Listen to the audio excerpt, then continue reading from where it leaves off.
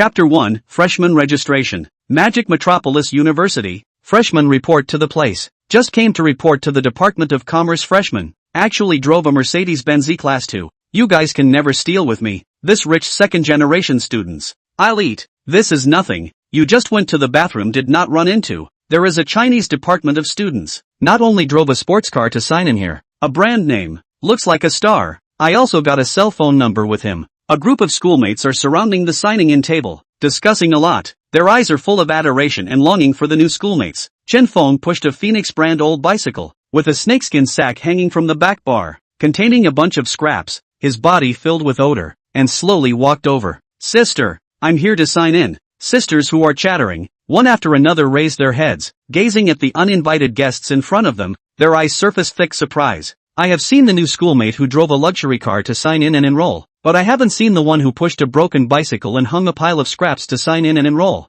Dare I say that nowadays, all schoolmates have started picking up scraps on the side? For a while, Chen Feng seemed to have become an anomaly, a group of vain sisters, all without half a good face, and even in Chen Feng signing in, but also deliberately difficult a few times. Chen Feng does not care, signing in to complete decisively across the bike, dragging the waste sacks to leave, but his face is full of excitement. Straight to the school's garbage cans, still missing the last bit to fill up my snakeskin bag. I wonder what kind of reward will be given to me this time. After the snakeskin sack is filled, Chen Feng did not come from a wealthy background, and could be considered a humble son, able to get into Modu University, almost entirely relying on his own efforts, and having done dozens of part-time jobs before this, he had long since grown accustomed to the tinted glasses of the onlookers. However, just a few days ago, Chen Feng suddenly bumped into an old man picking up rags. As soon as the old man saw Chen Feng, he immediately grabbed hold of it and wouldn't let it go, but also took out a snakeskin bag, saying that he wanted to pass the mantle on to him, and also said that as long as this snakeskin bag, filled with scraps, would be in his pocket, randomly rewarded with the same thing, provided it had to be used to pick up, and couldn't be paid to collect it. Chen Feng ignored, thinking inexplicable, then shook his head and left. As a result, when he woke up in the middle of the night that night, there was actually more than one snakeskin bag next to his pillow, and it was folded neatly, just like someone had come to his room, and a note written by the raggedy old man was left on it. Inheriting the mantle will help you soar. Enjoy. The joy of picking up rags. Young man. At first Chen Feng didn't quite believe it, thinking that this was psychotic behavior, and besides, having done a lot of part-time work before, he wasn't reduced to running around picking up scraps so disparate. But after thinking about it, coupled with no money in his pocket, Chen Feng finally could not resist curiosity. In a dark and windy night, sneaking out, began to pick up garbage around. This does not pick up, do not know. A pickup shock. When the snakeskin bag filled the moment, really in Chen Feng's pocket, randomly appeared a value of 500,000 checks. This unexpected harvest let Chen Feng completely trapped. A few nights in a row, are picking up garbage everywhere? Even the neighborhood scavenging old man have a big opinion, almost to pull up the sleeves in Chen Feng fight. Think this is in the land grabbing, in the way of respect for the good virtues of the elderly. Chen Feng simply stopped for a while, before and after adding up to count, but also has filled 3 times the snakeskin bag, a total of 500,000 checks, a Rolls-Royce car keys, a top mansion real estate license. Until today, ran to the school to sign up for registration. Chen Feng re-picked up the snakeskin bag, all the way from the outside to pick up into the school. The road was also several scavenging old man chased to come, only finally about to fill the snakeskin bag. So this time, Chen Feng was extraordinarily excited and curious as to what the reward would be. Just as Chen Feng was about to ride to the garbage cans, a pink Porsche suddenly turned the corner and drove. A sharp brake did not stop. Chen Feng's bike knocked over on the ground, along with the snakeskin bag inside the waste products, also all dumped on the road surface. Chen Feng grimaced in pain, cursing which is not long-eyed. Driving is not good to see the road, only to see the car door open. A face full of heavy makeup, dressed demonic girl, aggressively come. You this dead rag picker, do you have no eyes? What are you doing parked here for a good reason? Is it that you see us this is a Porsche? Do you want to come and touch the porcelain? Chen Feng was full of black lines, raised his finger and pointed to the road sign. Get rid of you, take a good look. This is a small road, prohibited four-wheeled vehicles. It's you guys who don't look at the road sign and drive around. How did it become I want to bump into the porcelain? Obviously you guys are the ones who bumped into it. That girl heard this. Instead of being half apologetic, she became irritated, and aggressively despised. Even if this place is not accessible by car, but it's not something that you, a rag picker, can just come in here. According to me, if you didn't want to touch the porcelain, You wanted to find a chance to get close to Ning Shui, to gain sympathy, and to act pitiful. Don't think I don't know. You're kind of beggar's routine, and it's still such an old-fashioned trick. Who are you fooling? Nor do you take a piss and look in the mirror to see how much you weigh. Anyway, I'll put my words here today. The car was touched by you. Pay for it, $100,000. Along with the girl's loud voice, the students not far away were instantly attracted over. When they saw young Ning Shui sitting in the car, they were suddenly in an uproar. It's actually young Ning Shui? Asterisk asterisk asterisk asterisk. This is our Magic City University. One of the 3 big school flowers. This scrap collector. I think it's mostly because he wants to play poor and get close to young Ning Shui. But unfortunately, Gao Yulan is young Ning Shui's best girlfriend, and she's the best at helping young Ning Shui get rid of these flies. And regardless of whether he intends to play this kind of old-fashioned trick, but this $100,000, I'm afraid that there is no escape. Look at, the front bar are dented. Who knows if there is another damaged place inside? $100,000 do not know if it is enough. Onlookers, more and more people. Chen Feng, listening to these noisy discussion, slowly pushed the bike up, by the way, to the Porsche's window inside a few more eyes, which really sits a look extremely amazing. Tender lips and eyebrows. The value of the beauty of the city. It was at this time that the other party opened the door and got out of the car. A loose and casual white designer t-shirt, although the outline of the package inside could not be clearly seen, but through a pair of long white legs, it was also almost able to distinguish that the other party's body was definitely top-notch. This is Magic City University, one of the 3 school flowers. Yang Ning Shui? Chen Feng was slightly surprised inwardly, but only for a brief moment.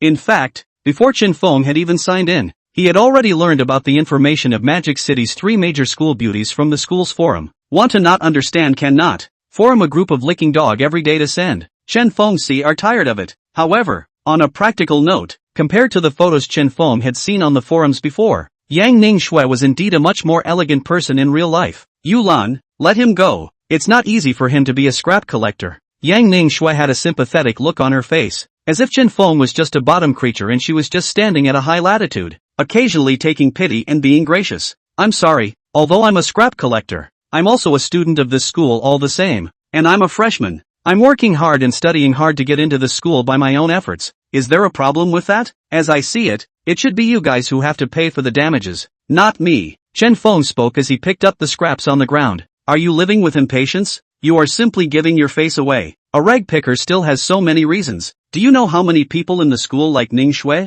Believe it or not, as long as Ning Shui opens her mouth, if you don't pay up today, you won't even be able to walk out of the front door of the school. Gao Yulan was instantly on fire, with her hands crossed, in a shrewish and forceful manner. Idiots, too lazy to see eye to eye with you guys, wasting my time. Chen Feng didn't even care, hanging the snakeskin bag on the back bar of the bike, handily rummaging through a few bottles from the garbage bin, directly stuffing them in, then lifting his leg and walking away directly, only leaving Gao Yulan and Yang Ning Shui messing up in the wind. Ning Shui, did I hear it right? He actually dared to scold us? Gao Yulan was filled with disbelief. Forget it, looking at him he's just a poor student who picks up scraps. There's no need to make things so difficult for him. Yang Ning Shui skimmed her lips and turned around to enter the car. I don't intend to just let this scrap collector go. Some other day I'll see which department he's from and give him a little color. Gao Yulan gritted her teeth unwillingly. On the other side, Chen Feng circled the school a few more times and finally filled the snakeskin bag. The moment the snakeskin bag was filled, the scraps inside instantly disappeared, and the snakeskin bag deflated on the spot. Immediately afterward, in Chen Feng's pocket, something suddenly appeared, bulging. Chen Feng rubbed his hands together in anticipation and hurriedly put his hand into his pocket to find out. Chapter 2, almost puked. When from inside his pocket, the reward was taken out. Chen Feng was instantly stunned. It was a folded document that was 10 pages thick. Chen Feng flipped it open to look at it, and it was clearly the equity transfer agreement of Huada Commercial District. After turning over the agreement document and carefully viewing it, Chen Feng was so excited that he almost couldn't breathe. The contents of this agreement document actually directly stated that the transfer of 50% of the equity, Huada Business District, located in the most prosperous location of the Magic City, the business district building is worth $20 billion. But from the surface, 50% of the equity, Chen Feng is now already worth 10 billion super rich. Huada Business District's #1 major shareholder. This is not the most critical, because this is, after all, a fixed asset. There is no way to directly cash. The important thing is that inside the Huada Business District, a large number of tenants, each tenant, need to pay regular rent, as well as part of the profits, in order to operate in the Huada business district, which is definitely a huge amount of income. And all of these revenues would be transferred into Chen Feng's bank card account on time every month according to the equity. It could almost be said that with this foundation, Chen Feng would be able to lie down and earn money while crossing his legs in the future, counting money until his hands cramped. Just when Chen Feng was so excited that he couldn't help himself, a weak and sleepy feeling suddenly came from his body. Feeling this change, Chen Feng wasn't too surprised, as this was the aftermath of every reward. As early as before today, he had already experienced it, but it wasn't too much of a hindrance. It probably lasted for 6 hours,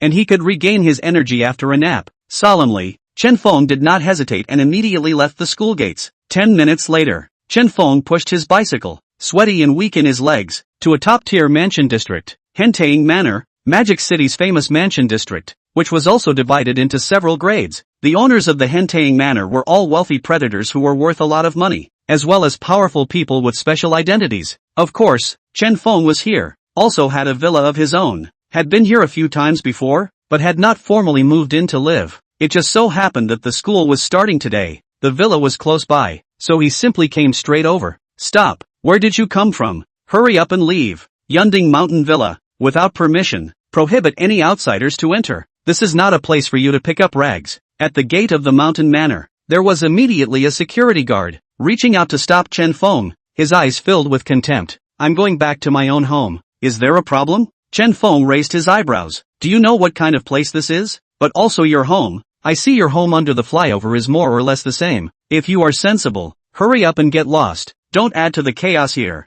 Yunding Manor is not a place that a rag picker can afford to buy. The security guard lifted his collar. That called a high and mighty, as if being a security guard of Hentang Manor was an extremely uncommon honor. If you pick up rags, you must not be able to afford a villa in Hentang Manor? Chen Feng was instantly displeased. This was purely a dog's eye view. So what if it is? I really haven't heard that someone can rely on picking up rags and get rich picking them up. Don't you rely on this place, otherwise if any of the owners see it, it's going to affect me. The security guard immediately glared angrily, reached out and drew the short stick on his waist, posing a repellent action. Watch this, this is the owner's card. Chen Feng decisively took out the owner's card from his pocket. Upon seeing this owner card, the security guard could not help but stare at both eyes, and then with a hesitant face, he received it in his hand and said, "Are you kidding me? This is our Yunding Villa, the highest grade of the Wangjiang Villa. One of the buildings inside, without more than $1 billion can't be bought down. Just by you? I see you this owner card, purely forged it, whether it's a forgery or not. Don't you understand if you bring it and try it yourself?" Chen Feng pointed at the gate's access control. The security guard was half-hearted and hesitated for a few seconds before placing the owner's card on the access control, accompanied by a door-opening sound. The security guard instantly froze in place. This is the real owner's card? How is this possible? How could there be a rag-picking owner inside our Hentang Manor? This is simply an international joke. The security guard's face turned green and red for a while. He hurriedly ran into the security room to check the information according to the owner's card, only to find out that the owner's photo displayed on the computer actually looked exactly like Chen Feng, scaring the security guard's legs. "Mr. Chen, I'm really sorry. I'm only new here. I don't know you. Please don't ever complain about me. Otherwise I'll lose this job." The security guard stepped forward tremblingly, respectfully handing the owner's card back into Chen Feng's hands. "Pay attention next time." Chen Feng put down a sentence, and then pushed his cart through the door. The security guard immediately tensed up and raised his hand in salute at Chen Feng's back, thinking to himself, what the hell is going on here? Can it be that the interests of rich people are all so strange? He was worth over $100 million, but he went to pick up rags. Could it be that he was deliberately pretending to be poor to experience life? The security guard has never seen this kind of person in his life, can only secretly marvel at the realm of the rich, profound and unfathomable, the real capricious. Along the main road of Hentang Manor, Chen Feng pushed the cart all the way before finally returning to the Wangjiang Villa area. The Wangjiang Villa area is within the Hentang Manor, the highest grade of a grade, in addition to the superiority of the terrain, but also the scarcity of the number. The entire Wangjiang Villa area, only 10, in accordance with the order of a total of 10. Chen Feng's villa was clearly villa number 1. Even Chen Feng didn't even need to think about it. He could also know that his neighbors, one by one, were definitely the big shots of the Magic City. Opened the door into the villa. Chen Feng is really fast out of energy, casually parked his bike at the door, folded up the snakeskin bag, lifted his leg and immediately went in. Did not have time to view the interior decorations of the villa, without saying a word, fell back to sleep. I do not know how long I slept. Chen Feng woke up in a daze, simply took a shower, before finally recovering some spirit, standing on the balcony of the master bedroom on the second floor, sitting down beautifully, crossing his legs, looking at the river view in the distance. Just at this time, a familiar black Porsche, parked next door to the second villa, Yang Ningxue and Gao Yulan, in turn, landed from the car. That rag picker today really pissed me off. Gao Yulan stomped her foot. Forget it, it's not necessary and it's not a crime. Why don't you come into my home? I'll open a bottle of red wine for you to try. It's from a top French winery. Oh. Yang Ningxue smiled. Ha, the number 1 villa next door to your house. Someone finally came back today? There wouldn't be a rich and handsome man living inside, right? Gao Yulan saw at a glance the bright light of villa number 1, and was immediately filled with curiosity. This no. 1 villa was definitely the most expensive one in Yunding Mountain Resort. Not one of them, only the number 1 villa. So far never lived in people. Only a few days ago I heard. It seems that the owner appeared in the owners of the Henteing Manor Group, but also caused a small stir. Everyone is guessing the owner of the number 1 villa. What exactly is the origin of it? The balcony on the second floor next door. It seems to be sitting on a person, but there is not enough light to see clearly. Gao Yulan had a face of urgency, as if she couldn't wait to climb over the wall and go in. Don't you keep standing here, staring at other people's villas? This is very strange. Yang Ningxue reached out and tugged Gao Yulan a few times, although she was also very curious as to who the owner of villa number 1 was. Peeking at it in the middle of the night was not very appropriate. Chen Feng was sitting on the second floor balcony and saw the commotion downstairs, and immediately recognized it as well. It was indeed a narrow road between enemies, actually being able to run into each other here, and Yang Ningxue was also his neighbor. Wait, why is there a broken bicycle sitting at the entrance of villa number 1? Gao Yulan had sharp eyes and quickly discovered the abnormality. This bike, why does it look a bit familiar to me? Yang Ningxue squinted her eyes. It couldn't be that crash and run Rag King during the daytime, right? Gao Yulan frowned suspiciously. It shouldn't be. How could he possibly appear in Henteing Villa? And it's still the most upscale Wangjiang no. 1 villa? Yang Ningxue subconsciously shook her head. That's right, that ragged king. Of course he couldn't possibly appear here. As I see it, the reason why the owner of villa number 1 would put a bicycle at the door is definitely for experiencing life. Gao Yulan was simply an internationally renowned double standard. Chen Feng sat on the balcony. Hearing these words from Gao Yulan, he was so disgusted that he almost vomited. Chapter 3, I'm actually the majority shareholder. Gao Yulan's double standards made Chen Feng feel doubly disgusted, and his heart was not half as favorable. Like this kind of materialistic gold-digging woman, no matter now or later, will not be any good goods. Chen Feng also lazy to continue to pay attention to. Get up and from the second floor down the garage. Wangjiang no. 1 villa, provided by the private garage. The area is extremely spacious, enough to be able to accommodate 10 cars at the same time space. Even if it is just a garage, the decoration is also extremely luxurious. Every piece of tile is the best material. At this moment, the center of the garage, there is a brand new Rolls-Royce Phantom, extended version. The magnificent front end, coupled with the elegant goddess of victory. No matter which road it was traveling on, it was bound to be the most eye-catching focal point. Chen Feng approached the past, as if as a treasure of the heart, carefully pull open the door, sitting in the wide back seat, experiencing the interior atmosphere from the top craftsmanship, the whole person suddenly from the inside out of the pleasure and comfort. The ragged old man from before was really right. The joy of picking up rags was simply unimaginable, but such a luxury car, really letting me drive it to pick up rags is really too much of a waste, and even a bit of a waste. Chen Feng touched the top-grade leather of the interior for fear of getting dirty. Although in a short period of time, he had experienced a skyrocketing change, villa and mansion equity all in his name. But Chen Feng grew up from a humble background, and had always worked hard and thrifted his way through school. And even though he had capital in his hands now, he didn't have the luxury to splurge on it. Right, that check money, have not yet taken out and transferred into the bank card. Otherwise the check will be troublesome if it expires. Chen Feng slapped his forehead, and only then did he think of it. The next day, East Gate of Huada Commercial District, Construction Bank Business Office. Chen Feng rode his broken bicycle all the way from the mountain village, and by the time he arrived at the bank's entrance, he had already loaded up half a bag of scraps. Upon seeing Chen Feng come in from the doorway with a snakeskin bag on his back, full of odor, many customers in the bank who were queuing up cast strange glances and unabashedly revealed their dislike. What's going on? How can a scrap collector just come in? Stinky, still not letting people do their business properly? A young woman dressed as a manager, seeing this formation, hurriedly ran to Chen Feng. This gentleman, I'm the business manager here. Zhang Hong, Please put this garbage at the door before coming in to conduct business. Otherwise I'm afraid our bank can't receive it. Zhang Hong had a stiff smile on her face. That won't do. What if someone steals it? Chen Feng shook his head, no hesitation, and refused. Sir,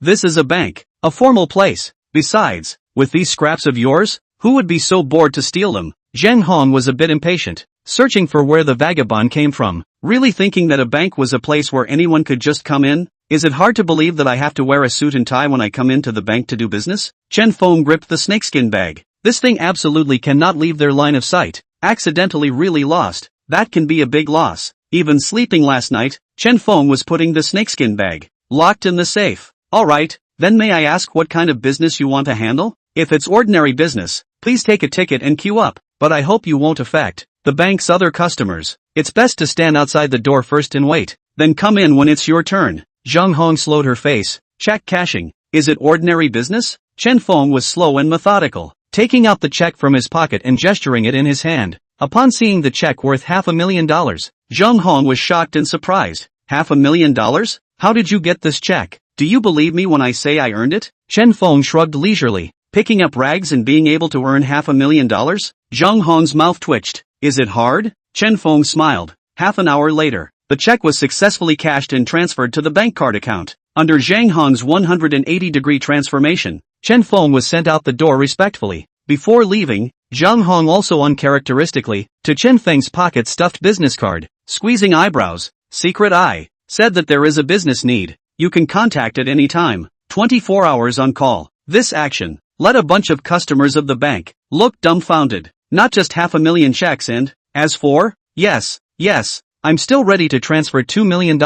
Why don't you see her treating me this way? Crazy this is, to a rag picker so pleasing. Unbeknownst to Zhang Hong, just now when she was cashing the check for Chen Feng, she found out through the account information that Chen Feng's bank card is actually directly linked to the Huada Business District, and from the various agreement information, is the #1 major shareholder of the Huada Business District. This at that time, Zhang Hong was shocked. It turned out that the recent change in the equity of Huada Commercial District, and this young man who picks up rags is related. Of course, this belongs to the customer's privacy. Zhang Hong cannot say it in public. Just wait for Chen Feng riding a bicycle, out of sight. Zhang Hong cannot help but lament. Now the rich is really strange. Obviously rich as hell, but have to experience life. Really confusing. Chen Feng left the bank all the way through the east gate of Huada's business district and rode in wobbly. Looking around, the entire Huada commercial district was filled with people. Countless business stores, covering a large number of service industries. It could be described as bustling to the extreme.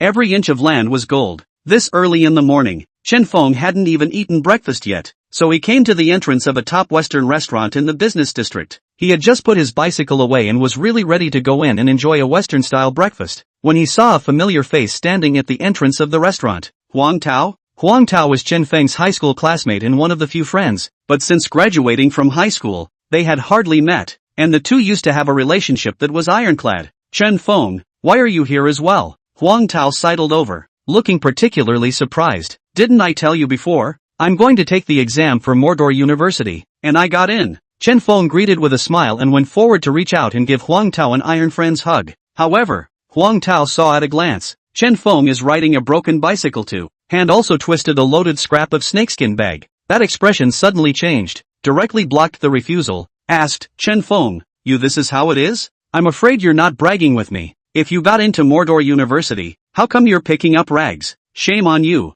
Hearing this, Chen Feng subconsciously froze in place. Never in a million years would he have thought that after only not seeing him for a while, Huang Tao would be able to make this kind of disgusted expression towards him. At this moment, Chapter 4 Shareholders. A young man in a suit paced. Huang Tao. Who is this person? The suited youth had a superior temperament, an upper-class dress, especially the piece of Patek Philippe watch on his wrist. It was very eye-catching. Don't know. Rag picker. Huang Tao bluntly turned back. Huang Tao, you're going too far. Can't it be just because I pick up rags? Chen Feng gas does not hit a place. Originally it is not easy to see above. Thought to be able to get together. By the way, to see Huang Tao has no difficulties. They can help. Who knows Huang Tao up on the dislike, but also intentionally pretending not to recognize. This is not too realistic. Huang Tao ignoring the presence of Chen Feng, to accompany the suit youth in, but also a fawning expression, said, Lin Les, you last night in the bar, really out of the limelight, almost full of girls, are sitting on your card seat, one by one to you on the body, so that the little brother also stained a lot of light. The young man in the suit who was called Lin Xiao, his complexion was indifferent, as if he had already seen the strange, raised his hand and patted Huang Tao's shoulder, lightly smiled and said, but it's just a little bit of money, in my opinion it's a small thing. Lin Xiao, bold, spending millions of dollars in one night, and it's still just a small matter. Huang Tao was almost kneeling, his entire body nodding and bowing as if he was a lapdog. It was at this juncture, a familiar Porsche also stopped at the entrance of the Western restaurant, only to see Yang Ningxue and Gao Yulan, coming down from the car one after another. Lin Fifan? Yang Ningxue saw it from afar and immediately stopped in her tracks. Aya, Ningxue, what's with the coincidence? You should have just come out of the mountain villa and come here for breakfast, right? Since we've all bumped into each other, why don't we join together? Lin Xiao lifted his collar and said with a pretense of gentleness. Yang Ningxue instantly frowned, her pretty face revealing a strong aversion. Lin Xiao's reputation was sort of well known. It was just the infamous reputation of being a womanizer. Yes. I often hear young Lin talk about mess. Young Lin that has not missed you much. Huang Tao chimed in with a push. Ningxue, Lin Xiao invited. We have to eat together. Gao Yulan didn't have the slightest bit of eyesight, and was still clapping her hands vigorously. But suddenly, out of the corner of her eye, she caught sight of a familiar face. Raggedy King? Why are you here? Good wow you. I haven't even settled yesterday's score with you yet, but you actually sent yourself to the door. With Lin Xiao here today, I'd like to see what you do. Gao Yulan immediately rubbed her fists together and gawked, itching for Chen Feng to get his ass kicked right away. Ningxue, this rag picker, has a beef with you? Lin Xiao immediately changed his expression. Miss Young, don't worry, with Lin Xiao here, I guarantee that I can make this rag picker eat his words. Huang Tao nonetheless pretended not to recognize him, but also assumed the stance of a lapdog. Seeing this scene, Chen Feng was completely chilled. What a bull ***** classmate. Not as cordial as a passerby. You guys are mistaken. I have no beef with him. Yang Ningxue shook her head. Ningsu, what are you talking about here? This rag picker obviously hit your car yesterday. Gao Yulan said indignantly. It should be us who bumped into him. It's good that he didn't ask us to pay for it. Besides, he's just a rag picker. It must not be easy for him to live. It's better to be reasonable. Yang Ningxue did not want to cause too much trouble. Do you hear me? Ms. Yang doesn't want to bother with you. Hurry up and get lost. Huang Tao glared angrily at his appearance. However, since I bumped into him, then I have to treat someone to dinner to make amends and apologize. Lin Xiao, I'm really sorry. Let's just find another opportunity another day. Yang Ningxue pointed at Chen Feng and refused Xiao Lin's invitation in person. What? You want to have dinner with a rag picker? Lin Xiao froze. Is it wrong to pick up rags? He's also a new student in our school. It's called working hard and studying hard. What's wrong with me eating with a student? Yang Ningxue smoothly took Chen Feng's arm. This move made Gao Yulan look dumbfounded. It was Chen Feng who knew all about it. Where was the compensation and apology? Purely wanting to use him as a shield to cross the bridge. However, for Lin Xiao and Huang Tao's attitude, Chen Feng also really can't stand it, so he coughed a few times to clear his throat and said, No.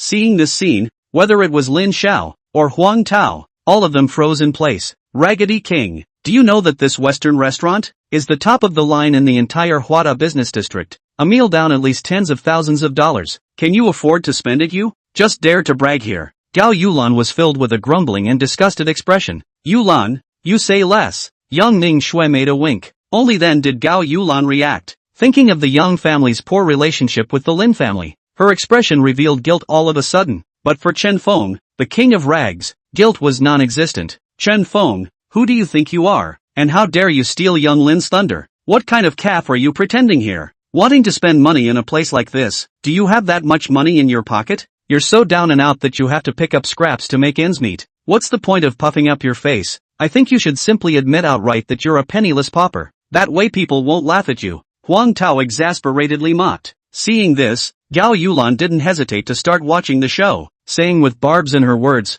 Ragged King, going in for a meal. I'm afraid that a year of picking up scraps is not enough for you. Don't make it so that you didn't go to college and end up running here to wash dishes to pay off your debts.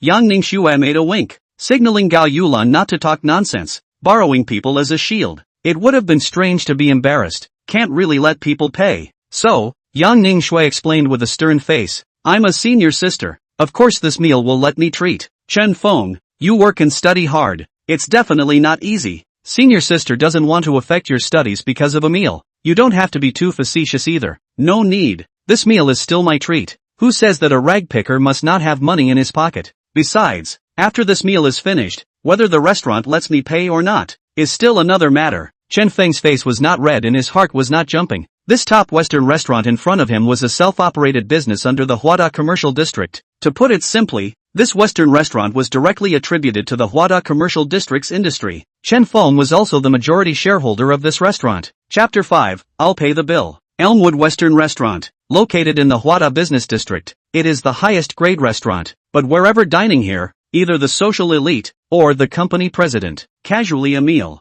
at least have to start tens of thousands, even if it is only a breakfast. Consumption can be described as extravagant. For Chen Feng, a rag picker, to actually threaten to treat himself was simply a big statement. Looking at Chen Feng leading Yang Ningxue and Gao Yulan, stepping into the door of the restaurant together, Lin Fei Fan couldn't help but sneer. Such a move was nothing more than a swollen face, and would definitely not end well in the end. Lin Xiao, that rag picker Chen Feng, his family doesn't have any money at all. His parents sell fish in the market. He's purely pretending to be a pussy here. Why don't we continue to straighten him out? Huang Tao was full of mockery. Of course we have to straighten him out, or else I'll have no place to put this face today. Follow me in. Lin Fei Fan waved his big sleeve, immediately high staring and leading Huang Tao into the restaurant. And at this moment, Chen Feng was at the front desk of the restaurant, preparing to book a table. Chen Feng, is it? Since you said you want a treat, then why don't you invite us? Also a piece of it. Just now I have heard. Huang Tao, that is your high school classmate.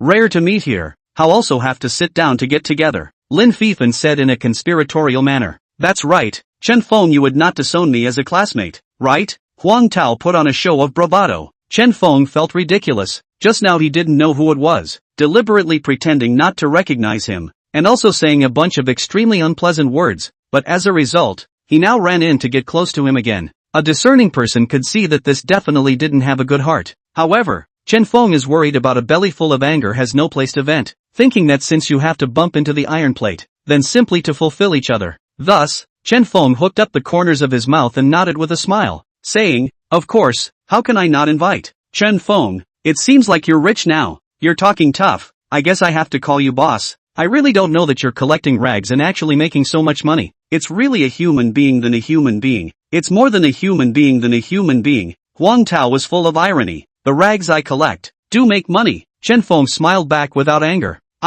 Since Boss Chen is so polite, then I won't be formal with you. Let's directly book a private room. The most expensive one. Lin Fan raised his hand and knocked on the front desk of the restaurant. Lin Fei Fan seemed to be a familiar customer here, and when the front desk lady saw this, she almost didn't even have to think about it before she immediately arranged for a private room. A few moments passed, under the reception of the restaurant staff, all the way into the box. The entire box, the area is extremely spacious, full Western-style decoration. Up and down the decoration, looks like a Western castle, a unique style. This box, how much does it cost? Gao Yulan gulped. Last time I came here, it seems like the cost of the box alone, one time will cost $100,000. Yang Ningxue scanned around the circle, her heart became more and more embarrassed. If she didn't have to borrow Chen Feng to cross the bridge, Chen Feng wouldn't have swollen his face, and now that things had gotten so big, there was definitely no way to pay the bill in Chen Feng's condition. After thinking about it, Yang Ningxue decided that when the food was almost done, she would find another opportunity to go out and secretly pay the bill. However, a few people's asses had just sat down, when Lin Feifan picked up the menu and desperately ordered towards the expensive ones, not consulting Chen Feng at all, and directly coming up with a hustle and bustle. Give everyone a sirloin steak, Boston lobster, top quality foie gras, Marseille fish soup, borscht, oh yes, yes, yes, remember to serve the appetizer, the best caviar in your restaurant. Other than that, for such a meal, of course you can't do without wine, a bottle of 82-year-old Lafite. Lin Fei Fan gave a flurry of instructions, before and after adding up. He didn't even know how many dishes. Gao Yulan, as Yang Ningxue's best friend, is also considered to have seen some scenes, It is very clear that all of these dishes are not simple, including caviar and Lafite red wine. This before and after adding up. No hundreds of thousands have run away. But since it was Chen Feng who paid the bill, Gao Yulan was not distressed at all, and even planned to see how Chen Feng would make a fool of himself after he finished eating, and laughed. Boss Chen, Lin Xiao ordered so many dishes. I wonder if you're satisfied. Yulan, don't say anything. Yang Ningxue got a little angry. Fine, I'll shut up, okay. Gao Yulan skimmed her mouth. At this time, Yang Ningxue stood up, looked at Lin Fei Fan, and said, Lin Xiao, it's only early morning. It's not the time for a proper meal. Why are you ordering so much? Don't you think it's a waste? And drinking? Ningxu it's been said that it's Chen Feng, the wasteful boss who is treating us. What's the point of giving up? Just eat with confidence and boldness. There's surely no problem. Lin Fanfan reached out his hand at Chen Feng's position. Ms. Yang, I think you're being overly worried. Chen Feng is clearly the boss faction. How could he not have the money to pay the bill? Besides, look at how calm he is with that expression. Don't worry about it. Huang Tao smiled and opened his mouth. This, Yang Ningxue gritted her teeth. It's fine, there's really no need to worry. Chen Feng was old-fashioned and handed the ordered menu directly to the waiter. But, Yang Ningxue anxiously raised her eyebrows. There's nothing to be but. Chen Feng smiled leisurely. Chen Feng, I really didn't expect that not only did you get into Modu University, but you also relied on picking up scraps and made a lot of money. It seems that I really didn't recognize Tai with my eyes just now. I hope that my old classmate won't be blamed for this. Huang Tao made an instant decision and deliberately acted. Huang Tao, there is such a powerful high school classmate. Also do not tell me earlier, so that the big water washed away the Dragon King temple. Later after serving, I can have a good drink with Boss Chen a few cups. Lin Fifan sang in unison. His acting was a masterpiece. Gao Yulan watched from the side, thinking that she wanted to see how long Chen Feng, this ragged king, could pretend. Very quickly, the box began to serve food. Plates of sumptuous dishes, one by one, were served on the table, all created by top chefs, with a rich fragrance and perfect color. Huang Tao didn't care, picked up his fork and began to eat and drink. That was half-heartedly saving Chen Feng money. Gao Yulan, on the other hand, ate with peace of mind, pondering that later on, if Chen Feng didn't have the money to pay the bill,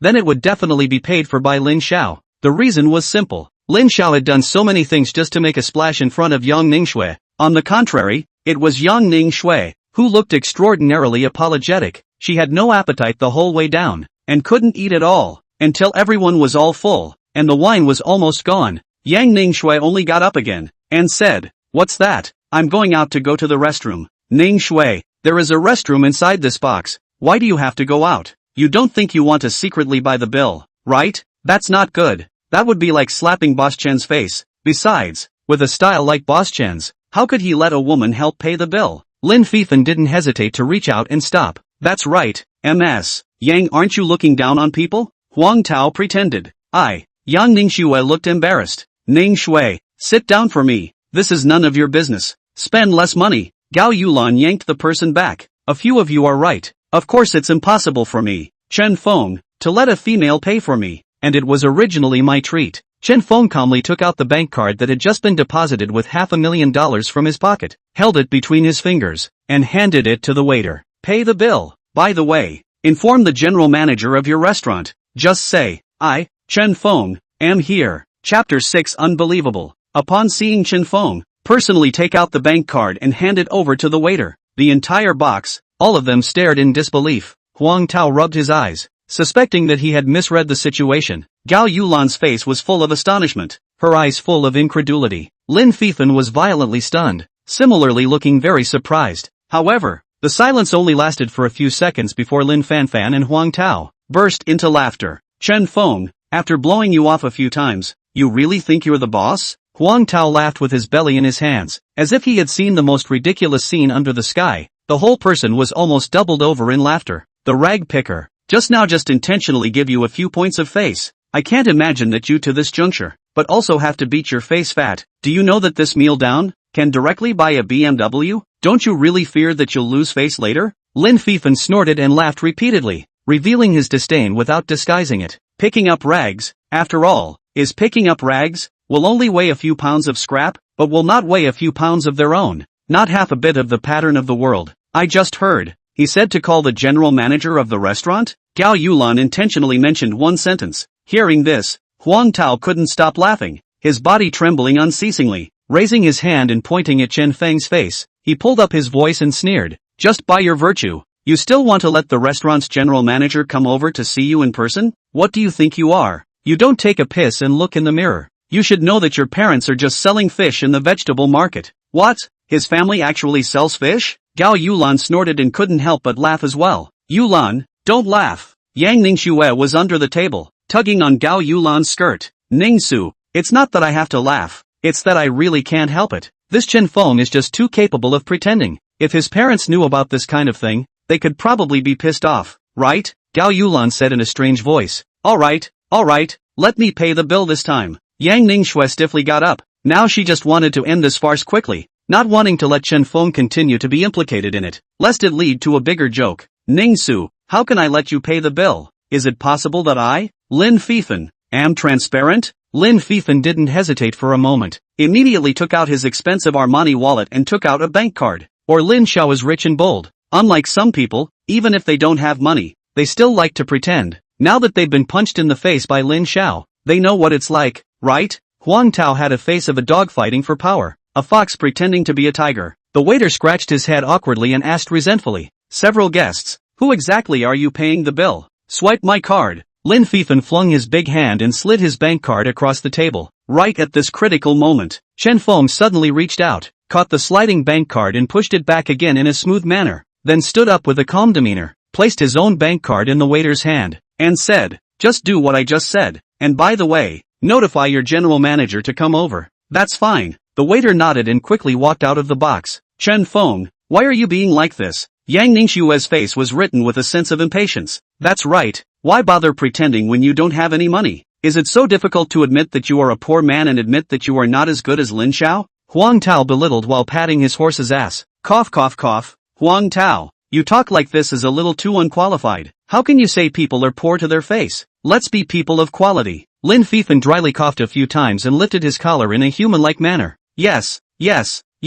It seems that in the future I have to follow Lin Xiao and learn more. Huang Tao's horse's asses were one after another, which could be described as loud and clear, living like a dog's slave in general. But back to the point, if Chen Feng's bank card doesn't have the money to pay the bill, later on, if someone really looks for it, although I'll pay for it, I won't pay for your share, because I didn't say that I'm going to treat you or anything. Lin Fifan shrugged his shoulders. Right, Chen Feng, your own share. Ask for the money yourself. If you don't have the money, stay and wash the dishes. Wash them until you pay them back. Anyway, you're already relying on picking up rags to make a living. Letting you come running to such a high-class Western restaurant to wash the dishes. In other words, Lin Xiao is just like introducing a new job to you. Huang Tao gave an inch. His aggressive attitude. Can you guys, please don't be so excessive? Yang Ningxue was a bit unable to bear it anymore. Ningxue, it's not that we are excessive. It's that Chen Feng has overplayed his hand by pretending to be a pussy. People like him must be given a little lesson. And in the future,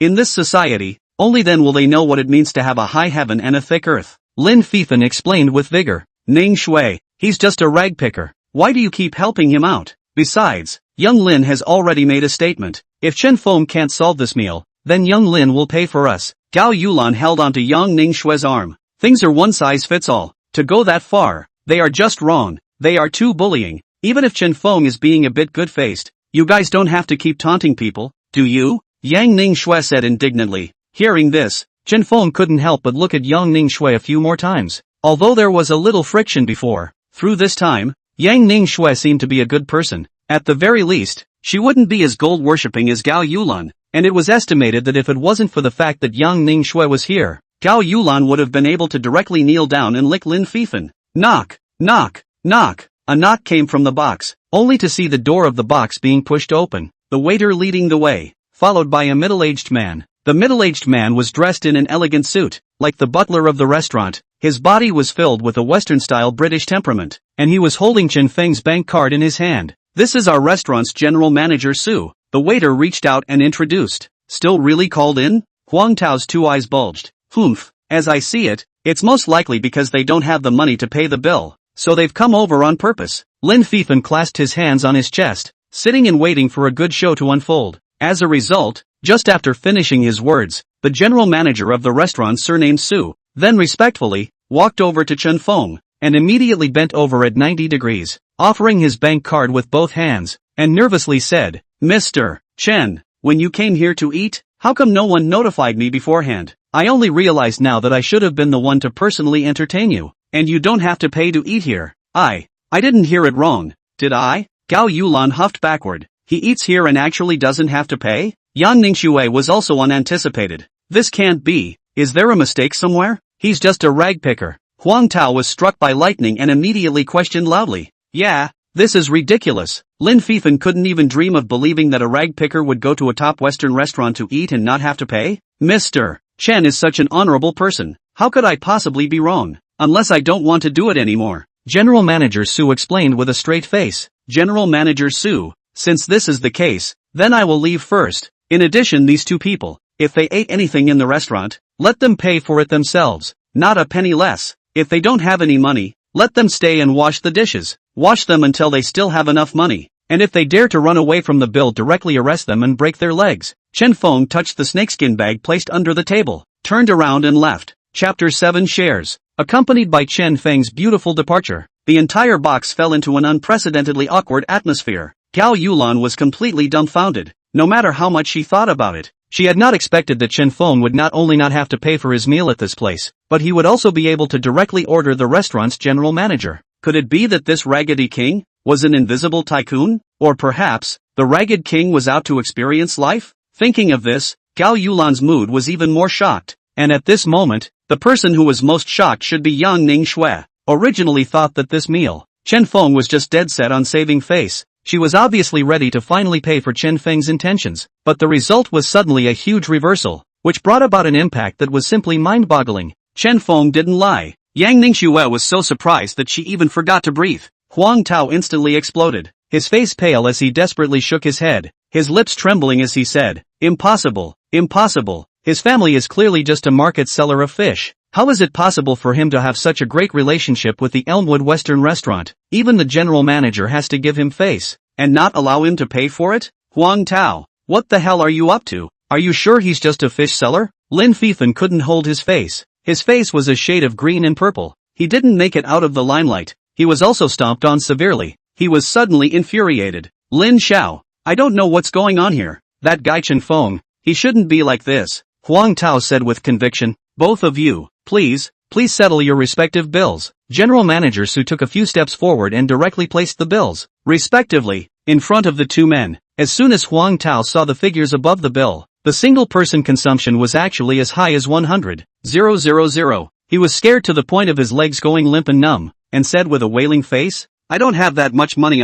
Lin Xiao, help me." "Help you? It's all because you caused me to be so humiliated. You buy your own bill." Lin Fei Fan threw a cold face, just treating Huang Tao as a dog's leg, useless, then kicked away. After paying his personal bill, he ignored it and left. "This gentleman, you're all that's left. If you can't settle the bill, I'll have to call security." General Manager Su reached out his hand to signal. Huang Tao shivered, remembering what Chen Feng had said before he left. His heart couldn't stop thumping wildly as he hurriedly ran to Yang Ningxue and pleaded, "Miss Yang, can you help me? If this matter can't be resolved, they will break my legs." Cough cough cough. "You brought this on yourself." Yang Ningxue bristled. "That's right, you still have the nerve to beg Ningxue for help? Who are you? Are we familiar? If it weren't for you, Chen Feng wouldn't have left so quickly." Gao Yulan's face showed her contempt. Her gold-worshipping nature revealed itself. Obviously just now she had sarcastically criticized Chen Feng for being the king of the rags, but in the blink of an eye, she was blaming Huang Tao. "I beg you."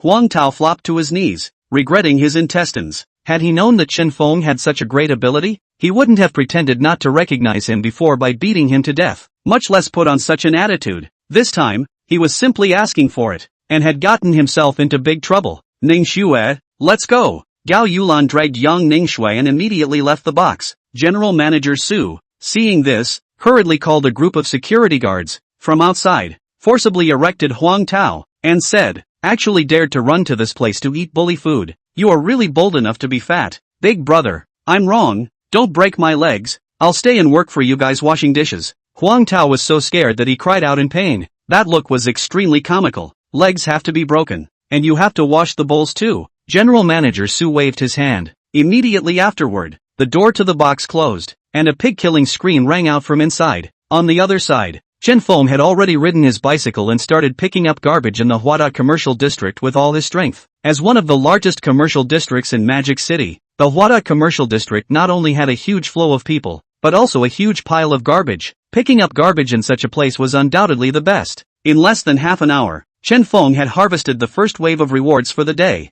The situation was exactly the same as before. When the snakeskin bag was filled, the scrap inside was immediately emptied and disappeared on the spot. And then inside the pocket, there was suddenly one more thing. Before leaving the house today, Chen Feng had a sudden thought, searching for the rewards that appeared from the pocket every time. So would the size of the rewards be linked to the size of the pocket? Thus, Chen Feng went out and put on his work pants with large pockets. As a result, when the rewards were taken out from inside the pockets, it forced Chen Feng to laugh bitterly. The reward was there, but it hadn't gotten bigger. Instead it had gotten smaller. This time, the reward was just a bunch of $10,000 in cash. For Chen Feng, who was already worth tens of billions of dollars, $10,000 was now simply a drop in the bucket. It seems like the size of the reward should have nothing to do with pockets. Don't want it for nothing. It's better than nothing. Anyway, I can kind of see that the rewards are completely random. Soothingly, Chen Feng simply put $10,000 in his pocket and put it away. Choosing to stop work slightly, ran to the ATM machine in the Manhwa business district and took out his bank card, only to see Chen Feng skillfully inputting a string of account numbers directly from inside the bank card. He transferred $500,000 over. The destination of this $500,000, the actual transfer to Chen Feng's mom's account. Dad and mom, in the old country is not easy, every morning and night, but also often have to go out to sea fishing, every day soaked in the fishy smell of the vegetable market, in order to earn a little hard money. Chen Feng all the way to the Magic City University. In fact, it is not easy, which in addition to their own efforts, in fact, also has the help of mom and dad. So Chen Feng has never spent money, has been very frugal, even now have money, but also maintain the habit, unless it is a special situation. Dad and mom, at this moment should be busy in the old family's vegetable market, and the phone is not tied to the bank SMS. Most likely do not know that I transferred such a large sum of money to them. Wait for another day to tell them. Give them a surprise. And now that school is about to start, there's still a day left, so I can take more time today and pick up a little more. Chen Feng couldn't help but be satisfied, before additionally placing $10,000 in cash, depositing it into his bank card, and after finishing the job, remounted his bicycle and continued to wander around. At noon that day, Chen Feng before and after, almost no rest, carrying a reward after the aftereffects of weakness, hard extra filled 5 times the snakeskin bag, and finally directly exhausted paralyzed on the ground. The rewards are taken out, as if counting the spoils of war, neatly placed in front of the general. 5 rewards, the first 4 times were 4 different brands of car keys: Audi R8, BMW 7 Series, Bentley Timothy, Lamborghini P760. This kind of reward, Chen Feng did not have too many surprises. After all, he had already had them before, and he did not drive them often. As for where the car is placed, Chen Feng has also long had experience. At this moment must have appeared in Hentaying Manor Wangjiang No. 1 Villa's garage. Now Chen Feng, more like some industrial nature, can constantly bring income rewards. For example, the 5th reward is an equity agreement. Is the center of Magic City a top nightclub 100% equity? Chapter 8 Mysterious Boss. Nightfall. By T Bar. As one of the largest nightclubs in the center of the Magic City, the reputation of Betty's Bar can be said to be well known. In this bustling metropolis, the bar nightclub is undoubtedly the young people, the most favorite place to spend money, and from time to time, there are rich gentlemen to come to throw money, leading to a full of sensation. Betty Bar, as such a nightclub, is the day into the bucket of money. However, the owner of the Betty Bar, at this moment, has completed the transfer agreement from the operator into a manager. Zheng Brilliant sitting in the office, savoring a cup of pure Longjing tea, the mood seems to be extraordinarily happy. Originally, this kind of steady income industry, Zheng Brilliant is killed will not sell, and even intends to inherit in the future. Just a few hours ago, a phone call from an unknown identity suddenly called him here, opened his mouth to acquire the Betty Bar, and threw out the value of the market, directly came to a super high premium acquisition, so that he simply could not refuse. After the end of this mysterious phone call, the other party also personally sent people over, all wearing sunglasses in black, on the spot to complete the signing of the transfer of equity, along with a large sum of money, but also to Zhang Huiwan's bank account. This kind of pie-in-the-sky thing simply let a person happy flowers. Zheng Brilliant Dream did not expect, can take advantage of such a big bargain, and still can stay in the Betty Bar. Instead of the new boss management, the power does not change at all. This time really made a fortune. Good reason. Actually someone premium acquisition. Or super high premium. This acquisition down. After I will be a steady manager. The rest of my life to break the legs, do not have to worry. Zheng brilliantly lit a cigar, alone in the office, to raise a glass to celebrate, and then picked up the transfer agreement, as well as the personal data of the new boss. Once again seriously look at a few eyes. Oops, the new boss looks really young. Looks as if he just went to college. So rich, gold master, previously not seen in the Magic City. It is hard not to be from the field to the big sun. Rich second generation? Zheng's splendor became more and more curious and couldn't wait to meet him immediately. To know can have this kind of handwriting. Even I don't need to personally appear to complete the whole acquisition process. To Zheng brilliant mixed decades of eyesight. This background is absolutely not simple. Above this information, in addition to the boss's photo, there is also the boss's number. Should I make a phone call first to greet the boss? Zheng Splendid obediently picked up his cell phone, and after considering it for half a minute, he was about to dial it when a call was suddenly inserted. The caller, Lin Feifan. Seeing this call, Zheng Splendor laughed then. Lin Fei Fan, this rich second generation, was a notorious ingrate. Every time he came to Bitey Bar to spend money, the minimum would be several $100,000, and he was definitely a regular here. It could almost be said that as long as Lin Fei Fan was there, the turnover for that day would definitely be able to exceed the standard. So, Zheng Huihuang decisively connected, put the phone to his ear, and laughed. Lin Xiao, last night in my place, how was the play? I arranged for you to accompany the little girls, one by one. All very good. The service is in place, right? Ha ha ha. Spot on, quite spot on. Still Boss Zheng understands me. Tonight I have to go to your place again. After the bar opens, reserve one of the best card seats for me. In addition, I have to bring along 2 more friends. You mustn't mention last night's incident, lest you spoil my image. Lin Fei Fan spoke in a very bold manner. I can't believe that Lin Xiao is so fast, and has met 2 more outside. I understand. You can rest assured. I'm sure I can arrange it properly for you, and when I'm done, I'll continue to give you discounts according to the old ways. Zheng brilliantly catered to the laugh. Hey, these 2 are different. I've known them before. Anyway, it's quite important to me. You'd better not screw up, and don't let those chaperones come over. Don't make the scene awkward. Lin Feifan hurriedly urged. Don't worry, I'll definitely do it. Zheng brilliant patted his chest. Very quickly, the phone hung up. This ingrate. Sooner or later the family fortune will be squandered by him. Zheng Splendid despised and cursed before carefully dialing another phone. As a result, until the call automatically ended, no one on the other side had answered yet. Strange, could it be that this new boss surnamed Chen is busy at this moment? Well, I'd better take the time later and try calling again. Zheng Splendid skimmed his lips, and originally wanted to kiss ass. Unbeknownst to him, Chen Feng, at this moment, was lying in the Wangjiang No. 1 villa of the Hentaying Villa, huffing and puffing, and at the same time, at the No. 2 villa in Wangjiang, Yang Ningxue was looking reluctant. Ningxue, you just go with me at night. I have promised Lin Xiao, can't say nothing, and Lin Xiao, he said that tonight, he wants to invite us to simply sit down, and by the way, for the thing in the Western restaurant, to apologize to you. Gao Yulan soft-pedaled. I'm not going. If you want to go, you go yourself. It's not like you don't know. I'm disgusted with people like him. Yang Ningxue was so angry that her liver hurt. Resistance was written all over her face.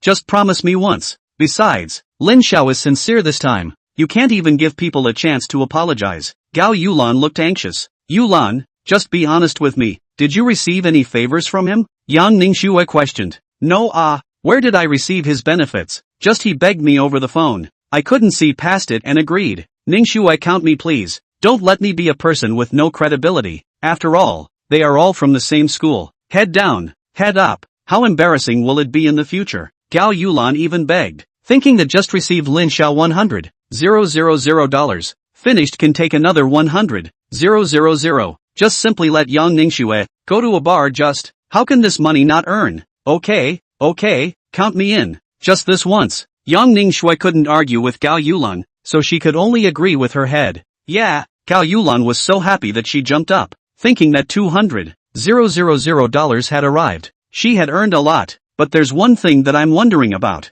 Yang Ningxue frowned in surprise. What is it? Gao Yulan was puzzled. Do you still remember Villa No. 1, the bicycle in front of the door? Yang Ningxue's tone was odd. Remember, why? Gao Yulan nodded. It seems to be exactly the same as Chen Feng's one. exactly the same. Yang Ningxue suddenly spoke in a shocking manner. How is this possible? It's a coincidence. Gao Yulan was completely unconvinced. One had to know that the Wang Zhang No. One villa, in the entire Hantaing villa, was the topmost existence. Although Chen Feng had shown some connections in the Yulin Western restaurant, he certainly wasn't able to afford the Wang Zhang No. One villa, which was completely one heaven and one earth. If he had to discuss the value, the Wang Zhang No. One villa would be able to buy dozens of Elmwood Western restaurants. Open the door and go out to take a look. Don't you know? It's right next door anyway. Yang Ningxue ghostly got up, not knowing what was going on. She now had a very strong curiosity towards Chen Feng, the rag picker. And this kind of curiosity had never appeared in any man before. Chapter 9 Special Guests. 9 o'clock that night, Baiti Bar officially opened for business. There were many luxury cars parked in front of the door, and a lot of young men and women, dressed extremely fashionable, came in and out. Zhang Splendid looked restrained, appearing particularly abnormal, standing at the door looking left and right. The female secretary next to him couldn't help but feel strange, asked, "Boss, you purposely guarded at the door, and also let me accompany together. Could it be that there are special guests today?" "Indeed it's special." After meeting them later, Secretary Lu, "You'd better not interject nonsense, lest you leave a bad impression on the other party. Another thing, in front of the other party, don't call me boss anymore, just call me Mr. Zheng." Zheng Huihuang nodded gruffly. "Why, aren't you the boss?" Secretary Lu became more and more confused. "To tell you the truth, the bar has been transferred out by me today, and the person who is going to come over later is the new owner of the bar, while I am responsible for managing the bar for him. Basically the original position remains the same." Only then did Zheng Huihuang open his mouth to explain clearly. Hearing this, Secretary Lu was dumbfounded. Baiti Bar, business was exceptionally hot every day. It was a steady lying moneymaker. There was no need to sell it at all. "Mr. Zhang, I'm at least your secretary. Why don't you inform me when you say sell? And our business here is so good. Your hands and not very short of money. Completely unnecessary to transfer cash."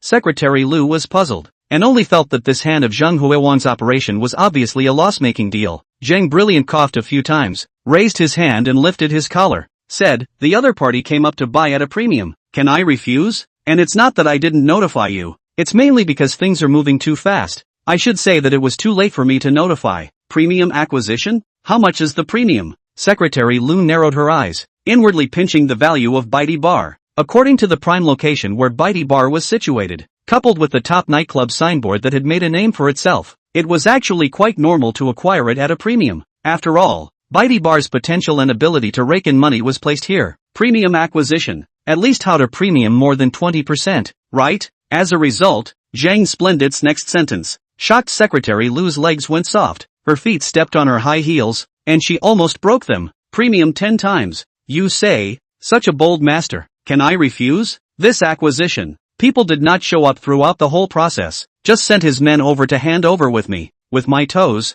I know that, to be able to casually throw out so much money, this is definitely behind a big background. I dare to refuse? After saying that, Zhang's splendor was also surging with blood. To make such an extraordinary bid, mysterious and this secretive, it is bound to be from some big family. 10 times the premium? Secretary Lu was shocked. She simply couldn't believe it, and the whole person lost her color. This is 1,000 times true. In other words, people don't care about money at all. Understand? Anyway, after the person comes later, you must look at my eyes and speak. Zhang's splendor became solemn like never before, as if he was about to receive the most honorable person ever. Yes, Secretary Lu's entire body was taut, not daring to relax for a moment, and he couldn't help but be piqued with curiosity. Ding ding ding. At this time, a crisp bicycle bell came from not far away. Trouble make way, only to see a rag picker's figure, riding a 2/8 bar Phoenix brand broken bicycle, with a snakeskin bag hanging from the back bar, staggering through the crowd, and parked straight in Zhang Huihuang's special parking space, right next to Zhang Huihuang's Maserati President. As soon as Secretary Lu saw this formation,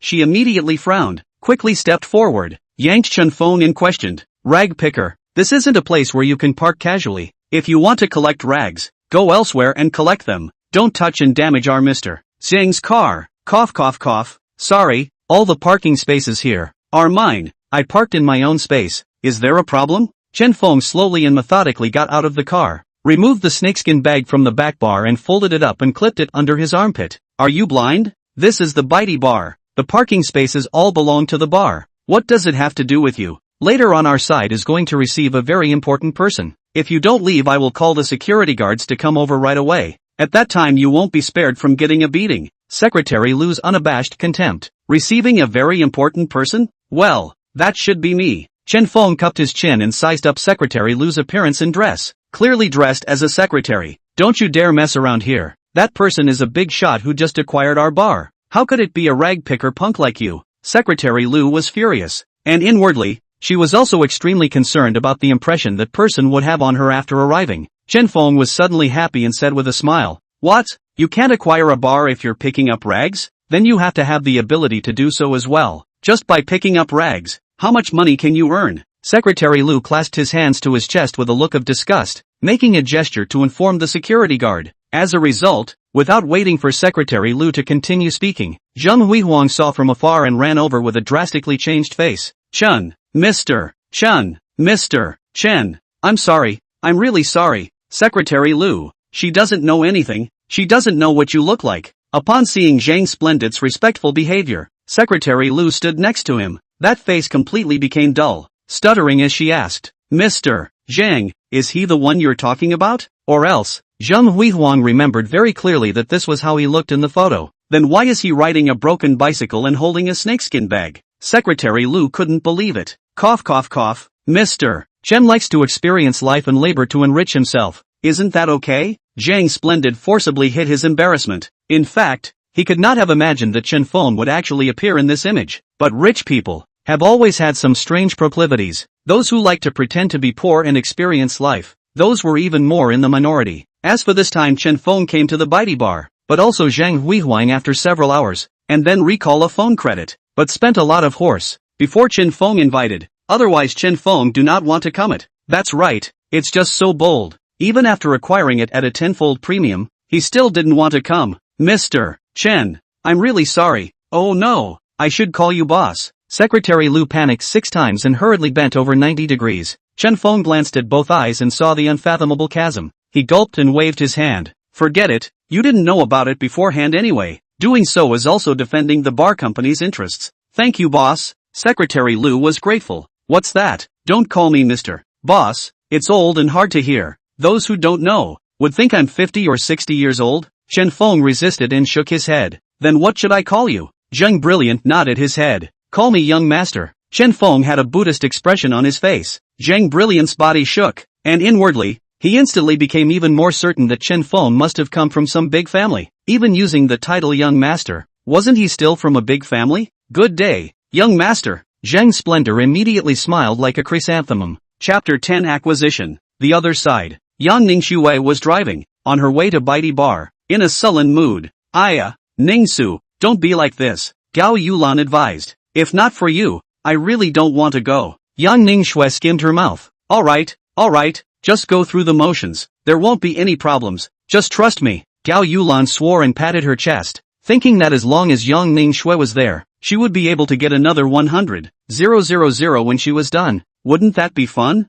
But then again, I have a feeling that bike is Chen Feng's. Yang Ningxue stopped at the traffic light. Her face full of seriousness sidled up to Gao Yulan and stared tightly at her. "Ningxue, didn't you sneak outside the next door to look today? There is no bicycle at all. According to my opinion, maybe that bicycle, which is property cleaning, was just parked there by the way before." Gao Yulan waved her hand in disbelief. "Maybe it was Chen Feng who parked the bicycle in the garage. That's why we didn't see it?" Yang Ningxue shook her head. "I say Ningsu, what's the matter with you in the last 2 days? Why are you always thinking about that rag king? And according to what you mean by this, can't it be that you really think of him as the owner of Villa No. 1 in Wangjian? What international joke?" Gao Yulan blankly glanced at him without any good reason. "You don't say. It's really possible. Chen Feng is ostensibly a rag picker. But before at the Elmwood Western restaurant, before and after, do you think he really looks like a rag picker?" Yang Ningxue revealed a thoughtful expression. "Like, very much like, all over him,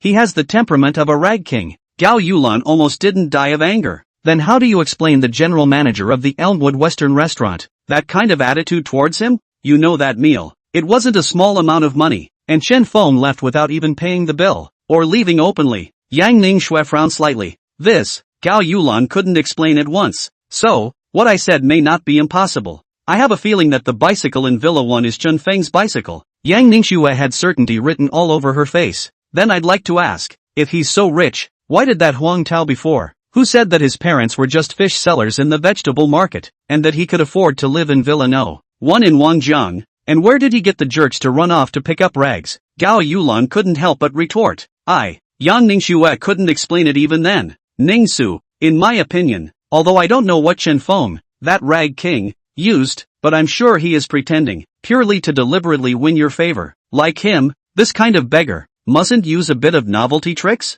Gao Yulan vibrantly explained. Forget it, I won't argue with you. Yang Ningxue huffed. You don't think you're in love with that raggedy king, right? I just casually said that, and you're actually angry with me? Gao Yulan was filled with displeasure. Not at all. Yang Ningxue averted her gaze and stepped back on the gas while the green light was on. It better be. That kind of goods don't deserve you at all. If you really like him, I'll be pissed off at you. Gao Yulan snorted. In her heart, she quickly cursed Chen Feng more than a few hundred times. 10 minutes later, in front of the Baidi bar, when Yang Ningxue parked her car and got off with Gao Yulan, Lin Fifan had already walked over. Ningxue, I'm really sorry for what happened this morning. It was me who was rude. In order to show my apology, tonight it's my treat. Go in and have a good sit. Lin Fifan changed into a casual suit. None of his body was a famous brand. He looked human. Lin Xiao, you can really spend money. You should know that Baidi bar. This is a high consumption place. Gao Yulan opened her mouth with a hint in her words. In order to be able to make up for my image in Ningxue's heart. What's spending a little money? Come on,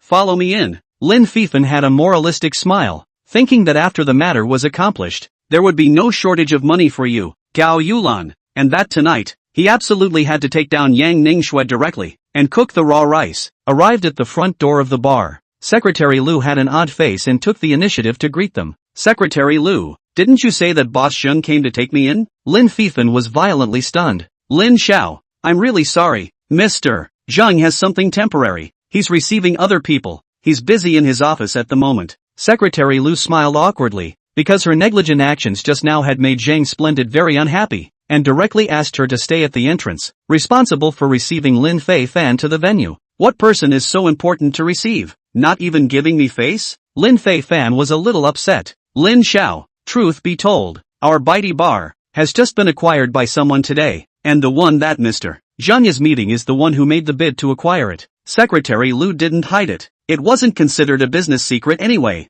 No way. Baidi bar was acquired? How much would this cost? Gao Yulan opened her mouth wide in surprise. Cough cough cough. I'm not sure about the exact figure. Mr. Zhang didn't disclose it to me. Anyway, this acquisition, it's 100% transfer out, and Mr. Zhang will continue to take care of the business in the next 2. Secretary Lu dryly coughed a few times. Zhang boss, can really a hand of good cards played thin?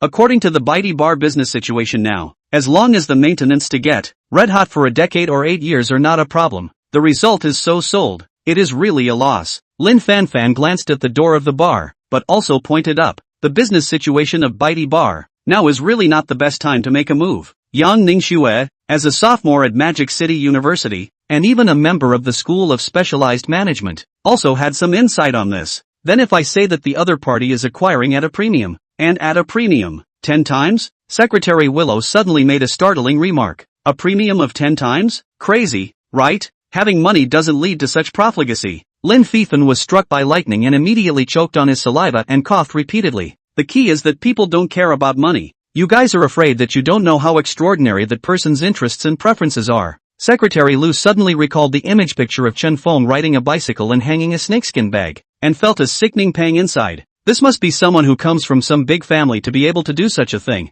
right? This is simply the Prince Charming of my heart. Gao Yulan immediately became flamboyant, her eyes as if they were imprinted with money symbols. Yulan, don't be a fool, say less. This kind of character is not something we can get in touch with. Yang Ningxue reached out and tugged on Gao Yulan, making a wink, signaling Gao Yulan to calm down. Indeed, this kind of character isn't in the same world as us. Since Boss Zhang isn't available for hospitality right now, then you'll lead the way. Secretary Lu. Lin Fifan slowed down his face. He was also extremely shocked by this, but as a rich second generation, he didn't want to act so shocked, lest he lose his style in front of Yang Ningxue. Just when preparing to enter the door, Yang Ningxue, corner of the eye, suddenly glanced at the parking space in front of the door, placed a familiar bicycle, immediately froze in place. The rusty handlebar, the loose bicycle chain, And the shape of the seat. Familiar, too familiar, simply identical. Wait, Secretary Lu, I want to ask, this car, whose is it? As a result, when she turned her head,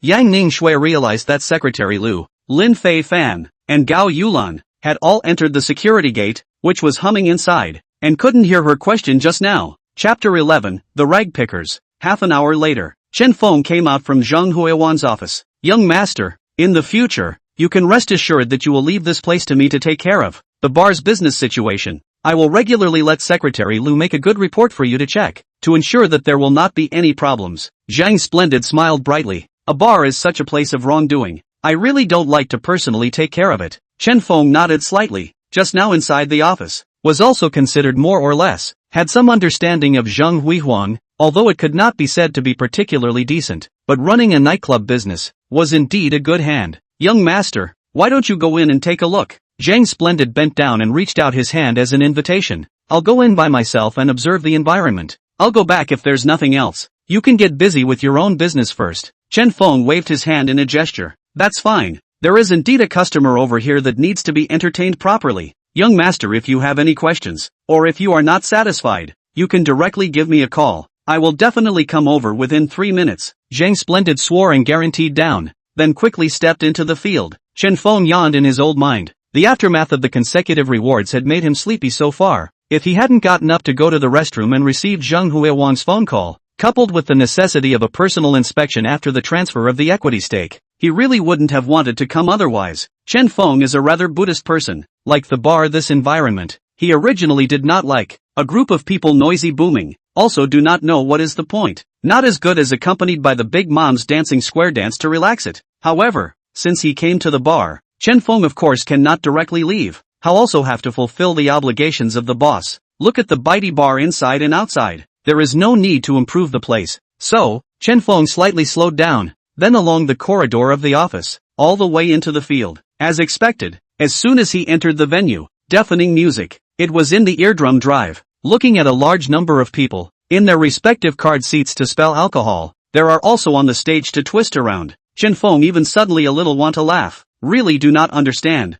Nowadays why people always like to come to this kind of place. Just now he became the boss. Don't care so much. Anyway, there is money to be made on the line. He is Buddhist to Buddhism, but he is not a saint. Very quickly, half a circle around the field. Have to say, the entire bitey bar, built can be described as a first-class level, whether it is audio equipment, or service attitude, including the creation of the bar atmosphere, etc., are absolutely called one of the best. This Zhang Huihuan, doing bar business, is also a talent. Chen Feng nodded appreciatively, and in the way of the large number of people in the bar grounds, he was also too lazy to look for Zhang Brilliant again, intending to use the restroom and go back to continue sleeping, and get up early tomorrow, when the school officially opened. The restroom of the bitey bar, the area is also quite large, divided into a total of left and right sides, male left and female right, and in the middle is the public hand washing area. There are also quite a few positions, providing guests with rest. When Chen Feng arrived at the resting area, he caught a glimpse of Gao Yulan, as well as Lin Fifan,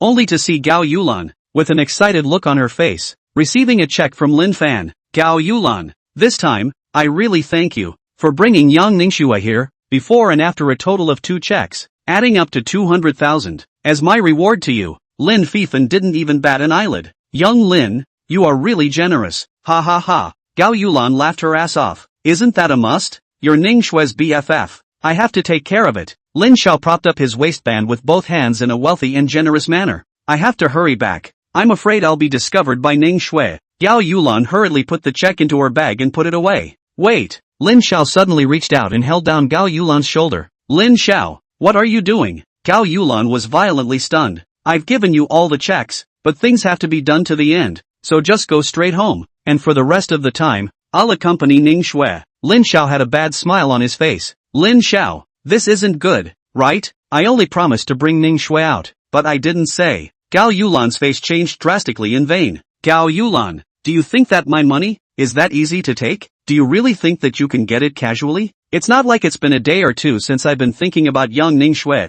You should be a bit more sensible, and I can give you even greater benefits afterward. Lin Xiao opened his mouth unabashedly, as if there was no matter that couldn't be settled with money. But, Gao Yulan looked embarrassed. After it's done, I'll give you another $500,000 tomorrow. Lin Xiao lifted his collar. $500,000? Gao Yulan was confused. Too little? That's right. Any random 18th line star would be this price. And Yang Ning Shui isn't comparable to anyone. So let's do it this way. After it's done, I'll give you $1 million. Lin Xiao said. Really? Gao Yulan gulped. If I, Lin Fifan, speak, will I still fake it? I'll be honest with you. My Lin family and the Yang family have always had a bad relationship. This point should be clear to you. Recently my Lin group, in certain aspects, needs the help of the Yang family. So only if I take care of Yang Ningxue and cook the raw rice, can I help the Lin group? As long as this matter is resolved, not only will you be able to get money from me, but when you graduate, you can also come directly to Lin's group to work. The most crucial thing is that through this matter, to dissolve the rigid relationship between the two families, you're doing a good deed. You don't need to feel guilty at all. And between Yang Ning Shui and I, we're also considered to be door to door. Lin Xiao made some remarks that were so grandiose. Gao Yulan hesitated for a few seconds. Then she nodded her head vigorously and laughed. Lin Xiao, don't forget my credit at the back. Then I'll go back now. Turn around and tell Ning Shui for me that I have a temporary problem at home. After saying that, Gao Yulan intended to leave. It happened to be at this juncture that Chen Feng walked head on. It's really unexpected. Tonight actually let me see with my own eyes what it means to be a plastic bosom friend. Raggedy King? Gao Yulan was instantly startled. Why are you here? Lin Fifan looked unanticipated. If I wasn't here, I'm afraid I wouldn't be able to see you two's nasty hookups. I don't know which card seat Yang Ningxue is in. It looks like I have to go find her to talk to her, lest I get spoiled. Chen Feng turned around and was about to go find someone. Stop right there. Don't mess around. Big deal. I'll share some of your money. Gao Yulan hurriedly stopped. Her face was written with the heart of a thief. Money? I don't care about money, Chen Feng said indifferently. You rag picker. How dare you? Do you know what kind of relationship I have with Boss Shen? If you're capable, try and see if you still have a life tonight and can walk out the door of this bar. Lin Fei Fan was worried about not being able to find anyone, but it turned out that he was personally sent to the door, or at the bitey bar. It was simply like he didn't go to heaven, but he barged in hell without a door.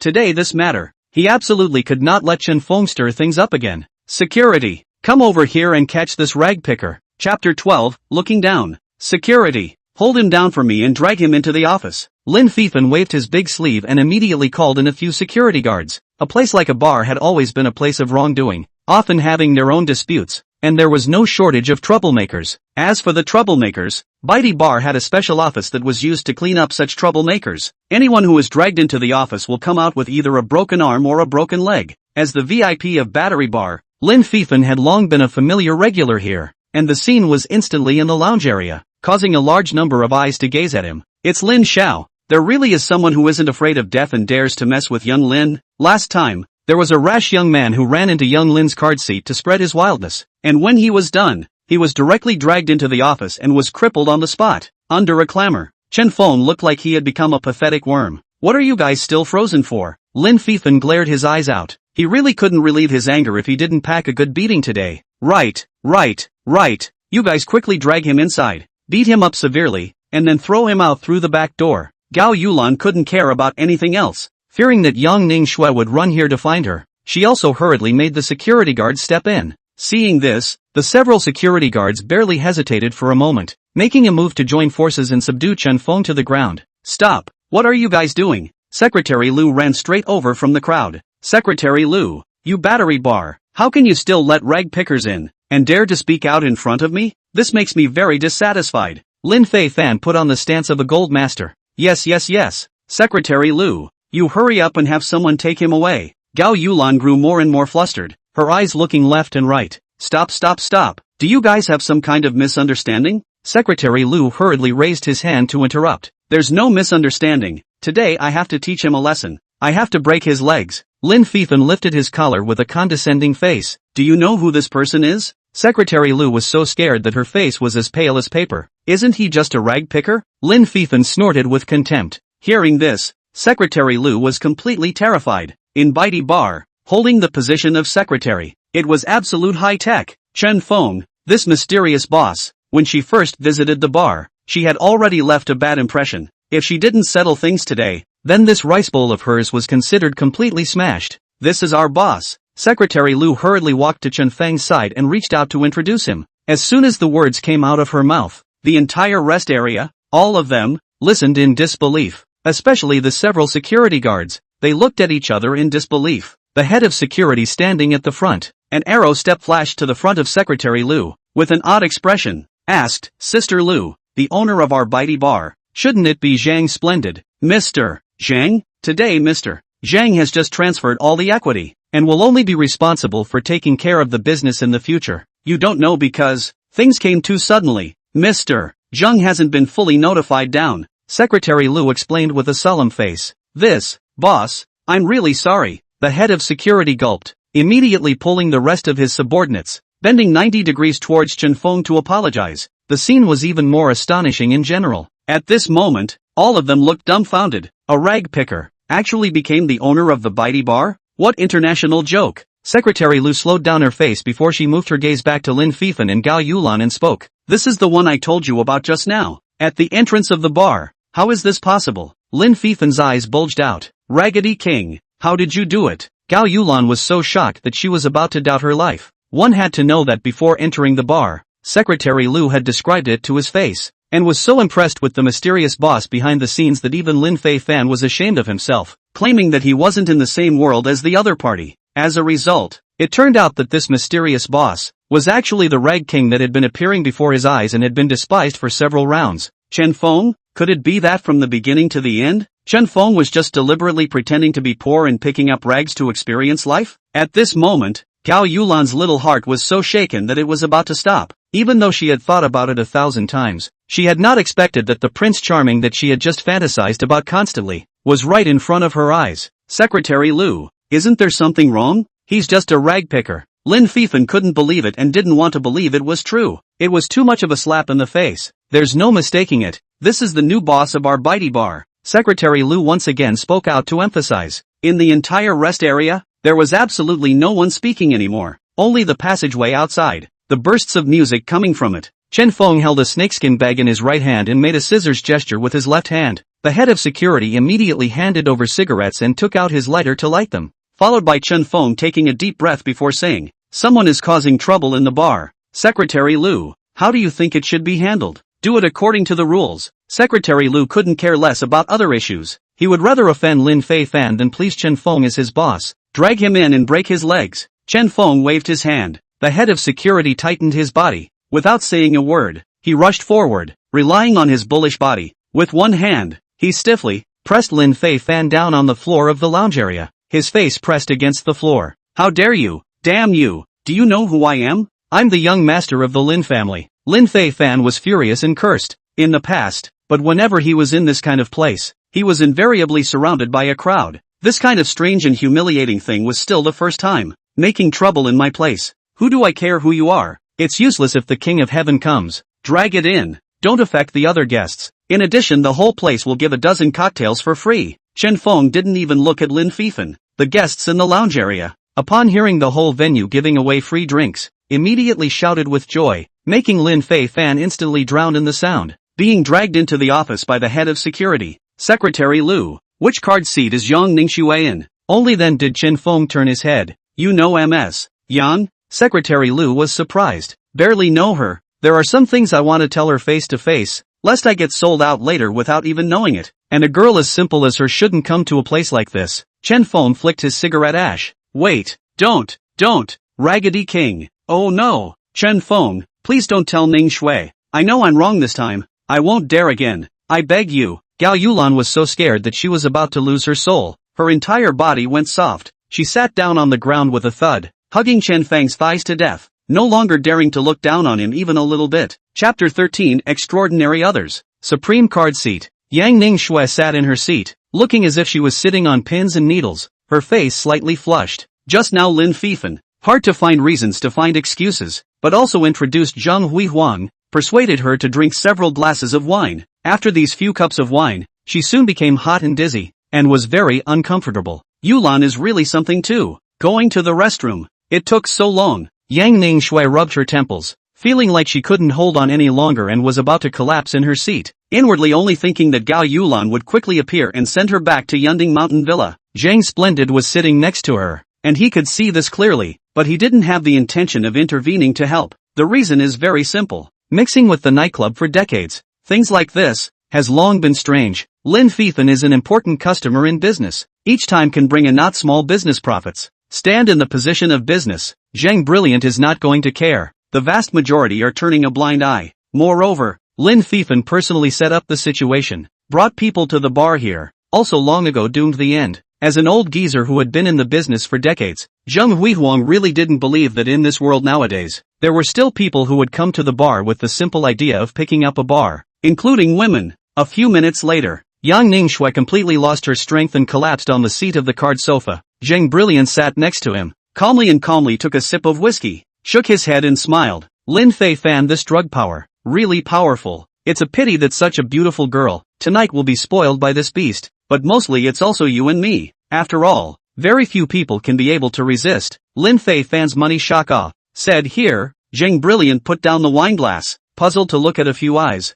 in the crowd of the messy field, but delayed to see the silhouette of Lin Extraordinary. Cannot help but light a cigarette, surprised, cannot be that Lin Extraordinary this beast, pulling that called Gao Yulan, ran to the restroom to record a statement? Just when Zhang Huihuang was wondering, he suddenly saw Secretary Lu, running over in a hurry. Mr. Zhang, something's wrong. Secretary Lu trembled. Secretary Lu, why are you panicking? What's there to be nervous about? Zhang Huihuang pressed his hand, still looking calm and unhurried, slowly exhaling a smoke ring. Secretary Lu held his breath, looked at Yang Ningxue who had already fainted, and even more so, he was in a wild cold sweat, and hurriedly attached himself to Zhang Huihuang's ear, explaining all the ins and outs of what had just happened in the rest area. Understanding the problem, Zhang Brilliant's face changed drastically in vain. What did you say? Young master, actually knows Yang Ningxue? It's over. This murderous Lin Fifan, he screwed me over. Zhang Splendor stood up violently, instantly exploding with anger. It never occurred to him that things would be so coincidental, that Lin Fifan would be Chen Feng's nemesis, and that Chen Feng also knew Yang Ningxue.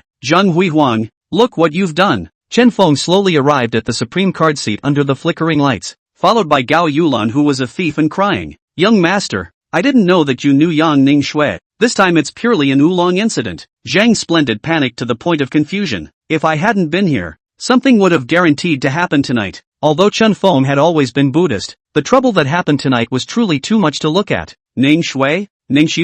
Gao Yulan moved next to Yang Ningxue and shook her hand. As a result, Yang Ningxi didn't react at all, which in turn made Gao Yulan relieved. At the very least, Yang Ningxi wouldn't know right now that she was behind the deal with Lin Fifan, and there was still enough time to plead with Chen Feng. Ningxue passed out. Can you give me a chance? Don't ever tell Ningxue, or else I really won't be able to behave in front of Ningxue in the future. As long as you help me with this favor, I promise to promise you everything. Gao Yulan gritted her teeth. You also know there's no way to behave? It's simply bad luck for Yang Ningxue to have a BFF like you. Chen Feng was furious. He had never seen such a disgusting one. Chen Feng, it's not a good thing to keep doing this. Why don't I send Ningxue back first? If you still want to see me alone, you can wait until I'm done with the delivery and I'll come back for you. Gao Yulan searched for Chen Feng who was always a guy, and she was considered to have a few good looks, so it was impossible for her not to be interested. Don't come back for me. I will personally send Yang Ningxue home. As for you, you can get lost now. Chen Feng raised his finger and pointed in the direction of the gate. Do you know where Ningxue's home is?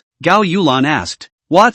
Is it hard to believe that you still think that I would plot against Yang Ningxu? I'm sorry, don't compare me to the likes of Lin Fifan. Besides where Yang Ningxu's home is, of course I know. The Hentaing Manor Wangjiang No. 2 Villa, right? Chen Feng suddenly spoke out of turn. How did you know that? Gao Yulan's two eyes stared up, looking unanticipated. Don't you care how I know? Hurry up and disappear from my sight. Chen Feng impatiently chided. Gao Yulan looked embarrassed, no longer having the slightest bit of backbone. The only thing she could do was to pack up her things and leave in disgrace. After Gao Yulan left, Zhang Splendor slowly came forward with his wineglass, saying with apologies, Young master, I really didn't know. You must be generous and not take it out on me. Chen Feng backhandedly slapped Zhang Huihuang's face. There was a loud slap, and even the guests on the surrounding card seats threw their gazes in unison. Boss Zhang was beaten? This is Boss Zhang, being slapped on his own turf. This kid is dead. As a result, Zhang Brilliant not only didn't dare to have a seizure, but also had to accompany a smiling face and directly punished himself with 3 cups, shocking the surrounding guests, all of whom were staring at their jaws in disbelief.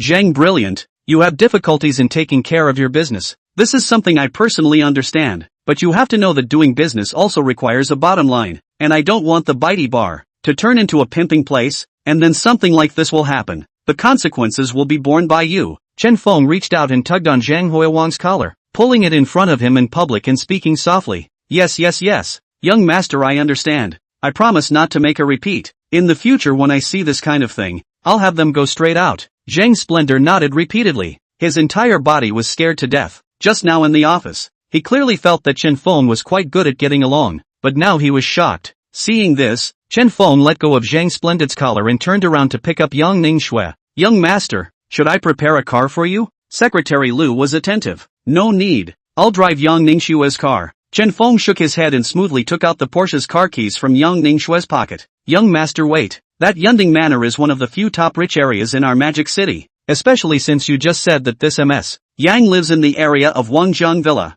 I'm afraid it's not good to go in, right? Zhang Splendor slightly bent over to inquire. I live right next door to her. In addition, remember to keep my bicycle. I'll come over tomorrow to pick it up. Chen Feng put down a sentence, then hugged Yang Ningxue and left straight away. Zhang Splendid breathed a sigh of relief. Then, not knowing what he remembered, he turned his head and asked Secretary Lu, that Ms. Yang, just now the young master said that she, what number does she live in Wangjiang Villa? It seems to be, Villa Wangjiang No. 2. Secretary Lu then reacted, daring Yang Ningxue to be the daughter of a big family. Young master, he, shouldn't he be living in? Zhang Brilliant choked on the spot. My god, could it be Wangjiang? Secretary Lu's brain was violently enlightened again, being shocked like waves sweeping in, layers upon layers. Young master is actually the owner of Wangjiang No. 1 Villa. Zhang Splendor immediately felt the sky spinning and his brain buzzing. Wangjiang No. 1 Villa. That was one of the most expensive and prestigious several number 1 villas in the Magic City. Looks like I'm not wrong.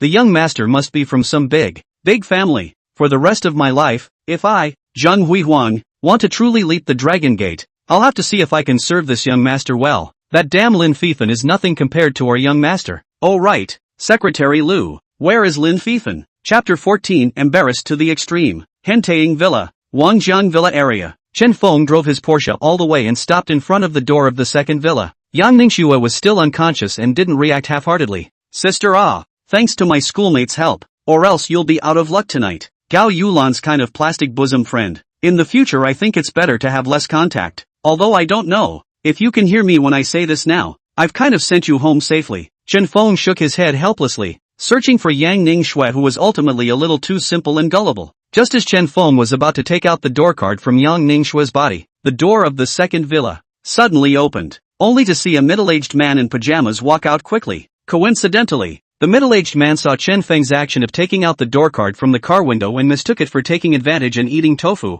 immediately pulling the door open with force and cursing in a furious rage. You brat, where are you from? Dare you touch my baby girl? Uncle, I'm Yang Ningxue's friend. She's drunk. I sent her back. I just took the door card from her pocket again just now. You've misunderstood. Chen Feng let out a bitter smile. Bull asterisk.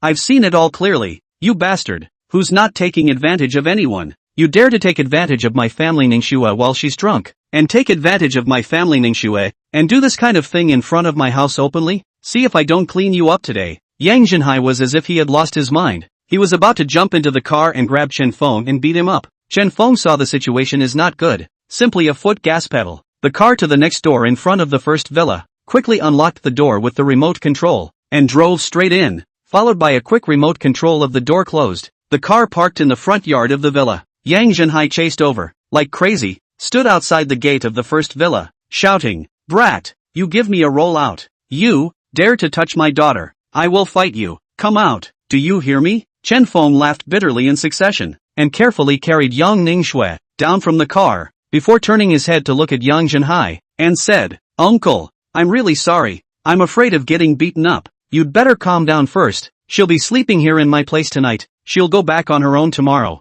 It's not too far anyway. After saying that, Chen Feng turned his head and went inside the villa. Yang Zhenhai was so angry that he blew his beard and eyes out. He had been in the Magic City for so many years. Wherever he went, he was not respected, and the one who didn't have the eyes to see dared to hit his baby daughter's idea? As a result, he was stopped at the door and watched his daughter being carried home. Aha, wait, it seems that something is not right. Isn't this the Wangjiang No. 1 villa? Just now he said this is his home? Impossible, absolutely impossible. I've lived in Hentaying Villa for so long, I've never seen what the neighbors look like, and I've never even seen anyone in here. Good wow. This brat actually dares to trespass on private property. Yang Zhenhai was furious. Immediately picked up his cell phone and contacted the property. In less than 5 minutes, the property manager of the Wanjiang Villa area rushed to the front. Manager Wang, someone trespassed into the private residence here, and also took advantage of my daughter's drunkenness to forcefully bring in. You quickly arrange manpower to pick the lock. I want to go in to save my daughter. Yang Zhenhai looked like he was in a 100,000% hurry. Mr. Yang, don't be anxious. It's impossible for someone to trespass on our side. And Wangjiang no. One villa. From the previous days, the owner has been slowly living in. Manager Wang explained respectfully. You can't be trying to tell me that that brat is the owner of Wangjiang no. One villa, right? Yang Zhenhai's eyes widened. As far as I know, the owner is indeed about the same age as Miss Yang. Manager Wang smiled. Hearing this, Yang Zhenhai froze violently. It turned out that the owner of Villa No. One was so young? Then tell me, what's this brat's name? What's his origin? I've been in Magic City for so many years. How come I've never seen this brat before? Yang Zhenhai's mouth twitched. Mr. Yang, I'm really sorry. The owner's information belongs to personal privacy. We need to keep it confidential on our side. It can't be divulged at will, unless it's you personally contacting the other party. Manager Wang helplessly scratched his head. Then what about my precious daughter? Can't it be that we just stand by and let her go into the den of thieves? Yang Zhenhai was so anxious that he stomped his feet, but the gate and the fence were so high that with his blossoming physique, he couldn't afford to climb there. Mr. Yang, how can you describe it as a den of thieves? This is the Wangjiang no. One villa, the topmost existence of our Yunding Mountain Resort. You can rest assured, I believe the owner of no. One villa will not do that kind of thing. Manager Wang finished his speech and left the place very quickly. Yang Zhenhai was so anxious that he hurriedly dialed Yang Ningshue's number and came to a phone bombardment.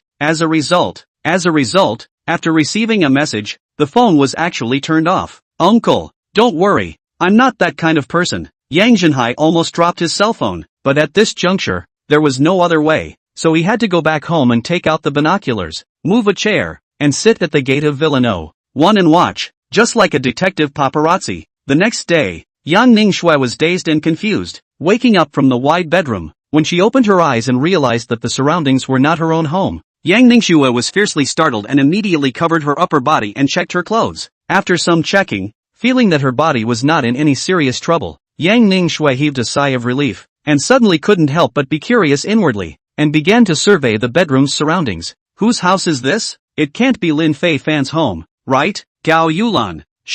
The more Yang Ningxue thought about it, the more wrong it became, so she simply ran to the floor-to-ceiling window and reached out to pull the curtains open with one hand. When the curtains were pulled open, the picture that appeared in front of her eyes made Yang Ningxue sigh in relief again, because Dad, Yang Zhenhai, is sitting downstairs at the gate of the villa, with binoculars hanging from his neck, his head tilted as he huffed and puffed. Not right. Why is my dad sleeping at the gate? Yang Ningxue then came back to her senses, poked her head out and walked to the bedroom balcony to take a look. Then she could no longer maintain her composure. It was true that she was in Hentaying Villa, but she hadn't slept in her own home last night, but in the Wangjiang no. One villa. At this moment, Yang Ningxue was shocked like never before and hurriedly shouted, Dad! Yang Zhenhai was jolted and woke up violently from his sleeping state, seeing Yang Ningxue standing on the bedroom balcony on the second floor. The whole person was tense and said in a trembling voice, Daughter, are you alright? I'm fine, just a little headache. How did I get in here? Yang Ningxue rubbed her temples. The curiosity she couldn't suppress made her look puzzled. It's good that you're fine. Oh yeah, where's that brat? Tell him to get his ass out here, causing me to catch a cold after sleeping here all night. Yang Zhenhai pulled up his voice and shouted. Seeing this, Yang Ningxue quickly ran out of the bedroom, came down from the second floor, but didn't see a single person, and finally came to the front door of the villa and said, Dad, there's no one inside the villa. I didn't see a ghost last night, did I? Bull *********. I saw it with my own eyes. Where is the god ghost? It must be that brat, sneaking out while I was asleep. Yang Zhenhai was so angry that his back teeth were about to be clenched. Then do you know who he is? Yang Ningxue took a deep breath. How would I know what kind of onion he is? Hey no, you obviously don't know him. Why are you with him? Yang Zhenhai's brain was almost confused by the whole thing. I don't understand either. Yang Ningxue had an embarrassed face, but inwardly, she was already curious to the extreme. Chapter 15, Coaxing Laughter. Magic City University, School of Management. The School of Management, established in the last century, had a variety of academic departments within it. But all students who were able to enter the School of Management, all are excellent grades, or family wealth. Many students even became famous in the business world after graduation. It could almost be said that since the last century, the School of Management had spawned countless business wizards. At this very moment, Chen Feng was riding his bicycle and arrived at the downstairs of the School of Management. Just see Chen Feng put down the kickstand. The bicycle will be placed neatly, and then the snakeskin bag, folded into tofu block, stuffed into the trouser pocket inside, before walking straight into the freshman classroom. Once into the freshman classroom, which has been filled with people, one by one, all the new students this year, from all over the country. On the podium of the classroom, there was a young counselor standing, wearing elegant work clothes, wrapped in a proud body with a convex front and curved back, hair tied in a ponytail, high nose while wearing a pair of exquisite silver-framed glasses, filled with the temperament of a mature woman. Upon seeing the counselor's appearance, Chen Feng was also stunned and his pace stopped at the classroom door. The reason for this was because as early as before, Chen Feng had seen quite a bit of information about the other party on the campus forums many times. Yi Cheng-yun, one of the 3 school flowers of Magic City University. In fact, the title of schoolflower should have originally come from a student, but Yi Cheng-yun, the most beautiful counselor's magnificent face, was really hard to resist, and in the end, under the vote of the whole school, she successfully became one of the 3 major schoolflowers. The most crucial thing was that Yi Cheng-yun's ranking in the top 3 schoolflowers was clearly number 1. One could only imagine how terrifying Yi Cheng-yun's supporters were inside the school, simply on looks to compare. Perhaps between Yi Cheng-yun and Yang Ningxue, at best, can only play a tie, but Yi Cheng-yun's mature woman's temperament is not at all Yang Ningxue, that unworldly girl, can be comparable. For a man, a woman with a mature temperament is undoubtedly a lethal weapon. Chen Feng also really did not expect that his luck was actually so good. Last night he personally hugged the school flower home to sleep, and this morning he sneaked out of the door to come to school, and ran into the most beautiful counselor. "Hello, I'm a new student," Chen Feng politely greeted. "This is the start of roll call. You're actually just arriving now. Must be the traffic jam on the way, right? It's fine, just hurry up and go in and sit down. When your name is called, just stand up and count in. Then I'll personally assign you textbooks and accommodations." Yi Cheng-yun raised her hand and pushed up her glasses. The corner of her mouth hooked up a touch of easygoing smile, just like a neighboring sister who was generally friendly. Just this smile alone charmed a group of boys in the classroom on the spot.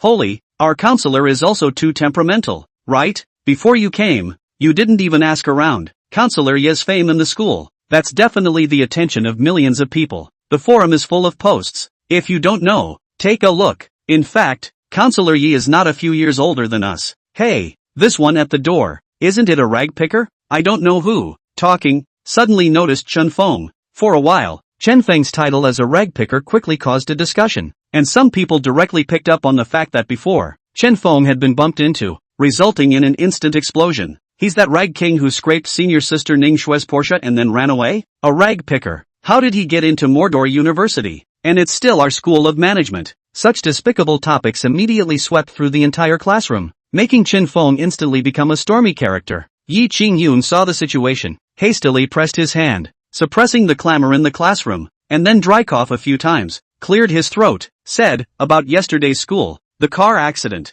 I have received the news. Which the problem? Both sides will be privately discussed. Everyone please do not discuss, lest to both sides to cause an unnecessary burden." Right at this moment, a boy sitting at the front suddenly stood up. "A rag picker? What qualifications does he have to come in and sit with us? Counselor Yi, I think it would be better to let him stand at the door." Li Yanwen, don't think that just because you got into our management school with a top 10 score in the country, you can just make any demands you want. This is not your home. Everyone is treated equally. Yi Cheng-yun frowned slightly. With a clamor, the classroom roared once again. "So he is Li Yanwen? I've long heard that originally, with Li Yanwen's grades, he could have gone to a better school. But Li Yanwen himself is a local resident of Mordor and didn't want to leave his parents, so he entered here. It said that before he enrolled, the principal personally went to his home. What is this? It seems that Lin's group has opened the way for him in advance. As long as he can successfully complete his studies here, he will be able to hold an important position in Lin's group in the future." Which is Lin's group? One of the 4 major local groups in Mordor.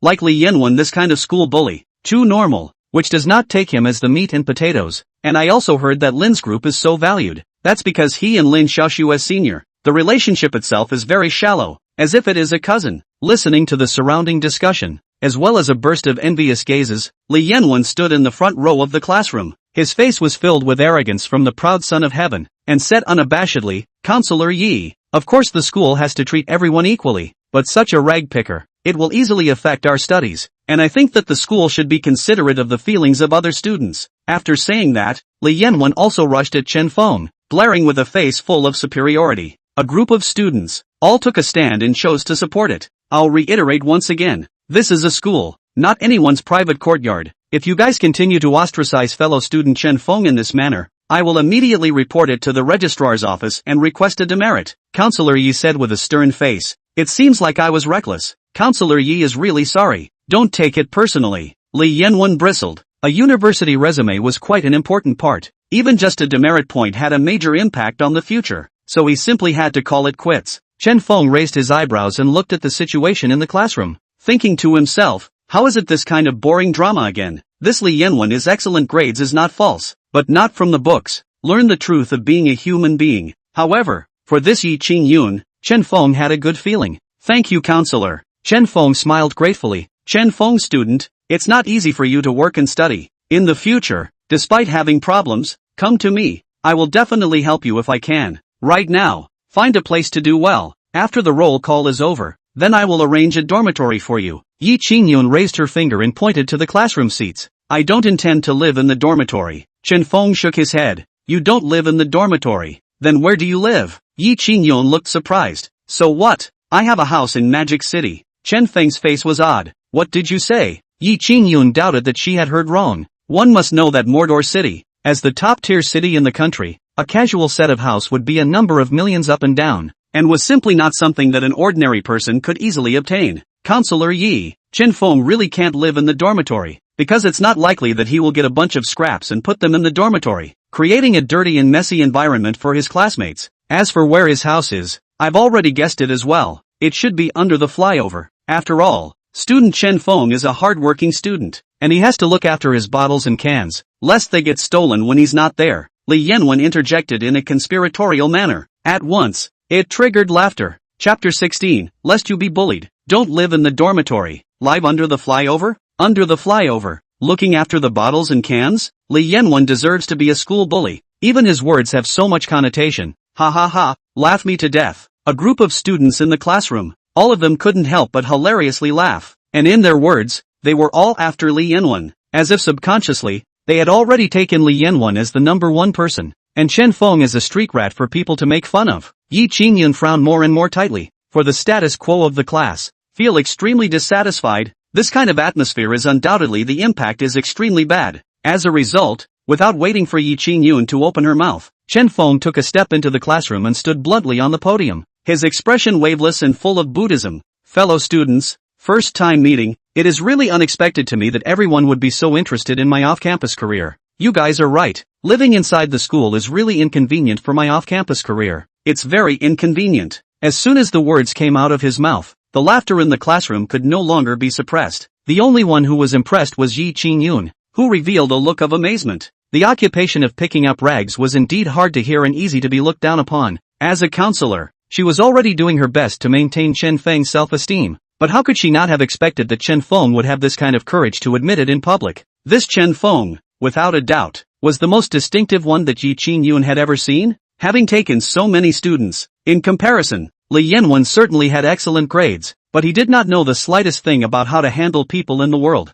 Relying on a few moments of arrogance, he was unself-conscious and reckless. However, you guys are wrong about one thing. I don't live under a flyover. Chen Feng suddenly turned his words around. Then I am curious, where do you live? Is it possible that you are renting a room? Alas, renting a room in Magic City isn't cheap. Are you sure that picking up rags, an off-campus occupation, can cover the rent? Li Yanwen recklessly mocked. Sorry, I just said that I have my own house, and it's in Yunding Mountain Resort. Chen Feng spoke forcefully. Li Yanwen was violently stunned, as if she had heard something impossible, and immediately afterward, she even snorted and laughed, and even the entire classroom was drowned in laughter. Cloudtop Mountain Resort? Yi Qingyun's face gradually dulled. Yunding Manor is the Magic City, one of the few rich areas. Those who could afford to live in Yunding Manor were definitely not ordinary people, either with a strong family background or an extraordinary background. Just now, Yi Qingyun thought that Chen Feng was brave enough to admit the truth and had a different character,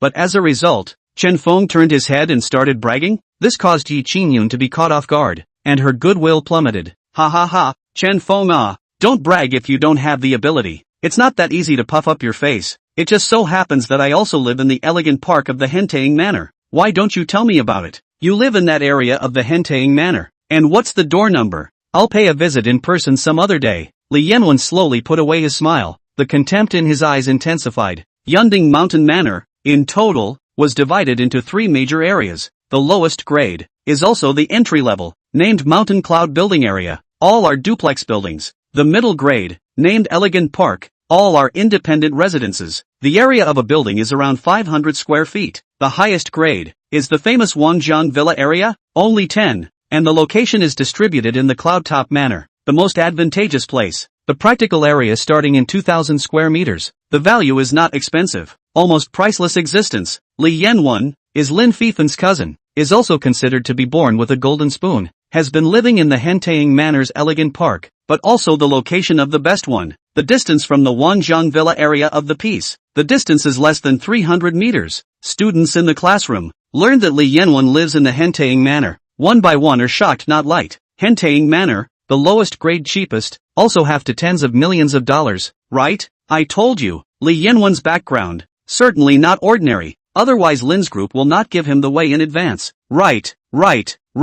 About the relationship between Lin Xiao and Li Yanwen, 80% is true. Under the outcry, Li Yanwen's arrogance was evident. Chen Feng, what do you say? You can't be bragging here without even knowing about the Henteing Manor. How many regions there are, right? Li Yanwen clasped her hands in front of her chest, putting on a winning stance. Elegant Park? Never heard of it. I just lived in it for a few days. I don't know much about it. I only know where I live. It's the Wangjiang Villa area of the Yunding Villa. Door number 1, Chen Feng said indifferently. In an instant, the entire classroom went quiet. Everyone was dumbfounded and stared at each other. Li Yanwen was also dumbfounded by this sudden reply, including Yi Qingyun. They were similarly unanticipated. Of course, the people present were not surprised if Chen Feng really lived here, but rather that Chen Feng actually dared to brag about the Wangjiang No. 1 Villa, because Wangjiang No. 1 Villa, that is the magic city, the most famous several big mansion villa. This is a rag picker poor can afford to live in the place? What international joke? Bragging also have to have a limit to the right. This kind of cowhide who believe? After a moment of silence, in the twinkling of an eye, it ushered in even more boiling laughter. The scene was exceptionally consistent. Ha ha ha,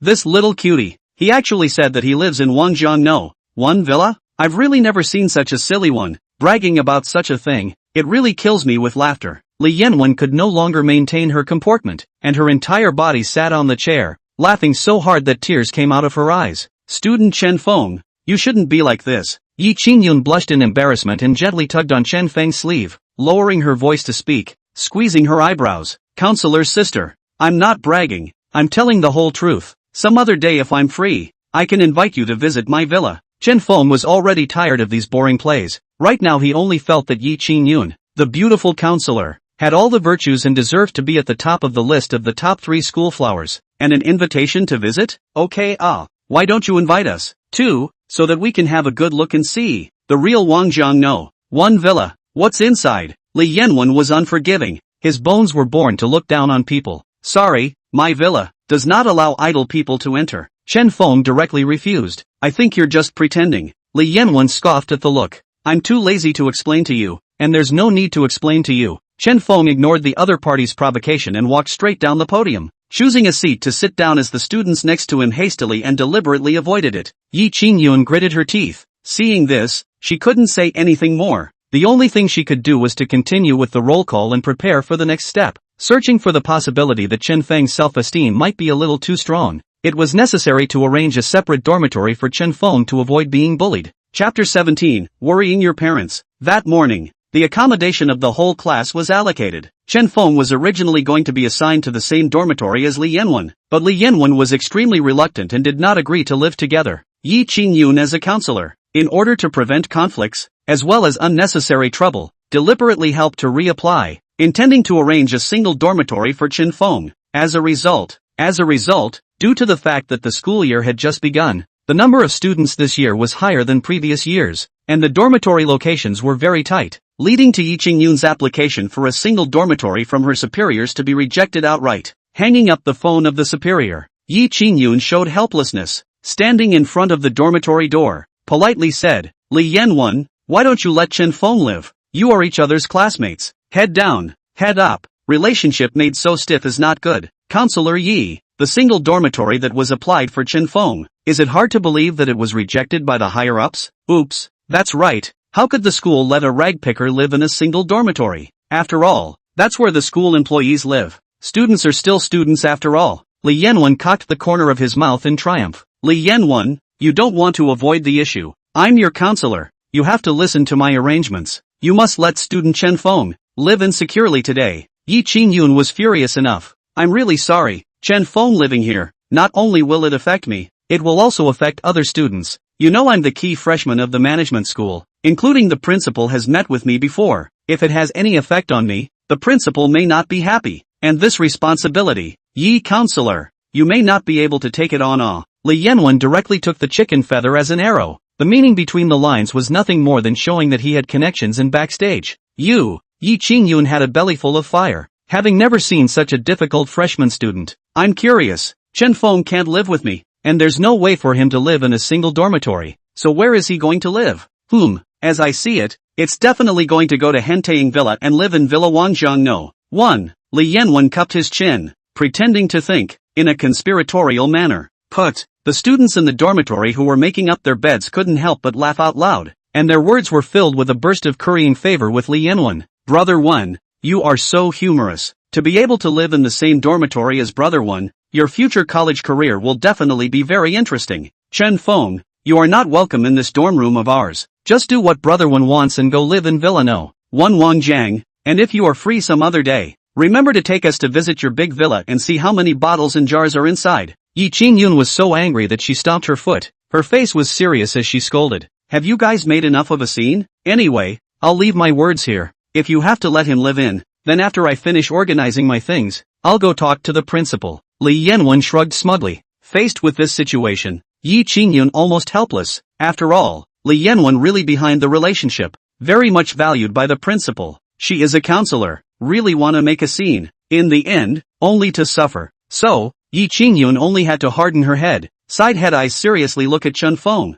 said, since it has to be like this, then from today onwards, Chen Feng, you'll be living in my dormitory. My dormitory just happens to have 2 rooms. Hearing this, the entire dormitory was dumbfounded. Even the next few dorm rooms, a group of students all poked their heads out in unison, revealing unbelievable expressions. Counselor Yi, you let him live with you? Li Yanwen's mouth twitching, to know that Yi Qingyun is a real big beauty. Still single to this day, the result is actually want to pick up rags with live in the same dormitory? And all of this, all as he tossed out? Li Yanwen suddenly felt that there was a feeling of lifting a stone to hit his own feet. This isn't good, is it? Chen Feng scratched his head with an embarrassed expression. Chen Feng, you also know that it's not good? Who do you think you are? And how dare you live with Counselor Yi? Li Yanwen couldn't control some of her irritation. This matter doesn't need to be managed by you. My dorm room can be arranged by me on my own. Whoever said it is useless. It's settled. Yi Qingyun was dry and sharp, pulling Chen Feng outside, heading straight for the staff dormitory building, looking at a group of people dumbfounded.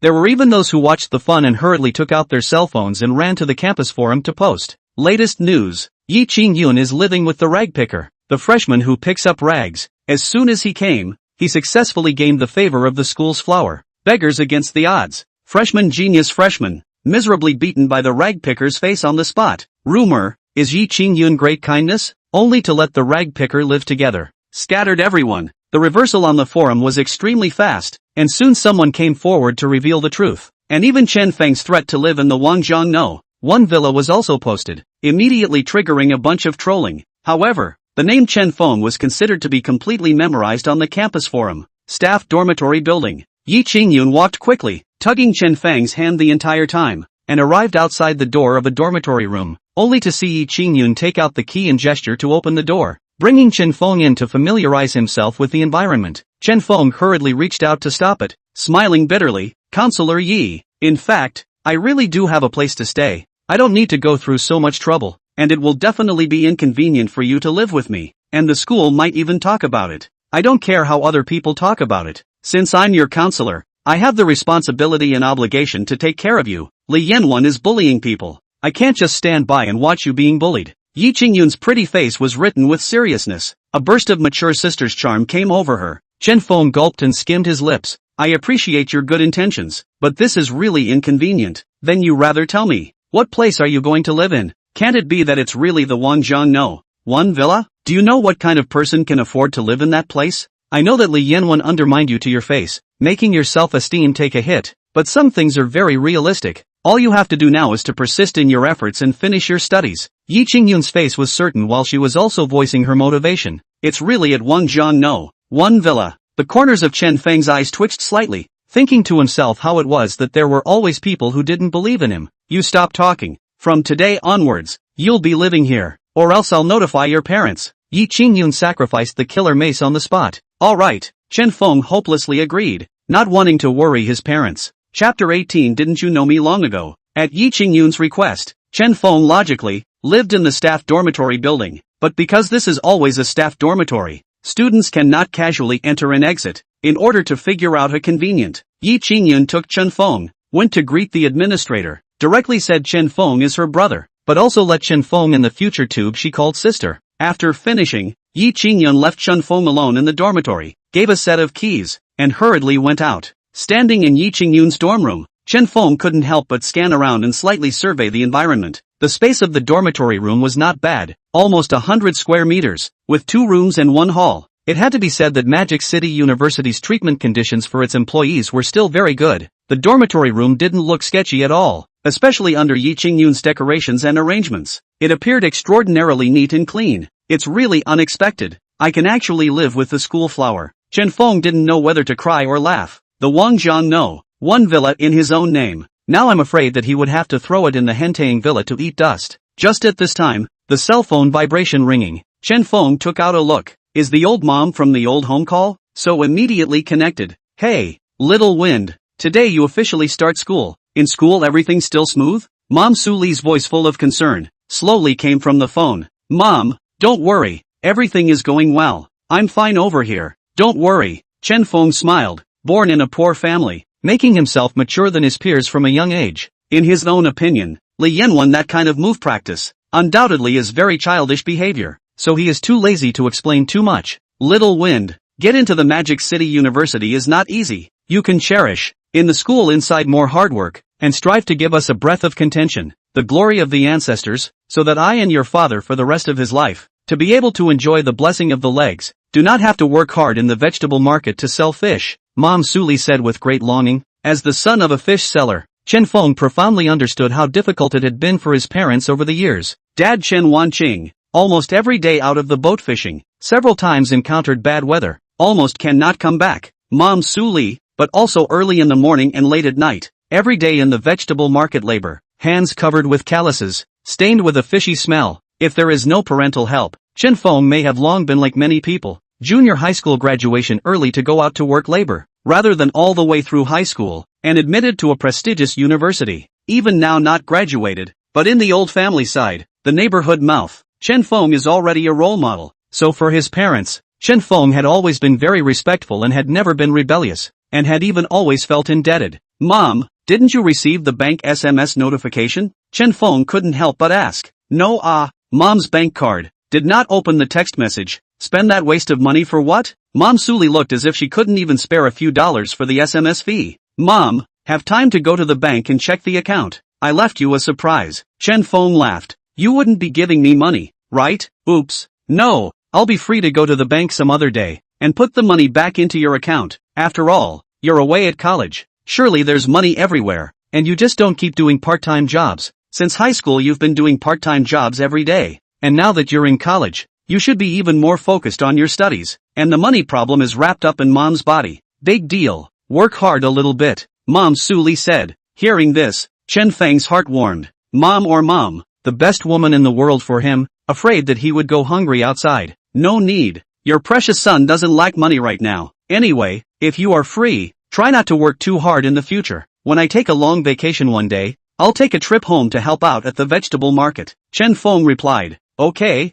then you are outside. Pay attention to safety. Have problems to find the school to deal with. Don't run around. Mom is waiting for you to graduate and work in a big company. Mom Suli laughed out happily. Very quickly, the phone hung up. Chen Feng put the phone away, sat on the dormitory hall and drank a mouthful of tea, thinking about mom and dad to see the bank account. Suddenly more than a few 100,000. Do not know what will be the expression, but according to mom and dad's habits, only go to the bank once a month. It is not likely to know so soon. So Chen Feng first put this matter in the back of his mind, ready to take advantage of the current free time. Not yet officially opened the class. Intends to go back to the Yunding Manor trip. The clothes are moved over to put, lest there is no clothes to change afterward. Thus, Chen Feng decisively went out and rode his bicycle all the way out of the school, returning to Hentaying Villa, Wangjiang No. 1 Villa. Before he even had time to enter, Yang Zhenhai ran over from next door, angrily. Brat! Finally let me catch you. Stop right there. Seeing this neighbor, Chen Feng was a little bit in tears, and hurriedly put his bike away, saying, Uncle, what are you doing? Last night was purely a misunderstanding.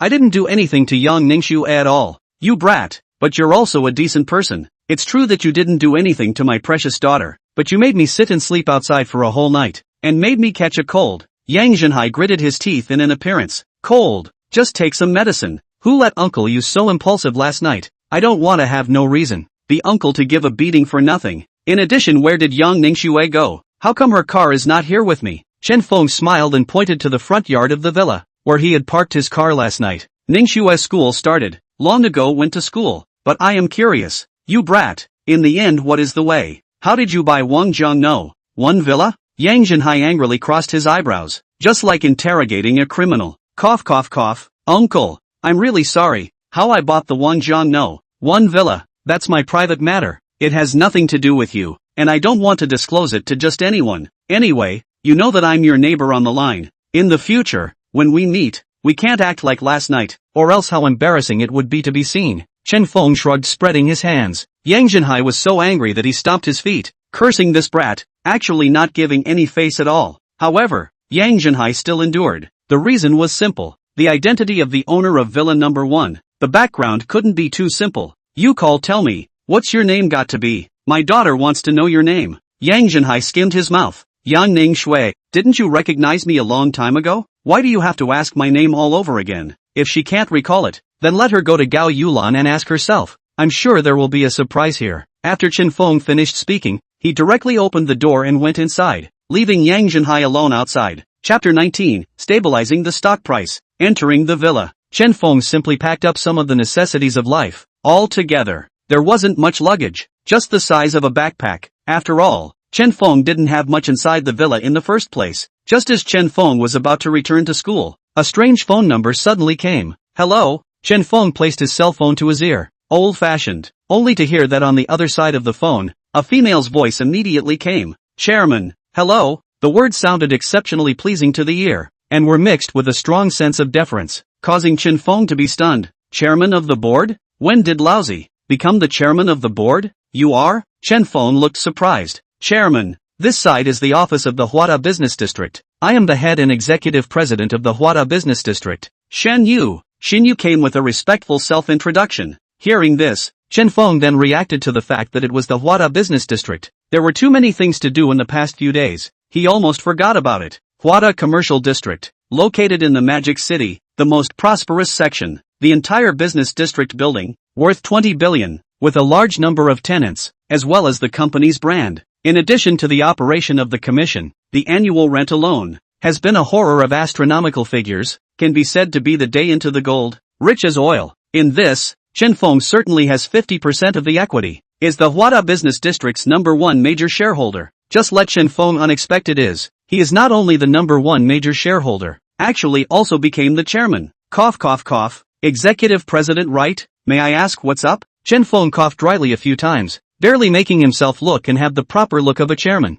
The thing is like this, Lin's group has recently been seeking opportunities for cooperation, planning to have the group's brand in the business district. After a series of negotiations, it has officially passed the approval. You need to sign the documents yourself. The whole process is considered complete. Xin Yu appeared to be very competent, the attitude of talking and doing things. Across the phone can feel the thunder and lightning. Lin's group? Chen Feng suddenly smiled. This so-called Lin's group was known as one of the several major groups in the Magic City. sitting on a market capitalization of $100 billion, clearly a behemoth stacked with capital. But in fact, Lin's Group is on the surface of the market value of $100 billion, but because it is a listed group, the market value will produce fluctuations, and contains a huge inflated water, really on the commercial value, the ability to rake in money. In fact, far less than the Hwada Business District, to come to the fore flat, because Hwada Business District is not listed at all, and will not be easily affected by the stock market and other external factors. Obviously, this is the Lin's Group is soliciting cooperation,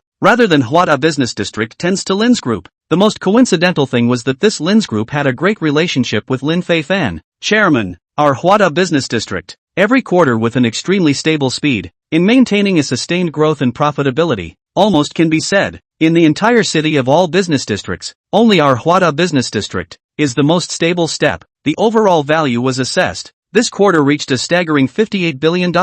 It is expected that within this year, it can be achieved a higher total value. Lin's Group's share price currently has 8 consecutive falls. Just a week's time, it shrunk to only $70 billion of market value. So on this basis, we and Lin's Group talked about a very high price and conditions. To put it bluntly, Lin's Group is starting to regress, and must hold on to the big tree that is our Hwada Business District in order to stabilize the stock price from falling. Or else I'm afraid that Lin's Group will still have to go through some heavy setbacks in the stock market in the next few days. Shen Yu reported back and forth, describing the market situation, clearly and professionally. Understanding the specific market situation, Chen Feng instead felt some dark pleasure. Unexpectedly Lin's Group actually reached a horrible 8 consecutive falls, which is afraid to let a lot of shareholders have lost confidence. However, in business, even though Lin's Group stock fell into a dog, but the camel is bigger than a horse. No matter from which point of view, once the cooperation is reached, for the Hwada Business District, are profitable. If there were no benefits, the shareholder executives of Hwada Commercial District would not have been able to personally let Xingyu, the executive president, call him through Lin's Group's intention to cooperate. Alright, pick a time and place. I'll sign it personally. Chen Feng nodded. Chairman, I have already made arrangements. Tonight at 7 o'clock at the Huateng Hotel. You personally come over and sign it in person in front of both parties. Xingyu was very thorough. Listening to what you mean by this, is that the other party will also be there in person? Chen Feng raised his eyebrows, suddenly having a startling thought. Yes, that's right. The matter is so important that the chairman of both parties must sign it in person. Xingyu explained. Then you relay a message for me to have the Lin Group bring Lin Fei-fan piece by piece this evening. Otherwise I don't know what time I'll be able to arrive. The corners of Chen Feng's mouth rose. Hanging up the phone, Chen Feng grabbed his luggage and headed straight to the school. Half an hour later, in the chairman's office of the Lin Group, Lin Fei-fan's right leg was in a cast, pestle and crutch. That face was bruised and swollen, looking extremely wretched. Today was supposed to be the start of the school year. Lin Fei-fan should have gone to the school to attend the start of the school year, but due to his physical condition, he had to take a leave of absence from the school and ran to the Lin's Group to complain. Dad, you have to help me. That rag picker actually dared to let someone beat me. Lin Fei-fan cried as if he had suffered a lot. You said that there was a rag picker who actually paid a tenfold premium to acquire the bitey bar, and then even let someone get their hands on you and make you look like this? Lin Yefeng frowned with a face full of displeasure. The group's stock price had fallen crazily, which was already annoying enough. As a result, at this juncture, Lin Fei-fan, the son, had his leg broken again. Before you did not explain. Let me close to Yang Ningxue, and then take this to ease the relationship between you and Yang Zhenhai, and then let Yang Zhenhai out of the way, to push the waves, to help Lin's Group? But I never thought that it would be spoiled by this rag picker. Lin Fei-fan said through gritted teeth. Lin Yefeng frowned more and more tightly, immediately slammed the table and cursed. What is this person's origin? Actually do not inquire about it. Whose son are you? You dare to blatantly do this kind of thing. Simply do not put me Lin Yefeng in the eyes. Regarding the current situation of Lin's Group, Lin Yefeng had prepared a total of 2 plans to implement together. The first plan, that was to cooperate with the Hwada Business District as a way to stabilize the stock price from collapsing. Chapter 20 Pray. The second plan is through Lin Fei-fan and Yang Ningxue, to facilitate the relationship to reach raw rice cooked rice, and then with the help of Yang Zhenhai's ability, and so on Lin's Group stock price stabilization, once again to pull up again. Yang Zhenhai is an extremely famous stock investor in the Magic City. Under the name of Yang Zhenhai, there are a series of investment companies. Year after year income doubled. In the stock market repeatedly win. Can be said to be invincible. Is the famous Magic City stock god. And even had many times with Warren Buffett dinner. Once Yang Zhenhai and Lin's Group to facilitate the manipulation of cooperation. The the stock price is bound to be like a rocket. Want to fall are difficult, but now, directly by a rag picker, too hard to stir up, then in front of the road, only through the first cooperation with Hwada Business District, stabilize the whole plate, and then find another way to pull up the stock price. Dad, you have to help me. When have I ever suffered this kind of aggression? Chen Feng, this can't let him just get away with it. Lin Fifan was aggrieved. This matter definitely isn't that easy to turn the page, but as a matter of urgency, we should settle the business first, and then I'll have someone investigate. This person called Chen Feng. What exactly is his origin? Lin Yefeng had to forcefully suppress his anger. After all, the Lin clan group's major event was the first priority. Just at this moment, the office landline suddenly rang. Lin Yefeng did not hesitate, immediately connected to listen. The opposite side did not know what to say. Let Lin Yefeng immediately stretch open eyebrows, happy to laugh out loud. Waiting for the end of the call, Lin Yefeng could not help but flutter his eyebrows, hastily patted Lin Fifan's shoulder, gave a thumbs up, exclaimed, Fifan, Hwada Business District has passed the cooperation. As long as the agreement is signed tonight, it can be formally reached, and the other side of the chairman of the board of directors, but also personally named. You have to be there at. Lin Fifan was confused. This had nothing to do with him at all. Worthy of being my son, ability is still online. It seems that the chairman of the Hwada Business District is very appreciative of you. You can rest assured. After the problem is solved, Dad will definitely clean up that Chen Feng for you, Lin Yefeng said with conviction. No, I have no contact with Hwada Commercial District. Why did the other side named me to go? Or did the chairman personally name me? Lin Fei Fan felt flattered. Fei Fan, don't be modest with me. You must know the chairman of the other party. Otherwise it's impossible for people to call him by his name. It's really beyond my wildest dreams. You're only in your second year of college. You're already secretly contributing to my Lin's group. Lin Yefeng had a face of what more could a man ask for when he gets a son like this. Dad, it really has nothing to do with me. I don't dare to admit such things. Lin Fifan swallowed his saliva. Even if it has nothing to do with you, then it must be the chairman of the Hwada Business District, who is impressed with you to be like this. You'd better take this opportunity to make a good relationship with the other party. Knowing that the Hwada Business District, the roots are definitely stronger than the Lin group. Lin Yefeng urged. Who is the chairman of Hwada Commercial District? Lin Fifan queried. The specifics are not quite clear, because Hwada Commercial District only a few days ago just completed the transfer of equity. The specific list of shares has not been formally announced, but as far as I know, the new chairman of this Hwada Commercial District is not a simple character, but a great deal. The identity is very mysterious. Lin Yefeng replied firmly. 7 o'clock in the evening, Hwatang Grand Hotel. Throughout the hotel, luxury cars were all over the place, and it was glorious. Looking at the Magic City, Hwatang Hotel was one of the top 3 top hotels, and many social celebrities often came and went here, including business talks and so on. And tonight, the scene is even more grand. The entire Hwatang Hotel, the whole field was organized down, countless from the Hwada Business District of senior management, all gathered here. The reason is very simple. This is not only the formal signing of the cooperation agreement with Lin's group, but also to formally publicize the specific changes in the equity of the Hwada Business District, which can be said to be a collection of shareholders. And at this moment,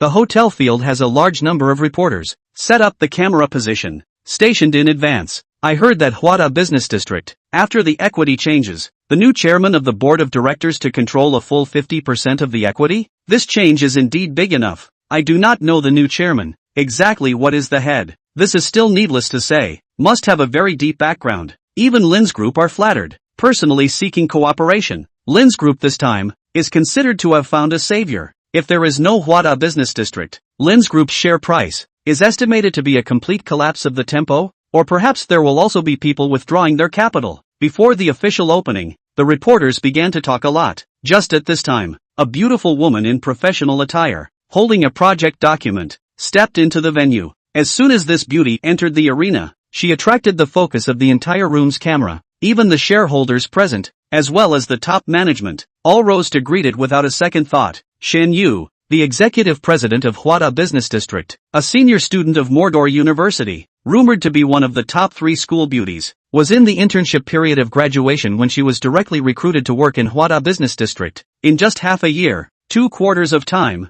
by virtue of Shen Yu's strong ability, not only will the Hwada Business District's foundation, full solid down, but also quarterly profits, again pulled up to a whole new stage. According to this rate of growth, Hwada Commercial District is very likely to become the largest commercial district giant in Magic City within this year. Undoubtedly, all of this was attributed to Xinyu, the true business genius, especially all the big and small shareholders of Huada Business District. None of them are convinced by Xinyu's ability, can be said to be 100 times trusted, as an indispensable pillar. Accompanied by Xinyu's personal entrance, a group of reporters instantly exploded, hurriedly twisting their microphones and quickly stepping forward. Mr. Shen, you joined the Huada Business District, just 2 quarters of time. I heard that many outside groups have thrown an olive branch to you. Hope you can jump ship. I do not know how you respond to this. Mr. Shen, it is said that you are in school, is one of the 3 big school flowers. Now the outside world is very interested in your topic. I wonder if you can disclose emotional status?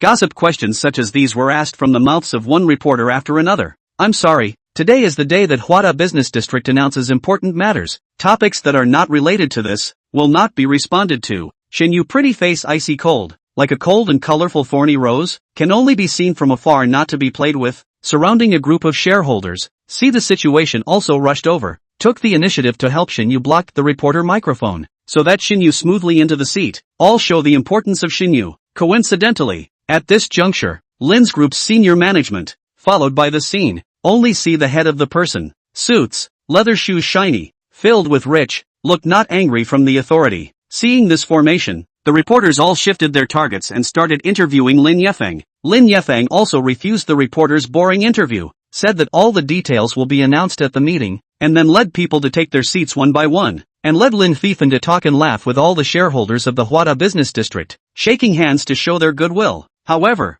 due to Lin Feifen, his leg is in a plaster cast, but also a swollen nose and face, also caused a lot of people's surprise. In this regard, Lin Yefeng said publicly, Lin Feifen just a few days ago, accidentally got into a car accident. Simply will the crowd surprised. A pass. Feeling the scene around, Lin Feifen also can't help but be in an exuberant mood. Although he is Lin Yefeng's only son, but before has been in school, has not formally entered the Lin's group, so occasions like this, in fact, he rarely participate in, suddenly emerged a few points of pride. Among his peers, how many of them could be like him, standing in such a place? Extraordinary. You come with me. Lin Yefeng's demeanor became serious and immediately walked towards Xinyu's location. Lin Fanfan followed along with the meaning and looked from afar at the moving face sitting in the front row position, resting with eyes closed, cold as snow. His heart couldn't stop thumping wildly and subconsciously held his breath. Sister Xinyu. As a student of Modu University, Xinyu's fame could be said to resonate throughout the entire campus.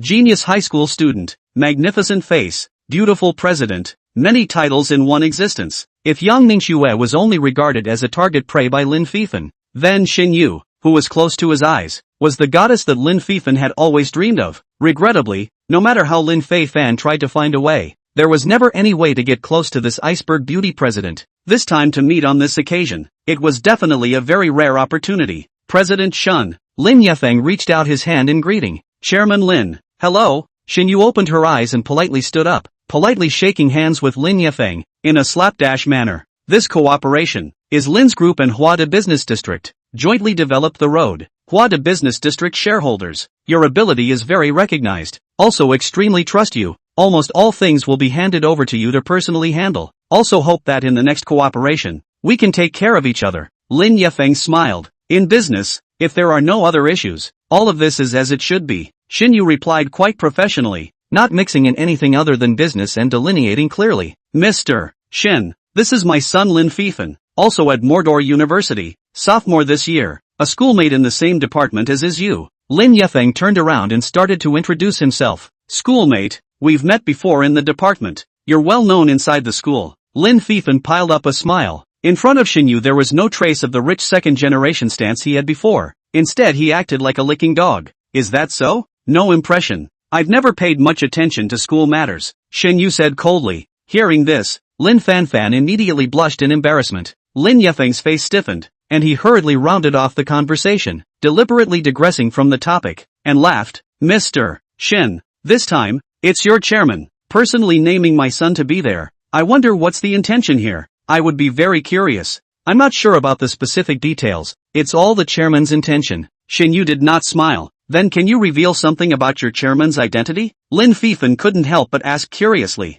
Yes, it's all at this time. You can totally tell me who your chairman really is first. Lin Yefeng likewise looked extraordinarily concerned, because in his opinion, This was more than just a simple cooperation, but rather, he wanted to take advantage of this to deepen the relationship, before it's officially made public. I can only tell you in advance, our chairman's surname is Chen, and it just so happens that he is also studying at Modu University, and he just started school today, and is going to participate in the school's freshman activities, so that's why I purposely set the meeting in the evening for him. For the sake of him, Shen Yu suddenly spoke in a shocking manner. The chairman of the Huada Business District was actually just a young man who had just started college? A freshman. Last name, surname Chen? Lin Fifan was shaken. He couldn't help but gulp, secretly saying that it couldn't be. Couldn't it be that rag picker? Impossible. Absolutely impossible. That rag picker. How could he have this kind of strength? It must be a coincidence that there are so many freshmen named Shen. Chapter 21, begging him. The time came to 7:30 in the evening.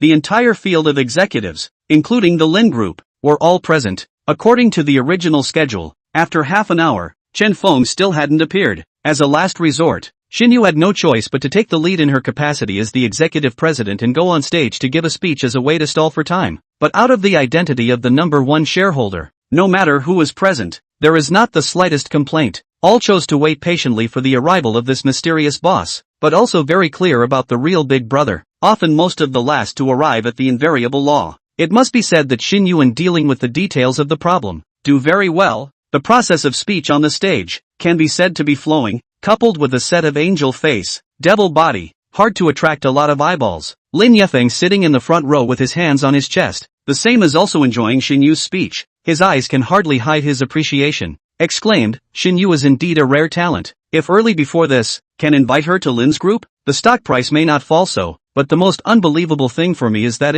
in addition to Xinyu, this new chairman of the board of directors, surprisingly, is also so young. Lin Yefeng's voice was very small, but it made Lin Fifan, who was sitting next to him, hear it clearly. Cough cough cough. I also really couldn't imagine that this new chairman of Huada Business District is actually my schoolmate. Lin Fifan swallowed his saliva. To be able to become the chairman of a large business district at this age, the level is bound to be above him, and may even be a super rich second generation from one of the big families. Fei Fan, is it possible that you already knew the chairman of the Huada Business District before this, and you didn't know anything about it? Lin Yefeng frowned slightly, always feeling that something wasn't quite right, but he couldn't figure it out for a while. It couldn't really be that rag picker, right? The corner of Lin Fifan's mouth twitched. You mean, the one who beat you up like this? Lin Yefeng shuddered. If that was true, then it was definitely going to become very tricky. The other party named Lin Fifan to be there personally, and the next thing that was bound to happen was a hard punch to the face. Maybe the entire Lin's group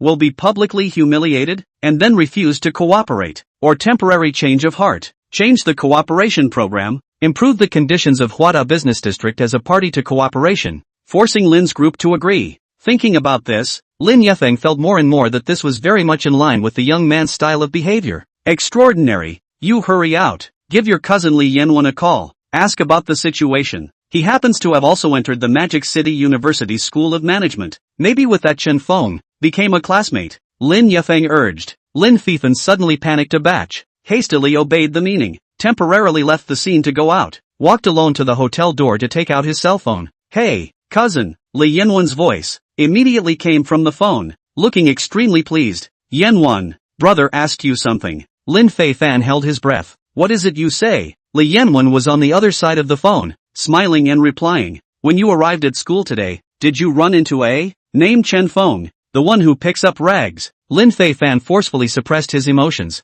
making himself look as calm as possible. As a result, Li Yanwen heard Chen Feng's name, suddenly more complacent, full of contempt, contemptuous. That rag king, coincidentally, is my classmate, but today while so many people's face, he was humiliated by me, and just participated in the freshman activities. The class voted to run for office, and I also became the class president. Chen Feng that pick up the rags, was instructed by me to remain in the rag picker. Chen Feng was instructed by me to stay in the classroom and sweep the floor. This kind of dirty work has to be done by him. Is it really your classmate? Lin Fifan's heart was beating faster and faster. Cousin, what's the matter with you? What's the point of mentioning this raggedy king in good time? Can't it be that you guys had some sort of beef before? If you really have a beef, you can rest assured that I'll screw him over in the next few days. I don't see eye to eye with him anyway, Li Yanwen said with conviction. You said you left Chen Feng in the classroom to sweep the floor. Are you sure he was sweeping the floor? Is the person in school? Lin Fifan's tone was unusually grave.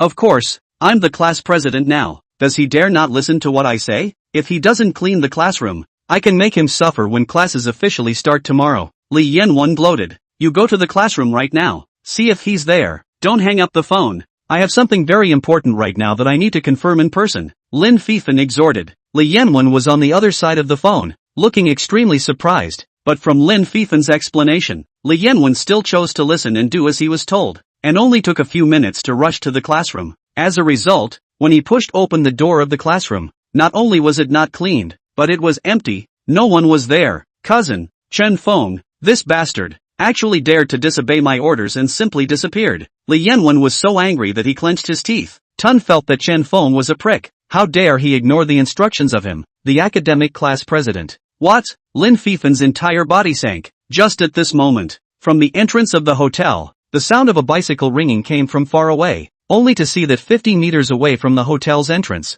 there was a figure, stepping on a worn-out Phoenix brand 280 bicycle, legs on pedals, coming straight up. That face, it was too familiar to be familiar. Closer and closer, closer and closer. At the end of the day, the bicycle stopped at the front door of the hotel, leaning against an inconspicuous corner on the side, as if it looked as if it was afraid of being stolen by someone, and then the owner of the bicycle turned around slowly and methodically, clapping his hands in contentment. Hello, cousin? Speak up. Is it hard to get no signal? It's really strange. Li Yanwen shouted a few sentences on the phone, and when she saw that no one responded, she hung up. Lin Fifan's face changed drastically in vain, no longer able to care about anything else. The whole person was so nervous that his whole body trembled. It was also finally at this time that Chen Feng saw Lin Fifan at a glance, four eyes facing each other. Lin Fan, you're really on time, but I'm the one who's late. I'm really a bit embarrassed. I can't help it. After all, riding a bicycle from the school, it would take quite a bit of time, and I've just ridden very fast. Chen Feng meaningfully hooked up the corner of his mouth. Hearing this, Lin Fifan finally had a sudden realization, and his heart rolled in shock waves. All of the previous suspicions regarding Chen Feng's identity, all of them were lifted away from the clouds at this moment. You're the Huada Business District, the 50% controlling majority shareholder, the new chairman of the board? Lin Fifan's throat trembled, and his back was furiously sweating coldly. Well, it's indeed me, yes. So have you figured out why I named you to be there in person? If you haven't figured it out, there's still a bit of time left, so you can think about it again. Chen Feng shrugged indifferently. Puff. Lin Fifan's legs instantly went limp and he sat down on the ground. His heart was struck hard and heavy and he completely collapsed. What did Chen Feng mean? If Lin Fan still couldn't figure it out, then he was a fool. Chen Feng is now pinching the bottom card. If Lin's group wants to stabilize its stock price, it can only rely on the Huada Business District as a cooperation program. Otherwise, if it drags on, the stock price will really collapse dramatically. Without a doubt, Chen Feng's meaning is to have Lin Fifan personally beg him, or even to have the entire Lin's group beg him like a dog. Chapter 22 Rag Picker. At this moment, Lin Fifan could no longer maintain his composure, and the entire person sat paralyzed on the ground, shocked like never before. It was also at the same moment that Lin Fifan finally figured it out. It was no wonder that earlier at the Elmwood Western restaurant, Chen Feng was able to directly walk away without paying the bill. It was because the Elmwood Western restaurant was a self-owned brand that belonged to the Huada Commercial District. Chen Feng is the chairman of the board of directors, not only free of charge, he can even be treated as a private canteen with all the delicacies of the sea. It is no wonder that before in the Betty's bar, Chen Feng has the ability to throw money, a premium of 10 times the acquisition. The original Chen Feng has long been the same age in the business community Big Brother. To say that someone now told him that Chen Feng's family is a fish seller, killed him would not believe. How can a fish seller have this kind of wealth? What kind of international joke was that? Including Chen Feng's behavior of picking up rags. Nowadays, in his opinion, it had also taken on a very different nature. This so-called picking up rags was mostly for the sake of experiencing life. Chen Xiao. Oh no, Chairman Chen, it's because I'm blind. It's because I'm too self-righteous. I've done so many things that offended you before. Please be generous and don't take it out on me. I know I'm wrong. I don't dare to do it again. Lin's group attaches great importance to this cooperation. If my dad knows that an accident happened midway because of me, my dad would beat me to death. I beg you, please. Lin Fifan was so nervous that he exerted all his strength, limping up, trembling and bending down to plead, so scared that he was on the verge of crying. It seems like you're not too stupid. Chen Feng smiled leisurely. Chairman Chen, are you forgiving me? Lin Fifan was nervous to the point of suffocation, his eyes blearily. No. Chen Feng had a calm face. Chairman Chen, I'm kneeling down for you. I really know I'm wrong. It's me that's despicable and shameless. I shouldn't have had crooked thoughts about young Ning Shui. I promise that from now on at school, I won't come within 10 meters of young Ning Shui. Lin Feifan could no longer taunt his mind. Flopping down on his knees, his hands clasped Chen Feng's thighs in death.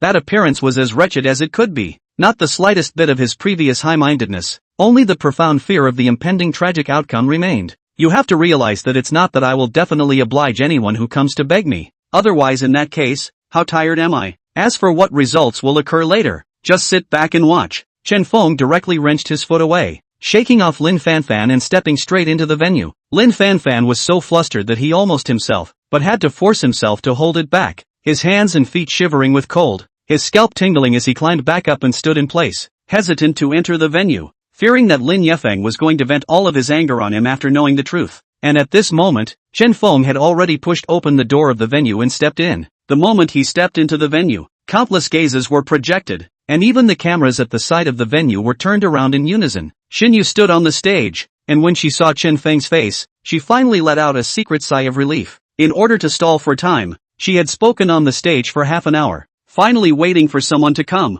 Although Chen Feng, the chairman of the board, was late this time, it was good that he wasn't absent. Otherwise the entire venue's arrangement, as well as the various aspects of the padding, could all be wasted. Therefore, Xinyu made a decision on the spot, reaching out on the stage, pointing to Chen Feng's position, holding the microphone and smiling. Please welcome our chairman of the Huada Business District, Chen Feng, personally come to this venue. As the words fell, the entire audience applauded, drumming violently and filled with amazement. The vast majority of the people were drawn in hard by Chen Feng's young appearance. This is too young, isn't it? I'm afraid that he didn't just go to college. At this age, to be able to hold a 50% stake in the Huada Business District, I'm afraid he's a young master from some big family. Lin's group, this time is considered to be a big leg up, and as I see it, cooperation is only secondary. Making good friends with this chairman is the key of the key. For a while, the scene was sensational, and there was more than just discussion. Lin Yefeng took the lead to get up, in front of all eyes, personally walked in front of Chen Feng to meet, reached out his hand and said, "Hello Chairman Chen, I'm Lin Yefeng, chairman of Lin Group. I can't believe that such a young man can have this kind of behavior. Is really let me this middle-aged people, can't help but feel ashamed of themselves. Ah, you are Lin Fei Fan's father?" Chen Feng raised his eyebrows meaningfully. "Yes, that's right. Could it be that before this, Chairman Chen and my canine son knew each other?" Lin Yefeng asked tentatively. "Indeed they know each other, but after he saw me coming, he hid outside and didn't dare to come in." Chen Feng opened his mouth bluntly, then he bypassed Lin Yefeng, leaving him out in the cold, and sat his ass down in the front row seat. This subtle move instantly made the entire crowd greatly surprised. Lin Yefeng, as a person who had been in the business world for many years, could not hear the meaning between the lines. Undoubtedly, the new chairman of Huada Business District was the rag picker Chen Feng. As Lin Fei Fan had said before, why is Lin Fei Fan hiding outside the venue and not daring to come in? Is it because he doesn't have the face to come in and face it? It's over. It's over. This is the rhythm of an accident. Chen Feng, this young man, looks like a face of Buddhism, but Lin Yefeng can clearly feel Chen Feng body temperament, and other people are very different, like a sword in the sheath, no waves, and once the sheath is sharp. However, in this kind of occasion, Lin Yefeng was not good at having a fit, turned around and returned to his seat, secretly instructed his subordinates to go out and call Lin Feifan in. "Dad!" Lin Fei Fan walked into the venue and sat next to Lin Yefeng, that face as pale as paper, lips trembling. You, let me say what is good. Also do not investigate clearly who the other party is, dare to run to offend. Now may turn into what situation? Really want to go out of trouble? This responsibility, who can afford it?" Lin Yefeng's eyes no longer had the previous admiration and appreciation, but instead revealed a strong hatred. Lin Feifan was ashamed, facing Lin Yefeng's disappointment, as well as the odd gazes from all around. He didn't even dare to let out a fart, and could not wait to find a hole in the ground to drill into. Fortunately, at this time, the venue came to a new segment, diverting the attention of the entire audience, only to see Xinyu standing on the stage, solemnly reaching out to make an invitation. "We now have the chairman of our Huada Business District to perform the ceremony of assumption of office and to make a comment." With a clamor, the applause thundered once again. Chen Feng rose in response to the sound, and directly ascended the stage under the attention of all the people. Lin Yefeng held his breath, his mood tense to the extreme in this moment. God knows, what opinion would Chen Feng make on the stage? After all, that cooperation agreement had not been formally signed until now. In other words, until Chen Feng personally signed it. The terms of the cooperation could not come into effect. Lin Fifan was shivering desperately in fear, sweating furiously, and could not help but bury his head for fear of being noticed by Chen Feng on stage. Chapter 23, Talking Again. Chen Feng took a step onto the stage, facing the attention of the entire audience without any timidity. "Chairman, please." Xin Yu was respectful, adjusting the angle of the microphone on the lectern personally. Chen Feng slightly nodded his head, raised his steps on the speaker's platform, directly facing the microphone. His eyes looked around the stage. His every move did not show the slightest panic, but rather appeared to be calm and comfortable, unchanged by the shock. Living in a poor environment since childhood, suffered from the blank stares of others, can be said to have suffered a lot. It was precisely because of the accumulation of past life that Chen Feng, at this moment, had a mentality that far exceeded that of his peers. Only seeing Chen Feng dryly cough a few times, the entire venue suddenly quieted down. I think everyone for my age,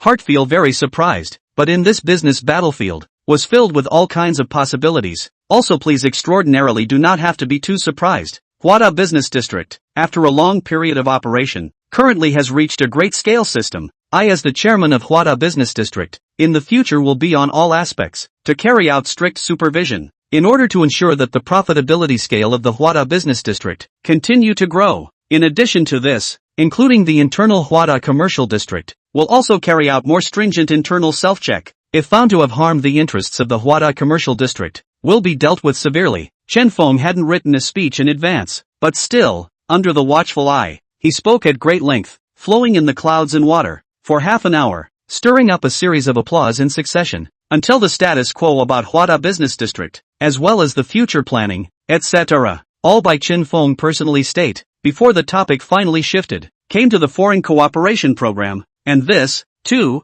was the most important part of the day. As soon as he heard Chen Feng mention cooperation, Lin Yefeng violently tensed his entire body. Lin Fifan swallowed his saliva, but he still didn't dare to raise his head, only to hear Chen Feng open his mouth slowly, said, about the cooperation of Lin's group. Things happened during the equity change of Huada Business District, so during this period, has not been officially signed down, but after my before and after weighing, the terms of the agreement of this cooperation, should be modified again. Both sides renegotiate. Once the words came out of his mouth, the room was full of vibrations. One by one, the reporters, hearing almost flashed their tongues. This is half a bit of face, not leaving Lin's group. I can see that this newly appointed chairman, I'm afraid that he has a problem with Lin's group. This is clearly telling Lin's group that Huada Commercial District is going to sit on the ground and raise the price directly on the terms of cooperation. And if Lin's group doesn't agree, they'll have to face an even bigger stock price crisis. As for Chen Feng's move, many of the shareholders from Huada Commercial District, all of them froze in their seats,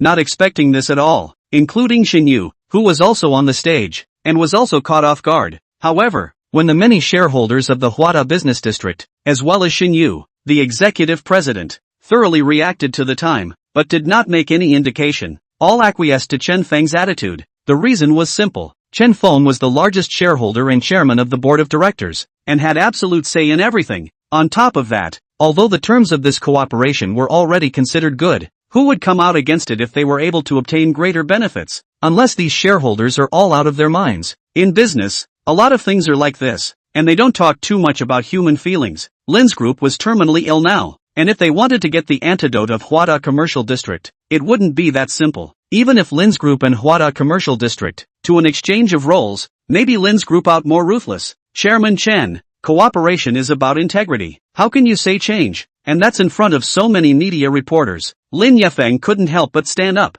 immediately feeling that he was slapped in the face, and the entire Lin's group lost face. The so-called integrity refers to after the contract agreement is signed, not before it is signed, and I also have the power to propose new terms of cooperation without me personally signing it. So if Lin's group is not satisfied with this, they can choose another next home. Chen Feng said. This, Lin Yefeng's face was embarrassed, cursing how there was still a chance to choose another home. It was important to realize that from the start of the negotiation, the step-by-step process until the signing of the agreement, it would take at least a month. If you give up this cooperation, and then so delayed, Lin's group is absolutely to gutter overboard. The most critical thing is, with the current situation, there is no better cooperation object than Huada Commercial District. In the stock market, what are shareholders looking for? Of course, is the stable and continuous growth, influential enterprise stock, not just pulled ahead to fill the number, can muddle through the water of the stock market, very deep it, Now the stockholders, one more than a fine, long ago not so good to fool.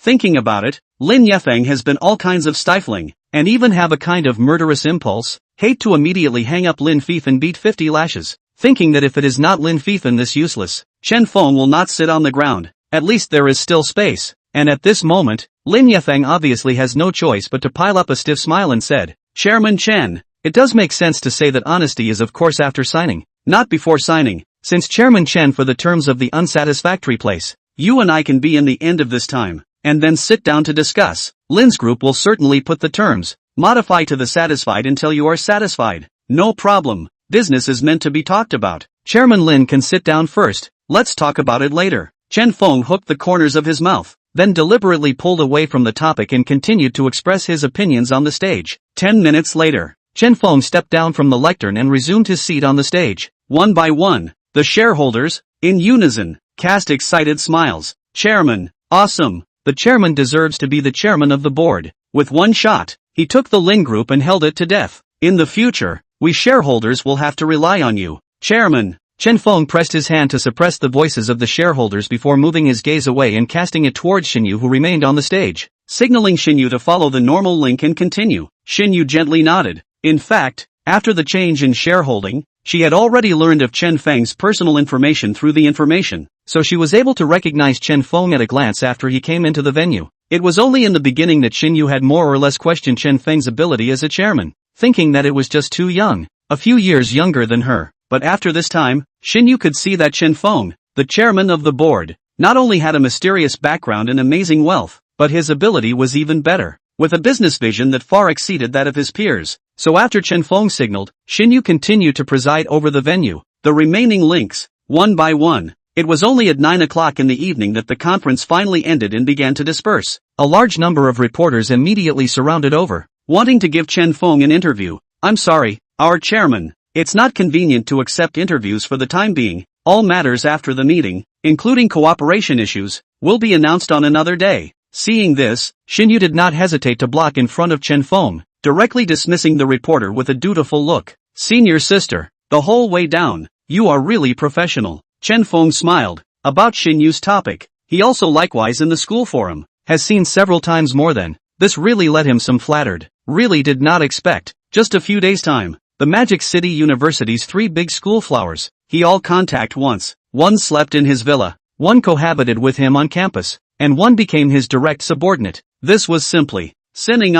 Chairman, you flatter me, these are what I should do. Xinyu was unsmiling and seemed to be a bit over-professional. Without waiting for Chen Feng to continue speaking, Lin Yefeng brought Lin Fifan and personally walked over. Chairman Chen, now can we sit down and talk again? Lin Yefeng gestured. Chapter 24, Getting Up and Leaving. Huada Commercial District, Chairman's Office. From Huateng Hotel, it was only a few minutes' walk to Huada Commercial District. The entire chairman's office was expensively decorated and appeared to be extremely stylish, highlighting the status everywhere. After closing the door, Lin Yefeng's face tightened and immediately dragged Lin Fifan forward. Chairman Chen, the canine son had offended you much before and caused you a lot of trouble. If it wasn't because of the canine son, the relationship between you and I wouldn't have developed to this point. In order to show Lin's group's determination to cooperate, if Chairman Chen has any unpleasantness, he can personally teach his canine son a lesson for me in front of me. I will never say anything, as long as Chairman Chen can be satisfied. I'll let my canine son kneel down and apologize to you. Seeing this formation, Xinyu stood by the side and was somewhat surprised.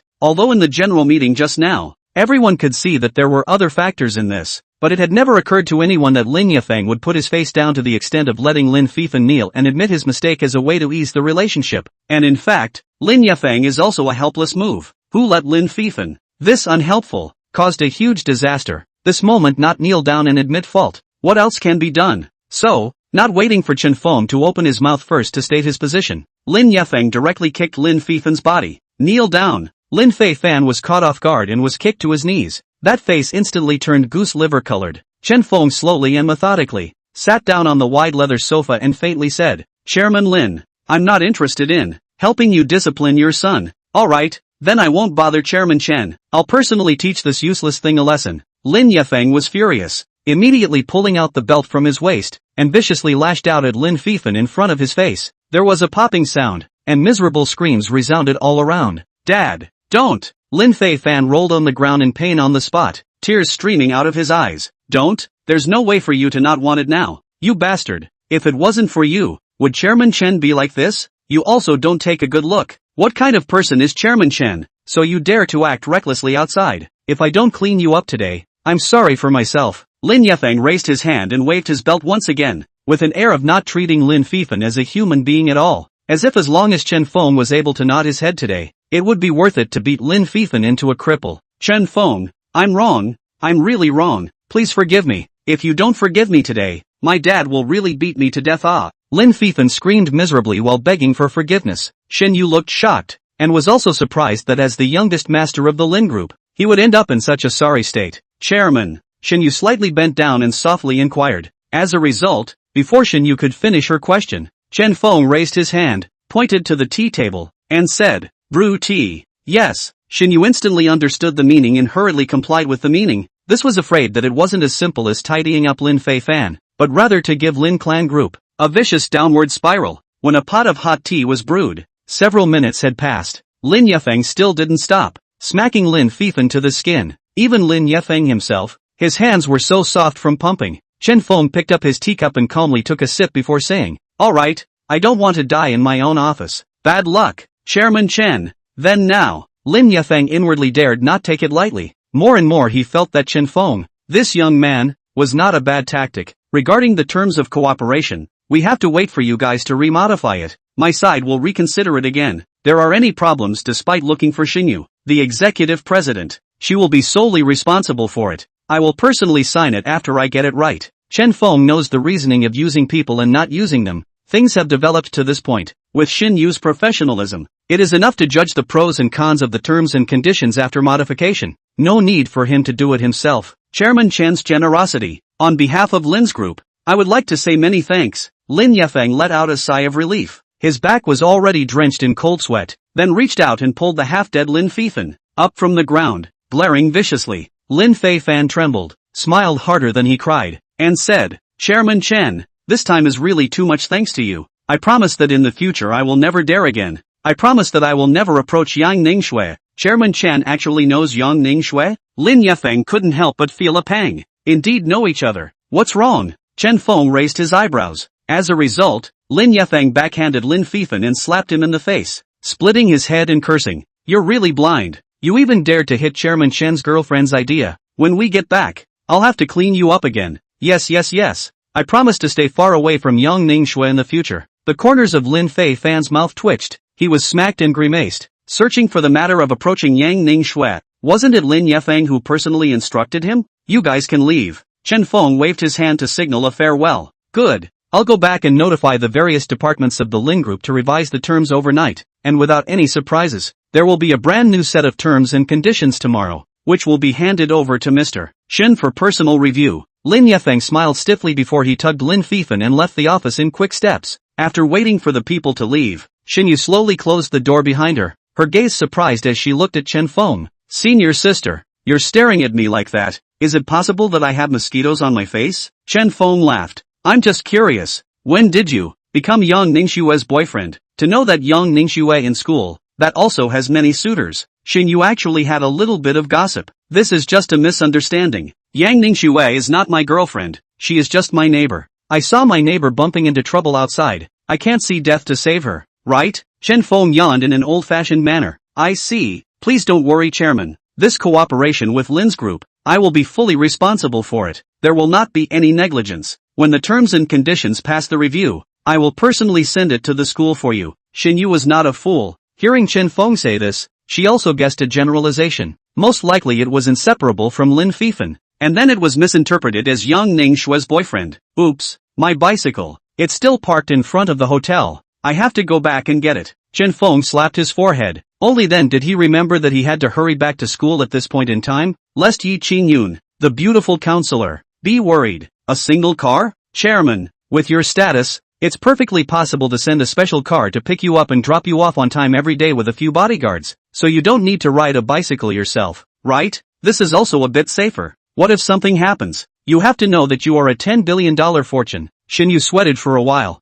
I don't like to be too ostentatious. Chen Feng put down a sentence, got up and left. Chapter 25 Pajamas. Hotel entrance. Chen Feng hurriedly ran to pick up his car and was preparing to hurry back to school. As a result, once he arrived at the hotel entrance, his Phoenix brand 28 bar actually disappeared. Asked the hotel security only to know, dare to be treated as garbage. Thrown on the garbage truck was sent away. This was the Chen Feng angry bad. Although it is not worth much money, but at least it can be used. He grew up frugal life, clothes sewing, cannot afford to waste a penny, even if nowadays the family is not rich, but also has never been a big spendthrift. This good reason. Was the hotel as garbage thrown away? Chen Feng does not heartache is strange. Regrettably, the bicycle has been unable to find back. More argument is useless. So Chen Feng had to endure the flesh pain. Thinking this side of the Yunding Manor is relatively close. Simply go back to a trip, so as not to be inconvenient afterward. Returning to Hentaying Villa, the time had already come to 9:30 p.m. As soon as Chen Feng entered the villa, he directly entered the garage. The garage was wide and several cars were being parked inside. Audi R8, BMW 7 Series, Bentley Timbuktu, Lamborghini Big Bull, and a Rolls-Royce Phantom Plus. Chen Feng stood in the garage, looked left and right, hard not to choose a suitable. Cannot help but tangled up. After all, he always do not like too much publicity. Everything is still lower profile better. Especially in the school that kind of non-stop. Here are all the value of the top of the luxury car, even the lowest grade of A, but also BMW 7 Series inside the top of the configuration of the 12-cylinder engine of the M760. A foot throttle down. Start with the rocket. Just at this time, the phone suddenly vibrated and rang. It was the beautiful counselor, Yi Qingyun's phone. Chen Feng hesitated for a few seconds before placing it on his ear and connecting it. Fellow student Chen Feng, it's this time of the day. Why aren't you back yet? Yi Qingyun's tone sounded worried. Cough cough cough. I've already called it a day and will be back to school soon. Chen Feng coughed dryly a few times and hurriedly coped. Student Chen Feng, I'm your counselor. I have the obligation to be responsible for your safety. So in the future, when you're out of school, try to check in with me. And remember to talk to me if you have any problems. Just think of me as your sister. Yi Qingyun said. Sister Yun. I know. Chen Feng nodded before hanging up. Pulling his thoughts back to the garage again, Chen Feng cupped his chin, pondered a little, and simply picked up the BMW's car keys, directly opening the door to go in, thinking that a BMW is always much better than driving a sports car and driving a Bentley. After all, this M760 has been more rare. No eyesight people, most of them cannot recognize, will be treated as an ordinary 7 Series. Thus, Chen Feng did not have time to observe the interior and drove out of the villa with a kick of the gas. However, just as Chen Feng drove out the door, Yang Ningxue quickly ran out from next door. Wait, Yang Ningxue looked anxious. Before she had time to see clearly the owner's appearance in the car, the BMW went off and disappeared into the night. Piss me off. Yang Ningxue depressed stomped her feet. This before and after. She has not seen the first villa owner's true face. Just heard the no. One villa has a movement. She just rushed out. Want to see a good side. By the way, grateful, who knows, and ran into the scene, are anxious to death. Regarding what happened before, she had personally gone to find Gao Yulan. In person, Gao Yulan kept apologizing to her, vowing that nothing like this would ever happen again. And Gao Yulan also said that she was just short of money, and was confused for a moment before she made this kind of mistake. For what Gao Yulan did, Yang Ningxue has completely chilled her heart, and will not treat each other as girlfriends in the future. But when Yang Ningxue asked who saved her that night, Gao Yulan actually stammered and said that she didn't know and had never seen her. So at this moment, Yang Ningxue, more than anyone else, was curious about the mysterious owner of Villa Number 1, and just what kind of god he was. As for that rag picker Chen Feng, he had long been left behind by Yang Ningxue. Why is it always like this? When exactly do I have to wait until the other party actually shows up? Ugh. Yang Ningxue couldn't help but sigh, suddenly a bit disoriented. Magic City University, School of Management Staff Dormitory Building. Chen Feng drove his BMW and parked in the parking space downstairs, put the car keys into his pocket, and then went upstairs with his hands and feet. As soon as he entered the dormitory, he saw Yi Qingyun, wearing a nightgown, sitting on the sofa. Pajamas. Sister Yun. So what? I'm back. Chen Feng gulped and couldn't help but feel constrained. Fellow student Chen Feng, you're really something too, tossing and turning until this hour to come back. In the future when you're outside, pay more attention to the time. I'm really worried that you'll run into trouble outside. Yi Qingyun's tone was slightly stern, but it was also mixed with a few moments of softness. I definitely won't come back too late in the future. Don't worry about it, Sister Yun. Chen Feng scratched his head as he forced himself to hide his embarrassment. Alright, I don't mean to blame you. I'm just worried about you. the bedroom I've organized for you. You can rest after you go take a shower. If you're hungry, Sister Yun, I can open a small stove for you and cook a late-night snack for you to eat. Oh, Yi Qingyun smiled faintly, coupled with a nightgown. It was simply mesmerizing. Then I'll go take a bath. Chen Feng's heartbeat unconsciously accelerated. Good, you can come out to eat after you wash. Yi Qingyun pulled up her sleeves, and then walked into the kitchen. Chen Feng shook his head, hurriedly took out a change of clothes, ran into the bathroom and directly took a cold shower before his emotions calmed down a little. Secretly, Yi Qingyun looked at him as a younger brother before arranging for him to live together. There was no such thing as a love affair. How could he be so dirty? Yi Qingyun, that was a serious woman. Finished washing? Yi Qingyun carried a big bowl of dumplings and came out from the kitchen. Sister Yun, why did you cook so many? Chen Feng took a look at the large bowl, which contained at least 4 people's worth. I see that you're outside of school and have to work part-time. I'm afraid that you'll work hard and go hungry, so I cooked a little bit more, and you're still growing your body. There's no harm in eating more. Yi Qingyun carefully placed the dumplings on the table, then took out 2 small bowls with spoons, then reached out and pulled Chen Feng to sit down. Thank you, Sister Yun. Chen Feng instantly felt cordial, like being at home, plus it so happened that he hadn't eaten all night and was starving. Yi Qingyun smiled charmingly and took the initiative to help Chen Feng serve it. Then with one hand resting on her delicate chin, she said, "Eat quickly, don't waste it, eat as much as you can. This is stuffed with leeks." Hearing this, Chen Feng had just picked up the spoon and it fell into the bowl, making a crisp ringing sound. Chives, leek stuffed? Chen Feng held his breath, secretly saying that this was a coincidence, or was it intentional? What effect does eating leeks have? Which guy doesn't have some pussy in his heart? Could it be that? Chapter 26, Despicable. After the dumplings were finished, Yi Qingyun went straight to sleep. As it turned out, Chen Feng was still overthinking things. The next day, Chen Feng woke up early, and when he just went downstairs, he saw a bald old man beside the BMW, looking around the car and mumbling under his breath. Which professor's car is this? BMW 7 Series, or M760, landing more than $2 million, more expensive than the A6 I drive. This person really knows about cars. To be so tasteful is really rare. The old man touched the Mediterranean Sea on his head, a burst of envy and pain in his eyes, just like an automobile enthusiast. In fact, most of the professors and instructors at Modu University have other identities outside of the school, so from time to time, there are many luxury cars coming in and out of the school. But like Chen Feng's BMW, it's extremely rare. Chen Feng scanned around downstairs for a while. Seeing that no one else was there, he simply approached the past. "Grandpa,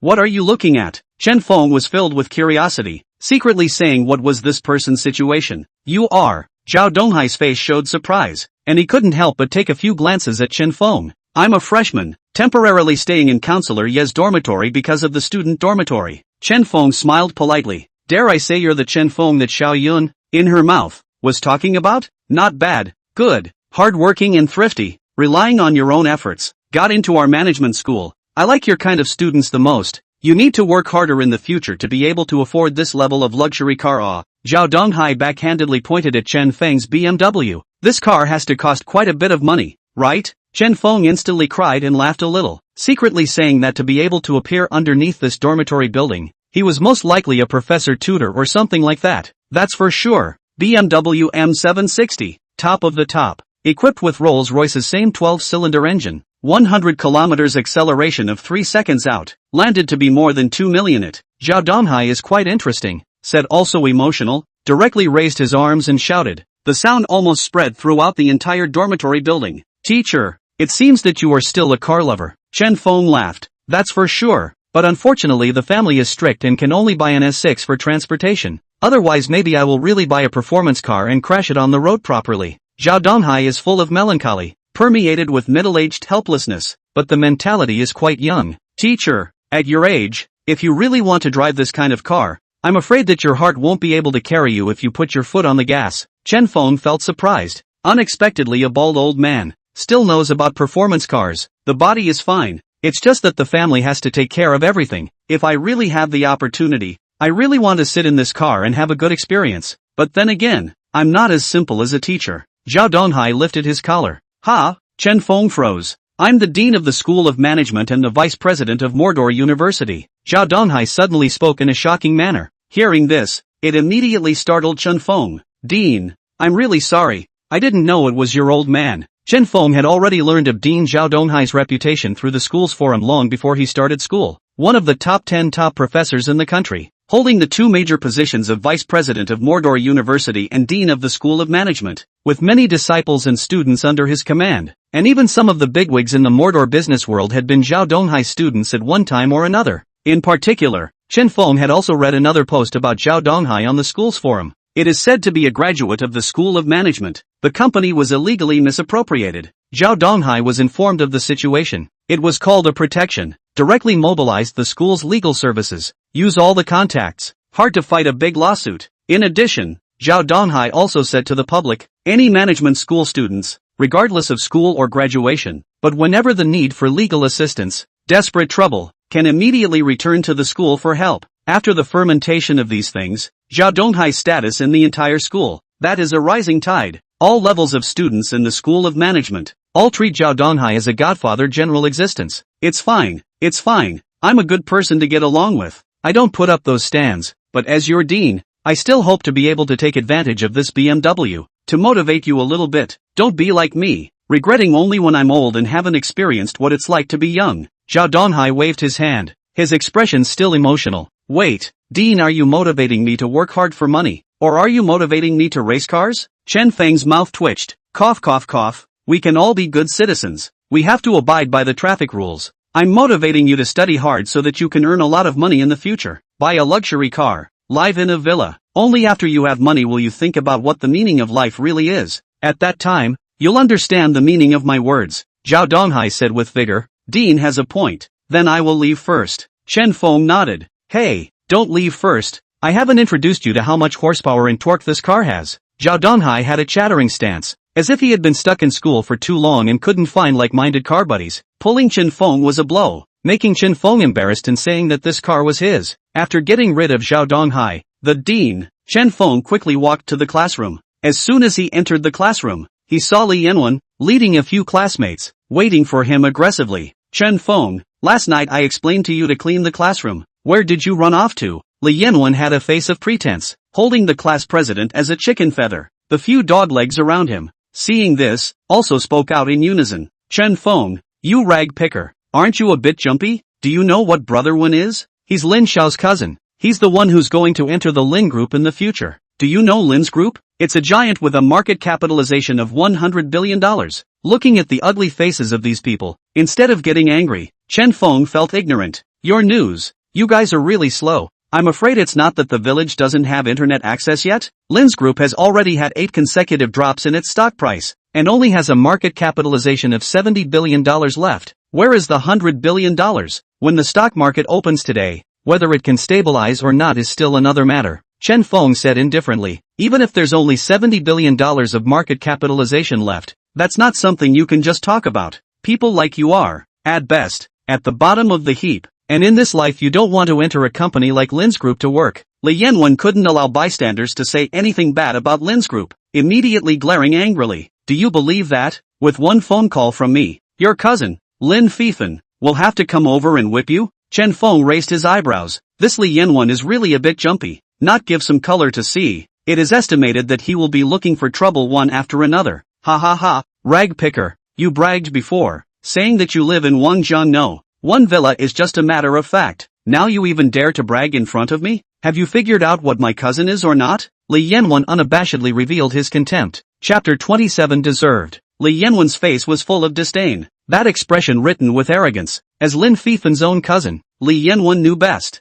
Lin Fifan was not only the man of the hour in the school, but also the successor of the Lin Group. As long as Lin Fifan successfully completed his studies and walked out of the door of Magic City University, he would immediately be able to walk onto the peak of his life. Chen Feng, district a rag picker poor. What qualifications can call Lin Fifan? And through last night's phone call, Li Yanwen even suspected that Lin Fifan is not with Chen Feng. There is what cannot get through the beamit. Chen Feng, you less bragging in front of me. The cowhide you blew before, it's already big enough. But what happened? You're still living inside the school? If you really have that kind of skill, you wouldn't have to run off to pick up trash. Li Yanwen clasped his hands on his chest, and the contempt in his eyes was suddenly even stronger. The few doglegs in the class, seeing this, also stood in line in unison. One dog-eyed and with extremely ugly faces. Brother Wen is right. Just by being a rag picker, how many skills can you have? Which one of us in the management college hasn't heard of Lin Xiao? You don't even take a piss and look in the mirror. So you dare to pretend here? One after another, a number of students came in from outside the classroom, both male and female. Seeing Chen Feng being ostracized and taunted by the scene, there was not a single student who stood out to help, but instead gloated and sat down to watch the show, not caring about themselves. Faced with this situation, Chen Feng shook his head and had to take out his cell phone, ready to teach Li Yanwen a good lesson. This complacent thing, so as not to look for trouble all day long in the class, like a fly, disturbing the peace and quiet. As a result, just after taking out his cell phone, Chen Feng suddenly remembered that he didn't have Lin Fifen's number at all. What? Don't have my cousin's number? Want to use my cell phone and call it for you? Li Yanwen snorted and directly took out his cell phone, placing it on the desktop. All the students in the class couldn't help but laugh at once. Then you call it, Chen Feng said indifferently. This is what you said. Don't say I didn't remind you if you lose face later. Seeing the opportunity, Li Yanwen naturally wouldn't let it go and immediately opened his cell phone, dialing Lin Fifen's number. The other side of the phone was quickly picked up, but it wasn't Lin Fan's voice. It was Lin Yifeng himself. Hello? When Li Yanwen heard this voice, he immediately tensed up, his face showing respect, and hurriedly rushed to the whole class to make a wink, signaling the whole room to keep quiet, before carefully saying, Great uncle, how is it that you answered the phone? Where is cousin? Cough cough cough. So what? Your cousin had a car accident, lying in the hospital. It is estimated that without half a month, cannot go to school. Lin Yifeng's tone was very awkward, as if he was deliberately hiding something, and when the students inside the classroom heard Li Yanwen say the title of great uncle, immediately also understand over who the person on the other side of the phone is. It was clearly the chairman of the Lin group, Lin Yifeng. For a while, the many classmates, too, began to stand in awe. Eldest uncle, cousin, this is too careless, isn't it? I had something else I wanted to look for him. Li Yanwen wasn't a fool. How could Chen Feng say such a trivial matter of chicken skin in front of Lin Yifeng? It's just bad luck. There's nothing much wrong with the person. In addition, I have to tell you a good news. Lin Yifeng deliberately digressed. What good news? Li Yanwen couldn't help but be curious. You probably haven't watched the news lately, but that's fine. Our Lin's group will soon start a formal cooperation with Huada Business District. The terms will be fully ready today, and then let the other party's chairman personally sign. Lin Yifeng laughed. This is good. Huada Business District, that is very powerful. Li Yanwen had a delighted expression on his face. Alright, turn around and I'll have extraordinary. Give you a call back. Lin Yifeng put down a sentence and then directly hung up the call. Li Yanwen put the cell phone back on the table, clapped his hands full of complacency and said, Chen Feng, I'm really sorry. Just now it was my great uncle who personally answered the phone. In front of him, I can't say this kind of thing to him, but I think just now everyone should have heard it. Lin's group is about to start a cooperation with the Huada Business District. Lin Xiao, in the future, if there's anything you need, you can just ask me. I promise to be at your beck and call, and after graduation, you do me a favor and see if you can get me in. A lapdog came closer. Getting a few people in, that's nothing more than a trivial matter. Li Yanwen was quite enjoying this flavor of being courted, and the whole person could be said to be floating. In an instant, the class of students all began to sit down, one by one, all close over, around Li Yanwen's left and right, and even a few female classmates, even also secretly give. Guys, do not need to be anxious. We still have a few years before graduation, which is so fast, but everyone rest assured, as long as the relationship with me is good, and so on after graduation, I certainly cannot be treated poorly. As for Chen Feng, this rag picker, let him this life for picking up rags. Ha ha ha, Li Yanwen sneered. Chen Feng shook his head, thinking about this Li Yanwen. His academic performance is impressive, but the reasoning of being a human being has not comprehended a few points. In Chen Feng's opinion, Li Yanwen, this kind of arrogant person, sooner or later, he will have to fall down, and be educated by the society severely. I don't know who it was just now, who was blabbering about it here, but as a result, what now? The dog-legger from earlier, immediately said in a fox-like manner, AI, don't talk about people like that. Isn't this trampling on their self-esteem? Maybe in the future, people can still rely on picking up rags and start a business as a scrap king. Li Yanwen's gloomy pressure on the hand, that looked to be more cheap and more cheap. Just when Li Yanwen wanted to continue to open his mouth and humiliate Chen Feng, he found that all the students around him, one by one, all closed their mouths, and only then did he suddenly realize that someone was standing at the door of the classroom. It was certainly Dean Zhao Donghai. Dean, good day Dean. Li Yanwen's head shrunk, and he was instantly abashed as if he were a quail. Humph, today is my first class in your class. I just arrived at the classroom door, and I saw you taking the lead in doing this kind of thing. Li Yanwen, Li Yanwen, you're really a little bit unbridled. Don't think that just because you have good grades, you'll be able to see no one else. Zhao Donghai boarded up his face and immediately walked next to Chen Feng, secretly patting Chen Feng's back as a sign of comfort. Dean, I know I'm wrong. I'm sorry. Li Yanwen swallowed his saliva and looked embarrassed. Zhao Donghai's position in Modu University, that was known to everyone. Very good when he was good. Extremely harsh when he was harsh. In minutes he could draw a thick line on the student's life resume. Occupations don't discriminate between noble and lowly. This Chen Feng student, the experience of working and studying hard, is worthy of everyone to learn from, not to be demeaned. If you let me find out again, come directly to my office. I will teach you how to behave properly. Zhao Donghai opened his mouth with a stern face. It was called a dignified appearance. Chen Feng stood by the side and looked a bit dumbfounded.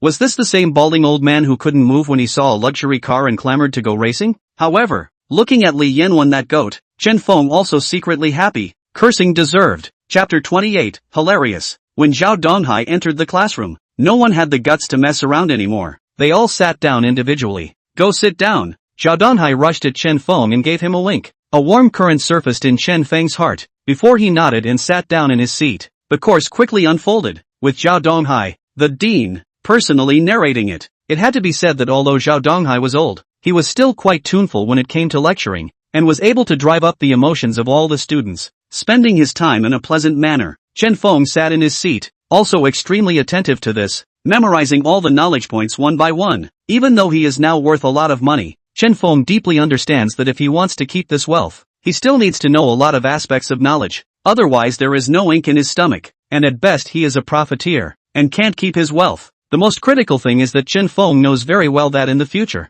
he will have to have frequent contact with the upper class. If he is asked about his knowledge blind spots at a banquet of some tycoon, or in front of his future partner, how humiliating would that be? After one lesson, Chen Feng could be said to have gained a lot. When Zhao Donghai announced the end of the class and walked out of the classroom, he suddenly stopped his pace and turned back to wave at Chen Feng. Student Chen Feng, come out with me for a moment. There are a few words I want to say to you. This action, which fell in the eyes of the class, all looked very surprised. Chen Feng did not think much about it, and immediately stood up and followed Zhao Donghai to the stairwell next to the corridor, only to see Zhao Donghai sigh, raise his hand and pat Chen Feng's shoulder, opening his mouth to offer a comfort. Chen Feng, for a student like you, I personally like you very much. Li Yanwen is indeed excellent in her studies, but in many aspects, there are still deficiencies. I hope you won't be affected by these. Nowadays society is very realistic. I am also considered to be a person who has been there, and I know very well that in today's world, it's all about money, but money is a thing that doesn't exist now, doesn't mean it doesn't exist in the future.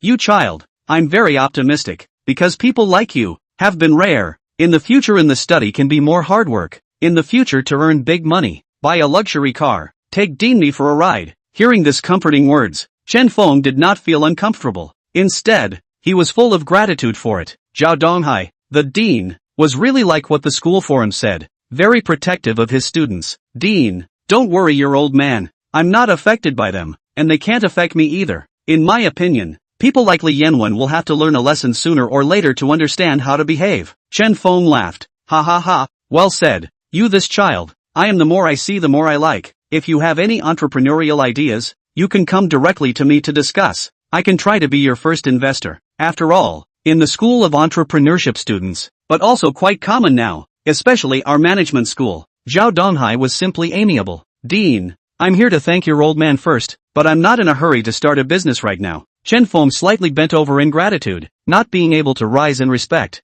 Thinking that if Zhao Donghai knew that he was already the chairman of Huada Business District, what would Zhao Donghai's expression be? Alright, you still have classes left, hurry back. In addition to the problem of your accommodation, in the future you can live in Yi Qingyun's dormitory. No need to move to the student dormitory. After all, Yi Qingyun is also what I watched grow up. I will instruct her to take care of you more. Zhao Donghai smiled and waved his hand before turning to leave. Chen Feng returned to the classroom, and as soon as he entered, he saw that Li Yanwen was surrounded by people again. Being surrounded by clusters, Li Yanwen raised her eyebrows and sneered. Chen Feng, I wonder if you, right now, know that you are disgraced? If it wasn't for the dean coming just now, you definitely wouldn't have a step to take. Brother one, that's the wrong thing to say. Where would Chen Feng have any steps left? He lost his face a long time ago. The lapdog from earlier started yelling again. Chen Feng was too lazy to care, and was already tired of these boring plays. It was too childish to fight with these people. Oh, and sat back down. preparing for the next lesson.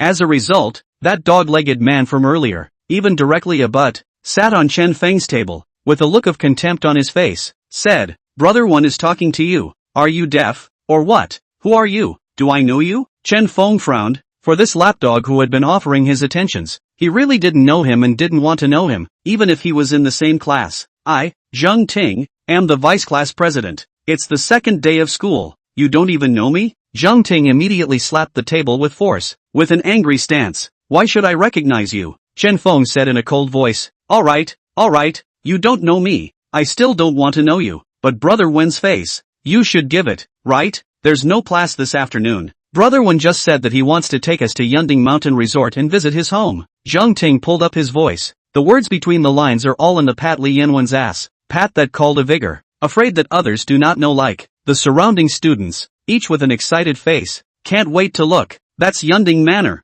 Magic City, one of the top few luxury residential areas. Don't even think about what Brother Wen is, the chairman of Lin's group. Are all Brother Wen's uncles, living in Henteing Manor? Isn't that a normal thing? However, it's better not to invite this ragpicker to go, right? Lest he can't afford to pay for the things in Brother Wen's house if he breaks them. No, of course we should invite Chen Feng along. We are all classmates. How can we leave him alone? This is too inconsistent with the team spirit. Besides, Chen Feng also said before, he is like me, also live in the Yunding Manor, and also Wangjiang no, one villa. Li Yanwen said groggily. Right.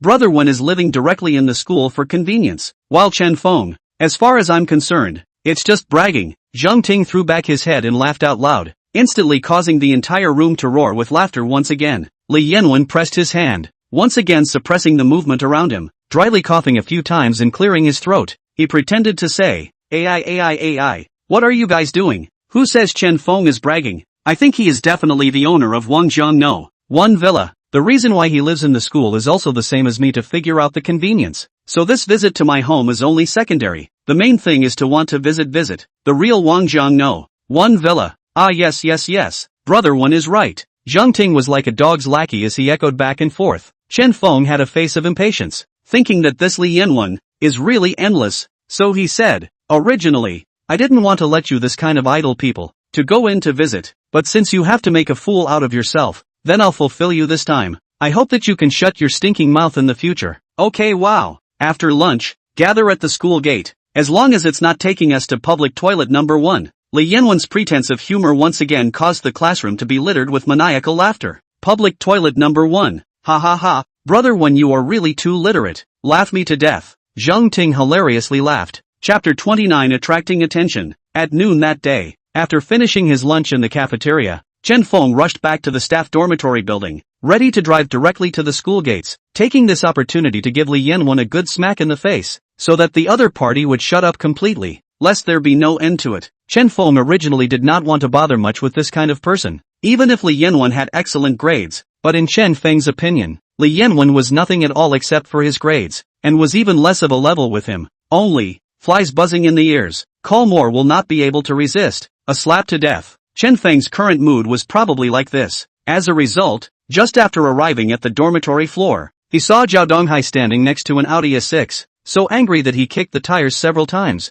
This broken car, when doesn't it break down? It just happens to break down at critical times. What should I do? I still have to make a trip to Yunding Mountain Resort to sign an agreement with someone. Zhao Donghai had a distressed look on his face, touching his bare Mediterranean Sea. I couldn't help but feel anxious. Chen Feng raised his eyebrows and curiously walked over, asking, Dean, what's wrong?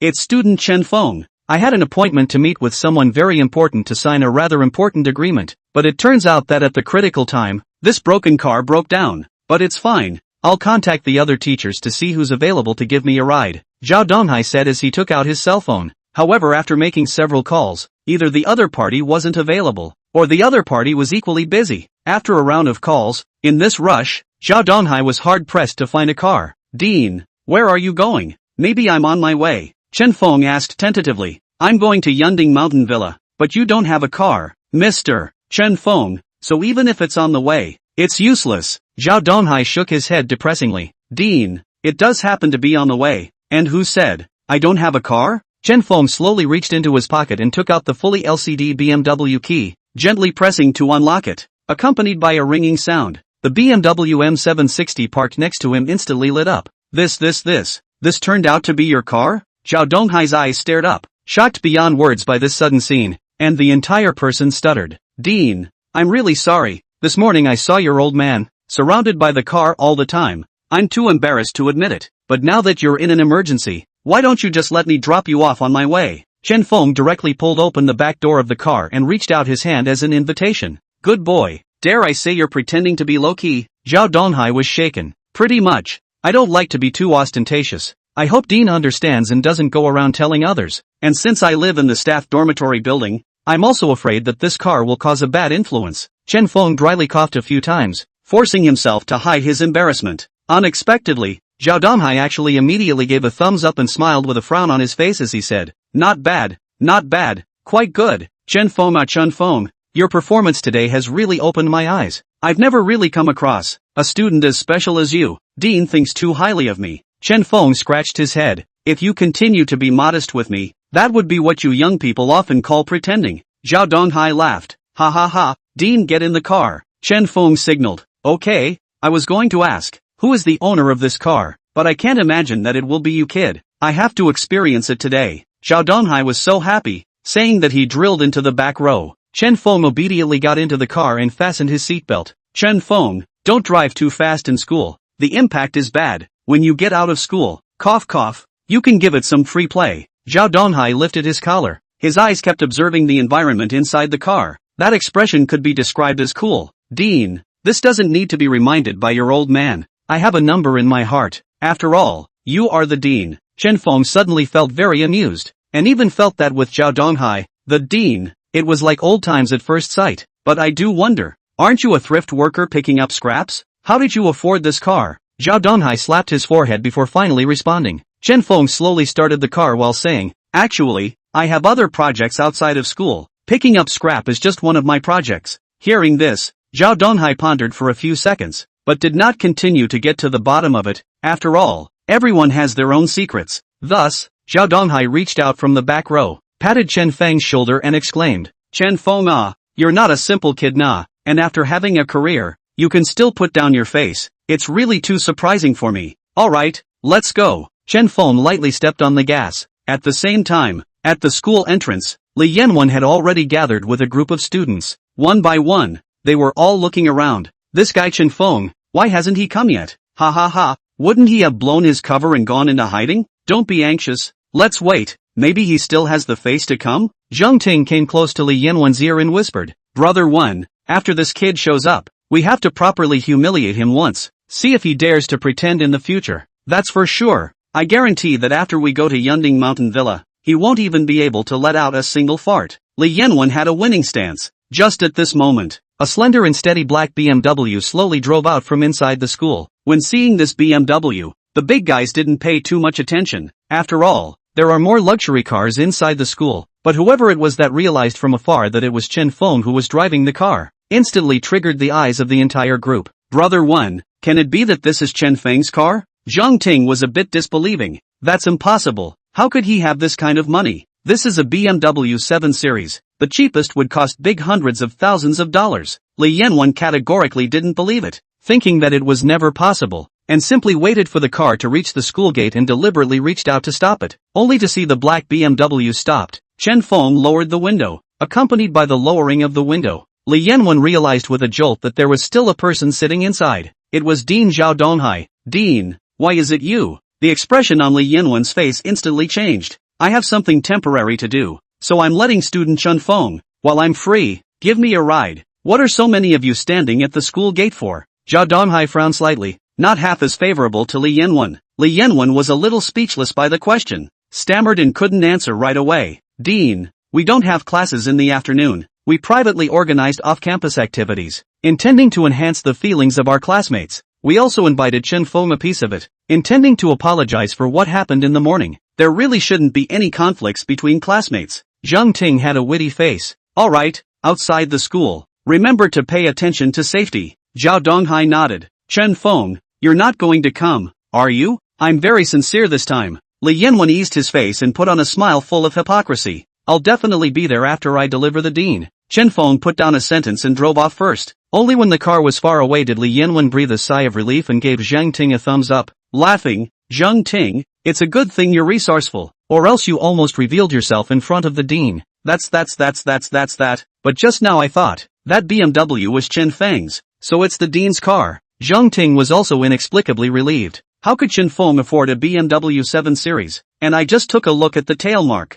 That's BMW's M760. Low profile to the point where the average person wouldn't recognize that kind of car. It's more than $2 million on the ground. So besides the dean's car, who else's car could it be? Chen Feng, that kind of goods can only give the dean as a driver. Li Yanwen snorted. A 2 million plus BMW? The dean can really be a bit outrageously low-key. I'd definitely buy a Porsche if I had that kind of money. Zhang Ting couldn't help but sweat. Get. Let's not talk about the dean's business. Let's set off first. We have to give Chen Feng a bit of color today. Let him know that he knows what the gap between him and me really is. Li Yanwen looked exuberant. Chapter 30, A Misunderstanding. Yunding Mountain Resort. The car pulled up to the gate, and the security guard immediately stepped forward. Chen Feng lowered the window of the car, and when the security guard saw Chen Feng's appearance, he immediately raised his hand in salute and opened the door to let him in. The journey was unhindered and the car entered the manor smoothly. Chen Feng, just now the security guard didn't even ask, why did he open the door?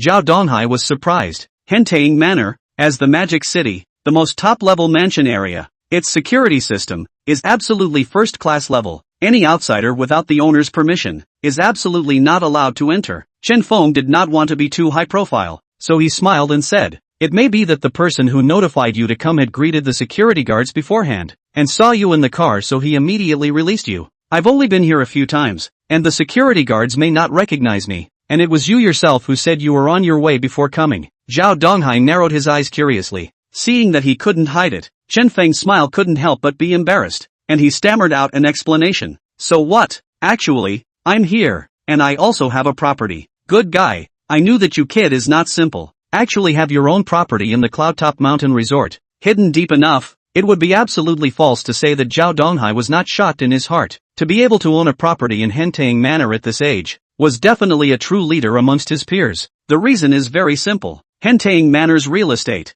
is not money can buy, but need to be attached to a number of conditions in order to obtain the purchase qualification. The market, those who have a multi-million-dollar family of tycoons, and even the qualification of the Hentang Manor's purchase of the house cannot reach the standard. Dean, it's better not to talk about me. Which area of the Hentang Manor do you want to go to, so I can send your old man over? After that I still have to participate in the activities organized by the class. Chen Feng hurriedly changed the topic, not wanting to discuss it more. Wangjiang Villa area, door number 2. Zhao Donghai suddenly uttered a shocking statement. Hearing this door plate number, Chen Feng was instantly stunned. Wangjiang Villa No. 2, wasn't that Yang Ningxue's home? Dare Zhao Donghai, the dean, purposely run to Yang Ningxue's home to sign the agreement? Thinking of the second villa, Yang Ningxue's father, Chen Feng was somewhat speechless. Really want to meet on the side? Maybe in vain will be beaten. Chen Feng pretended to be unaware of the situation, and immediately drove along the mountain road, into the Wangjiang Villa area, and then stopped outside Yang Ningxue's villa. The second villa at this moment was open. Chen Feng hurriedly stepped on the brakes and skimmed his lips. Dean, I'll send you here. Just at this juncture, before Zhao Donghai had the chance to get off the bus, Yang Ningxue's grumpy old man came out from the main hall of the villa to greet him, and even reached out to help open the door. Dean Zhao, you've kept me waiting. Yang Zhenhai was all smiles. I'm the one who's embarrassed. It's clearly me who asked you to help manipulate stocks, and I ended up being late. Zhao Donghai hurriedly got out of the car with a very ashamed expression. It's okay, Dean Zhao is here. I'm too happy to be late. The stock thing you can rest assured. I personally help you watch. There will not be a problem. Sign an agreement to go through a form. Besides you are still Ningxue's teacher. How can I also not let you lose money? Yang Zhenhai smiled with a beaming face. This you're too modest. Look at the stock market. Who doesn't know your Magic City stock god Yang Zhenhai's great name? Zhao Donghai similarly laughed out loud. For Yang Zhenhai's reputation, it was like a thunderclap. Come, go in and have a cup of tea first. Yang Zhenhai reached out his hand as an invitation.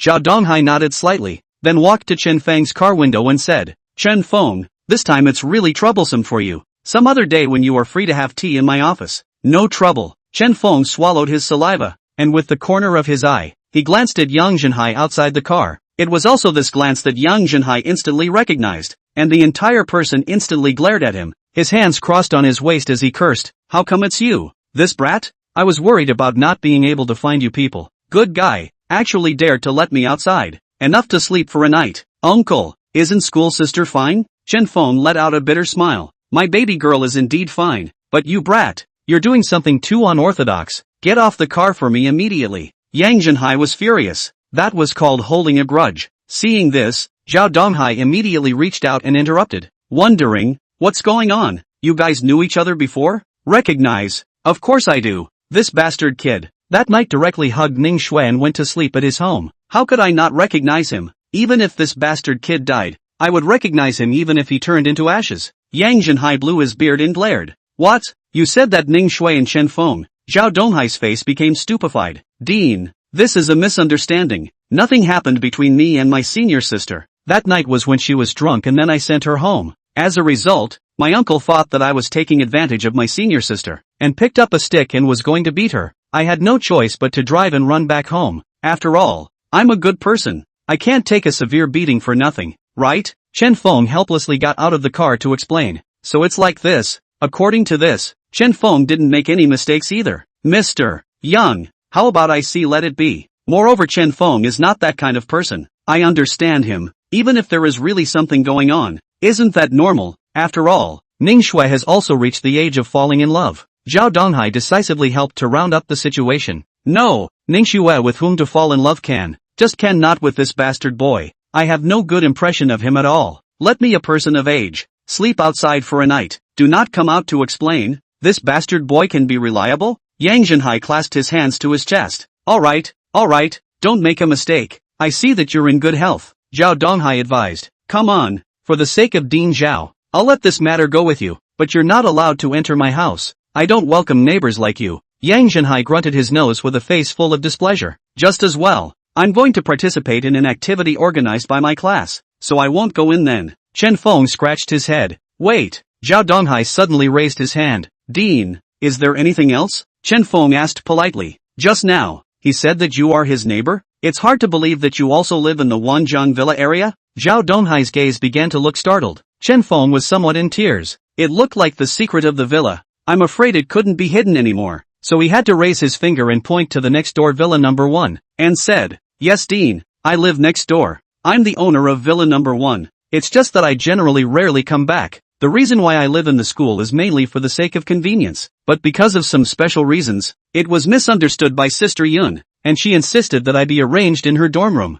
You said that you are the owner of Villa 1? The corners of Zhao Donghai's mouth twitched. His high blood pressure almost committed a crime. The shock that Chen Feng had brought to him in this short period of time was one wave after another, just like riding a roller coaster. Chapter 31 Elegant Environment. At the very beginning, Zhao Donghai thought that Chen Feng was diligent and hardworking, a good seedling worthy of cultivation. Only later did he accidentally discover that Chen Feng was so young that he was already driving a top-of-the-line BMW. Not at all what he imagined, but rather, he had a wealth of strength that far exceeded that of his peers, and he also had an independent property in the Yunding Mountain Resort. The result is the most unexpected. Chen Feng is actually the owner of Wangjiang No. 1 Villa. It was important to know that the Wangjiang No. 1 Villa was the most famous of the several mansions in the Magic City, and could be considered to be of great value. In Zhao Donghai decades of education career, has never encountered, like Chen Feng so special students, is simply shocked to the extreme, a great sense of the unthinkable.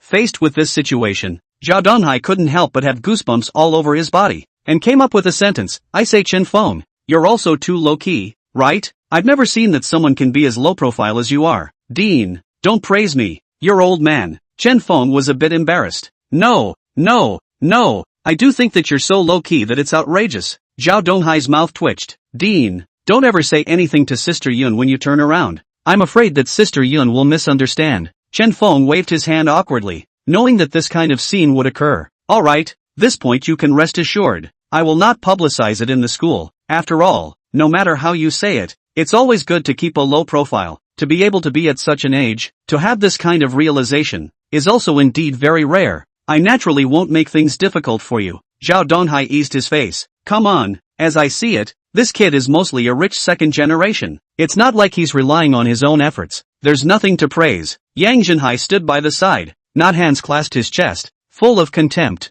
he is a white-handed start. In his life, the most despised is those who rely on their father's foundation, spendthrift people. As a result, just after Yang Zhenhai finished his sentence, Zhao Donghai said solemnly, Mr. Yang, for this matter, I'm afraid you're looking at it the wrong way. Chen Feng is not a second-generation rich. If he's not a second-generation rich kid, what else could he be? What can he do at this age? Without the help of his parents, can he afford to live in Villa 1? Yang Zhenhai snorted in reply. Cough cough cough. Chen Feng's situation. As the dean, I know best. Although it's not good to tell Chen Feng's family situation to his face, I still want to let you know that Chen Feng is indeed not a second generation of rich people. Because Chen Feng's parents have always been selling fish in their hometowns. So for Chen Feng to be able to have this achievement, no one can help at all other than relying on himself. Zhao Donghai said categorically. Hearing this, Yang Zhenhai's face instantly turned the color of goose liver. At the age of just going to college, he was able to start from nothing and live in the most top-notch Villa 1? What kind of international joke was that? When he was at this age, Yang Zhenhai was still ignorant, and didn't even have the concept of making money. Brat, what Dean Zhao said, is it true? Yang Zhenhai swallowed his saliva, his eyes gradually producing changes. It's true that my parents are selling fish in their hometown, making money with their own hands. It's nothing to be ashamed of, but my parents aren't clear about my situation yet. So after the situation on my side stabilizes, I plan on picking them up to come over to enjoy their happiness. Chen Feng was all filial piety. Count on your kid not forgetting his roots. But what does this have to do with me? Dean Zhao, let's just go in and sit down first. Yang Zhenhai skimmed his mouth, but his heart was still full of displeasure. Even though Chen Feng was indeed capable of quite a bit, he didn't have to look at anyone's face to do his work. So this didn't hinder, at all, his personal antipathy towards Chen Feng. Chen Feng, aren't you going to participate in an activity organized by your classmates? Hurry up and go, don't be late. Zhao Donghai nodded slightly before waving his hand at Chen Feng. Seeing this, Chen Feng hurriedly got into the car and arrived at the elegant park of the Yunding Mountain Manor according to the pre-agreed location. The Hentaying Manor, in total, was divided into 3 major areas. The elegant park, which was in the middle grade, was full of detached duplexes as far as the eye could see, with an elegant environment. Along the park road, Chen Feng saw from afar, outside the gate of a duplex building, parked a bus. Classmates came down from the car one after another, very lively, all standing outside the gate, looking around, marveling. Is this Win's home? What a big duplex. Brother Win is really generous, directly renting a bus to transport us. When we entered just now, the security guards even saluted at Brother One. Living here is different. The quality of the security guards are all top-notch. If only my home was also here, how nice it would be. Under a crowd of people and boasting, Li Yanwen can be said to be the star of the show. Brother One, this duplex, how much did you buy it for? Zhang Ting piled up a fawning smile and followed behind like a dog lackey. My parents bought it early back then. That's why it cost tens of millions of dollars. But according to the current market price, as well as the environment of the Hentaying Manor, the detached duplex in the elegant park, it can't be taken down without a few $100 million. And in addition the property is written in my name. Li Yanwen spoke with a hardness. Several $100 million. Zhang Ting huffed backward. Hearing this figure, a group of female students in the class even hated to throw their arms around him. Actually, this is nothing. My parents work for Lin's group and often have to travel all over the place. There's more than one set of real estate at home, and it just so happens that no one is at home today. So that's why I brought you guys in to take a look around. Li Yanwen proudly flaunted. Brother One deserves to be Brother One. Zhang Ting slipped in. That guy Chen Feng, why hasn't he come yet? Li Yanwen raised his eyebrows in surprise. Just as he finished his sentence, he saw a BMW drive over and park directly behind the bus. Upon seeing this BMW, the crowd looked extraordinarily surprised, only to see Chen Feng slowly open the door and get out of the bus. Zhang Ting immediately walked up and said suspiciously, "How did you come into Yunding Mountain Resort? The security guards didn't stop you? Didn't I just say that I sent Dean Zhao out on an errand? It just so happened that it was at the Hentaying Manor. I didn't expect that you guys moved so fast and rented a bus on purpose." Chen Feng was old-fashioned and put the car keys into his pocket. "I said it's no wonder, but you're driving around in Dean Zhao's BMW. If it's bumped and bruised, you won't be able to afford to pay for it. You have to know that this isn't just any BMW. It's the most top-of-the-line BMW 7 Series. It'll land at more than 2 million. It's still the same engine as Rolls-Royce." Zhang Ting despised. Hey, Zhang Ting, what are you talking nonsense? Chen Feng, that is the owner of Wangjiang No. 1 Villa. How will he not be able to afford to pay? After visiting my house later, we still have to move and visit Chen Feng's Villa No. 1. Li Yanwen intervened in a conspiratorial manner, with a fake humorous expression. which instantly drew laughter from the audience and couldn't help but laugh. Chapter 32, Fake Paintings. If you didn't say it, Brother 1, I almost forgot about it. Makes sense, as the owner of Villa 1, how could he not be able to afford to pay out for a BMW? Chen Feng is definitely the most low-profile person in our school. Zheng Ting immediately cooperated, speaking in a strange voice. His appearance was extremely ugly, making the scene outside the door of the detached duplex suddenly seem even more bizarre. And many girls covered their mouths and snickered. Since everyone has arrived, let's go in and visit together. Li Yanwen directly took out the key and unlocked the gate before taking the lead inside. Chen Feng smiled and didn't say anything, following the footsteps of a group of people, following in from behind and arriving at the main hall on the first floor of the duplex. The entire duplex was built in an extremely foreign style, with a lot of Western-style items placed to set it off, and expensive paintings hanging on the walls, which were worth a lot of money at a glance. Especially through the top of the ceiling, is hanging a crystal lamp. Will be the elegant environment inside the duplex, show to the fullest, just like in a piece of opulent private palace. When seeing the surroundings, the class could not stop being surprised, and envy surfaced without fail. Zheng Ting stood in front of a Western-style mural, looked up and examined the colorful outline of the mural, and exclaimed, Brother 1, this mural in your house, it must be from a master's hand, right? That's right, this mural, is my father in Europe when traveling? Specially spent 5 million euros to auction down, is a master painter in Europe by. Li Yanwen carried his hands behind his back and raised his head proudly. 5 million euros, just for a painting? Zheng Ting was shocked beyond words. Some people were even more exaggerated and hurriedly took out their cell phones to surf the internet to check the exchange rate of the euro transferred to the country. Under a check, it was learned that 5 million euros, converted into domestic currency, was worth nearly 40 million astronomical figures, which made all the students present. None of them were able to maintain their composure. A mural will be worth nearly 40 million. Li Yanwen's family background. In fact, rich to what extent? The answer can be imagined. But seriously think about it. It does not seem strange. After all, Lin's group chairman is Li Yanwen's own uncle. If Li Yanwen's parents cannot afford to buy such a mural, that is really strange. At that moment, Chen Feng walked slowly over from the crowd, stopping in front of the mural and looking up. Chen Feng, you'd better not touch it, just stand here and look at it. You heard it just now. This mural is worth nearly $40 million, but if there's even a little bit of damage, it's considered ruined. Zheng Ting had a fox-like face. Hey, Zheng Ting, what's wrong with you? Just now not just reminded you. Chen Feng is the owner of the No. 1 villa. How can you not be able to afford to pay for it? How does this brain of yours work? Can't you have a little bit of eyesight? Li Yanwen shrugged his shoulders in a pretentious manner. Brother 1, look at this brain of mine. I really don't have a memory. I promise that this won't happen again. Zheng Ting slapped his forehead, cooperating quite tacitly, and for a while inside the main hall, the sound of laughter echoed once again. Li Yanwen coughed a few times to clear his throat, suppressing the noise in the main hall, then deliberately reached out and pointed to the wall mural, saying, Chen Feng, this mural is from the hand of a top European master. My father was auctioning it with someone, and it was not easy to auction it off. I don't know what unique insights you have on this mural. Chen Feng squinted his eyes, gazing at the content of the mural, and indeed shook his head, and faintly said, the content of this mural is obviously depicting the elegant scenery of the European court, the life of the European aristocrats before the last century, and the painting style is mimicking the distinctive style, but unfortunately, it is a fake painting, a forgery only. As soon as the words came out of his mouth, the whole room was in an uproar. Fake painting? Li Yanwen instantly frowned. Chen Feng, this is Uncle Li. Who got it from an auction in Europe? How could it be a fake painting? You are less likely to talk nonsense here, just based on you, a rag picker. What insight do you have to be able to tell that this is a fake painting? Zheng Ting instantly exploded. That's right, Chen Feng, what makes you say that this mural at my home is fake? Li Yanwen questioned. The reason is very simple. Inside the toilet of my villa, there is this mural hanging. Although this fake in your home imitates very similarly, but in reality, there is still a gap. At the very least, in terms of the color of the mural, it is not as good as the one in the toilet of my villa. Chen Feng explained with a calm demeanor.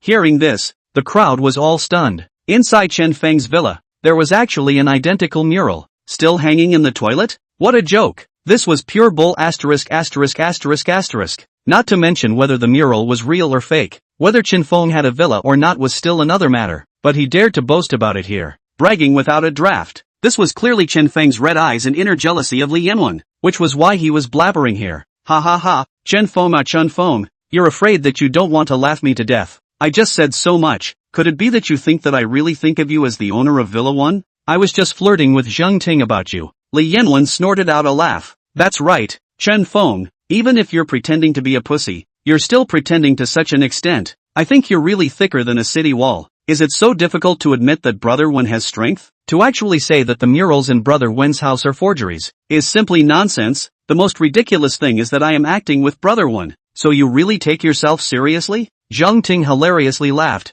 no longer bothering to hide his face, and was a burst of taunts in front of his face. I originally did not want to let you guys into my villa to visit. After all, my villa, all our valuables, but where there is a little damage, I'm not very good to let you claim. After all, you may not be able to afford to pay, but since you guys have to be like this, then I might as well take you guys to visit. By the way, look at my villa toilet inside the mural. Is not exactly the same as the Li Yanwen home. Exactly the same. Chen Feng had already had enough of these boring dramas, and now he just wanted to hurry up and solve the trouble, so that he wouldn't have to be like a fly every day, buzzing noisily in his ears and affecting his schooling. Fine. It's not far from here anyway. It's just a few minutes walk. Li Yanwen snorted coldly. I'd like to see, when we get to the door of Villa number 1, how are you going to get in? If the security guards find out that you're trespassing, we won't take the responsibility for you. Zheng Ting was aggressive in his stance. As the owner, I brought someone into my own villa. How can it be trespassing on a residence? Chen Feng turned around and took the lead to go out. Li Yanwen and Zheng Ting, glancing at each other, couldn't help but nod to each other. Brother Wen,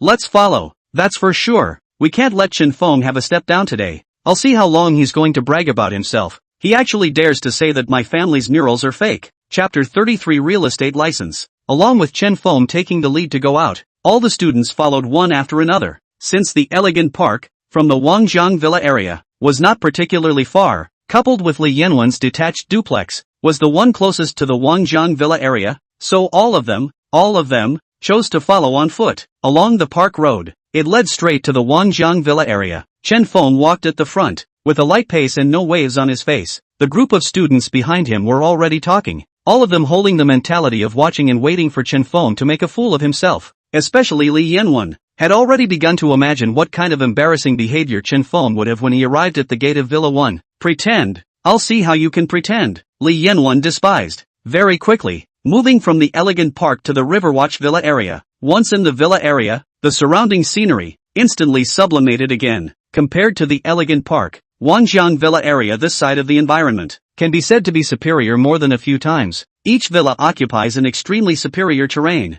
Put an eye can see the distant river scenery, even if it is Li Yanwen, after entering the Wangjiang Villa area, but also by the inner sigh of praise, to be able to live in this kind of place. Owners, which is not a business predator, dignitaries, stock market giants, with Chen Feng, this rag picker, still dare to speak out loud, bragging about having the most expensive villa number 1. It is simply a fantasy. Hard to blow, the cowhide are broken. To know Wangjiang Villa area, absolutely is the inch of gold place. I'm afraid Chen Feng pick up 10 years of rags, cannot afford to buy a square meter here. Following the order of the Wangjiang Villa area, all the way forward, wherever he passed, each villa are manifested in an unparalleled momentum of grandeur, until the end finally came to Wangjiang No. 1 villa's door. When they saw the villa in front of them, all the students could not stop moving. The area of Villa 1 was obviously much larger than the other villas, especially the external construction. It is far more than other villas, to come more atmospheric, like a castle. Horizontal pressure in the Yunding Mountain Resort, even a brick and tile, are the top materials. This is the number 1 villa? I never dreamed that I would have the chance to come in and take a look. It is said that Villa No. 1, at the early stage of Hentaying Manor's completion, was already sky high, and its current value. Chen Feng, didn't you say that you are the owner of Villa 1? Then try opening the door. I advise you better hurry up, or else you will be found out and it will be hard to explain at that time. If you really want to offend the owner of the villa, it's your own problem. Don't involve us. Li Yanwen swallowed a mouthful of saliva. In the face of the number 1 villa, also cannot help but heartbeat accelerated. Regarding the owner of Villa number 1, in fact, in the owner group of Yunding Mountain Resort, there had long been countless speculations. Some people say that the owner of the first villa is a top businessman. Some people say that the reason why the owner of the first villa never shows up is because of his special status and inconvenience. Some even say that the owner of Villa 1 is from one of Yanjing's great families. All these speculations have never been confirmed, but there was no doubt that the owner was definitely not an ordinary person. No matter what, It was not Chen Feng's turn to be the king of rags. That's right, you'd better move fast. If you can't, you should just admit that you're bluffing, so as to save yourself from touching other people's gates and getting into trouble. Zhang Ting was also starting to get a bit unsettled, fearing that this small move would offend the villa owner and then cause trouble. Sorry, I'm going to let you guys down today. Chen Feng hooked up the corner of his mouth and reached into his pocket, slowly taking out a doorcard key and touching it towards the access control. Tick-tock. As the door stopper sounded, the door swung open. This sudden change left all the students present collectively dumbfounded. This is impossible. Li Yanwen choked on the spot. He can actually open the gate here? Zhang Ting was shaken. Chen Feng put away his doorcard and shrugged leisurely before reaching out his hand to indicate. What are you still frozen at the door for? Don't you want to go in with me for a visit? Where did you get the doorcard key? Li Yanwen spoke stiffly. You wouldn't have stolen it, would you? Zhang Ting grimaced. You were the ones who clamored that you had to visit, and now after bringing you here, you're here talking about it. Since you guys don't have to believe it, you can stay at the entrance and I'll bring the other students in. Chen Feng was lazy and lifted his leg to walk inside. Seeing this, a group of students quickly reacted, and really couldn't help but be curious. Swarming in unison, Li Yanwen and Zhang Ting, once again, looked at each other. Brother One, why don't we also go in and take a look? Let's go. I really don't believe it. He's the owner of Villa Number 1. There's definitely something fishy here. After saying that, Li Yanwen and Zhang Ting also quickly followed. Passing through the wide front yard of the villa, they arrived at the villa hall. The moment they pushed the door in, the carving of the fence that greeted them once again shocked everyone, and they all looked dumbfounded. The villa was so big that it was more than several times bigger than Li Yanwen's duplex, especially the internal environment of the villa. The decorative layout is even more brilliant, placed a large number of works of art, showing the real elegance. Compared to Li Yanwen's duplex, it appeared extraordinarily simple and vulgar, like a world of difference. Is this the internal environment of Villa No. 1? Zhang Ting gathered his face and held his breath. He was also shocked, and even stood cautiously, not daring to reach out and touch it at all. Chen Feng stretched out in his old mind, sat on his butt on the sofa, pointed in the direction of the toilet, and said indifferently, the mural mentioned just now is indeed in the toilet. Those who don't believe it can go and take a look. The words fell. Immediately someone went forward. As a result, when they pushed open the toilet door, there was really an identical mural hanging inside, and in terms of color and material, it was clearly superior to the one at Li Yanwen's home. It seems that this mural is the real thing. Li Yanwen's father. It is estimated that he has been cheated and spent money that he did not know. The owner of this No. 1 villa. It's too extravagant. Such an expensive mural, actually hung in the toilet. It's simply too luxurious. Seeing this scene, Li Yanwen's face completely turned into goose liver color, so angry that he was almost 7, itching to immediately go back and tear that mural at home. Brother One, uncle is also too careless. Zhang Ting looked embarrassed. This matter doesn't matter now. What matters is whether Chen Feng is the owner or not. If he's not the owner and brought us in privately, that's illegal. I think it's necessary to notify the security. Li Yanwen thought of the simplest and crudest method. That is to notify the property security. By then, whether it is true or not, everything will be revealed. No need to notify the property. Chen Feng raised his hand to interrupt. What? Afraid? As I see it, you can't be the cleaner here, right? After all, Villa 1 is so big, it is definitely necessary to hire someone to clean it on a regular basis. You yourself are picking up rags. Wouldn't you be a part-time cleaner of Villa 1 before getting the key to the door card to come in and pretend to be a big head with us, right? Li Yanwen suddenly spoke out shockingly. Hey, Brother One, what you said makes sense. Chen Feng doesn't allow to call the property. He must be afraid of revealing himself. Zhang Ting snapped back to his senses and immediately nodded in agreement. It's not that I'm afraid of revealing, it's just that it's too much of a hassle, letting the property run around. How embarrassing is that? It's better to keep it simple and direct. With a Buddhist face, Chen Feng directly reached out and opened the drawer, taking out a brightly colored red certificate that landed on the table with a snap. Hooray, it was. Real estate certificate. Chapter 34, Finding him to settle the score. What the hell is this? Zhang Ting was confused and looked at the real estate license on the table.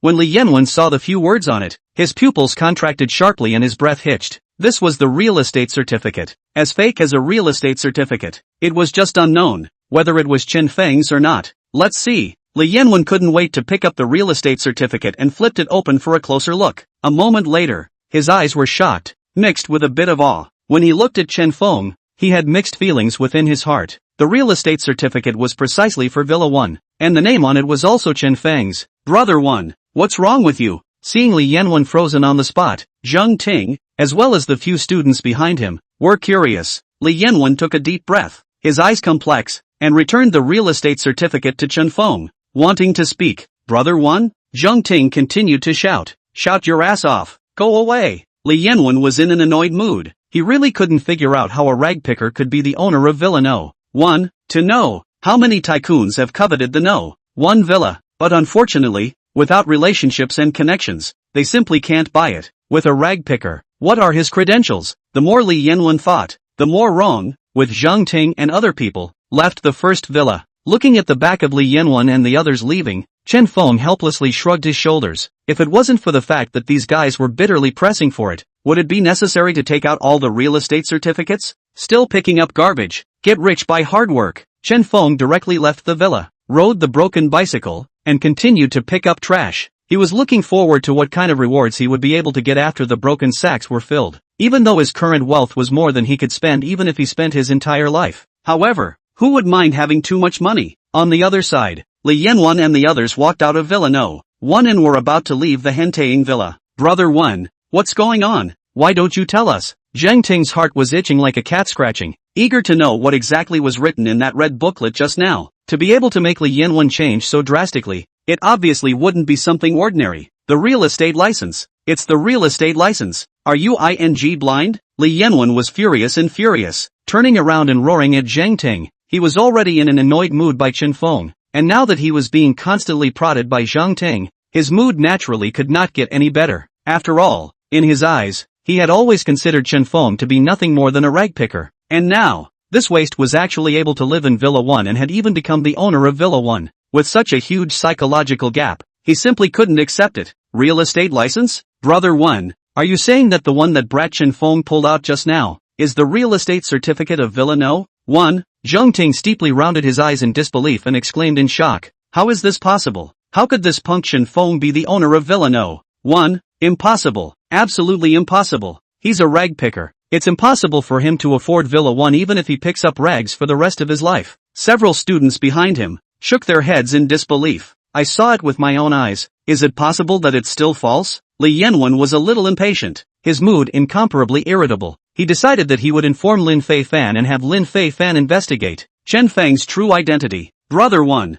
you must have been tricked. Zheng Ting suddenly opened his mouth with a serious expression and explained seriously. Brother One, think carefully. How could that guy be the owner of Villa No. 1? That villa. Even your cousin Lin Feifan is not qualified to purchase it. Li Yanwen snorted coldly and didn't open his mouth. That was right. He was of the same mind. Then what happened to the real estate license? Can it be that the real estate license is still a fake? Li Yanwen frowned. Zheng Ting hemmed and hawed and asked, Brother One, have you ever seen the real estate certificate for Villa No. 1? Nonsense. If I've seen it, why do I still ask you? Li Yanwen cursed impatiently. Zheng Ting smiled confidently, as if he already knew the answer. Brother One, since you haven't even seen the real estate certificate, how do you know if the real estate certificate that guy Chen Feng took out is true or false? These words could not help but make Li Yanwen, including the few students behind him, nod in agreement. Since no one knew what the real estate certificate for Villa 1 looked like, even if Chen Feng took out a fake real estate certificate,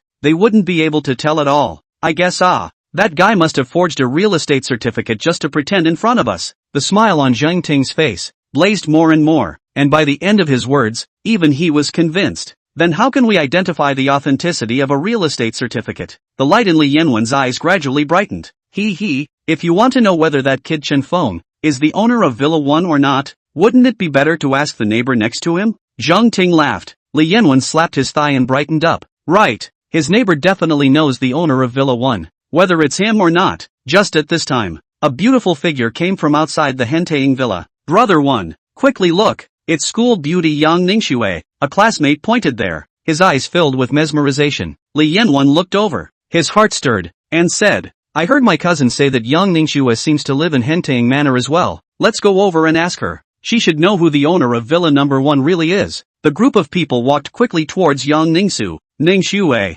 Walking up to Yang Ningxue, Li Yanwen revealed a smile and shouted affectionately. Yang Ningxue was worthy of being the school flower. Even though she was wearing plain clothes, she still couldn't hide that noble and elegant temperament. Those delicate features, the glowing skin, all deeply attracted the gazes of all the students. Li Yanwen, why are you guys here? Yang Ningxue was a little curious when she saw the line of people. Hearing this sweet voice that was like a lark, Li Yanwen instantly fell, and it took him a lot of effort to wake up from his disorientation, and smiled awkwardly. Ningsu, I want to ask, do you know who the owner of Villa No. 1 is? What are you inquiring about this for? Yang Ningxue became more and more strange. She also wanted to know the answer to this. After all, she still wanted to repay the kindness of the owner of Villa 1 in the beginning. I'm just casually asking. If you know, please tell us, Li Yanwen pleaded. Yang Ningxue's eyebrows knit tightly, shook her head, and her cherry lips lightly opened. Not too clear. I also haven't seen the true face of the owner of Villa number 1.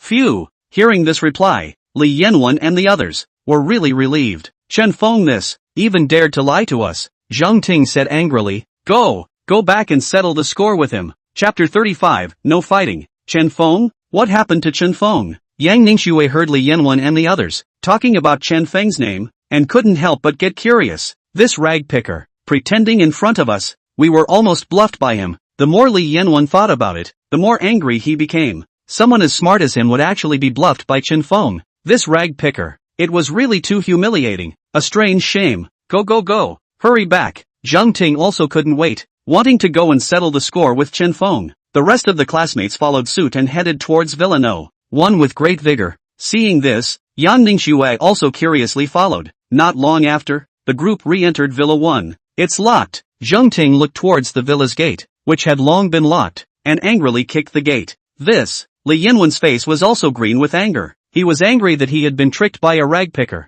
The owner of this Villa number 1 is very mysterious and low-key. If you guys want to find him, I'm afraid it won't be easy. Yang Ningxue saw the angry appearance of the group, and immediately lost interest, and after saying this, she returned to her home. Go to school tomorrow to settle the score with him. Li Yanwen's face was gloomy as he shouted and led everyone away. At this moment, Chen Feng, who was picking up garbage, did not know, in the slightest, what was happening at the entrance of Villa 1. He was unusually excited right now, as the broken sack was about to fill up again. What kind of treasures would appear next? After spending half an hour, Chen Feng sat down on a park bench, and from the broken sack, he pulled out a booklet. Another certificate? Chen Feng opened it and immediately had countless messages that flooded into his mind. It was a message about the violin, as if it was deeply imprinted in his mind and could be viewed whenever he needed it. Not only that, his hands seemed to have changed a bit, and some of his muscle memory also seemed to have become a long-standing habit. Above the certificate, it was the violin's grade that was written, 10th grade. Chen Feng felt that as long as he was given a violin, he would immediately be able to play world-class music. Of course, whether or not one could play it was still unknown. After obtaining this ability, Chen Feng's spirit was pretty much depleted. Dragging his tired body, he went back from the park. Chen Feng, picking up trash until so late to go back? In the far corner of the park, two classmates froze when they spotted the exhausted, extremely poor mental state of Chen Feng. These two were the same two students who had previously followed Li Yanwen and Zhang Ting to Villa 1. Look at that guy, so tired and pale from picking up garbage. It's really pathetic, yo. A classmate shook his head inside, his eyes showing pity and sympathy. Yeah, he also pretended to invite us to visit Villa 1. I reckon, in order to pretend this comparison, he must have spent all his savings and owed a bunch of bad debts. Otherwise, would he be so desperate to pick up garbage? Another student agreed. Tomorrow we must tell this matter to Brother 1. Back in the school dormitory, Yi Qingyun had yet to return. Chen Feng comfortably took a shower and fell asleep. The after-effects of picking up garbage were still very serious. He slept until early in the morning. After simply washing up, Chen Feng came to the classroom. Just after stepping into the classroom, he felt several unkind lines of sight staring at him dead on. Chen Feng swept his gaze and saw Li Yanwen and Zhang Ting, as well as the several dog legs. Chen Feng, you have the balls. Dare to deceive Lousy. Li Yanwen was furious. His face filled with rage as he rose from his seat and stared at Chen Feng dead in the face. What did I cheat you of? Chen Feng was unsure and had a confused look on his face. What kind of nerve did this guy have? Chen Feng, just don't pretend. We all saw you yesterday, picking up trash until you almost died suddenly. The classmate who had noticed Chen Feng's pale face last night as he rode his bike away from the park, sneered and mocked. Yeah, you were as white as paper yesterday. Look guys, I've captured it all. Another student pulled out his cell phone and faced all the students in the classroom. Everyone looked towards his cell phone screen in unison. The sky inside was slightly dim, but it was still possible to clearly see Chen Feng's face was snow white, exhausted as he pedaled his bicycle. In the back of his broken bicycle, there is also a broken sack hanging. If this wasn't picking up garbage, what was he doing? Seeing this scene, all the students in the classroom, with odd expressions, looked towards Chen Feng. Chen Feng frowned, somewhat displeased. Delete it for me. Chen Feng stepped forward, wanting to fight for the phone. It wasn't that he was afraid of the crowd mocking him for picking up trash, but rather, he was worried that the secret would be exposed. However, when this action of his fell in the eyes of the onlookers, it meant that he was annoyed and enraged before he wanted to delete the photo. Delete it? Ha ha ha. What are you afraid of? Is it because you're afraid that I'll spread this photo out and make you lose face? After all, you like to pretend so much. That student directly hid his cell phone behind his back, his eyes showing teasing and mockery. Chen Feng, it's not like everyone doesn't know about you picking up garbage. Since you dare to pick up garbage, you're not afraid of being known, right? Li Yanwen also opened his mouth in mockery. Zhang Ting laughed out loud and sneered continuously. Garbage picking trash. Yesterday you were still pretending in front of us, taking a forged real estate certificate and trying to deceive us? It's a pity. Dad isn't that easy to be fooled by you. Dad recognized your trickery at a glance. Delete the photo for me. Chen Feng didn't bother with anything else, bullying towards the man and trying to snatch the phone. In case his secret of picking up garbage was exposed, it would be a big trouble. No way. Just at this moment, Yi Qingyun walked in from outside the door, and when she saw Chen Feng entangled with that classmate, seemingly wanting to fight, her face sank. Chen Feng, what are you doing? Fighting is not allowed in school, or else your credits will be deducted. Don't you know that? Yi Qingyun said unhappily. Chen Feng quickly stopped, his chest heaving, not saying a word. Ha ha ha, Counselor Yi, you two come and see how Chen Feng, this trashy guy, looked last night. That student laughed out loud and turned his cell phone screen towards Yi Qingyun. Yi Qingyun stepped over, saw the picture on the cell phone screen, then looked at Chen Feng, and immediately understood what was going on. With a lightning-fast momentum, she snatched the phone from that classmate's hands, quickly deleted the photos, then threw back the phone and said unhappily, "You all know that Chen Feng's family is in difficulty, so why are you still bullying people? Bullying him? It's he himself who has to pretend to be more than he is. We're just giving him a little lesson, letting him know that this ratio is not for anyone." Li Yanwen smiled coldly, his eyes teasing. Chapter 36, Not Forcing You. Alright, you guys look down on picking up garbage. In case one day, Chen Feng really relies on picking up garbage and stands on top of you.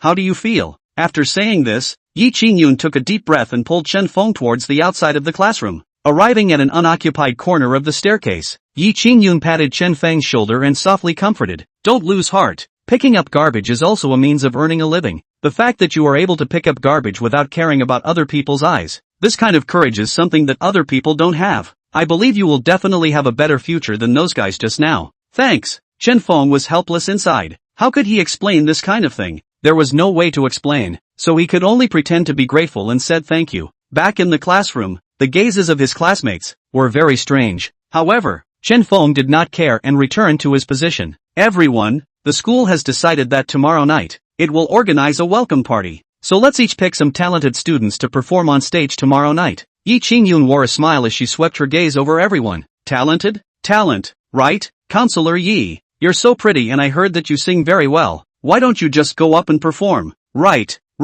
Counselor Yi, why don't you sing a song for us? The students at the bottom, a burst of coaxing. Some of the boys were even squeezing their eyebrows and couldn't wait. Li Yanwen was bored. His eyes inadvertently glanced at Chen Feng. He couldn't help but turn his eyes, thought of something, and touched Zhang Ting with his elbow. Zhang Ting looked back and followed Li Yanwen's line of sight to Chen Feng, instantly understanding what was going on. Nodding his head at Li Yanwen, the two looked at each other with playful smiles. Zhang Ting stood up and rushed towards Yi Qingyun on the stage, saying with a smile, "Counselor Yi, I have a proposal. Let Chen Feng go up to show his eyes and perform two talents. Anyway, don't you always say that we bullied him? And now that we have given him such a good opportunity to show his performance, it's up to him to grab it or not." The entire classroom fell silent. The gazes of all the students once again looked at Chen Feng in unison. Chen Feng felt puzzled. How had he become the center of attention again? I don't know talent. Chen Feng frowned. Yi Qingyun, who was on the stage, had a somewhat embarrassed look on her face as she relieved Chen Feng.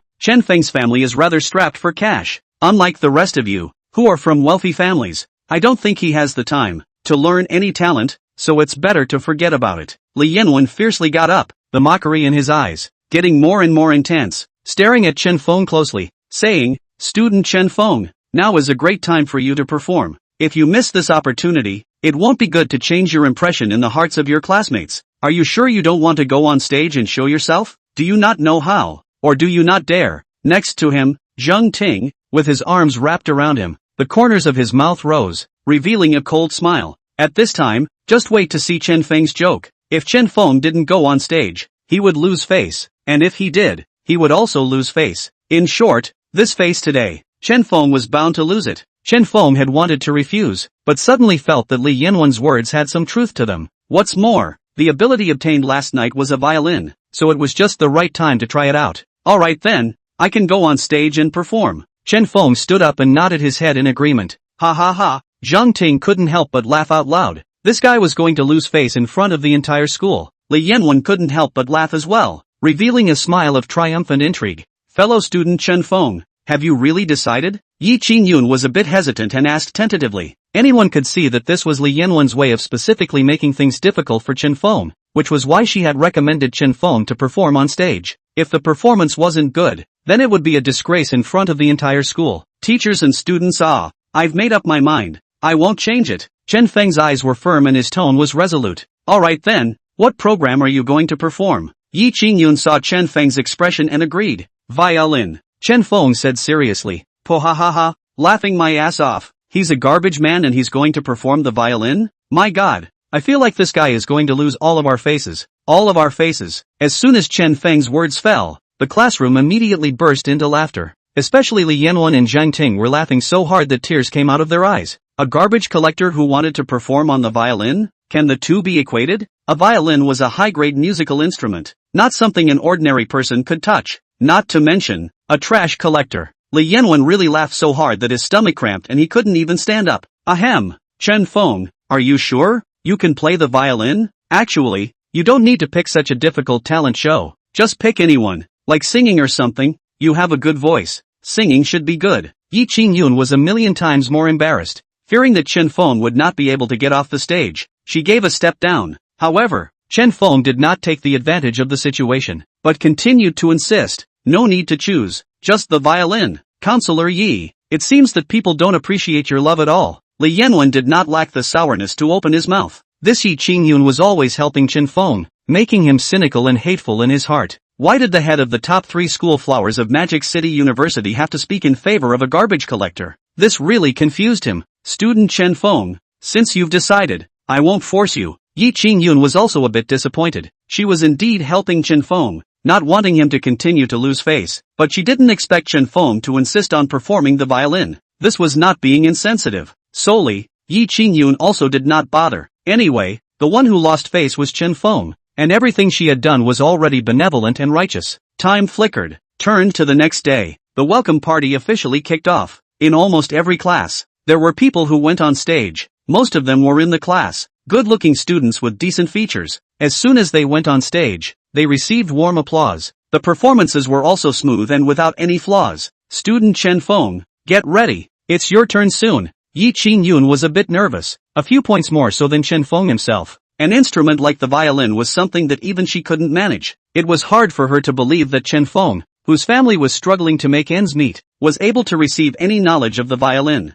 Chen Feng, don't be a wimp. The list has already been handed in. Li Yanwen and the others walked over, their eyes filled with teasing. You can't even go on if you don't want to now. It's fine for you to lose face on your own. Don't ever lose the face of our class. Together, a group of people rushed at Chen Feng and sneered. At this time, the host on the stage had already stood up and announced the next performer. Chapter 37, Wrongly Blaming You. Violin Performance. Performer Chen Feng. As soon as the host's words fell, the entire scene of the party was completely silent. Immediately afterward, it set off an uproar, and countless students were talking about it. Chen Feng? Is that the Chen Feng who was famous for picking up garbage? Wow! How can you let a garbage picker on stage? Isn't this a joke? TSK, a garbage picker who still wants to perform the violin. Isn't this an insult to the instrument? The school leaders sitting at the front of the party also revealed awkward looks. A teacher hurriedly got up and walked over to Yi Qingyun, reprimanding, "What's wrong with you? How did you arrange for a student with such a bad reputation to go on stage? Professor Liu,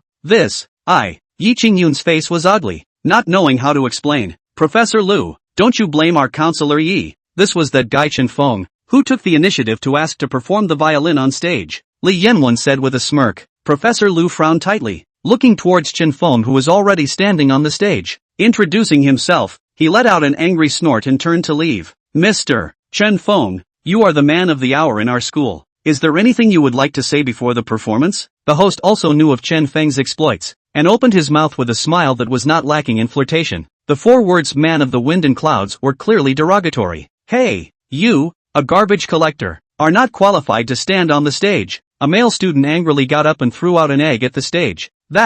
Hurry up and get him down. Get him down. Don't let him disgrace himself up there. For a while, the students under the stage were furious. Seeing this scene, Li Yanwen and Zhang Teng, the 2 of them, looked at each other and smiled, their hearts incomparably pleased. As long as the more embarrassed and humiliated Chen Feng was, the more excited they would be as well. I have a certificate. Chen Feng frowned. What? The hosts all froze for a moment, not reacting. A garbage picker would still have a violin-level certificate? I said, I do have a certificate. Don't believe me. Chen Feng had long prepared the certificate in order to deal with such a situation. At this moment, he pulled it out from his pocket and placed it in the host's hand. The scene immediately quieted down, and all the students stared tightly at the stage. Everyone's eyes filled with disbelief. The host took the certificate, turned it over and looked at it. Most of it was in English, and with the ordinary violin certificate, there was a clear difference. She couldn't help but smile awkwardly. Student Chen Feng, don't tease me. This certificate is obviously fake. Fake? Not only the students below, even Chen Feng himself froze, hurriedly taking the certificate. It was hard to believe. How could this be a fake? It was simply impossible. This was a reward for picking up garbage in exchange for a reward. There was absolutely no way it could be fake. Ha ha ha. This shabby thing took a fake certificate to the stage. Laughed me to death. Ouch. How could there be such a strange guy? Even if he picks up garbage, he's still dishonest. Forging a fake certificate and running onto the stage to embarrass himself. At least forge a real one to go on stage. What a disgrace. I'm ashamed of him. Oh my god. I dare not look. The students below instantly exploded. Li Yanwen and Zhang Teng, among others, were rolling on the ground with laughter. The school leaders sitting in the front row, all of their faces were gloomy and angry. A good welcome party was completely ruined by this rag picker. It wasn't just him alone who was disgraced. All of the school leaders, too, felt disgraced. My god. Yi Qingyun covered her cheeks with both hands and could no longer bear to look at her. What to do now? Even if Chen Feng was allowed to come down, it wouldn't help. Yi Qingyun had never thought that Chen Feng would actually forge a violin grade certificate. Professor Lu, who had rebuked Yi Qingyun just now, quickly stepped onto the stage at this moment and droned at Chen Feng. Hurry up and get down. Don't lose face here. After saying that, he rushed at the host. You too, even if it's fake, don't say it in public. How do you embarrass the school leaders? Chen Feng frowned, full of doubts, and defended. This certificate of mine is definitely not fake. Why don't you guys take a look at it again? What are you looking at? Why don't you hurry down? The host was furious and droned at Chen Feng. If it weren't for Chen Feng, where would she have been reprimanded by Professor Lu? Let's see. Professor Lu half-heartedly took the violin grade certificate from Chen Feng's hand. When he flipped open the first page of the certificate and saw the English words inside, he immediately froze for a moment and looked directly at the grade certificate's inscription. Eagle Kingdom Royal Conservatory of Music. Hiss. Professor Lu was horrified and drew in a breath of cool air as he raised his head and looked at Chen Feng in disbelief. This certificate is real. Professor Lu gulped and turned around, rushing to all of his classmates and said loudly, What? The scene was silent once again, and all the students were stunned. If it was someone else, they wouldn't have believed it, but the Professor Lu standing on the stage. That was one of the quite authoritative professors in the school. There was absolutely no way that Professor Lu would lie to everyone in order to maintain Chen Feng's face. Professor Lu, are you mistaken? This certificate is obviously a fake. Thinking that if it's written in English, I won't be able to read it? The host gave a dry laugh and said cautiously. As she spoke, she also cast a sidelong glance at Chen Feng, her eyes full of contempt and disdain. You can read. Prof. Lu didn't care about his image, and rushed at the host with a chopping scolding. Do you know this stamp? Whether it's real or fake? Have you ever been to the Eagle Kingdom's Royal Conservatory of Music? You don't know anything. You dare to say this certificate is fake? Even if you don't know, don't pretend to know. The host was reprimanded and froze in place, slightly confused. Student Chen Feng, I'm sorry, I was the one who misjudged you. I apologize. Professor Lu solemnly returned the certificate to Chen Feng, and then bowed deeply at Chen Feng to express his apology. Professor Lu, there's no need to apologize. Chen Feng was flattered and hurriedly helped Professor Lu up. The students below, once again clamored. What's going on? Professor Lu said that his certificate is real? This can't be possible. Isn't this guy a garbage collector? Can it be that you guys don't even believe Professor Lu's words? Garbage pickers have dreams too. You guys don't underestimate garbage collectors. Yi Qingyun was also frozen in place, completely not expecting that things would develop to this point. That certificate was actually real? It was only that the host didn't recognize it. And Prof. Lu was so knowledgeable that he could tell at a glance that the seal on top of the certificate was real or fake. There was no doubt about it. As a renowned professor of Magic City University, Prof. Lu would not do something that would degrade his reputation on such an occasion. Chapter 38 It's a Talent. Brother 1. This, Zheng Ting, who was still happy just now, had a somewhat ugly face at the moment and looked at Li Yanwen who was on the side. Li Yanwen's eyes red, face twisted. Simply do not believe that a ragpicker can have a real violin grade certificate. However, this was Prof. Lu himself speaking, so there was no room for him to disbelieve. Don't be anxious. This certificate doesn't matter. Just listen to him play and you'll know. Li Yanwen clenched his teeth and said fiercely, word by word. Above the stage, Professor Lu turned to leave, leaving Chen Feng alone. The staff delivered the violin to Chen Feng's hands, and Chen Feng took a deep breath as a large amount of memories about the violin appeared in his mind. Not only that, at this moment, it was as if he was transformed into Mozart, the violin resting on his shoulder, his body and mind immersed in it, just like a real world-class violinist. As the lights on the stage gradually gathered on Chen Feng alone, the melodious music of the violin slowly spread out. What kind of feeling was this? No one could say clearly, but from the moment Chen Feng began to play, the scene had long been silent. Everyone, including the school leaders, were immersed in it. Real music, that was how it was, would make people lose themselves in the sound of the player's music without realizing it. The sound was like heavenly music, reaching the ears of the crowd. Everyone was mesmerized, lost in it, unable to extricate themselves. It was as if a minute had passed, and as if they had experienced a century. The piece that Chen Feng played was Mozart's Violin Sonata. The sound of the violin rose and fell, driving everyone's emotions up and down, causing the crowd to follow Chen Feng and enter a light and melodious dream. An indescribably wonderful feeling lingered in everyone's heart. As the sound of the zither ended, the crowd remained mesmerized, unable to extricate themselves, until someone took the lead and applauded. The scene gradually resounded with more and more enthusiastic applause. Professor Lu, who was sitting below, was in tears, as if he had seen a rising star. This is the real genius of the violin world. Professor Lu couldn't wait to get on stage, rushing to Chen Feng to issue a sincere invitation. Chen Feng, if it is convenient, you can immediately transfer to Yanjing's Central Conservatory of Music for further study. I will apply to the school to exempt you from all tuition and fees. Not only that, but will also support you free of charge to finish the entire university. Such superior conditions, listening to the host on the stage, were all moved, itching to agree for Chen Feng. However, Chen Feng was not interested in this, and shook his head to politely reject Professor Lu's good intentions. I'm sorry, Professor Lu, the violin is actually just my hobby. Alright then, I won't force you. If you figure it out, you can always come find me. The students below, once again, resounded with incomparable applause. As for Li Yanwen and Zhang Ting, who wanted to see Chen Feng's jokes, they were so angry that their faces turned blue, their breathing was ragged, and their eyes were red. They wanted Chen Feng to be embarrassed, but it turned out that he was the one who let him lose his face. One didn't know how many fanboys and girlfriends Chen Feng would gain after this party. When Yi Qingyun saw Chen Feng coming down, her pretty face blushed, her eyes full of appreciation and admiration as she greeted him. Chen Feng, for the next program, it's my turn to perform, and I'd like to ask you to accompany me, just on the violin. Yi Qingyun spoke with some embarrassment. Chen Feng smiled and nodded. Of course, thanks. Yi Qingyun gave her thanks, her cheeks fluttering in haze, her beauty unparalleled. Just now, she had felt that Chen Feng had lost face, but now that she thought about it, it was completely because she and the others had underestimated Chen Feng. As a certain student had said, who said that those who picked up garbage didn't have dreams? Chen Feng had proved with facts that even the lowly professions were capable of having dreams and performing exceptionally well. The two of them returned to the stage, immediately attracting the attention of all the students again. The gazes of the boys were all focused on Yi Qingyun. The gazes of the girls, on the other hand, were all tightly focused on Chen Feng. If Chen Feng's profession was not taken into consideration, Chen Feng's performance just now was completely the most perfect image of a male god in their minds. The only pity was why would he be a garbage collector?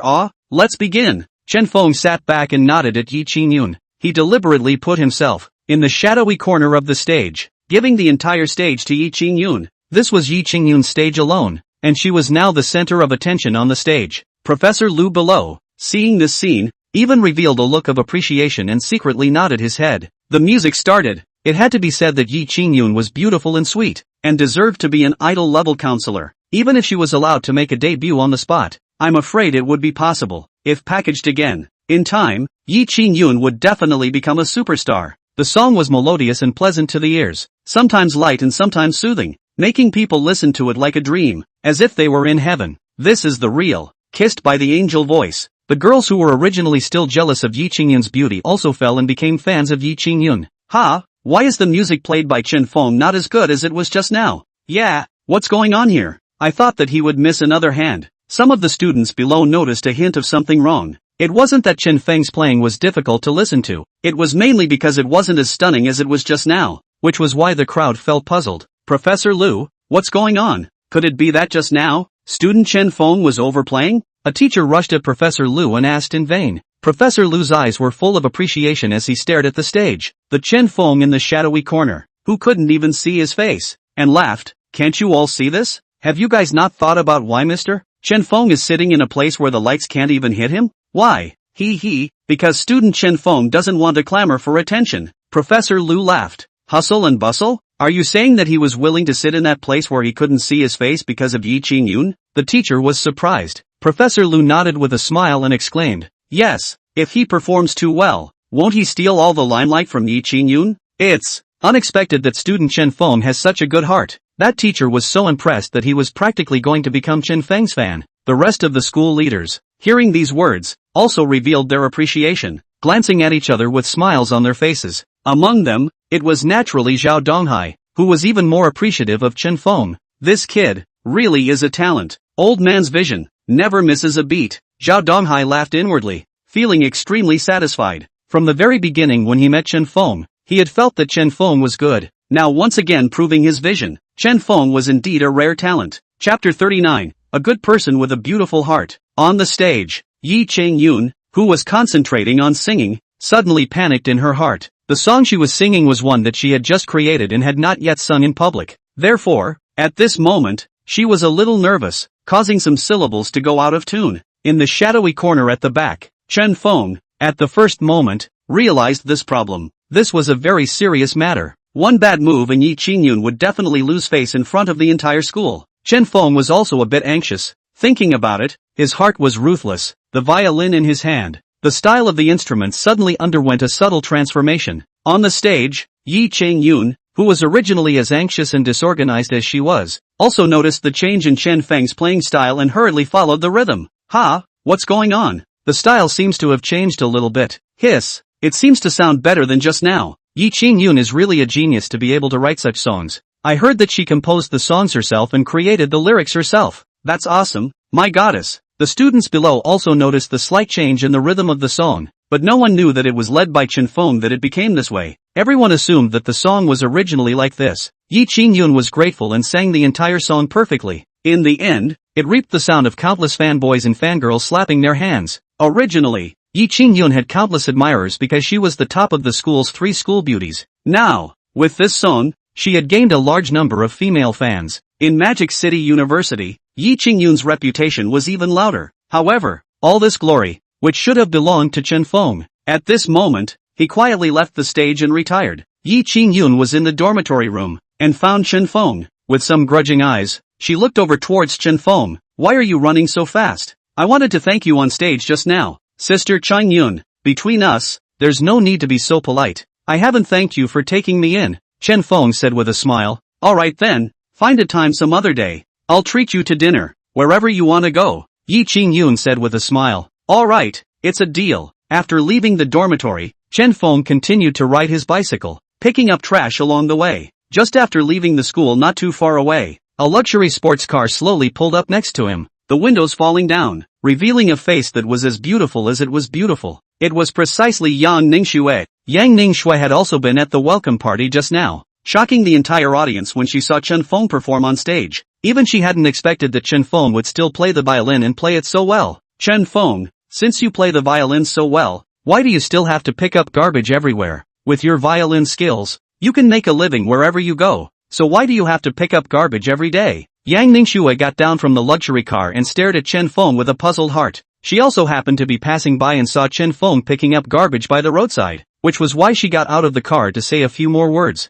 You're looking down on me too. Chen Feng smiled and said casually. Yang Ningxue's face changed, slightly nervous, and hastily waved her hand. I didn't. Don't get me wrong. I was just thinking that you would be looked down upon for picking up garbage like this. Don't you think that a lot of people are sneering at you? Instead, why don't I introduce you to a job? Going to a violin class as a tutor should be more than enough for you, right? This job, it's both decent and more money than you'd make picking up trash. Oh, the violin is just my hobby. There's actually nothing wrong with picking up garbage. It also protects the environment. Well, actually I came to find you. There's one more thing that I want to ask you. Which club you plan to join? Yang Ningxue gently nodded her head, her voice soft, and asked, Club? It's a place where you can make a group of like-minded friends. And in a club, you can also exercise and improve your abilities. Yang Ningxue had one more thing she hadn't said, and that was that she was worried that Chen Feng wouldn't be able to find a club because of his identity. She had a good impression of Chen Feng, which was why she intended to mention this matter. Well, I actually haven't thought about it yet. Dare I ask which club senior sister intends to join? Chen Feng asked cautiously. Yang Ningxue's cheeks slightly reddened as she gently shook her head. I haven't thought about it yet either. I'll tell you when I've thought about it. After saying that, she got on the car and left the place. Looking at the direction Yang Ningxue left, Chen Feng shrugged his shoulders, somewhat helpless. He didn't know if he had said something wrong and offended Yang Ningxue by leaving in such a hurry. The trash inside the broken sack was about to fill up again. Chen Feng was not in a hurry and slowly walked towards the school. Chen Feng, you quickly go get changed and go eat with me. Just as he walked into the dormitory, he heard Yi Qingyun's voice. At this moment, Yi Qingyun had already changed into a dry outfit, wearing a light yellow shirt on her upper body, a white jacket over it, and jeans on her lower body. It seemed that in order to go out for dinner with Chen Feng, she had deliberately dressed up, and her face, which was originally so beautiful that it was shocking, was even more immortal. Straight to Chen Feng looked dumbfounded, frozen in place. What are you waiting for? Go and change your clothes. Seeing Chen Feng standing at the entrance of the room with a stupefied look on his face, as if a trace of crystalline drool was running down from the corner of his mouth, Yi Qingyun couldn't help but blankly glanced at him, somewhat shyly urging him on. Sister Qingyun, are you sure you want to go to dinner with me? Actually, no need. I didn't care about that. Chen Feng hesitated and said. Yi Qingyun's moth brows slightly knitted as she queried. Do you have a girlfriend? Ah, Sister Qingyun, why do you ask that? Chen Feng was dumbfounded. Are you worried that going out to dinner with me will make your girlfriend angry? Yi Qingyun sighed. Chen Feng cried and laughed, waving his hands back and forth. Sister Qingyun, I don't mean that. I was thinking that if you, such a beautiful beauty, went out to eat with me, a garbage collector, and if people saw you, it would definitely ruin your reputation. So that's what you're worried about? What's wrong with that? I don't care. Yi Qingyun spread her hands indifferently. Alright then, Sister Qingyun, I'll go change first. Chen Feng was somewhat touched in his heart. Yi Qingyun knew what kind of criticism she would suffer if she went out to dinner with herself and still did not care. This showed that Yi Qingyun did not treat herself with any prejudice or the slightest bit of discrimination. Sister Qingyun is truly beautiful and kind-hearted. Chen Feng inwardly sighed. After changing into a pair of clothes, the two of them walked out of the dormitory. After arriving downstairs, Chen Feng hesitated and said, Yi Qingyun, since you don't care, why don't you go out on my bicycle? Can you carry me? Yi Qingyun was curious. This was also the first time that she, for the first time, sat on such a means of transportation, and there was not the slightest bit of resistance within her heart. It was full of novelty. Chapter 40, You've got to get out of here. Bicycle She had never seen that anyone in Magic City University would ride a bicycle to school besides Chen Feng. However, once she thought about the fact that Chen Feng was still picking up trash and working hard to save money for school, she was relieved. In order to avoid making Chen Feng feel that he disliked his bicycle, Yi Qingyun smiled and said, I'm actually quite interested in bicycles.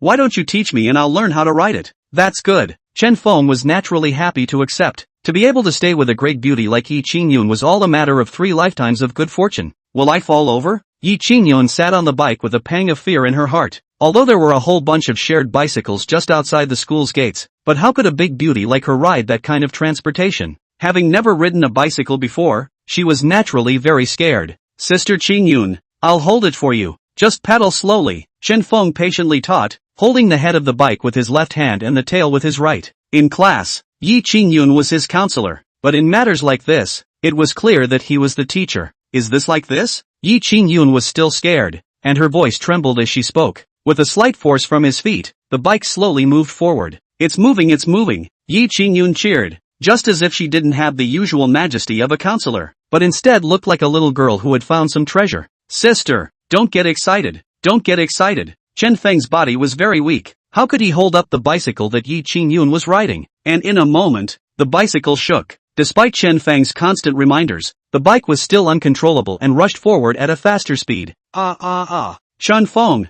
Yi Qingyun was so scared that her pretty face turned white, and as she grabbed Chen Feng's arm, her feet did not dare to continue pedaling. The bike completely lost its balance, and towards Chen Feng's side, it fell down. Pang! Chen Feng was unable to react in time, and was directly pressed underneath Yi Qingyun, falling into the lawn. Pain came from all over his body. He felt breathless, and his eyes went dark. Pain, pain, pain. Yi Qingyun's screams came from her body. Chen Feng felt like he was about to be suffocated. His head seemed to be buried in a soft place, and it was difficult to breathe. The strong desire to survive made him inhale fiercely. A faint fragrance surged into the tip of his nose. Yi Qingyun felt her chest itching and screamed, blushing as she covered her chest and climbed up from the grass. When she left, Chen Feng was as relieved as if he was a drowning man who had gotten a breath of fresh air. Panting violently for a few moments, Chen Feng looked at the sky, for the first time being so close to death. Chen Feng, sorry. Yi Qingyun blushed to the roots of her ears and extended her hand in a slightly apologetic manner. Sister Qingyun, it's me who's sorry. I didn't get a good grip on the bike before I fell down. Chen Feng still didn't understand what it was that had just pressed down dead center on his face, almost suffocating him. Only now, thinking back, that thing seemed to be a soft mess, just like a sponge. It couldn't be that. On Sister Qingyun's body, there was some kind of sponge with her? Chen Feng couldn't help but look towards Yi Qingyun with a measuring gaze. Looking up and down carefully, there was nothing loaded with sponges, except for one place. Chen Feng, quickly get up. I'm not going to learn bicycling today. I'll learn it again when I have time. Let's go eat first. Yi Qingyun reached out her hand and pulled Chen Feng up from the ground. Chen Feng looked at Yi Qingyun's chest and wanted to say something, but in the end, he didn't say anything. The two of them left Magic City University and headed to a nearby restaurant. Along the way, Chen Feng didn't miss any opportunity to pick up the garbage thrown away by the roadside. His actions had caused Yi Qingyun to be a bit embarrassed. The people passing by also had sideways glances, revealing incredulous looks. Asterisk. When did a garbage picker also find such a beautiful girlfriend? It's too much. There's no heavenly reason. I'm a talented man with good looks, but I'm still no better than a garbage collector. The sounds of the surrounding passers-by lamenting reached Chen Feng and Yi Qingyun's ears. For these words, Chen Feng had always chosen to directly ignore them. However, Yi Qingyun had obviously never encountered such a thing, and could not help but blush red and pull the corner of Chen Feng's coat in embarrassment, saying in a low voice, "Fellow student Chen Feng, although I'm very clear that you're trying to put up a fight to struggle, I also appreciate this kind of courage of yours, but can we eat first, and then you can slowly pick up the garbage?" Chen Feng heard this and looked back at the already filled snakeskin bag, nodding his head in satisfaction. Then let's go eat first. Just as the duo passed by an alleyway corner, from the middle of the alleyway, 5 youths dressed as gangsters jumped out violently. The yellow-haired youth at the head, his gaze swept over from Chen Feng and Yi Qingyun, eventually revealing a greedy color. Locking onto Yi Qingyun, his lecherous line of sight sweeping around Yi Qingyun's body with impunity. Yo, you're a garbage man who actually has such a beautiful girlfriend? Garbage man, do you know that you're wasting it? Little girl, why did you find a garbage man as your boyfriend? I think your vision is a bit problematic. Why don't you follow your brothers? What do they say? It's much better than this garbage man, right? Several gangsters looked at each other, full of mocking smile. Mouth said some dirty words. The yellow-haired punk in the lead moved his gaze to Chen Feng, looked him up and down, and sneered, "You're Chen Feng, right? How do you know my name?" Chen Feng was in a nervous mood, his expression congealing. These 5 people in front of him didn't look like they were the ones to be messed with. However, no matter what, he would not let these people harm Yi Qingyun one bit. "You don't care how I know your name. Now Grandpa wants you to kneel down. And by the way, send your woman to Grandpa's hands, otherwise, if we have to do it ourselves, you'll break your hands and feet less." Yellowhair's eyes narrowed with a teasing look, the corner of his mouth hooked into a cruel smile. In broad daylight, do you guys still want to rob? Despite her fear, Yi Qingyun was unwilling to bow her head, wanting to use her aura to scare off this group of punks. In broad daylight, a few punks raised their heads and looked at the night sky, which was already full of stars, and an impish smile appeared at the corner of their mouths. "Chick, it's not broad daylight." Yellow Hair laughed. "Sister Qingyun, you quickly go. I'll block them." Chen Feng's heart raced and he gulped furiously as a hint of fear flashed in his eyes, which was immediately replaced by determination. He reached out his hand and plucked Yi Qingyun behind himself for protection. "Chen Feng, Yi Qingyun revealed a touched look, pursing her lips, unwilling to leave. Chapter 41, 1 against 5. Want to leave? How can it be that easy? Several gangsters spread out, directly surrounding the two. The leader of the yellow hair saw Chen Feng, two people, became a turtle in a jar, also not in a hurry to take action, revealing the color of ridicule, stroking his chin and said, Chen Feng, to blame you can only blame you offended the people who should not be offended. We are only receiving money to do things. Money? How much money do you guys want? Chen Feng took a deep breath and questioned, how much money can you, a rag picker, come up with? Yellow hair sneered, boss, don't talk more nonsense with him, hurry up and do it, a junior brother urged. Everyone did not see that the snakeskin bag, which was still bulging just a moment ago, had now deflated, as if the trash inside had disappeared in an instant. At the same time, Chen Feng only felt that a flash of heat appeared at the small of his back, surging to his limbs at an extremely fast speed. His physical size did not undergo any changes, but a lot of messages had already appeared in his mind. As with the last time he obtained the violin rank certificate, the muscles in his body, too, had a strong memory, as if he was born with a means to burst out with extreme strength. Give me on. Waste him. A group of gangsters laughed and rushed up towards Chen Feng. Chen Feng's heart trembled in fear, as he watched a fist smashing into his cheek. As a reflex, he raised his left hand to wrap around the fist. His body retreated a step back, grabbed the fist, and pulled it fiercely. The punching punk, his face changed drastically, revealing a horrified look. His body uncontrollably lunged towards Chen Feng, losing his balance. Pang! Chen Feng clenched his right hand into a fist, all his strength gathered in the wrist portion, and threw a punch towards the punk's chest. Inch punch! Only a click was heard, and the sound of a fracture came from the punk's chest. Ah! The punk let out a miserable scream, and the whole person took several steps backward and fell to the ground, blood spilling out of his mouth. With this scene, not only were the few punks stunned, behind Chen Feng, Yi Qingyun, who was originally worried, was also stupefied. Even Chen Feng himself also lowered his head, looking at his hands, somewhat unresponsive. What was going on here? Why had he subconsciously made such a coherent movement? Damn! This guy has some skills. Everyone copy. Yellow hair cursed, directly pulling out a machete from his waist, killing towards Chen Feng. The remaining three gangsters similarly took out machetes, their faces full of grimace as they hacked down towards Chen Feng. Chen Feng, be careful! Yi Qingyun screamed in fear, her face turning white. There was a desire to go up and help, but her legs couldn't move in any way. She could only watch Chen Feng,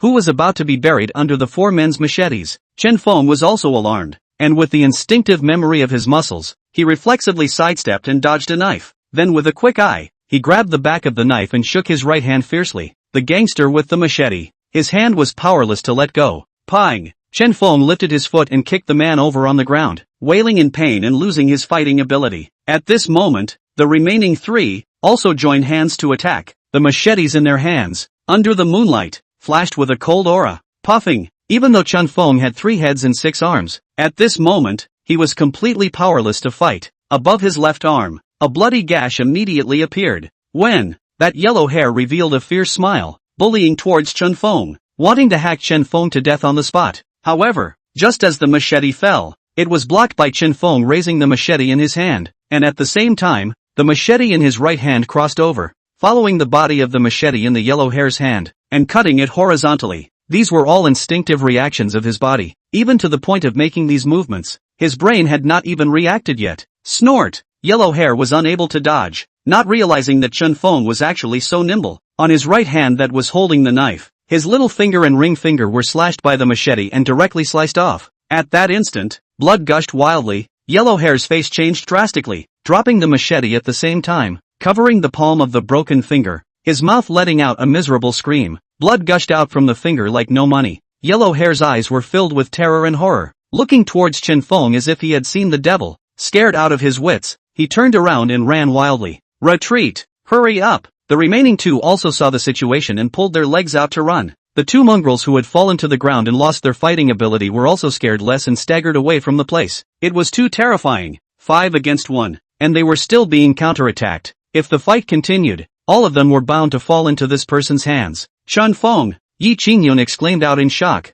rushing to Chen Feng, seeing the wound on Chen Feng's left arm, which was about 10 centimeters long and short. She was at a loss for words for a moment, her beautiful eyes filled with tears. Sister Qingyun, I'm fine. Chen Feng's face was pale as he weakly reported a smile, still saying it's fine. So much blood was shed. With a sobbing voice, Yi Qingyun pulled out a tissue from her pocket and wiped the blood for Chen Feng. Sister Qingyun, please help me lean my bike against the wall. I want to take a rest. Chen Feng only felt mentally exhausted, as if he hadn't slept for days and nights, incomparably weak, not only because of the wound, but also because of that snakeskin bag. The reason why he was able to make those instinctive reactions just now was because in the snakeskin bag, there was one more thing. Although he didn't know what it was yet, it was definitely related to the martial arts aspect. What do you care about the bike? I'll send you to the hospital. Yi Qingyun was anxious and panicked when she saw Chen Feng's bleeding wound. No need. I'll take a rest. I'm worried that they'll come back. Chen Feng shook his head, biting down hard on his tongue to keep himself awake. Alright then. Yi Qingyun placed the bike next to the wall, then helped Chen Feng and sat on the bike. Chen Feng put the snakeskin bag away and put it in his pocket. While packing it up, he had touched inside, and there was a small booklet. It should have been the reward that he had obtained after picking up the garbage just now and picking up the full amount. Something magical happened. When Chen Feng got the snakeskin bag, the wound on his arm actually stopped hurting. It seems like it's not bleeding anymore. Yi Qingyun, who was bandaging Chen Feng's wound, suddenly let out a surprised voice. Chen Feng looked at his arm, and the wound on it, indeed, no longer bled, and it was even healing at an extremely fast speed, at a rapid pace. Could it be the ability of the snakeskin bag? Chen Feng secretly guessed. After sitting for a few minutes, Chen Feng rushed at Yi Qingyun and smiled bitterly. Sister Qingyun, I'm sorry, I'm afraid I can't go to dinner with you. Why don't you go alone? Yi Qingyun's moth brows furrowed as she said with some dissatisfaction. What do you take me for? You are so heavily injured. Where would I have the heart to go to dinner? Go! I'll help you back and just cook something for you to eat in the dormitory. Chapter 42, Persistence. Several streets away from the Magic City University, in the middle of a bar, a yellow hair, covered in blood and terrified, stumbled in from outside the bar. He directly ran towards a luxurious card seat in the corner, shouting under his breath, Brother One! It's not good, Brother One! There were several people sitting on the card seat.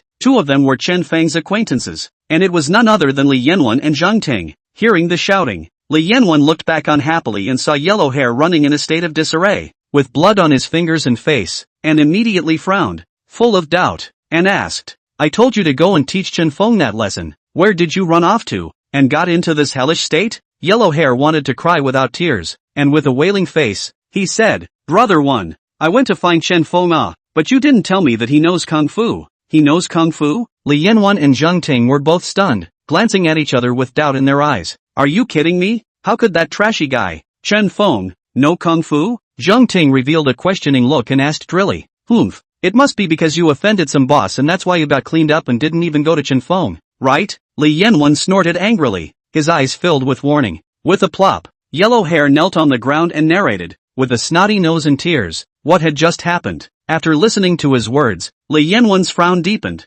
It shouldn't be. There's no way Chen Feng knows Kung Fu. He must have blindly blinded himself. Right. I also feel that, as the saying goes, a messy fist kills a master. Besides that Chen Feng was injured too. Zhang Ting nodded in agreement. Alright, here's $10,000 for you. As compensation, Li Yanwen took out a stack of banknotes from the side and flung it onto Yellow Hair's body. Thanks. Thank you, Brother One. Yellow Hair was grateful and thanked him repeatedly, took the banknotes and left the bar. Li Yanwen picked up his wineglass and fiercely poured a mouthful, his face filled with a sinister color. Chen Feng, this is quite tricky. Yeah, Brother One, it's really not that easy to deal with him. Zhang Ting concurred. Forget it, let's not mention him today. Just wait until we have the chance to clean him up. I don't believe that he can still be as lucky as he is today. The other side, the school staff dormitory. Yi Qingyun had cooked dinner, but saw that Chen Feng had already collapsed into a fitful sleep. Seeing Chen Feng's baby-like sleeping posture, Yi Qingyun couldn't help but reveal a maternal smile.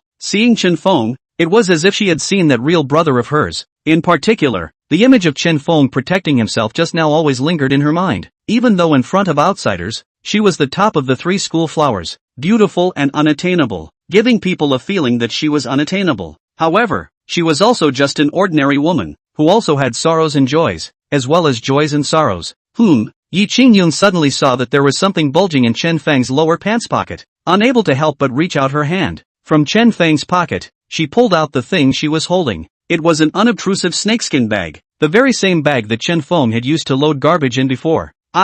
Such a dirty thing. How can you put it on your body like that? I wonder how many bacteria there are. Yi Qingyun sighed helplessly, Taking the snakeskin bag, she was about to throw it into the trash can and take it out to throw it away later. Suddenly, touching the snakeskin bag, a palm-sized pamphlet. What is this? Yi Qingyun poured out the pamphlet from the snakeskin bag. Looking to the top of the pamphlet, there were a few words written. Wing Chun fist scripture. Seeing these few words, Yi Qingyun immediately cried and laughed. Student Chen Feng is actually secretly practicing martial arts behind his back? But this thing, is it useful? Flipping through the booklet of Wing Chun Fist Sutra, there were only words on the first 3 pages inside. The back was all blank. At the end of the 3rd page, there were a few small words that seemed to explain why there were no words at the back. Perseverance is the only way to show the truth. The meaning was simple. Keep practicing relentlessly and you will be able to see the Fist Sutra at the back. What godly chatter. However, since student Chen Feng likes martial arts, why don't we let him join the school's taekwondo club?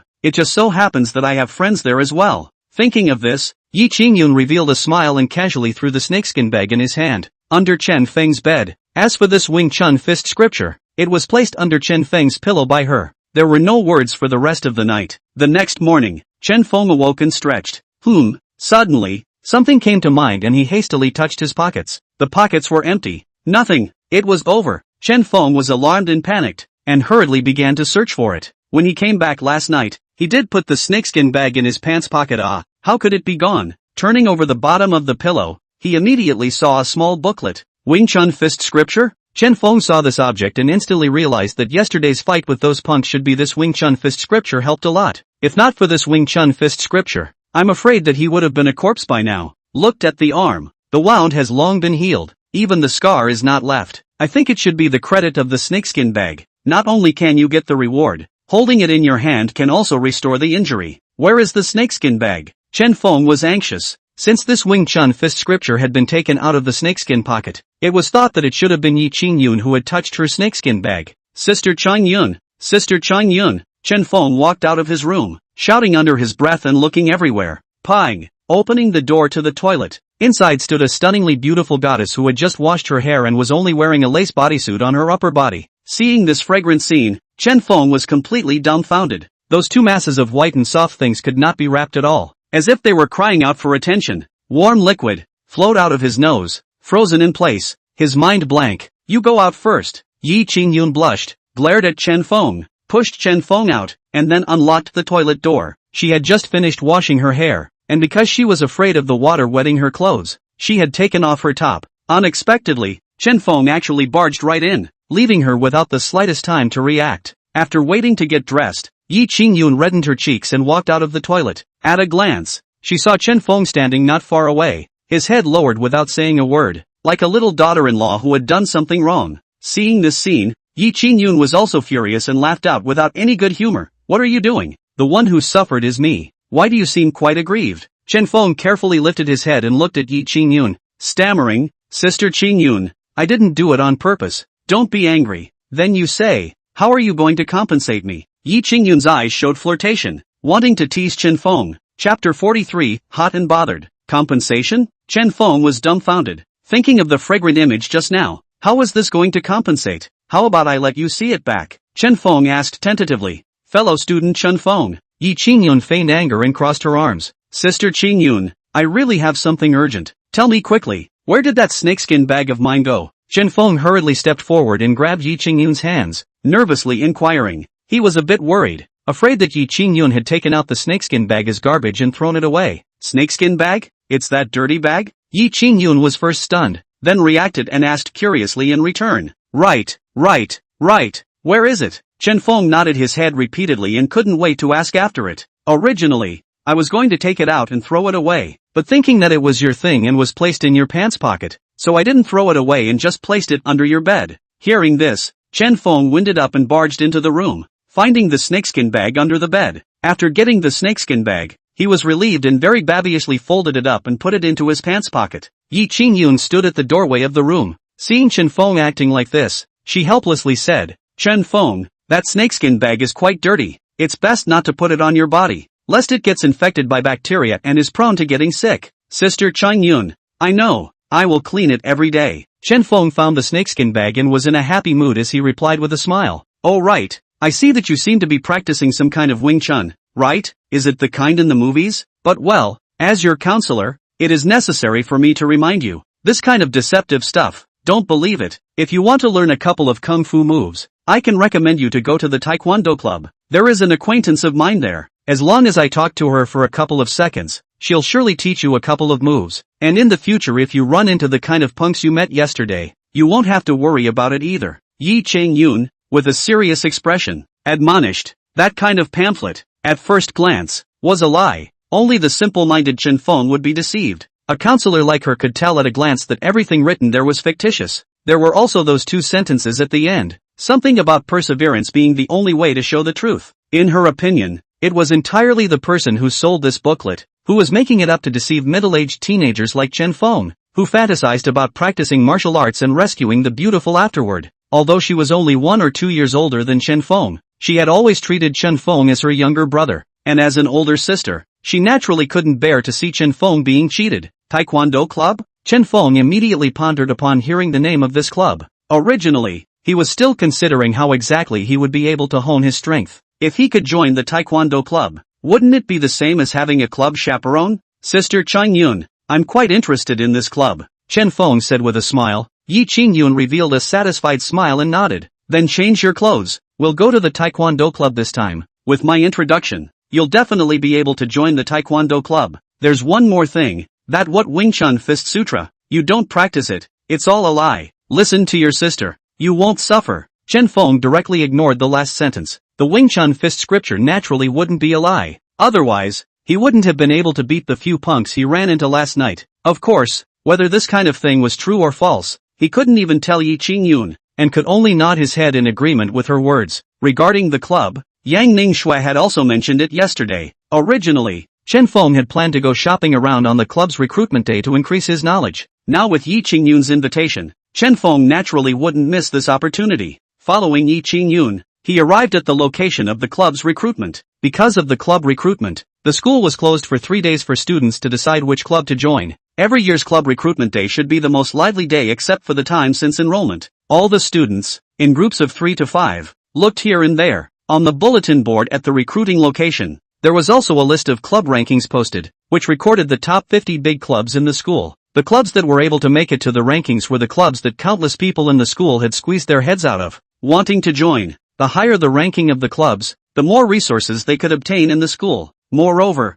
everyone was proud of joining the big clubs. The top 3 ranked clubs, even if they were ordinary members, were the idols of countless younger students. This also led to the competition in the clubs, which was very intense. When the two of them arrived here, Chen Feng realized that it was a lot more lively than he had imagined. The main entrance of the school was packed with students. Not only were there students, but there were also some citizens outside the school. During the 3 days of recess, people from outside the school could also enter and exit the school gates at will. On both sides of the school's roads, there were booths for club recruitment everywhere, with all sorts of clubs, dazzling people with their eyes and eyes. The location of the Taekwondo club is in the school's gymnasium. Their president is a friend of mine. Yi Qingyun led Chen Feng towards the gymnasium, while opening her mouth to explain. The surrounding students, when they saw Yi Qingyun, immediately glanced sideways, their eyes filled with admiration and fascination. However, when they saw Chen Feng, they immediately revealed gritted teeth and hated colors. If gazes could kill,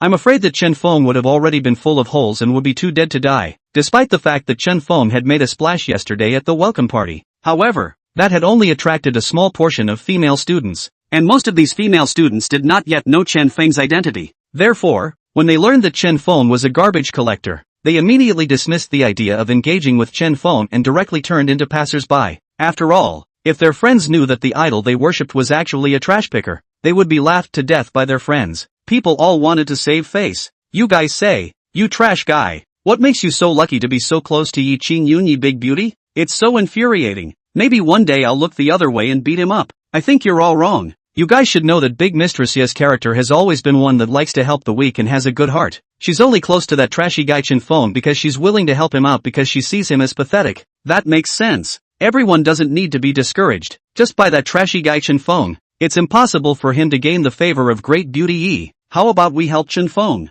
so that he doesn't have to pick up trash? And there's no way he can win Goddess Ye's sympathy. That's right. Let's create a donation program and post it online to help this bastard Chen Feng raise money for charity. Chapter 44, Secretly Competing. Chen Feng was afraid that he would never expect that a group of Yi Qingyun's suitors, in order to distance themselves from Yi Qingyun, had organized a donation campaign on the school's website. A group of people wrote about Chen Feng's family situation, how tragic it was. It was simply sad to hear and tearful to see. The protagonist of all of this, however, was not the least bit aware of this matter. The thing that Chen Feng was now considering was the content behind the Wing Chun Fist Sutra. Those white papers were definitely not useless. Perhaps he needed to cultivate the Wing Chun Fist Sutra to a certain level before he could see the contents of the white paper behind it. Not long after, the gymnasium had arrived. The place was also packed with people and looked incredibly crowded. However, after everyone saw Yi Qingyun come here, they all spread out and made a path. Just like a princess, everywhere she went, everyone submitted. Of course, it wasn't subjugation to her power, but her beauty. Such treatment made Chen Feng envious. When would he be able to have such treatment himself? Chen Feng, what are you waiting for? Hurry up and follow? Yi Qingyun,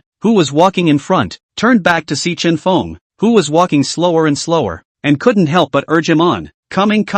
Chen Feng took a few quick steps and followed Yi Qingyun's side. From time to time, a faint wisp of fragrance came from the tip of his nose, which smelled especially good. Damn! Look at this bastard. He's practically following our goddess like a demented man. When someone saw Chen Feng's expression, they became furious, itching to go up and hammer Chen Feng's face to pieces. Goddess, he is just too kind. Why does she have to take care of this trashy guy? You guys say, if we also go pick up trash, will we be able to be favored by Goddess Yi as well? We can go and try. A group of boys had gone crazy and started to follow Chen Feng's example, taking a snakeskin bag and picking up trash all over the school. The leaders of the school and other schools, walking between campuses, were dismayed to find a large group of students picking up garbage unintentionally. I can't imagine that the students of your school are so environmentally conscious. It's worthy of being a Magic City University. The leader of the foreign school couldn't help but marvel. Ha, this is the style of our school, and what our school has always advocated. The leader of this school smiled awkwardly and forced an explanation. In reality, his heart was also uncertain. One must know that those who could enter Magic City University were all the children of certain rich families, and even if they were poor students, they wouldn't be picking up garbage in the school. Besides, today was the school's recruitment day. Everyone was busy visiting the clubs. How would they have time to pick up garbage? The school leaders were really confused and didn't understand what was going on. The Trash Pickers Club has been established. Everyone, take a look. Join our garbage picking club and gain the favor of the goddess. You'll be the next Chen Feng. Not far from the roadside, a stall had just been set up, and a lewd-looking student rushed in all directions, shouting at the top of his voice. Put! The school leader almost sprayed. What the hell is this? There was a piano-playing club, a manga drawing club, and a taekwondo club. These were just fine. What the heck was the trash-picking club? I can't imagine that your school's education is so profound. Picking up garbage can also accomplish a club. My school is really far behind. The leader of the foreign school once again looked dumbfounded, and finally sighed deeply, his eyes full of admiration. Magic City University is really extraordinary. There is a reason why it can become one of the most famous schools in Magic City. Where? The leaders of this school were all red in the face, itching to find a crack in the ground to drill into. In the gymnasium, Chen Feng saw that the gym was crowded outside and thought that it was even more crowded inside. Unexpectedly, as soon as they entered inside, everyone started lining up, not daring to breathe a single breath, as if there was some kind of flooding beast here. Sister Qingyun, I want to ask, in this gymnasium, how many clubs are there? Why are there so many people? Chen Feng couldn't help but ask. Those clubs outside the school entrance, there were at most 1 or 2 dozen people, but now here, it was feared that there were 100 or 200 of them. There's just one taekwondo club, probably because everyone is interested in it, so all of them ran to join, but wanting to join the club is not that easy. Yi Qingyun rushed towards Chen Feng and explained with a faint smile. Just at this moment, a flirting voice sounded in the ears of the two. Sister Qingyun, when did you find a boyfriend? The two hurriedly turned around and followed the voice, only to see from the side, walked over a young girl dressed in taekwondo attire. The young girl had a hair bun pulled on her head. Her looks were beautiful and valiant. If Yi Qingyun's beauty could score 10 points, then the young girl's face, at least, was at 9.5. The only drawback was that the young girl was petite, and was a head taller than Yi Qingyun. Chen Feng was surprised that such a student could also join the taekwondo club. Could it be that the president of the taekwondo club was a horny man, and that was why he accepted this young girl into the club? It was not that he discriminated against the young girl in front of him. It was just that the young girl in front of him was really a bit like a junior high school loli. Try as he might, such a girl, even if she practiced taekwondo from a young age, she couldn't possibly be much stronger, could she? Lioli, when Yi Qingyun saw the young girl, he immediately revealed a big sister-like comforting smile and opened his arms to have a warm hug with the young girl. This hug was enviable. Countless boys were fantasizing how happy it would be if they could be in the middle of the two girls at this moment. The meeting of the two great beauties immediately attracted the gazes of many people. Sister Chang Yun, who is this? Ji Liuli curiously looked towards Chen Feng, her big eyes blinking, her beautiful eyes filled with doubt. Oh, his name is Chen Feng. He's my younger brother, Yi Qing Yun admitted with a big smile. Your younger brother? Sister Qing Yun, you're lying to me again. Do you think I stay here all day and don't know about the man of the hour in school? Ji Liuli's mouth smiled as she walked up to Chen Feng, spun around, carefully sized him up, and said, your name is Chen Feng, right? The one who picks up garbage is quite famous in school. Hello? Chen Feng extended his hand, quite polite. Hello, my name is Ji Liuli. I'm the president of the Taekwondo club. Ji Liuli reached out and shook Chen Feng's hand. Don't look at her hands as white and delicate as if they were boneless. They were actually strong and powerful. As she held Chen Feng's palm, the corners of her mouth rose, a touch of teasing and cunning flashed in her eyes, and she exerted a slight force on her hand. In the next moment, she was a bit confused. It was as if she was pinching on top of a piece of ironstone. Hard as hell. President, so many people are watching. Isn't it a bit bad for you to be like this? Chen Feng had already loosened his hand, but Ji Liuli didn't seem to want to loosen her hand. Somewhat disbelieving, wanting to secretly compete with Chen Feng. Chapter 45 Hands off. Chen Feng this, how dare he grab the president's hand and not let go? It's too much. This asshole, taking advantage of the situation. He's a trashy guy. Why would he dare to touch the president's hand so recklessly? The surrounding boys, each with fire in their eyes, wanted to skin Chen Feng, although Chen Feng didn't want to pay attention to this group of people. But if this continued, he was afraid that he wouldn't be able to walk out of the Taekwondo club alive today. Thinking of this, he loosened his right hand, which was originally as hard as iron. But in a flash, it was as soft as cotton, and he pulled it out of Ji Liuli's hand in a slippery manner. Liuli, what's wrong with you? Yi Qingyun rested on Ji Liuli's shoulder and gently shook it, inquiring suspiciously. Ji Liuli reacted and glanced at Chen Feng with slight surprise. You're actually the president of the Taekwondo club? Chen Feng only made a surprised sound at this moment. Originally, he thought that the president of the Taekwondo club was a horny man. Unexpectedly, it was actually this young girl in front of him who was like a little lowly. The contrast was simply too great. However, this could also explain why so many people ran here to sign up for the Taekwondo club. Moreover, most of the people who came to sign up were male students. It was obvious that they were rushing towards Ji Liuli as the president, the so-called near water. Don't look at Ji Liuli's short height, but her actual age was not far from Chen Feng. Ji Liuli such a cute president. In any boy's place, he would fall in love. What kind of expression is that? Like you're surprised? Ji Liuli immediately said with dissatisfaction when she saw Chen Feng's behavior. Chen Feng nodded his head unabashedly and said seriously, I truly did not expect that the president of Taekwondo would actually be you so. At the end of his words, Chen Feng did not know how to describe it. It couldn't be helped that the difference from the president he had thought of in his mind was too great, so much so, that he no longer had the desire to join the Taekwondo club. Desire. If the president was all like this, a delicate little lowly, one could imagine how low the quality of the entire Taekwondo club would be. He originally came here with the intention of finding powerful masters to be his companions and sharpen his Wing Chun Kung Fu scriptures. However, if the opponents were too weak, then it would not have the effect of sharpening, so it did not matter if he joined the Taekwondo club or not. You look down on me? Ji Liuli's pretty face sank, her eyes unkind and her tone hostile. As the president of Taekwondo, there were quite a few students who looked down on her because of her height, but in the end, they were all cleaned up by her. No, student Ji, don't misunderstand. I definitely don't have this intention. I just think that with this body and bones of yours, if you hurt anywhere, I'm afraid. Without waiting for Chen Feng to finish, Ji Liuli clenched her silver teeth and said angrily,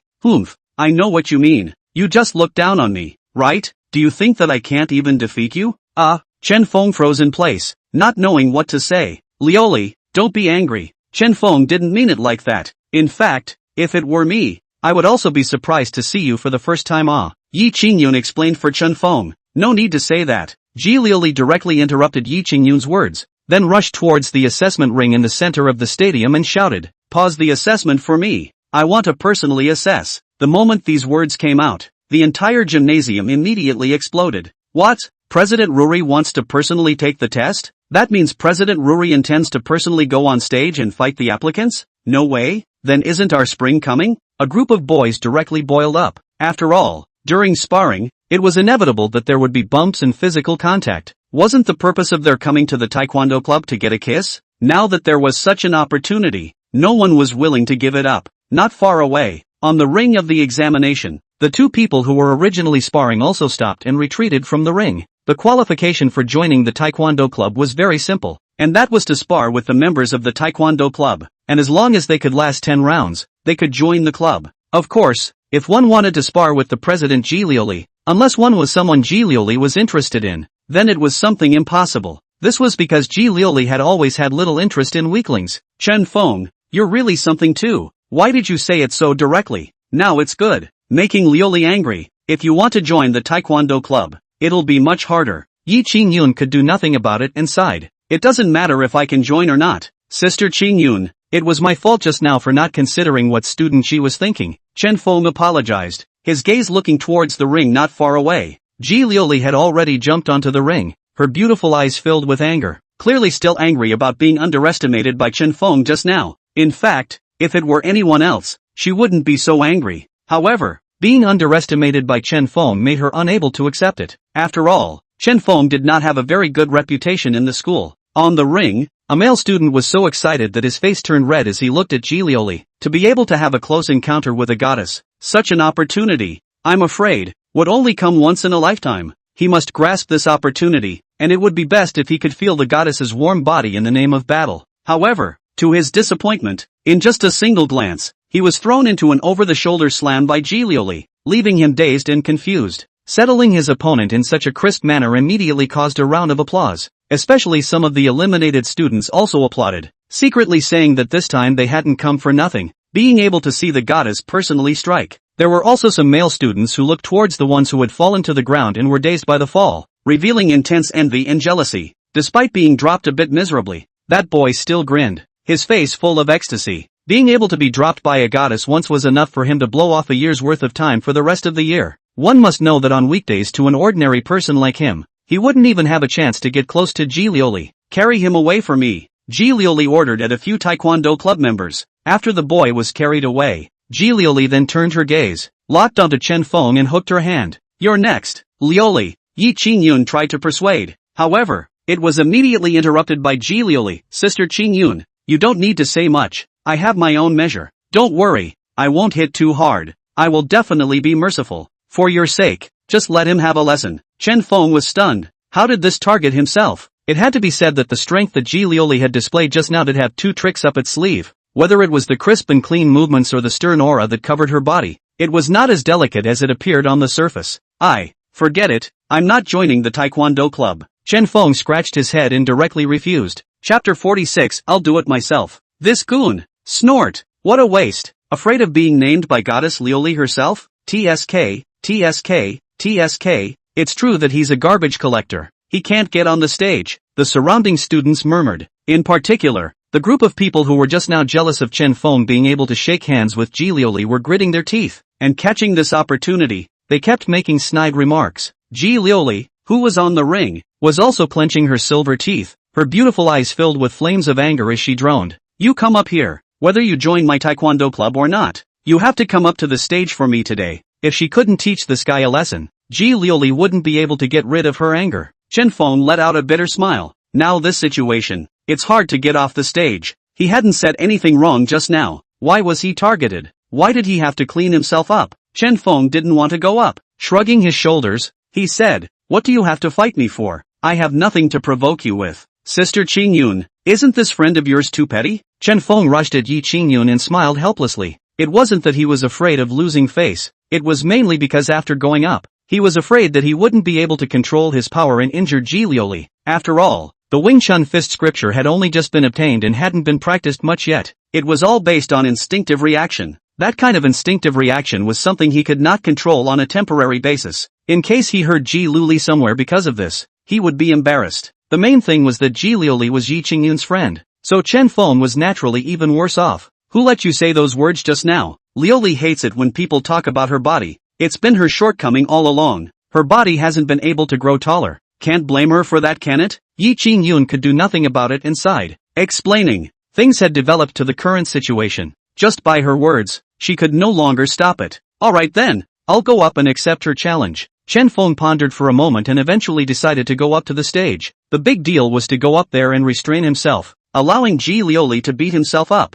so that she would be demoralized. Anyway, he had a snakeskin pouch in his body, and he could recover from even the heaviest of injuries in the shortest amount of time. Just as Chen Feng was about to go up to the stage, someone immediately stepped forward and droned at Chen Feng. "Chen Feng, to deal with you, where is the need for President Lioli? I'll fight you." Chen Feng walked up to the ring and looked down to the stage, slightly surprised to see a familiar face. The person who came was no other than Li Yanwen's lapdog, Zhang Ting. Zhang Ting was overjoyed. Never would he have thought that he would find an opportunity so quickly to rub Chen Feng on the ground in a fair and square manner. To know, Zhang Ting was also a taekwondo expert. When the taekwondo club was established, he was the senior figure. Previously, he had followed Li Yanwen, and had been inconspicuous, so he was easily overlooked. And here, this was his Zhang Ting's home turf. Other than Ji Lioli, no one else was in his eyes. "Zhang Ting, go down. I'm going to clean him up myself." Ji Lioli stopped. From the tone of voice, it could be heard just how furious Ji Lioli was with Chen Feng.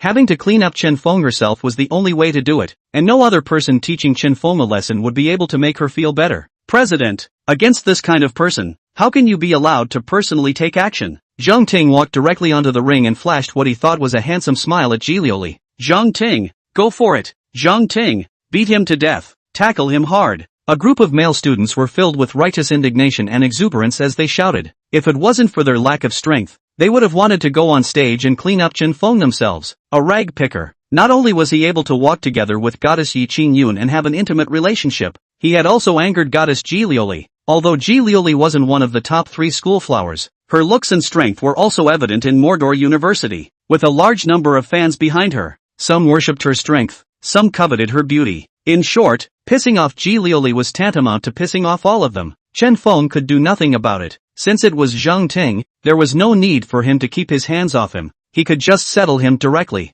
Both of them were deadly rivals anyway. "Can't. I'll do it myself." Ji Lioli's face was icy cold, and she had to do it herself, walking straight up. However, the moment she moved, Zhang Ting rushed up towards Chen Feng at an even faster speed. "Chen Feng, suffer death," Zhang Ting roared, just wanting to take this opportunity to test what those punks had said last night. Whether it was true or not, he didn't believe that a trash-picking punk would be able to fight 1 against 5. With great speed, he rushed in front of Chen Feng, probing his hand to grab at Chen Feng's shoulder blade. As long as Chen Feng's shoulder was removed, he would be nothing more than a fish to be slaughtered at that time. The idea was beautiful, but he never thought that he had overestimated himself and underestimated Chen Feng. Seeing that Zhang Ting's hand was only probing and grabbing at his shoulder, Chen Feng was quick. His left hand was raised, and he backhanded Zhang Ting's wrist in pulse. This was Chen Feng's instinctive reaction, as if he had been practicing martial arts for decades, forming a conditioned reflex and muscle memory. Chen Feng's left hand pulled fiercely, and the Zhang Ting in front of him, his face changed dramatically, his body was unsteady, and he lunged towards Chen Feng. Pang! Chen Feng instinctively wanted to make an inch punch and shatter Zhang Ting's sternum, but once he thought that this was a school and that the other party was not an evil person, he immediately forced down his instincts and stretched out one of his feet, tripping Zhang Ting a bit. Zhang Ting's body lost its balance, and a handsome face fell directly towards the ground. Fortunately, he reacted in time and sidestepped his head, which prevented him from hitting his nose. Nonetheless, his cheek still made a close contact with the ground, making him dizzy and the sky spinning. The scene was silent. Everything happened too fast, so fast that it was too late for people to react. Everyone saw this scene, yet it was impossible to see how exactly Chen Feng had defeated Zhang Ting. All that could be seen was Chen Feng grabbing Zhang Ting's wrist and then blocking Zhang Ting's foot, and the battle was over. Zhang Ting was also confused, lying on the ground, his mind blank. The defeat was too sudden, too caught off guard. This current situation, for Zhang Ting, there were only 2 words: shame. Defeat at the hands of other people. That was nothing. However, to lose in the hands of a trash collector was simply a great shame.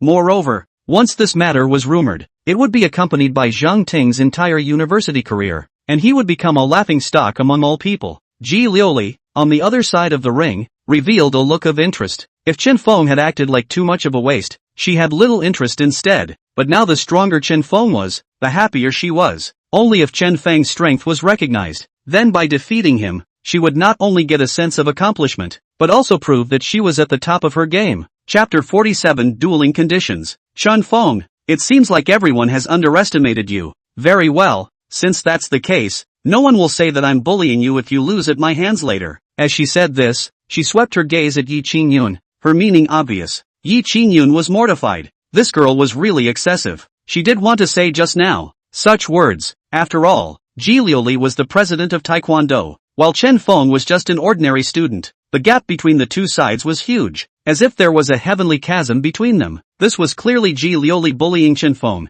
Now Ji Liuli said these words to plug Yi Qingyun's mouth. Can I admit defeat? Chen Feng screamed, being targeted by such a little, which was truly a headache. Admit defeat? Ji Liuli was first stunned. Then the corners of her mouth rose, revealing an impish smile. It's fine for you to admit defeat, but you also have to accept the punishment. Punishment? I've already admitted defeat. What punishment is there to accept? Besides, I'm not a member of your Taekwondo club, so why should I accept your punishment? Chen Feng couldn't help but roll his eyes. Wasn't this clearly bullying himself? Inexplicably accepting a punishment. He wasn't a cutie pie. How could he possibly agree to it? If you admit defeat, you have to accept the punishment. Only if you win, can you not be punished. Understand? Ji Liuli's eyes showed cunning and said in a serious manner. You. Chen Feng finally figured out that this guy was forcing himself to use his full strength. Otherwise, even if he took the initiative to admit defeat, he would have to accept the punishment. Ji Liuli's eyes flashed as she continued. The punishment is that you unconditionally join our Taekwondo club.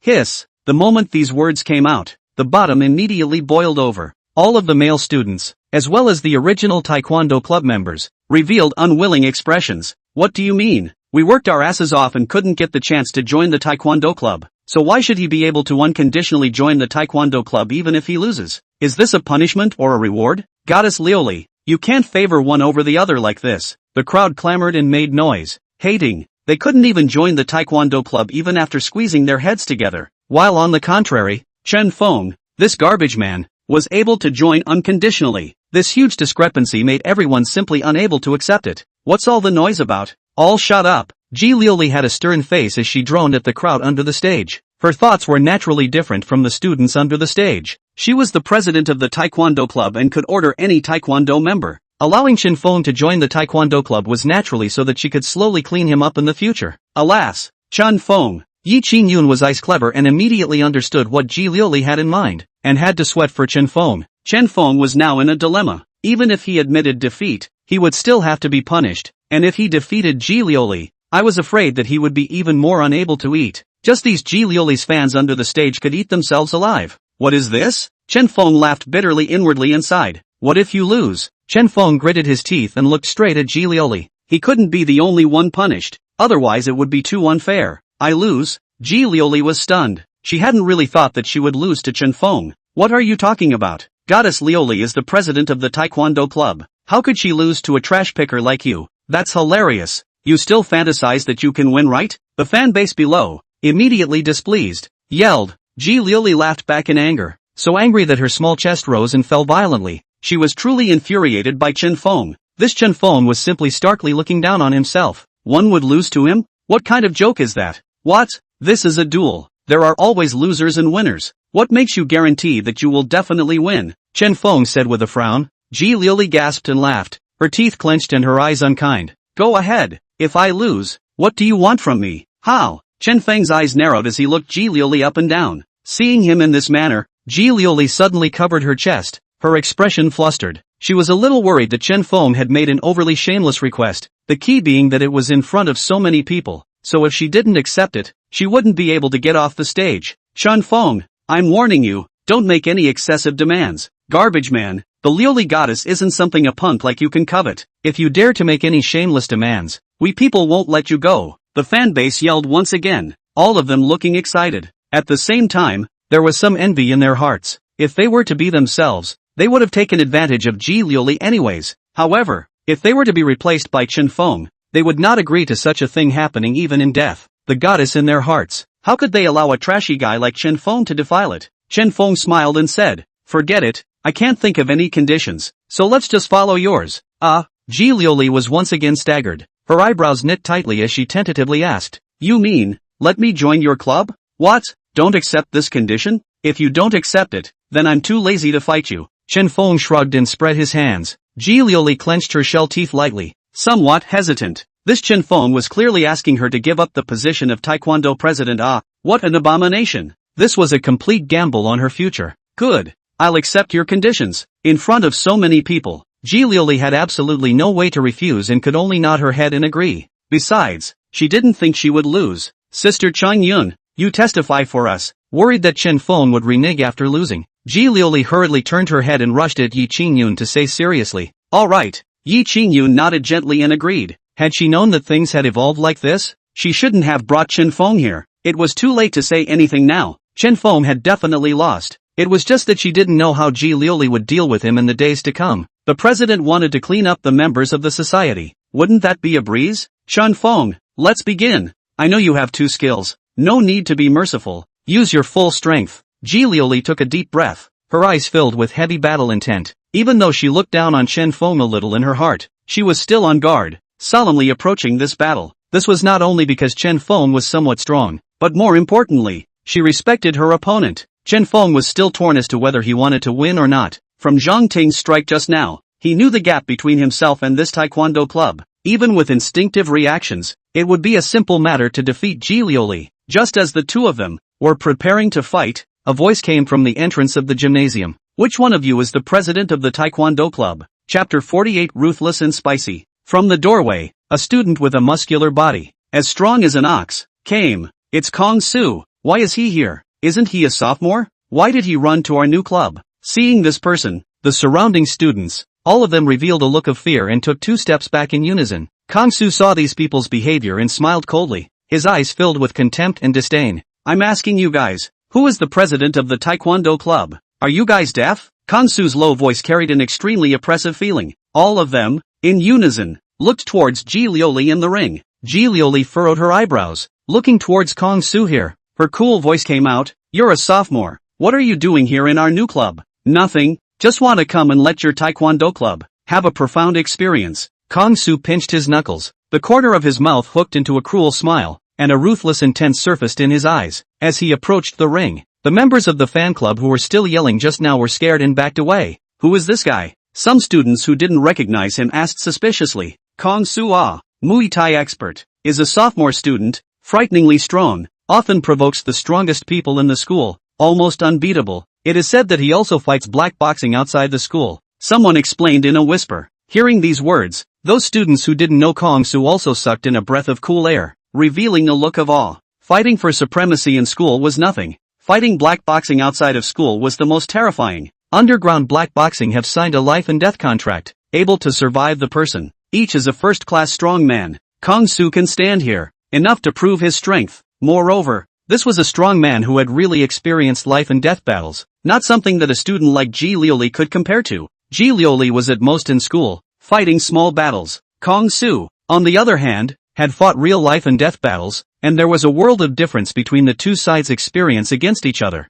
You're a sophomore. What kind of skill is it to come to our taekwondo club and bully the young with the big? A taekwondo club member gathered his courage and rushed at Kong Su. Kong Su let out a fierce smile and looked over. Didn't I say so? I'm just here to let you guys experience what is called fear. Don't worry, I won't hit you too hard. I will definitely hit you right on the spot. Speaking of the 4 words to the point, the tone of his voice was deliberately aggravated, so it was clear that it wouldn't be a simple point to the point. That taekwondo club member was immediately silenced, scared out of his wits. Just being stared at by Kong Su's ferocious eyes gave him the feeling that he couldn't breathe and was about to suffocate. I'll ask one last time. Your president is. Without waiting for Kong Su to finish his question, Ji Liuli gritted his teeth and stood out, saying stiffly, I am the president of the taekwondo club. What do you want to do? Kong Su let his eyes look around, and after seeing that the taekwondo president was actually a petite girl, he snorted. It seems that this taekwondo club is really hopeless, actually letting a little girl be the president. The men here, are they all a bunch of losers? These words caused all the boys present to be filled with righteous anger and fire. This was a clear-cut humiliation of all their boys' faces. Unfortunately, despite holding their grievances in their hearts, no one dared to stand out and retort, because all of them knew very well that there was an insurmountable gap between them and Kong Su. Humph, you seem to be very capable. Is it because you want to challenge me? Although Ji Liuli was a little uneasy, she was not willing to show weakness in front of so many people and said with an angry snort. Kong Su stepped onto the ring, glanced at Chen Feng who was not far away next to him, smiled disdainfully, not caring, looked straight at Ji Liuli, and said contemptuously, challenge you? Then you also think too highly of yourself. As I said, I've come to let your Taekwondo club have a profound experience, with the purpose of letting you know that there are people outside of people, and there are heavens outside of heavens. This truth. You think you're very capable yourself? If you were capable, you wouldn't have come here to show off and bully the small with the big, Ji Lioli said angrily.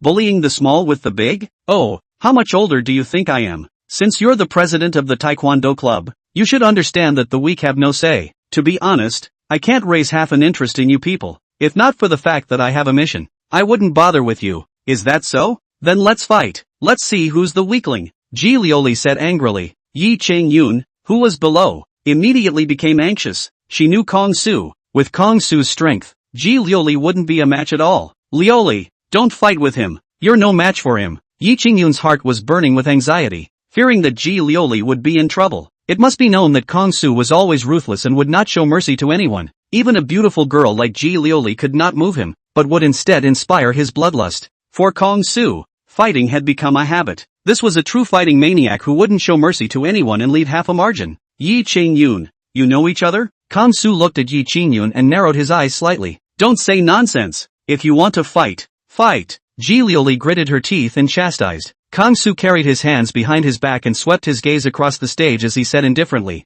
since you're Yi Ching-yun's friend, then I can give you the chance that I won't fight you. Let the men from your Taekwondo club come out. All of you together. I don't want to waste time. Rampant. What is rampant? This is rampant. Completely not putting the entire Taekwondo club in their eyes. I'll just fight you. I don't need them, Ji Lioli said angrily. Kong Su ignored her and looked at the crowd below, his gaze contemptuous and despicable. What's wrong? No one dares to come up? A group of men cowering behind a woman. What kind of ability is that? You, the many boys below, secretly hated each other. All of them were so angry that their faces turned blue and their bodies trembled. Despite the hatred in their hearts, no one dared to go up to face this monster. Kong Su, even if they were really allowed to go up, even if they were humiliated, their lives mattered. They were very clear that most of the people who had once fought with Kong Su were severely injured, and it was even possible to break their arms and legs. I'll fight you. Why are you so abrasive? Ji Lioli couldn't hold back any longer, and with a chirpy rebuke, she rushed up towards Kong Su.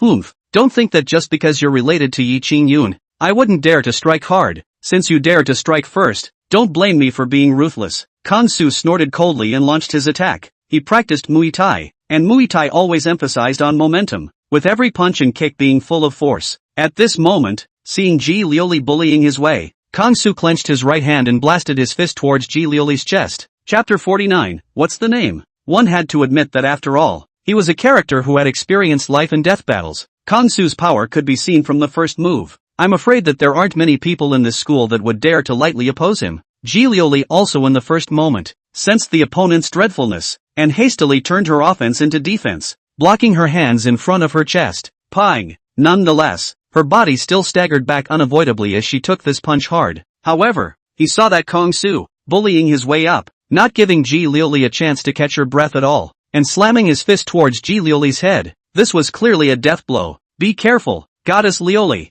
Kong Su, if you dare to hurt Goddess Lioli, we won't let you go. The fan base below, once again shouted, all of them furious. Ji Lioli's face changed drastically, her body lowered, sat on the ground, and rolled towards the side. President of Taekwondo, how can you only dodge? Could it be that the only moves you know are these escape moves? Kong Su's eyes showed a teasing color like a cat catching a mouse. The two moves just now were just a test. The next one was a furious attack. The battle between the two showed a lopsided trend. In the end, the difference in combat experience was too great. Moreover, Ji Lioli, again powerful, is only a small and weak daughter body, facing the body as strong as an ox. Stout Kong Su naturally fell into the wind. Bang! Kong Su no longer stay hands, a fist and a kick. Terror, extremely ruthless, do not care, the other party is just a weak little loli. Under such an attack, even if Ji Lioli was flexible and athletic, she could not hold back, and her figure retreated repeatedly, until she bumped into Chen Feng, who was standing at the edge of the ring,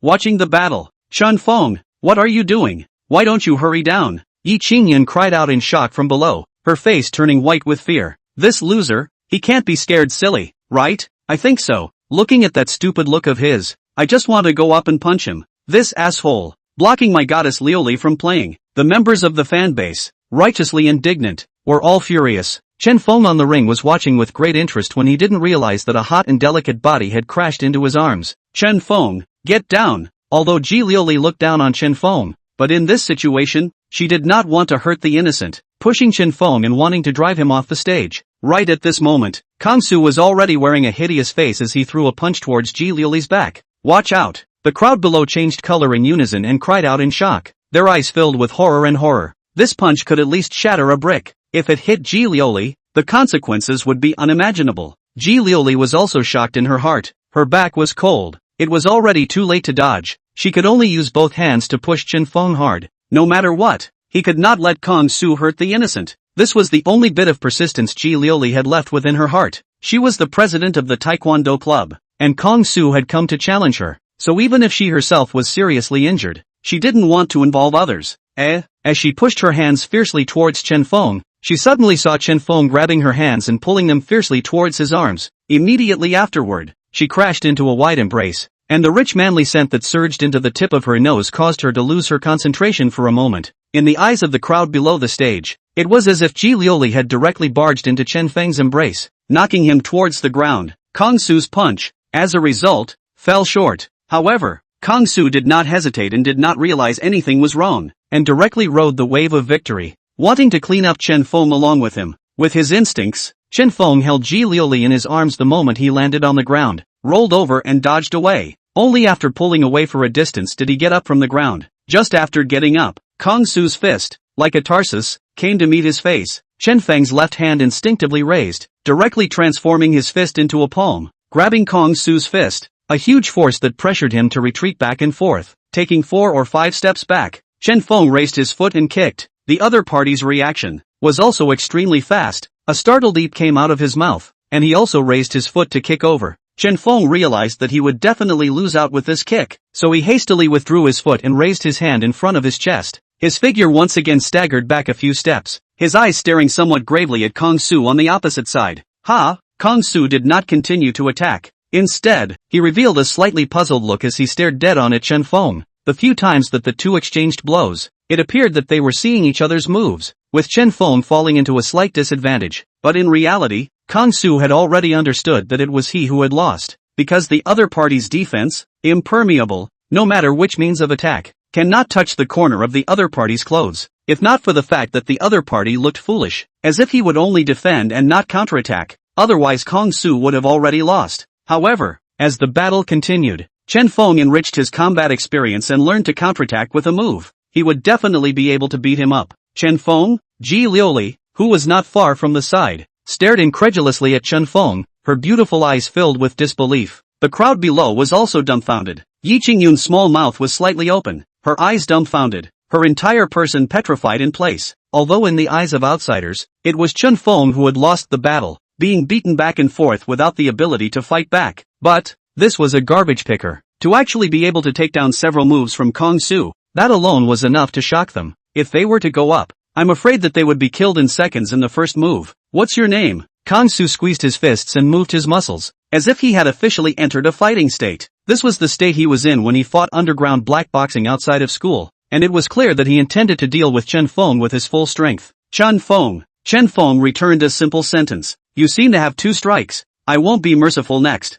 As soon as Kang Su's words fell, his figure was like an arrow off the string as he rushed towards Chen Feng. It was even more ferocious than when he had just fought Ji Liuli, like a tiger out of its cage. Ji Liuli gulped down her saliva and backed up to the edge of the ring, her eyes complex, her insides mixed. In fact, being able to force out Kang Su's true strength, she already knew that Chen Feng's strength was above hers. However, no matter what, she could not believe that Chen Feng was so powerful that if she really fought alone, she was no match. Despite not wanting to admit it, the truth was the truth. On the ring, Chen Feng and Kang Su fought in 2 styles. One was as swift as a tiger, while the other was as dull as a rabbit. Chen Feng had never been in a battle before and had not had any combat experience, so in the eyes of outsiders, his combat movements were not as smooth as Kang Su's at all. Even so, Kang Su was surprisingly unable to help him in a moment. Chen Feng was like a loach, and even Kang Su's incomparably vicious punches could be easily neutralized by him. Chapter 50 Martial Arts Club. Moreover, the crowd realized that Chen Feng was getting stronger the more he fought.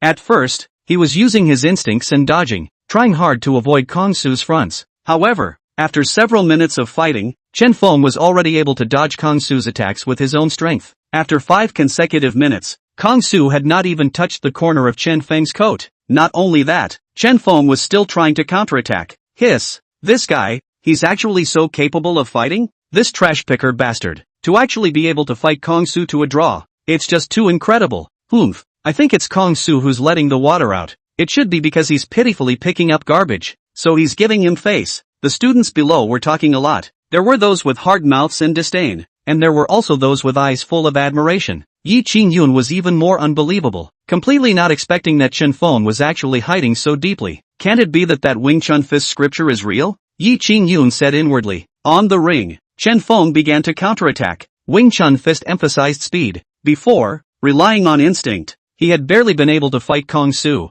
Now after going through the refinement, Chen Feng could already do without instincts. Just his own strength was enough to press Kong Su into a fight. Alright, Kong Su received several inches of punches to his chest, internally tossing and turning with a strong desire to vomit. Desire. In order not to lose face here and maintain his honorable image, he directly took several steps backward, raised his hand, and let out a stern cry under his breath to stop Chen Feng. What's wrong? Chen Feng hadn't gotten over it yet, but since the other party had called for a stop, it would seem like he was getting ahead of himself if he continued to chase and fight. He stopped and looked at Kong Su who was standing across from him, asking curiously, Senior, what do you have to say? Kong Su rubbed his chest, grimacing in pain, never expecting that such a hardened stalwart had actually emerged amongst the freshmen. Alright, between us, we'll fight again some other day. I was reckless today. I apologize to you all of you Taekwondo club. Kong Su rushed towards Ji Liuli there, nodding and bowing. Afterwards, he hurriedly left this place. If he didn't leave again, I'm afraid that as a senior's face, he would lose all his face. Seeing him fleeing in ashes, a hush sounded in the gymnasium. All of the students revealed a look of excitement, especially those boys. They were even more excited, as if it wasn't Chen Feng who had driven the man away, but they who had beaten Kong Su away. Ji Liuli hesitated, but in the end, she gritted her teeth and stepped forward. Chen Feng, it was me who lost. Between the two of them, although they hadn't engaged in a confrontation, from their performance against Kong Su, both sides were high and low. Ji Liuli was frank. A loss was a loss. A win was a win. Willing to gamble is losing. Didn't we not fight yet? How did you lose? Chen Feng was unsure and asked suspiciously. Ji Liuli pursed her lips, her heart a little hard. I lost. Can't you understand? The crowd below, too, had fallen into silence. Ji Liuli losing would mean that the Taekwondo club would be disbanded. Chen Feng was a bit embarrassed. What to do in this situation now? Is it possible to really let Ji Liuli disband the Taekwondo club? Looking at Ji Liuli's face, she looked as if she was about to cry out. If she disbanded the Taekwondo club, I'm afraid that she would really be a sinner. Chen Feng hurriedly turned towards Yi Qingyun, revealing a look of help. You! Yi Qingyun walked up to the ring and blankly glanced at Chen Feng without any good reason. Immediately, she walked over to Ji Liuli's side, put her arm around her shoulder, and said with a smile, how about this? I have a proposal. Turn the Taekwondo club into a Taekwondo department, and set up a comprehensive martial arts club, taking in all the other martial arts from across the school. Anyway, this place is big enough to accommodate quite a few people. Upon hearing this proposal, Ji Liuli, who was originally disoriented and downcast, seemed to be revitalized, her eyes bright. She hurriedly looked towards Chen Feng with an inquiring look in her eyes. I have no opinion. Chen Feng spread his hands. Since it was Yi Qingyun's proposal, there was no need for him to reject it. As it happened, he also needed experts to accompany him, and by accommodating the entire school's martial arts group, he would be able to find more experts. Alright, everyone who wants to join the Taekwondo club can go ahead and sign up. Yi Qingyun rushed at the students below and said with a smile, Great! In that case, Goddess Liuli won't need to disband the Taekwondo club. For a while, the gymnasium was once again active. Chen Feng didn't stay here for too long and returned to his dormitory. As for Yi Qingyun, she was still chatting with Ji Liuli about something, not allowing Chen Feng to listen on the sidelines. Bored, Chen Feng could only return to the dormitory and entertain himself alone. After the fight with Kong Su just now, he already had a lot of combat experience, and had memorized the contents of the Wing Chun Fist Sutra, as well as various moves and techniques. Before, he could only rely on his instinctive reactions when he fought, but now he didn't need to do so at all. If he were to go back to last night, he would have been able to finish off those 5 punks without any damage. After staying in the dormitory for a short while, Yi Qingyun returned, and after pushing open the door, she rushed at Chen Feng, who was sitting on the stool next to her, revealing a sweet smile. Chen Feng, why didn't you ever tell me that you're so capable of fighting? Chen Feng froze. How could he look at Yi Qingyun's face? It was somewhat unsuspicious, as if he was brewing some plan. Go away. Last night, I didn't invite you to dinner, so I'll invite you today. Yi Qingyun's smile was beautiful, giving people a feeling like a spring breeze. It was as if her smile could even melt the ice and snow and revive everything. Even after spending so much time with Yi Qingyun, Chen Feng was still somewhat intoxicated into it, especially when he thought about this morning. That charming scene, his heart was on fire. Alright, I'll still ride my bike to drive you. Chen Feng agreed without hesitation. You really think of your own bicycle as a treasure? After the two of them went down a floor, Chen Feng rode his bike, carrying Yi Qingyun, through the school. Today was recruitment day, and there were people coming and going everywhere. Seeing Yi Qingyun sitting on Chen Feng's trash-picking bicycle, a group of Yi Qingyun's admirers hated her with a passion. Ha! A garbage-picking club? Chen Feng unintentionally saw a large group of people gathered not far away. It was a new club that specialized in picking up trash. How boring.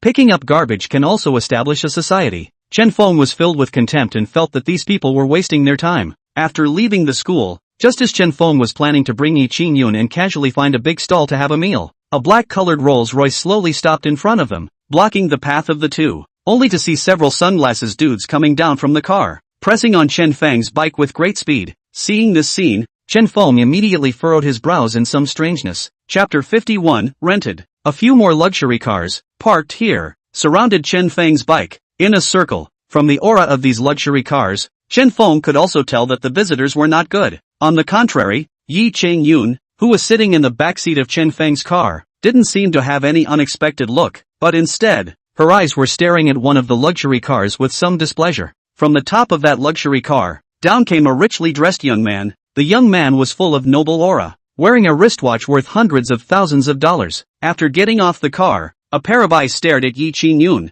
full of admiration and fascination. Qingyun, why do you keep avoiding me? The youth walked straight to Yi Qingyun, putting aside Chen Feng, directly ignoring him. From the youth's tone, as well as Yi Qingyun's reaction, Chen Feng was barely able to draw a conclusion. These two knew each other. Moreover, it was possible that they were Yi Qingyun's suitors. For a great beauty like Yi Qingyun, having thousands of suitors would not surprise him in the slightest. The commotion here also caught the attention of the students coming out of the Magic City University, and many of them looked around with a curious look. Seeing these several luxury cars, they were even more surprised. Just these few luxury cars alone were worth tens of millions of dollars. This row is too big. It seems to be Goddess Yi Qingyun's suitor. This person looks as if he's not a student of our Magic City University, right? A group of students were talking and pointing at the place. Guodong, I've told you not to come looking for me. Yi Qingyun sat on her bicycle, with absolutely no intention of getting off. Her face was expressionless and her tone seemed distant and cold. Even sitting on the bike, her kind of fairy aura that naturally flowed out was mesmerizing. Such a great beauty. No matter what she did, she looked like an immortal. Heavenly. Chen Feng didn't know what to do for a moment and was a bit at a loss for words. It was not good for outsiders to get involved in this kind of thing. However, if the other party wanted to force their way in, Chen Feng would definitely not agree. Qingyun, give me a chance to pursue you, okay? I want to treat you to a meal. The infatuation in Guodong's eyes grew more and more intense, and he couldn't help himself. I'm sorry, I've already promised Chen Feng to go to dinner with him. Yi Qingyun spoke indifferently, her expression cold. Chen Feng? It was only until this moment that Guodong noticed Chen Feng, sweeping over Chen Feng's entire body and carefully sizing him up before finally landing on Chen Feng's bicycle. Guodong's eyes narrowed, his eyes despised and disdained, pointing at Chen Feng and said, "You're Chen Feng? Riding a broken bicycle. You also want to steal a woman from me? I'm Chen Feng. What's wrong with me riding a bicycle to steal a woman from you?" Chen Feng was a bit dissatisfied and said casually. Yi Qingyun couldn't help but raise her head, staring intently at Chen Feng's side face as she said somewhat apologetically, "Chen Feng, you go first, I'll handle this." She did not want to involve Chen Feng in this. After all, Guodong's origin was too big. With Chen Feng's ability, how could he fight Guodong? Even if Chen Feng had a bit of strength, in front of absolute power and money, he was still unbeatable. Go, Qingyun, you seem to be very protective of him? Who is this guy to you and what is his relationship with you? Guodong was on fire and grabbed the front of Chen Feng's bike to prevent him from driving away. Chen Feng grew more and more displeased and said, "Hands off, kid, what did you say? You're looking for death, aren't you?" Guodong originally had fire in his heart, and when he heard these words from Chen Feng, he immediately became furious, his eyes containing icy killing intent. "Guodong, can you spare me? I've said it all. It's impossible between us." Yi Qingyun got up from the bike, her pretty face icy cold as she rebuked. Guodong's chest rose and fell violently, his face turning blue as he said furiously, "Yi Qingyun, have you gone blind? What's so bad about me compared to him? My dad is the chairman of Gua's company. Gua's company is ranked in the entire Magic City. Why do you choose him over me? Don't get me wrong. I'm with Cheng Yun. Chen Feng sighed helplessly and hurriedly explained. Before he could say anything, he was interrupted by Yi Cheng Yun. Does it matter to you who I choose? Chen Feng and I are already boyfriend and girlfriend, so I hope you won't bother me, okay? As she said that, she even took Chen Feng's hand and made an intimate gesture. Seeing the two of them sticking close together, Guodong's anger was so great that his eyes were on the verge of spewing out angry flames. Cheng Yun is my girlfriend. I hope you don't bother her, Chen Feng said frankly. Yi Cheng Yun flashed a flash of gratitude when she looked at Chen Feng. You're talking to me? Guodong's eyes were ice cold as he looked askance at Chen Feng and said in a cold voice, Are you qualified to talk to me? Wait for you to change your car one day before I can give you a proper look. Change cars? You think having a few cars is amazing, don't you? Chen Feng helplessly shook his head and smiled. To you, it is indeed remarkable. In my eyes, you are an ant-like character, and you dare to clamor in front of me. Guodong laughed coldly. I'll give you a chance. Hurry up and disappear from my sight. Otherwise don't blame me for not being polite. Chen Feng sighed and directly took out his cell phone and dialed a number. What? Still want to call someone? I'll give you time to call someone. Guodong embraced his arms and sneered. Not long after, a luxury coupe came from the street and stopped. A brand new Lamborghini. Open your dog eyes and see. It's not like I don't have a car. Chen Feng pointed at the Lamborghini and shouted coldly. Guodong frowned slightly. This Lamborghini was indeed very out of the ordinary. Chen Feng. Yi Cheng Yun was also startled. How could Chen Feng own a supercar like a Lamborghini? This was simply impossible. She couldn't believe it. After all, Chen Feng was just a rag picker. I'm afraid that a luxury car of this caliber could not be afforded by a lifetime of scavenging rags. A Lamborghini makes you arrogant? Can it compare to my fleet?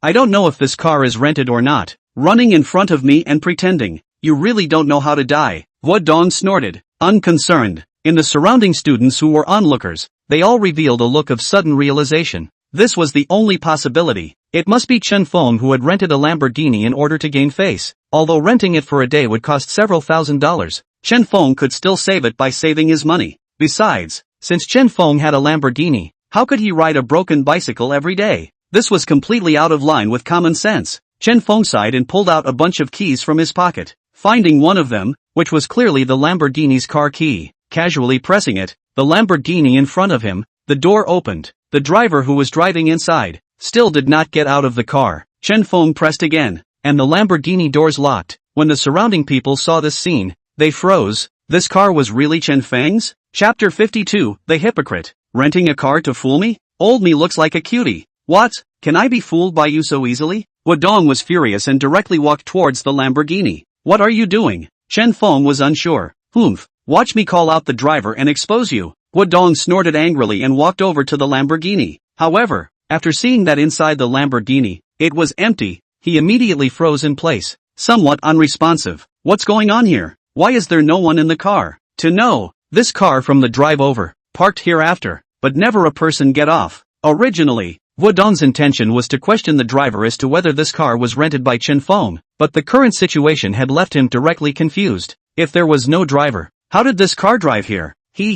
Are you an idiot? This car utilizes the most advanced driverless technology currently available. There is no need for a driver to maneuver it at all. Chen Feng understood Guodong's intentions and was dumbfounded. What? Guodong froze on the spot, clearly not expecting that this car of Chen Feng's actually had such a high-end technology. If that was the case, then the value of this car would have to be doubled at least tenfold. When you are able to use this technology, you will be qualified to compete with me fairly for Cheng Yun. Until then, you'd better get the hell back home. Chen Feng shook his head and laughed as he made a wink at Yi Cheng Yun. Yi Cheng Yun immediately understood and sat on the back seat of the bike. Let's go back and go for dinner some other day. After Guodong made such a mess, Chen Feng also lost the idea of going to dinner and directly pressed the button above the car key, allowing the Lamborghini to drive back on autopilot, and then rode the bike and returned to the school. Looking at the back of the duo, Guodong was furious and annoyed as he kicked on a brick. Chen Feng, right? I'll remember you. The days of the club's recruitment passed in the blink of an eye. The comprehensive martial arts club was also established, enlisting almost all of the boxing clubs inside the Magic City University. For example, Sansho, Judo, Free Fighting, Karate, Taekwondo, Muay Thai, and so on. All of them were able to have a place in the comprehensive martial arts club. As for Chen Feng's own Wing Chun boxing, not many people practiced it, Or perhaps it was still not as attractive as other types of boxing for this woman's creation. The past few days had been much calmer, and Li Yanwen hadn't come looking for trouble. On the contrary, it was Yi Qingyun who kept asking about the Lamborghini. Chen Feng didn't want to be too high profile, so he casually found an excuse to muddle through. However, from the skeptical look in Yi Qingyun's eyes, he was still able to tell that Yi Qingyun clearly did not quite believe his explanation. Fortunately, Yi Qingyun did not continue to pursue the matter, which was a relief to Chen Feng. The day after the club recruitment ended, Chen Feng came to the classroom early. Just as he walked into the classroom, he heard some remarks about the homeroom teacher. Have you guys heard? Our homeroom teacher. She seems to be a big beauty. I've known it for a long time, and I also know that the class teacher's name is Chu Yue, and she's not much older than us by a few years. It's rumored that she was transferred from Jiangnan, and is coming to give us lessons today. A group of students chattered and talked endlessly. Hearing these things, Chen Feng also felt curious as to what this homeroom teacher actually looked like. When Li Yanwen and Zhang Ting saw Chen Feng sitting in his seat, they revealed cold smiles and whispered, "Brother One, don't worry. I've sent everything about Chen Feng to that homeroom teacher, and I'll make sure that he'll have a hard time." Zhang Ting hemmed and hawed. The reason why they hadn't come to Chen Feng's trouble in the past few days was to investigate that homeroom teacher's contact information. The emperor was not to be denied. And finally, they had found it. To teach Chen Feng a lesson, they didn't even need to do it themselves. As long as they took Chen Feng's information and reported it to the homeroom teacher by adding more fuel to the fire, and then they would just wait and watch the show. Are you sure? It's all bad words about Chen Feng, right? Li Yanwen was overjoyed in her heart, but on the surface, she didn't move and faintly said. Zhang Ting patted his chest and swore with assurance. "Brother One, don't you still trust me? With my writing, it's enough to make that bastard Chen Feng drink a pot of water. I've already told the homeroom teacher that this Chen Feng is a hypocrite, deliberately pretending to pick up garbage to gain everyone's sympathy, and is an unapologetic second-generation ancestor, who is good at eating, drinking, whoring, and gambling, and often molests the female classmates in the class. Oh, if you say that, will the homeroom teacher believe it?" Li Yanwen was a little worried and frowned. In case the homeroom teacher purposely went to investigate Chen Feng, he was bound to reveal himself. Zhang Ting revealed a smile. His eyes narrowed as he said, "Brother One, I've already bought off the female classmates in the class and asked them to cooperate with me and go complain to the homeroom teacher. Just wait, the homeroom teacher will definitely take good care of him." "You said that he is a second generation. If this is investigated?" Li Yanwen said worriedly. "I also said that he's pretending to be a grandchild, deliberately acting like a miserable garbage picker to confuse his classmates and teachers. The purpose is to grandstand and gain everyone's sympathy, so you don't need to worry about this at all." When the class teacher returned my message, I could already feel her anger. Ha ha ha, good job. This has escaped several times, and now that the class teacher is personally dealing with him, I still don't believe that he can even handle the class teacher. Li Yanwen glanced at Chen Feng there. His eyes were filled with ferocious colors and his expression was slightly hideous. Suddenly, he seemed to have thought of something and asked carelessly, "Since you found out the class teacher's phone number, do you know what the class teacher looks like?" "That I did only find the teacher's ID photo, and it's not bad looking, not as pretty as they blow it up to be," Zhang Ting replied. Just at this moment, the entire classroom steeply quieted down. It was so silent that even the sound of a pin dropping on the ground could be clearly heard. Chen Feng, who was originally still reading a book, sensed something strange in the classroom and immediately raised his head, looking towards the doorway of the classroom, only to see that from the doorway of the classroom, a woman wearing a teacher's uniform dress walked in. The woman's skin was white and beautiful, her legs were long and straight, her figure was perfect, her features were exquisite,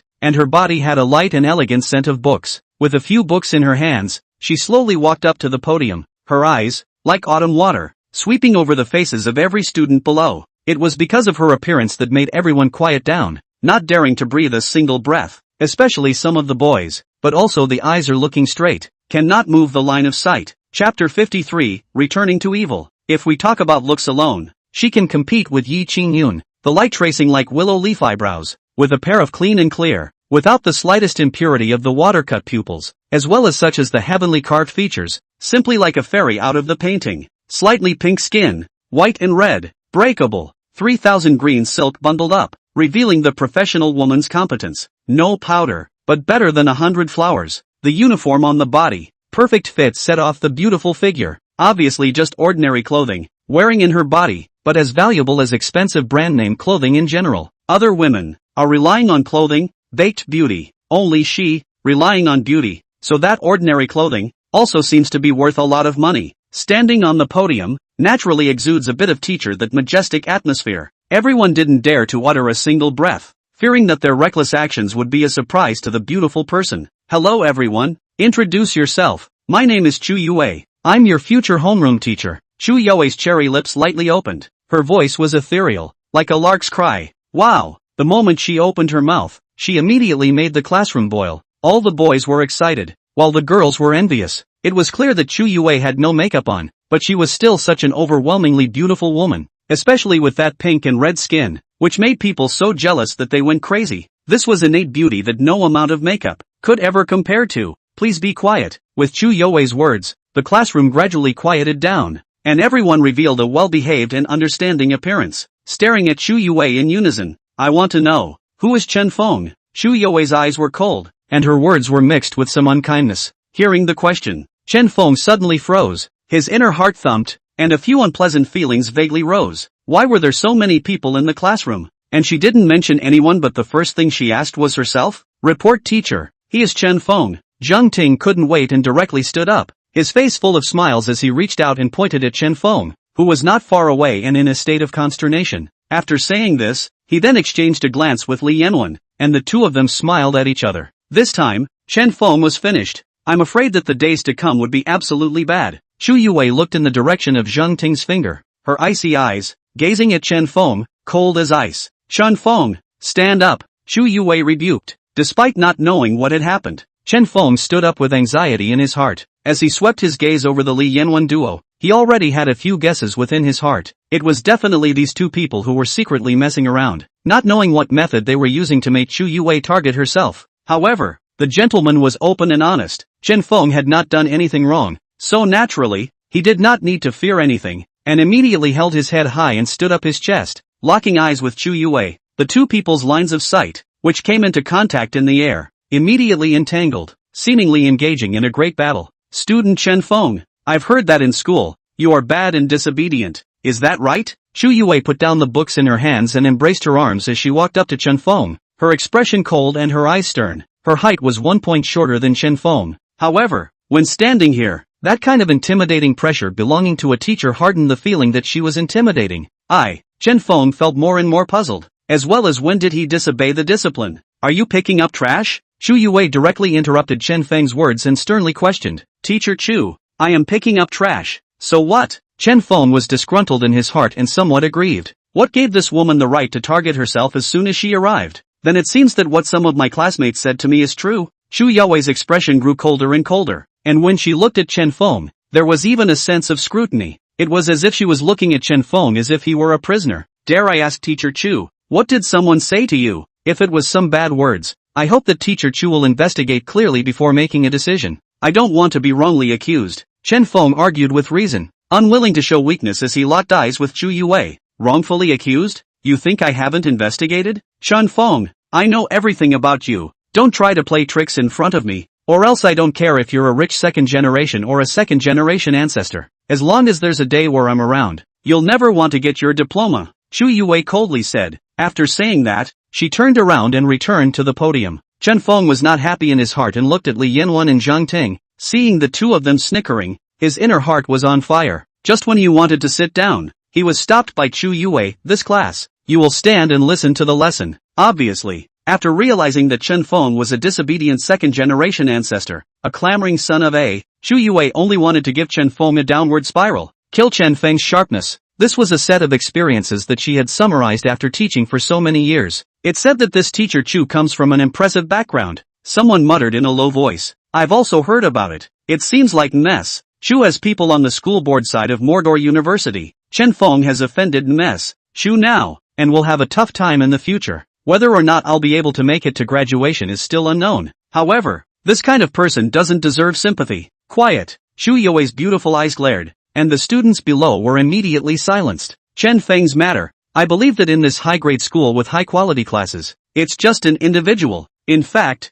I will not discriminate against any of my classmates, even if he is no longer obedient. As long as he is able to change his ways, I can still treat them equally. Chu Yue's words, meaning something beyond the words. Everyone knew it by heart. Alas, Chen Feng sighed inwardly. knowing that his first impression in Chu Yue's heart had already been branded as a sinful and evil image. No matter how one explained it, Chu Yue would not necessarily believe it. The source of all of this was definitely the Li Yanwen and Zheng Ting duo. With regards to changing one's opinion in Chu Yue's teacher's mind, one could only take their time and could not be too hasty. Anyway, there would always be a day when Chu Yue would be able to distinguish clearly who were the good guys and who were the bad guys. When Li Yanwen saw Chen Feng looking over, he immediately raised his middle finger, arrogant and smug to the extreme. Chen Feng was too lazy to pay attention, and just stood like this, spending the first class. After class, Li Yanwen and Zheng Ting came over with complacency and a victor's smile on their faces, staring contemptuously at Chen Feng. We did it, so what can you do?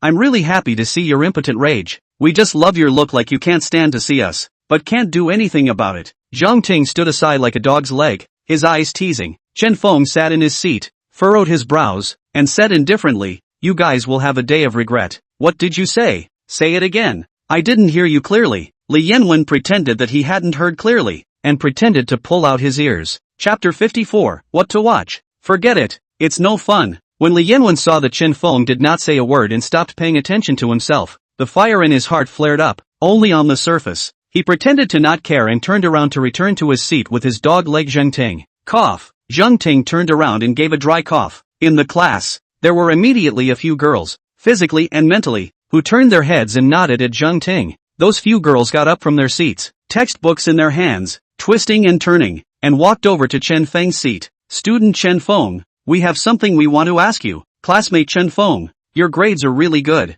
I don't understand something here. Can you help me out? Chen Feng, do you have a girlfriend? A few of the girls were quite good looking, medium to high. They were wearing cool clothing, and the textbooks in their hands, placed in front of Chen Feng, were deliberately bent over, revealing their open collars. If one were to look over now, one could immediately see, inside, the two groups of white and soft towering. However, without looking away, Chen Feng looked towards the girls' textbooks, frowning and contemplating for a moment before answering. This question is like this. A few girls saw Chen Feng, completely indifferent, just solving the question one after the other, as if he was a schoolteacher, and immediately became a bit anxious. A few people looked at each other, secretly made a wink, and stood on Chen Feng's left and right sides respectively. One of the girls wearing an ultra-short skirt, on the other hand, pulled a stool and sat on the opposite side of Chen Feng. The girl on the left side, holding a pen in her right hand, rushed towards the girl on the opposite side, made a wink, and then slipped in her hand.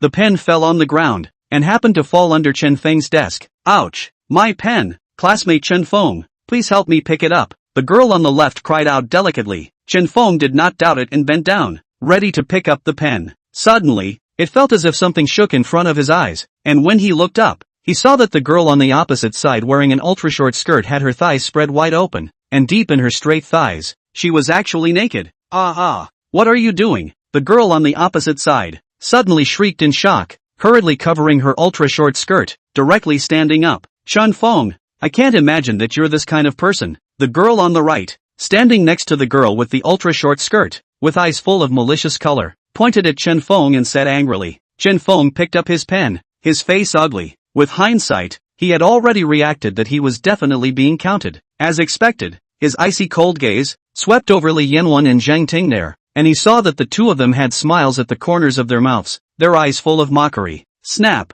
With eyes full of tears, the ultra-short skirt girl threw a slap on Chen Feng's face before fleeing the classroom in tears. Hui! A girl hurriedly chased after her. At precisely this moment, the class teacher Chu Yue walked in from outside the door, her willow brows furrowed as she asked with eyes full of suspicion. What's wrong? What happened just now? The girl who had asked Chen Feng to help pick up the pens, hurriedly ran up and told Chu Yue what had just happened, adding more fuel to the fire. Teacher Chu, it's like this. I went with Li Hui to ask Chen Feng a few questions, but it turned out that he intentionally took advantage of bending down to pick up the pens to peeking. Saying this, the girl blushed and seemed to have trouble speaking. Chu Yue's expression and eyes, cold as snow, coldly glanced at Chen Feng and said, just say it straight. Chen Feng he peeked under Li Hui's skirt. This turncoat. The girl gritted her teeth. What? The anger in Chu Yue's eyes was visible to the naked eye. She was so angry that her body trembled and her face turned blue. Teacher Chu, this is true. We all witnessed it for all to see. Chen Feng, he took the opportunity to pick up his pen to peek under Li Hui's skirt. Li Yanwen stood up and agreed. Yeah, this kind of person is really heartless. Teacher Chu, I suggest you Report this matter to the school and let the school punish him. Zhang Ting followed and got up, his face full of righteousness, his tone righteous. Chen Feng, get the hell out of here, Chu Yue angrily rebuked, her pretty face as cold as ice. Chen Feng's chest rose and fell, anger burning within him as he coldly glanced at Li Yanwen and Zhang Ting and walked towards Chu Yue. As for the other students, they all revealed looks of pity and sympathy as they looked at Chen Feng, although they could also see that this was clearly a setup by Li Yanwen to frame him. Just now, that Li Hui, purposely wearing a super short skirt, sat in front of Chen Feng and spread her legs. Whether it was deliberate or not, as long as one bent down to pick up a pen, they would inevitably see certain images. However, even if they knew this, they didn't dare to defend Chen Feng in half a sentence. Offending Li Yanwen was definitely something that would not go down well. This could only be blamed on Chen Feng himself. Having to offend Li Yanwen and Zhang Ting, Chen Feng forcibly pressed down the fire in his heart and followed Chu Yue to the corner where no one was. Chu Yue was furious, her petite body trembling, her eyes filled with pain and hatred as she stared dead on at Chen Feng and said in a deep voice, Chen Feng, you are truly an asshole. I want you to immediately go apologize to Li Hui right away. I'm not right, why should I apologize? Chen Feng breathed heavily and gritted his teeth. Right? Scum, like you really don't know how to repent. Don't you want to apologize now? Chu Yue was even more furious and annoyed. After teaching so many students, this was the first time she had encountered someone like Chen Feng. It was just a matter of being uneducated, but he was also so despicable and shameless, using the opportunity of picking up pens to peek under the skirts of his female classmates. This guy's moral values, have they all been eaten by dogs? I was framed, believe it or not. I'm not wrong anyway. Chen Feng's face gradually calmed down, his mind cooled down. He figured out that the more angry he got, the more he fell for Li Yanwen and Zhang Ting's scheme instead. Good.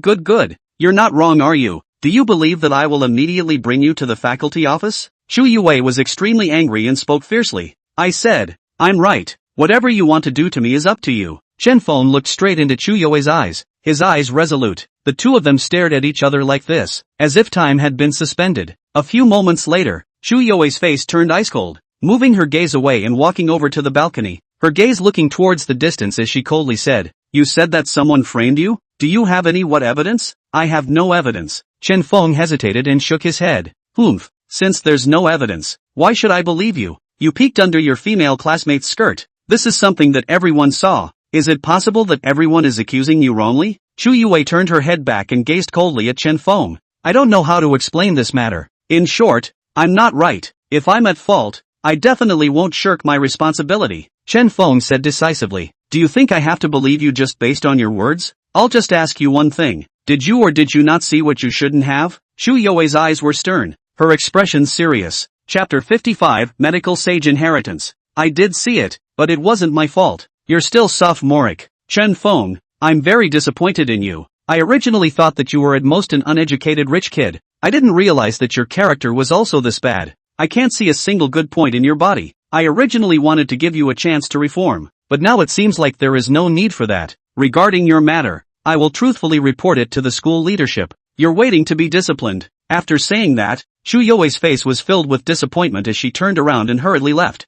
Looking at her back, Chen Feng silently sighed. How could this be explained? Even if one were to talk through the heavens, it would be of no use. In Chu Yue's impression, Chen Feng had already become an unapologetic hooligan, and wanting to change the image in her heart for a time was something that was simply impossible. Back in the classroom, Li Yanwen and Zhang Ting were filled with cold smiles and sneers, as if seeing Chen Feng suffer defeat made them very happy. In particular, this time framing Chen Feng made them even happier. Li Hui, the girl in the ultra-short skirt from earlier, had also returned to the classroom at this moment. Her eyes were wet and red, so she should have been crying for a long time. Chen Feng sat in his seat and had the intention to say something, but in the end, he didn't say anything. These women had all been bought and paid for by Li Yanwen and Zhang Ting, so asking them to testify on his behalf and prove his innocence was obviously impossible. Hui, don't be sad. This kind of scum will get their retribution. The girl who had just stood on Chen Feng's left side and asked Chen Feng to help pick up the pen, waited viciously for Chen Feng and comforted Li Hui.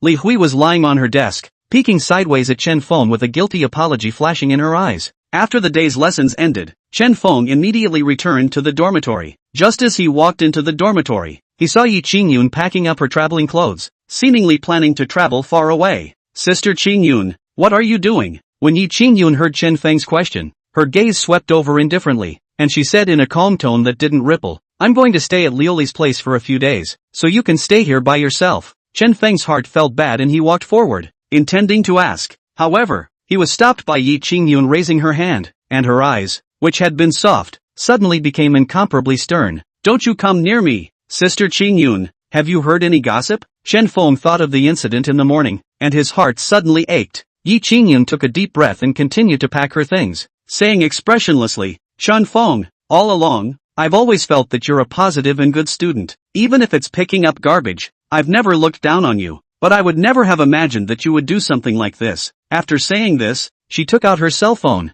tapped on a screen, and threw it into Chen Feng's hand. Chen Feng blankly took the phone and looked inside the screen. It was the school's official forum, where many people communicated on weekdays, and at this moment, the forum had been scrubbed. All the posts were talking about him peeking under the skirts of female students. The entire school forum were spreading all over the place. By the looks of it, it was bound to alarm the school authorities. Sister Qingyun, don't even you believe me? Do you think I look like that kind of person? Why would I do such a thing? Even if I want to peek, it's impossible for me to peek at that kind of girl. Ah, you're such a beautiful big beauty. Living with me, how many peeking opportunities do I have? Chen Feng gritted his teeth, his heart full of anger, burning brightly. All of this is the plotting and scheming of Li Yanwen and Zhang Ting. These two people. I'm afraid they won't rest until they force themselves to drop out of school.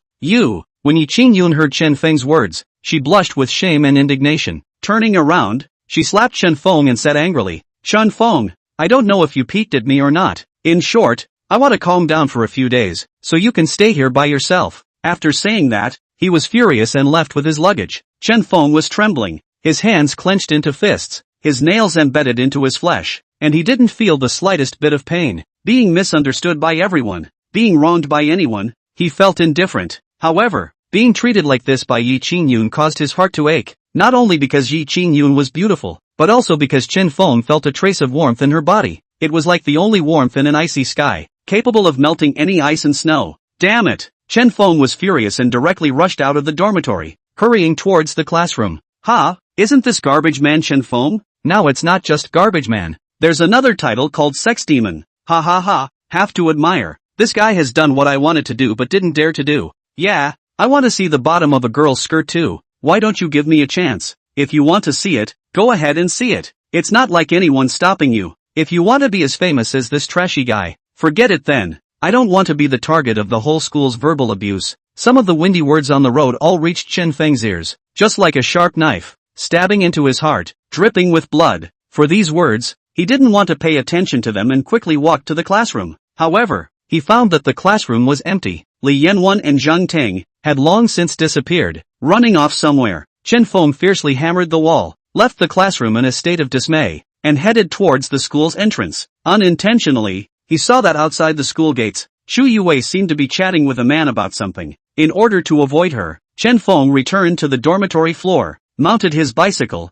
and continued to pick up trash. Now that he wanted to resolve this matter, there was only one way to go. That was to pressurize like the Lin clan and get Lin Fei Fan to step in and help himself with this matter. Utilizing the Lin family's power, he forced Li Yanwen and Zhang Ting to tell the truth. However, this was only a method that could only be chosen as a last resort, because once this was exposed, I was afraid that more trouble would ensue. In case the existence of the snakeskin bag was exposed, it was still a question whether or not they could survive until the next day. Walking along the way, he soon picked up a large bag of garbage. It wasn't until 10 minutes later that the snakeskin bag behind Chen Feng's bike deflated at a rate visible to the naked eye. What could it be this time? Chen Feng couldn't wait, opened the snakeskin bag and pulled out a book from inside. The name of the book, Medical Sage's Internal Canon. From the title of the book, it could also be seen that it was a book on the art of healing. Chen Feng casually found a bench by the side of the road and sat down, carefully flipping through it. At the same time, many memories that did not originally belong to him appeared in his mind. It was as if these memories were already in his mind,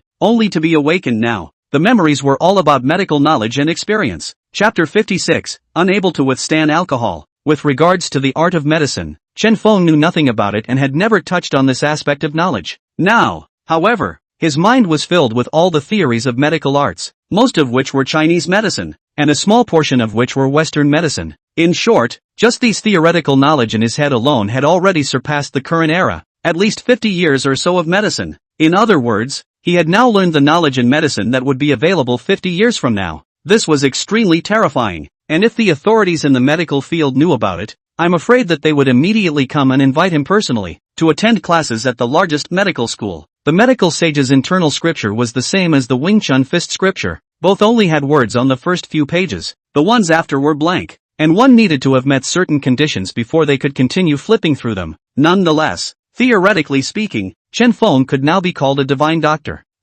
After putting away the medical sage's inner scripture, Chen Feng was about to hit the road. Suddenly, his gaze inadvertently swept over to not far away, at the entrance of a bar, where Li Hui was being walked into the bar by an old man, with his arm around her waist. Seeing this scene, Chen Feng's heart stirred and he hurriedly headed towards that bar. Coincidentally, the bar in front of him was none other than the bitey bar that he had acquired a few days ago. Chen Feng did not startle the bar owner and pretended to be an ordinary guest as he stepped inside. From the moment he saw Li Hui with an old man just now, his inner mind had other plans. In the bar, as usual, there were a lot of guests, and the booths were almost all full. The noisy DJ dance music shook his eardrums. Inside the dance floor, groups of demons danced. Men and women twisted their waists and limbs, enjoying the revelry brought about by the music and releasing all their emotions. Chen Feng strolled around, and finally saw in the far corner, Li Hui and the older man, who was in his 40s, sitting together, drinking and chatting. On the surface, the relationship between the two was by no means a father and daughter.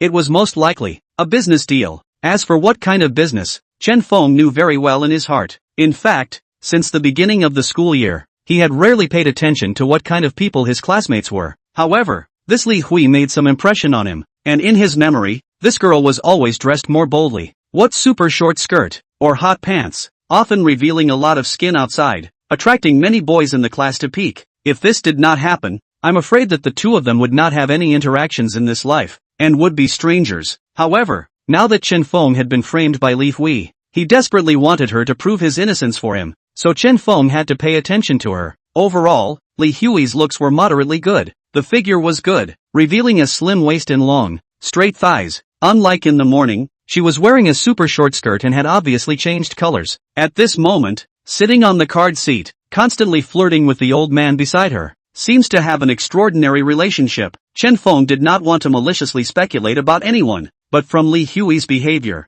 it was possible that she had been adopted by this middle-aged man. The bar was so noisy that it was completely impossible to hear what the two were saying. Chen Feng did not move and changed his position, sitting directly in the seat behind Li Hui and the middle-aged man's card table. The two sides were only a meter away, and the voices that were being spoken could be heard clearly. Xiao Hui, you know my feelings for you. As long as you are willing to accept my conditions, I can give you $10,000 every month. The middle-aged man wrapped his arms around Li Hui, his right hand constantly roaming around Li Hui's waist with a colorful smile on his face. He was in his 40s, with a big belly and oily face, like a big fat pig. Resistance and disgust flashed in the depths of Li Hui's eyes, but on the surface, she put on a look of refusal and said in a delicate voice, Boss Feng, didn't we say we were done? Just accompanying you out for a drink, not talking about anything else. What, 10,000 and you're not even willing? I can raise it. How about 15,000? I'm not asking too much from you either. As long as you come to my place 10 times a month, 10 times is fine. And,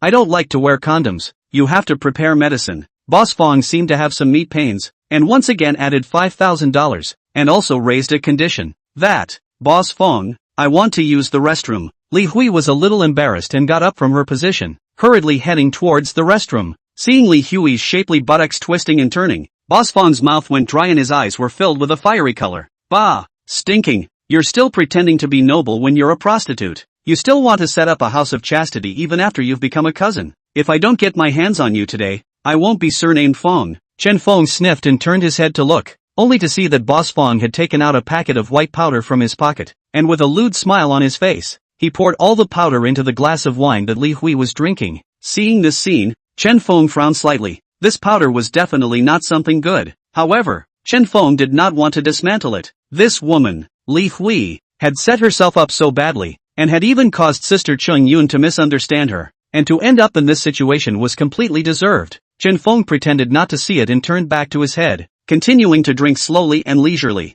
It wasn't long before Li Hui returned to the card seat and rushed towards Boss Feng with an apologetic smile. Boss Feng, sorry to keep you waiting. Boss Feng laughed, shook his head, pretended to be indifferent, lifted his wine glass, clinked it with Li Hui, and laughed. Little Hui, if you don't want to, I won't force you. How about this? Let's drink this glass of wine and leave this place. What do you think? Good. Li Hui was really relieved, and with a smile on her face, she lifted her wineglass and gently touched it with Boss Feng's, then drank it all in one unguarded gulp. Little Hui, if you ever figure it out, you can always look for me. I'm still on the same terms. I'll give you $15,000 every month. Boss Feng also drank his wine, his sight locked onto Li Hui's cheeks. Seeing her face, a touch of intoxicating flushed red surfaced, his mood exuberant. Thinking that, the next thing this woman was going to do was hug herself and beg to her. Boss Feng was a little impatient.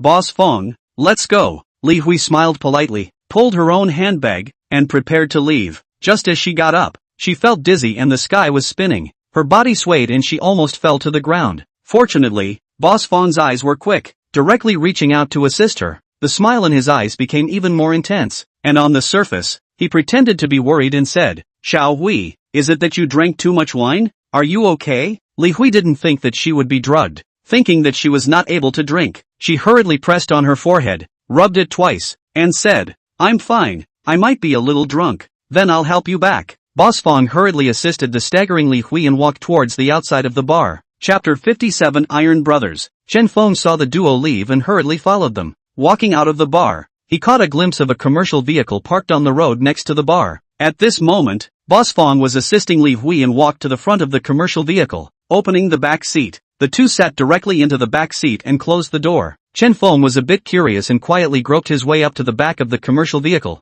Boss Feng, what are you doing? From the business car, came Li Hui's terrified cry. The voice sounded breathless. Obviously the medicine was starting to kick in. Doing what? What else can I do? Of course it's to you. Li Hui, I've asked you out so many times. The money I've spent on you. If it's not 100,000, it's 8,000, right? And you're still pretending to be innocent? Do you think I asked you out just to chat with you? Boss Feng's tone, a little crazy. Snort. Inside the commercial vehicle, there was the sound of clothes tearing. Chen Feng hesitated, not knowing if he should make a move or not. This woman truly deserved what she got, but if he saw death and saved her, wouldn't he become just like her? Just as Chen Feng was tangled in his thoughts, he did not realize that at the entrance of a restaurant not far away, a stunningly beautiful woman was looking over to him. Yue, what are you looking at? The man accompanying Chu Yue looked along her line of sight and inquired curiously. Chu Yue slightly frowned, gently shook her head, withdrew her line of sight, and said, Nothing, I just saw a disobedient student. Student? Oh,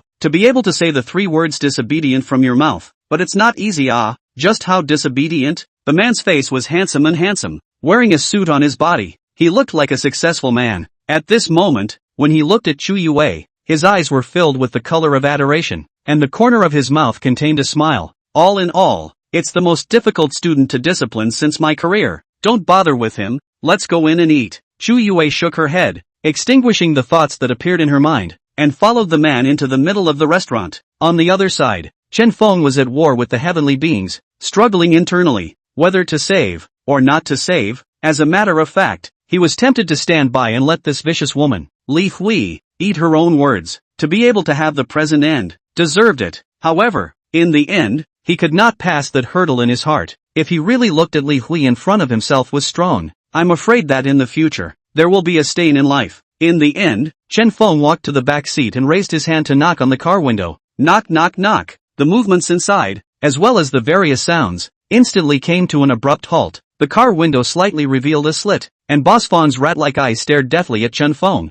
his face full of impatience as he rebuked. What are you doing? You open the car door. Chen Feng said with a calm expression. What are you? Get the hell out of my way. Boss Feng shouted angrily. He was planning to raise his gun and mount his horse when he was suddenly frightened by Chen Feng like this, and it almost didn't piss him off. I told you to open the car door. Chen Feng's eyes grew cold and his tone was unkind. Q. Boss Feng was furious and cursed, directly putting on his clothes and opening the car door. Pang! The car door slammed heavily, and the moment it closed, Chen Feng caught a glimpse of Li Hui inside, who was already stripped naked. I'm asking you, what do you want to do? Kid, are you looking for death? If you want to die, I can fulfill you. Boss Feng's rage was so great that he couldn't wait to flay Chen Feng to vent his hatred. I want to ask you, the woman in your car, is it Li Hui? Chen Feng said indifferently. When Boss Feng heard this, his eyes flashed with a hint of panic, but on the surface, he was calm and collected, frowning as he snapped. What Li Hui? Get thee out of here. If you don't get out again, beware of me smacking you. Do you know what kind of behavior you are doing now? Believe it or not, I'll call the police and have them come talk to you? Chen Feng said without the slightest fear. Boss Feng's eyes turned hard, raised his fist and smashed it towards Chen Feng's face. His face grim as he gritted his teeth and said fiercely, I'll let you call the police. I'll let you lie here for me today. Pang.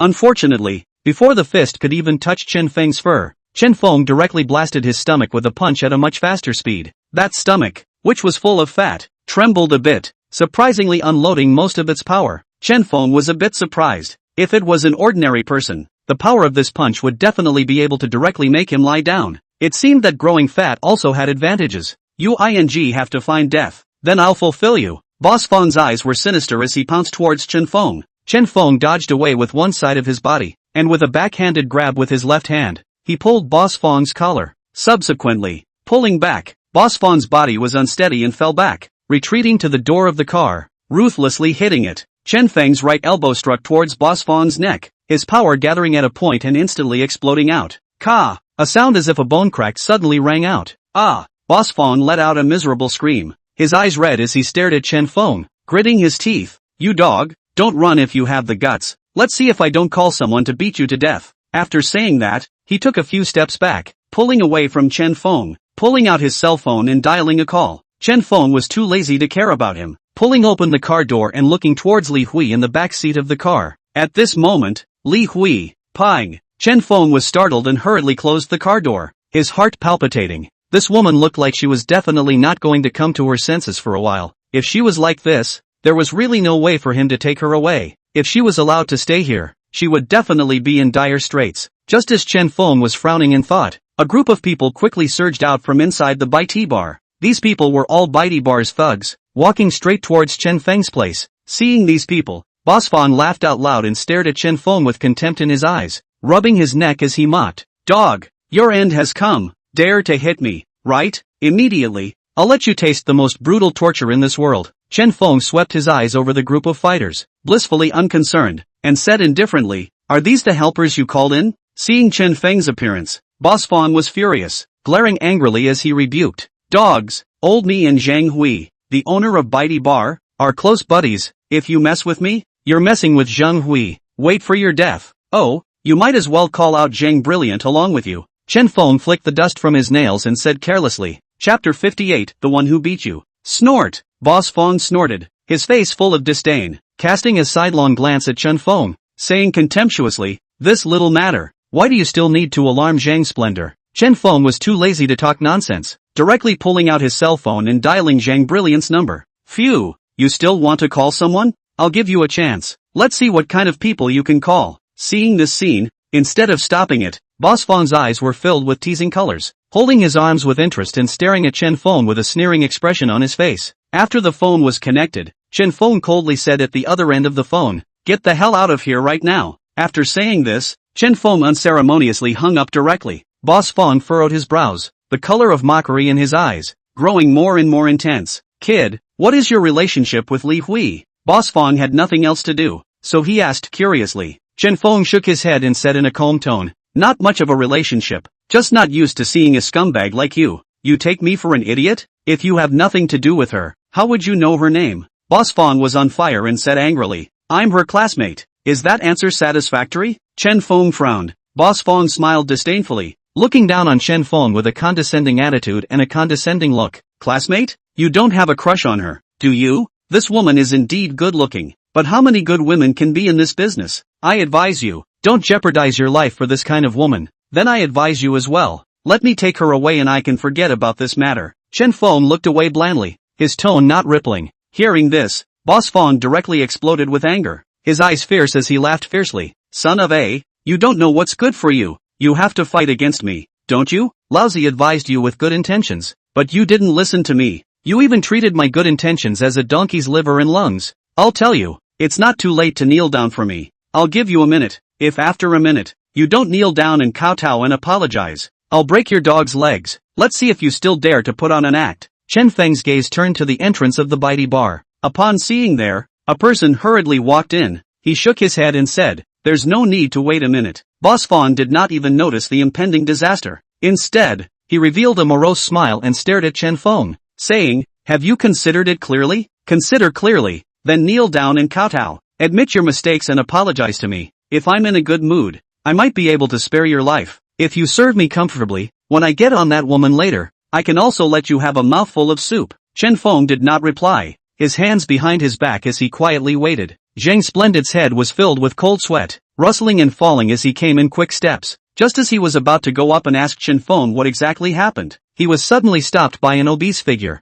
Looking up, it was actually an old acquaintance, Fang Zhangshan. This guy was an old guest of the Baidi Bar, and had a small company under his hand, often bringing some student girls to the Baidi Bar, and every time he got something. For this kind of thing, Zhang Splendor knew it all too well, but also turned a blind eye. Now seeing Fang Zhangshang, as well as Chen Feng here, it seems that the atmosphere is still a bit wrong. Zhang Hui's inner heart thumped. There is a kind of bad feeling. It couldn't be that this guy, Fang Zhangshang, had offended Chen Feng, right? If that was the case, then this guy was living out of his mind. Fang Changshan was also startled when he saw Zhang Huihuang, and hurriedly stepped forward, revealing an ingratiating smile, bowing slightly, and tentatively asked, "Io, Boss Zhang, you said why did you personally run out?" Fang Zhangsheng, what are you doing here? Zhang Huihuang glanced at Chen Feng, seeing that Chen Feng was expressionless, his heart grew more and more uneasy, and he inquired without moving, speaking in a tone. He deliberately kept some distance from Fang Changsheng,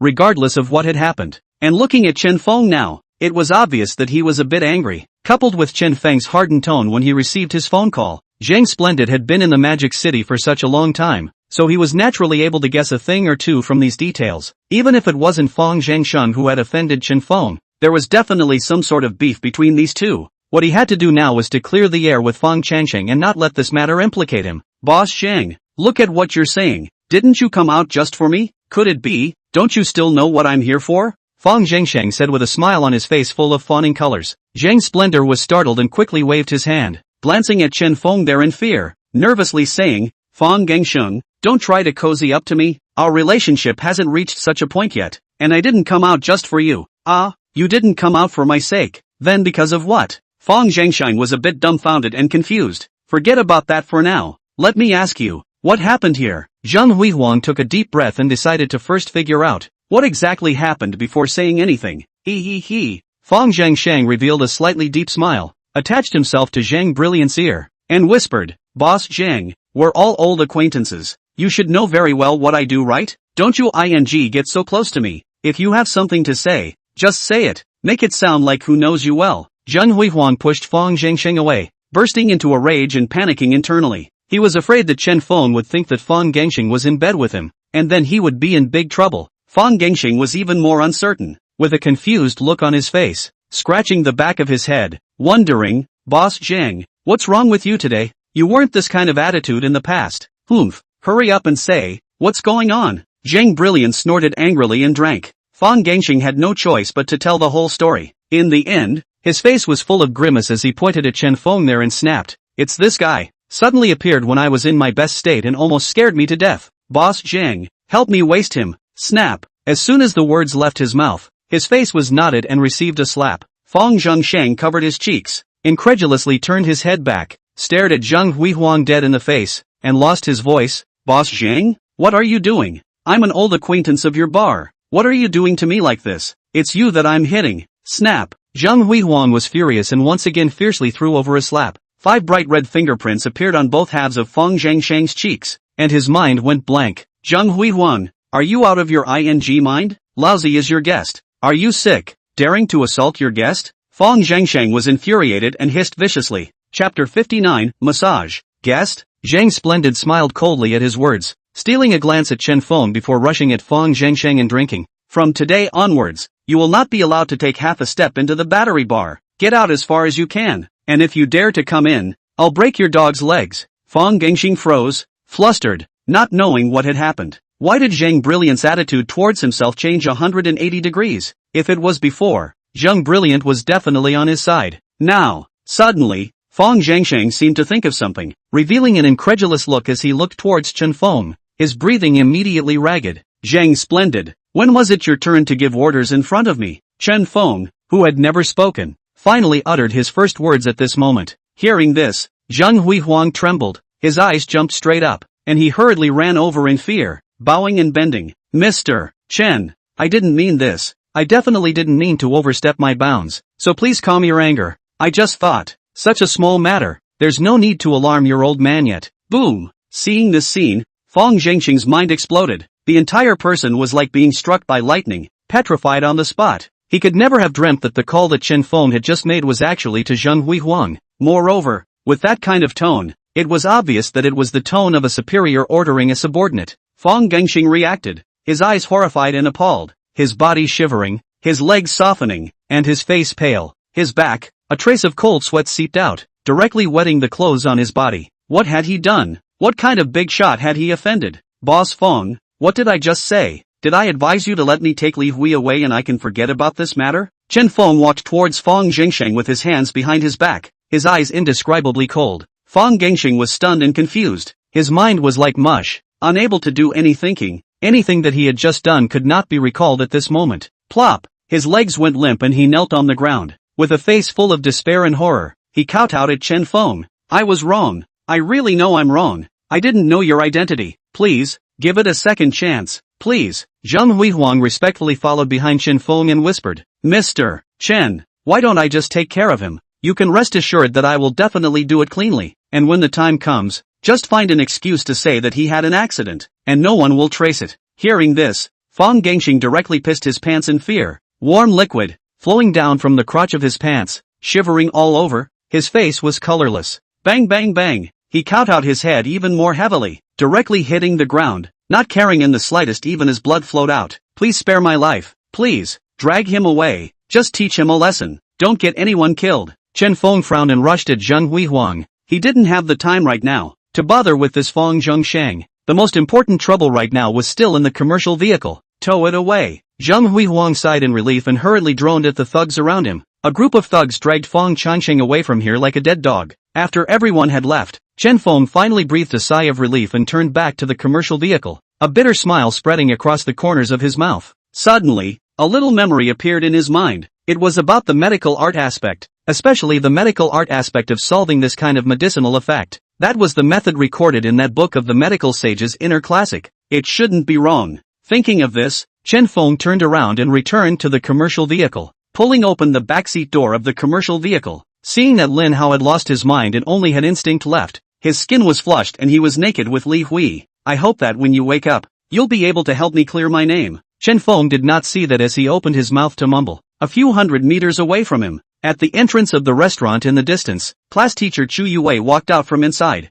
Yue, why aren't you eating this much food? That handsome youth accompanying Chu Yue hurriedly chased out from the restaurant. Chu Yue gently shook her head and showed an apologetic look at the youth, saying, Zhenyu, I'm sorry, I really don't have an appetite. That's it for today. I'll go home first. After saying that, she walked towards the street, and her gaze inadvertently caught sight of Chen Feng, who seemed to be in a daze in front of the commercial vehicle in the distance. It was because of Chen Feng that messed up her appetite at all. So after hastily eating 2 bites, she decided to go back to school. As a teacher, she also felt that she was at fault. Even if the other party was a more mischievous and uneducated student, she couldn't voluntarily give up. No matter what, one had to do one's duty as a teacher. Therefore, she decided to go back and think about how to go about saving an incorrigible student like Chen Feng. Yue, I'll send you back. The man once again followed. Without looking back, Chu Yue's footsteps quickened as she walked towards the distant commercial vehicle, waving her hand. Zhenyu, there's no need. I'll just go back by myself. Seeing Chu Yue's more and more distant back, in the man's eyes, a flash of sinister color. Chu Yue, you clearly didn't put me in your heart. Good. Next time I will definitely get you into bed. The man gritted his teeth and said fiercely. At this moment, Chen Feng had already entered the back seat of the commercial vehicle, and that Li Hui was like an octopus, directly entangling herself up and pressing her entire body against Chen Feng's. Can you calm down? Chen Feng gritted his teeth and broke Li Hui away, pressing his hands on the acupoints on Li Hui's body. Hurry! I want! Give it to me! Li Hui's eyes were filled with ecstasy as her hands began to undress Chen Feng. Chen Feng didn't care about her either, and directly pushed from the acupoints on her belly, from bottom to top. This was a technique recorded inside the medical sage's internal canon. Whether it had any effect or not was still unknown. However, if the effects of the medicine on Li Hui were not removed, she would definitely be turned into an idiot by the effects of the medicine. Of course, there was also the quickest solution, which was to directly bond with her. This sort of thing was dismissed by Chen Feng without hesitation. If he really did that, he would really be jumping into the Yellow River and wouldn't be able to wash himself. If Li Hui was willing to cooperate, Chen Feng would still be able to help Li Hui get rid of that medicinal effect in the shortest amount of time. But now, in this situation, it was really very difficult to find the acupoints on her body. There were a total of 36 acupoints to be pressed, and just by pressing 12 of them, he was so tired that he was drenched in sweat. Wow! Pressing the 15th acupoint, Li Hui let out a wow and spat out a large mouthful of wine. It seemed that her sanity had also, in an instant, recovered a bit. Chen Feng, how is it you? Li Hui weakly spoke, her eyes filled with gratitude. Don't worry, I have no ill will towards you. I'm just helping you regain your sobriety. You've been drugged. Chen Feng was afraid of being misunderstood and hurriedly opened his mouth to explain. Chapter 60, I was forced to do it too. I know. Li Hui was weak, as if she was very sick. Thank you. I know I've been drugged. Why don't you take me? I really can't. Li Hui was burning up, as if inside her body, there was a furnace. Her hands hooked around Chen Feng's neck, her legs clamped around Chen Feng's waist, and the sanity in her eyes was about to dissipate. Don't worry, I'll save you and promise not to touch you. Chen Feng sighed helplessly and continued to push and massage Li Hui's acupoints. This time, Li Hui wasn't as disoriented as she was before, so it was quite smooth. However, right at this moment, the car door behind him was violently pulled open. Chen Feng only felt a coldness in his back and hurriedly looked back, only to see a stunningly stunning face appear behind him. It was clearly none other than Chu Yue. Teacher Chu? Chen Feng was somewhat surprised. How could he run into Chu Yue here? Moreover, he had closed the car door. How did Chu Yue know that he was in the car? Chu Yue stared blankly at Chen Feng, who was riding on Li Hui, seeing that Li Hui was completely naked. In addition, at this moment, Chen Feng's hands were pressing on the acupoints on Li Hui's chest. Such an erotic scene directly left her dumbfounded. Chen Feng also reacted and hastily withdrew his hands, embarrassed, explaining, "Ms. Chu, don't misunderstand. I was trying to snap." Without waiting for him to finish, Chu Yue slapped him, fiercely slapping him on the face. The fiery pain caused Chen Feng to directly freeze on the spot. Chu Yue's eyes were icy cold, her silver teeth clenched in fury. "Chen Feng, you bastard, what do you want to do to Li Hui?" Chen Feng took a deep breath and hurriedly turned back, wanting to explain. However, the Li Hui underneath him had already lost her mind, transforming into a shell that only knew instinct. Chu Yue's eyes lowered, and discovered Chen Feng, the lower half of his pants, was actually half stripped off, and instantly, his face turned red with shame, screamed, and fled in fear. Finished. This horse, jumping into the yellow river, cannot be washed. Chen Feng was dumbfounded, his mind going blank. Originally, he had wanted Li Hui to help explain, but now in this situation, I'm afraid that it would be useless for Li Hui to come out and explain. Damn, it can't be Li Yanwen's two set up again, right? Chen Feng hammered his fist on the car door, gritting his teeth and filling his eyes with hatred. It was hard to believe that he had been counted again. Li Hui and Boss Feng were, in fact, acting. Otherwise, how would Chu Yue know that she was inside this car? In any case, as long as he woke up Li Hui, he would know the answer. Chen Feng continued to push and massage Li Hui's acupoints. Since it was already like this, even if he left now, he couldn't explain it. Even if he had been tricked, he would have to take the trick. However, Chen Feng was angry in his heart. Somehow, he had become a rotten person in the eyes of the homeroom teacher. It didn't take long. Li Hui once again spat out a mouthful of booze, and almost all of the medicine. Through and through, the entire business car was filled with the smell of alcohol. Thank you, fellow student Chen Feng. With a red face, Li Hui pulled over her clothes to cover her sensitive parts and whispered her thanks. Don't look at her. Being in such a job, she had actually never been touched by a man and was still a virgin. It sounded unbelievable, but in fact it was true, because every single time, when coming out with a guest, halfway through, she would find an excuse to leave. So basically, every time, she could get away with it. Only this time, she didn't expect the other party to be so bold as to dare to drug her wine glass. Although she was in this line of work, she still wanted to maintain the last shred of bottom line, because she knew that once the last bottom line was broken, she would keep on sinking and degenerating, and finally become a woman who was as good as a man. She also knew that sooner or later, she would one day lose her virginity to some guest. But, until then, she would escape as many times as she could.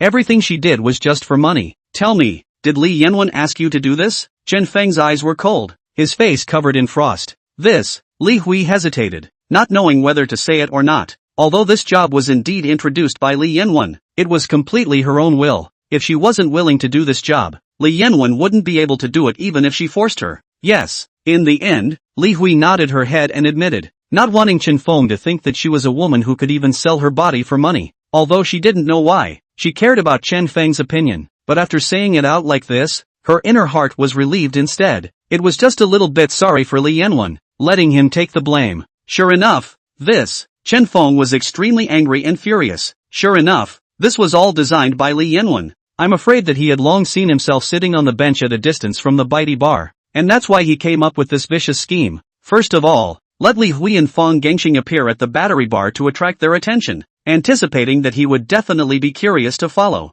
and then everything that followed happened logically. By the time he detoxified Li Hui, Li Yanwen called the class teacher Chu Yue to inform her. This also explained why Chu Yue would know that she was in this car. Otherwise, how could Chu Yue open a stranger's car without a care in the world? Are you angry? Li Hui cautiously inquired. Seeing Chen Feng's angry expression and eyes that were about to spew flames, Li Hui's heart was like a deer in headlights. Chen Feng was angry for himself again? Did he like himself? Li Hui's heart was in turmoil and she didn't know what to do for a moment. In fact, for Chen Feng, she had always felt a bit guilty. After all, she was the one who had framed Chen Feng. But that was really forced by Li Yanwen, because Li Yanwen said that if he didn't agree to his request, he would make it known to the whole school that Li Hui was a mislaunch. At that time, the matter of becoming a target was small, and the matter of being expelled from the school was big. You can tell I'm angry? Chen Feng was about to laugh. Was this woman an idiot? Does she need to ask if she's angry or not? You don't need to be angry. In fact, I also have quite a feeling for you, and I haven't lost my virginity yet. If you don't mind, I can also accept you. At the end, Li Hui buried her head into her chest. Her voice was like a mosquito fly. What are you talking about? I'm asking you. It was Li Yanwen who asked you to do this, right? Do you have something on him? Chen Feng grabbed Li Hui's shoulders, his eyes clear and cold as he drank. Li Hui was startled and quickly nodded her head. Yes, how did you know? I was also forced. She wouldn't dare to say that it was of her own free will, and it would be over if Chen Feng thought she was that kind of woman. You don't have to be afraid, and you don't have to be afraid of him. I will help you resolve this matter, but I also need you to help me and clarify what happened to me at school. Chen Feng gritted his teeth. Chapter 61, Never Dare Again. The thing you did at school, Li Hui muttered, her eyes full of apologies, and lowered her head. I'm sorry about that incident. It was Li Yanwen who forced me to do it. He told me to falsely accuse you. Alright, put on your clothes. Tell me everything about you. Chen Feng's expression grew colder and colder, and his words were like ice knives, cold and piercing. Li Hui talked about herself as she got dressed. Her family was similar to Chen Feng's family. Both her parents were ordinary workers. She had a younger brother, who was in elementary school, and ended up getting blood cancer, resulting in the need for a large sum of money, which was used for chemotherapy. Her parents had shelled out decades of savings, and were still only able to pay for half a month's worth of chemotherapy for her brother. Plus, Li Hui is studying at the Magic City University, which requires another sum of money. Under compelling circumstances, Li Hui found Li Yanwen want to borrow some money. Originally, she meant that Li Yanwen's family was wealthy, plus her cousin was the heir to the Lin Group, even if she lost her virginity to him, in exchange for more than $100,000 to cure her brother. She also willingly accepted. However, when Li Yanwen heard such a large and huge sum, he directly spoke out with cynicism and refused without hesitation, said that she was not pretty and asked for a high price, also gave her a road, let her go to Li Yanwen know a gangster leader under the hand. As a launch lady, that's how Li Hui embarked on a path of no return. Fortunately, this is only a few days' time, so Li Hui can barely keep the body. However, judging by today's situation, it was estimated that breaking the body would only be a matter of 1 or 2 days. For a female college student like her, trying to get her into bed was just too easy for some people. Chen Feng, I can help you clarify, but not now. But after my brother's chemotherapy, he still needs $1 million, and when I make that much money, I can help you expose what Li Yanwen and the others did. Li Hui clenched her teeth and said, she wanted to help Chen Feng clear his name immediately, but once she did that, it would mean offending Li Yanwen. She, in turn, would have no source of income. Plus, if Li Yanwen held a grudge, she was afraid that the consequences would be unimaginable. No need. I'll help you heal your brother. After healing, you'll help me, okay? Chen Feng said indifferently. Inside the medical sage's inner canon, there was a method to cure the early stages of blood cancer. After all, this was a medical technique that was 50 years ahead of the current era,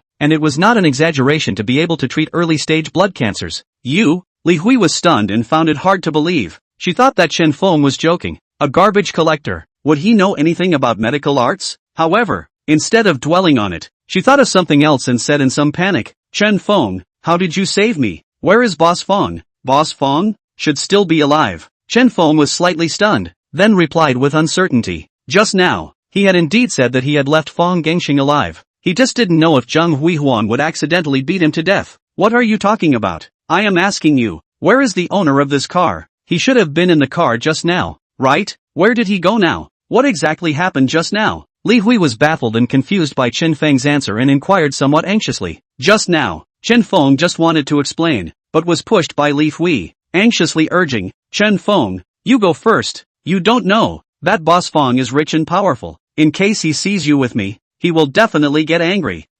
Chen Feng was helpless. Why wouldn't this woman listen to her explanation? Seeing Chen Feng's complete lack of panic, Li Hui was on the verge of crying in anxiety, pushing and shoving Chen Feng hard, her eyes full of worry as she shouted with a sobbing voice, Chen Feng, you hurry up and go. I don't want anything to happen to you. Go, I'm begging you. That Boss Feng is not someone you can mess with. Don't worry about me. I'll have a way to explain to him. Hearing these words, Chen Feng could not help but feel a warmth in his heart. Although this woman was a bit of a nervous wreck, she was still good in nature. You don't have to worry. Fang Gengxing won't even bother you again in the future. Chen Feng directly reached out and pressed down on Li Hui's shoulders to calm her down. When Li Hui heard these words, she froze in place and looked at Chen Feng blankly, seeing Chen Feng's confident expression, as if she was recognizing Chen Feng for the first time. How do you know Boss Feng's name? What exactly happened just now? You don't need to know what just happened. In any case, in the future, Boss Feng won't even look for trouble from you again. You get off with me first. Chen Feng pulled Li Hui out of the commercial vehicle. The clothes she was wearing, although they were torn a bit, but at least they were still wearable. What are you talking about? Boss Feng is a big boss. You're just a garbage picker. What makes you dare to assert? After Li Hui got out of the car, she couldn't hold back the confusion in her heart and gabbled under her breath. Just before her words fell, she only saw that from within the bitey bar, a few bar thugs, dragging Fang Zhengsheng, who was as dead as a pig, bruised and swollen and half dead, walked up quickly. Boss Feng? Li Hui lost her voice in shock, covering her mouth in disbelief. The person who had been beaten to the appearance of a dead dog was clearly none other than Boss Feng. How could it be? How could this happen? Why was Boss Feng beaten into this state? Who did Boss Feng offend? Who dared to beat up Mr. Feng? The series of questions made Li Hui gasp for air and had a feeling of suffocation. It was really because the image was too shocking and exciting. Mr. Chen, this guy has already made an assurance that he won't do any more evil. A bar fighter rushed at Chen Feng and bent over respectfully, saying with an extremely humble attitude, hiss.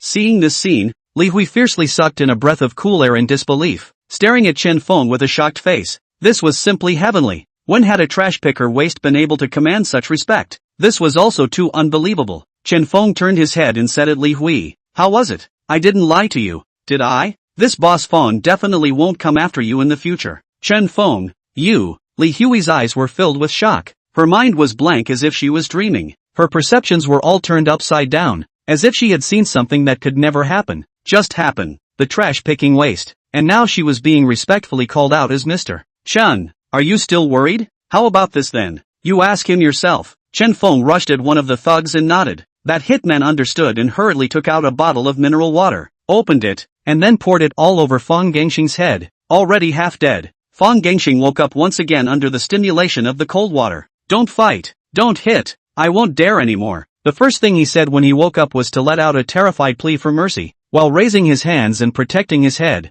shivering all over. Chapter 62, I'm going to sleep. Seeing this, Chen Feng squatted down and looked at Fang Gengxing, faintly saying, Boss Feng, my classmate doesn't believe that you'll let her go. Why don't you tell her yourself, okay? When Fang Gengxing heard Chen Feng's words, he shivered in fear and winced. His gaze lifted in awe and looked towards Chen Feng, pleading in horror. I was wrong, boss. I'm really wrong. It's because I have eyes that don't recognize MT. Tai. It's because I'm blind. Please let me go. What did I say? Did you not understand? Do you want me to repeat it? Chen Feng's eyes narrowed in mischief. Fang Gengxing poofed and knelt in front of him, his face full of fear as he nodded repeatedly. I understand. I understand. I'll say it. I'll say it. He crawled directly in front of the already stunned Li Hui, crying and begging at Li Hui. Li Hui, I was wrong. I shouldn't have drugged you. I am a person. I am not a person. I am a dog. Please, let me go. I will never look for you again. If I look for you again,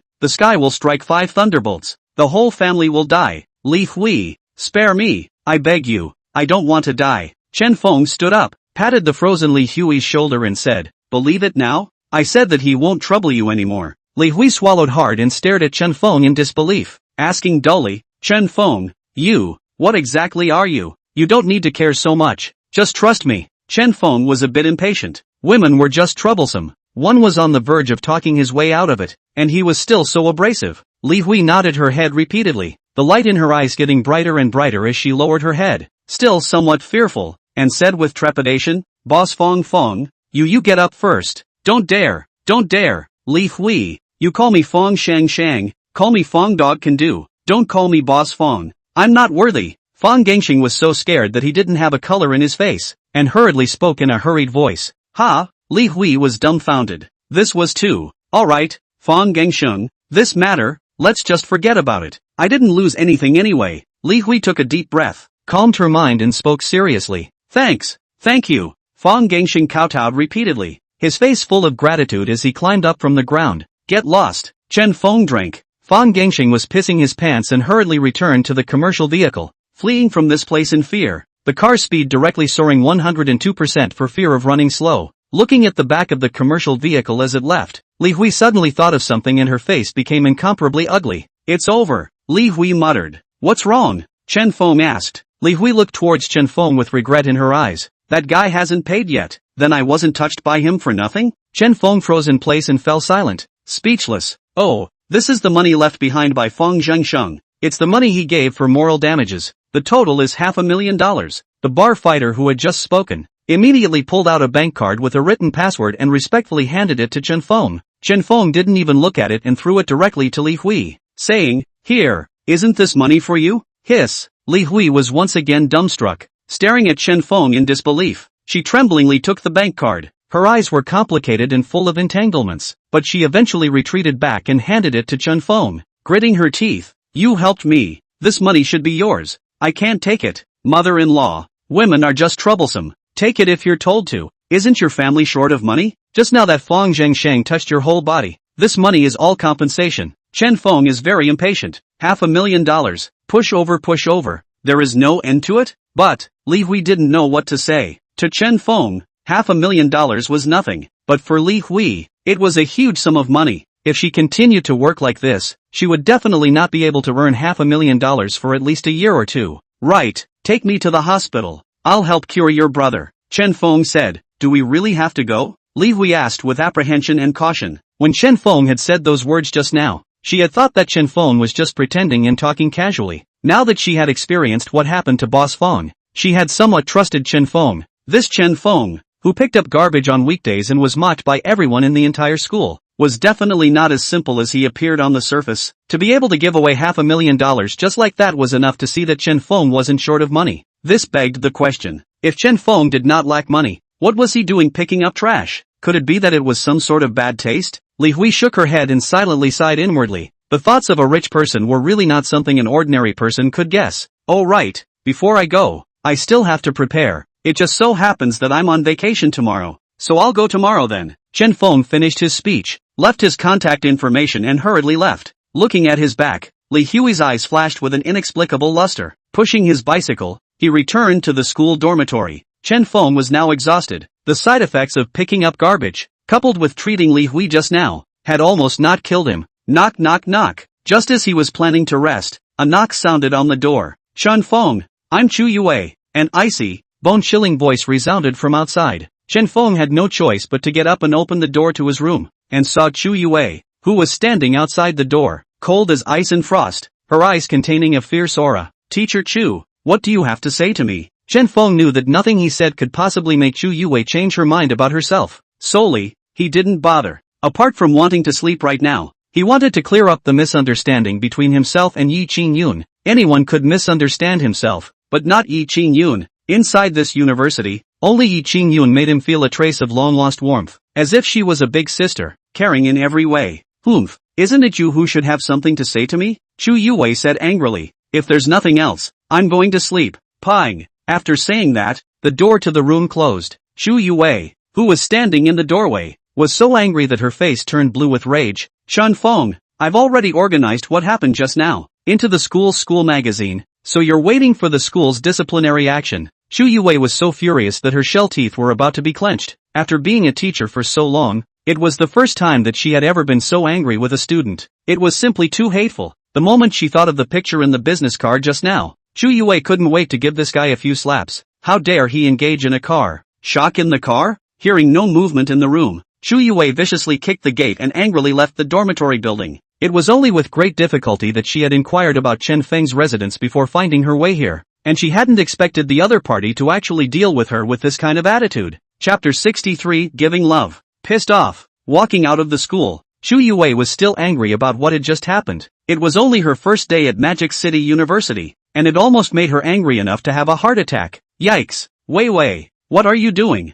So angry. Who bullied you? Right at this moment, a red BMW slowly stopped at Chu Yue's side. The car window fell, revealing a beautiful face, a woman around 24 or 25 years old. The woman's looks were slightly heroic. Her skin was fair, and her eyes were gleaming. Sister Yu. Seeing the woman, Chu Yue shouted out in aggravation. Ouch! Who bullied my family's great beauty Wei Wei? Come on, let sister hug you. Han Yu came down from the car and hugged Chu Yue, saying with a great deal of heartache, Sister Yu, what are you doing? Chu Yue's cheeks flushed crimson as she let out a cry of alarm and pushed her away. This was in front of the school. If the students saw it, her teacher's majesty would be gone. I'm not concerned about you. Why are you so angry when you just came to teach at this school? Han Yu held Chu Yue's arm, her face full of smiles. You don't know, there's a student called Chen Feng. Really pissed me off. Chu Yue gritted her teeth and said, oh, tell me about it. Get in the car and say it. Han Yu pulled Chu Yue and sat in the BMW. After Chu Yue finished speaking,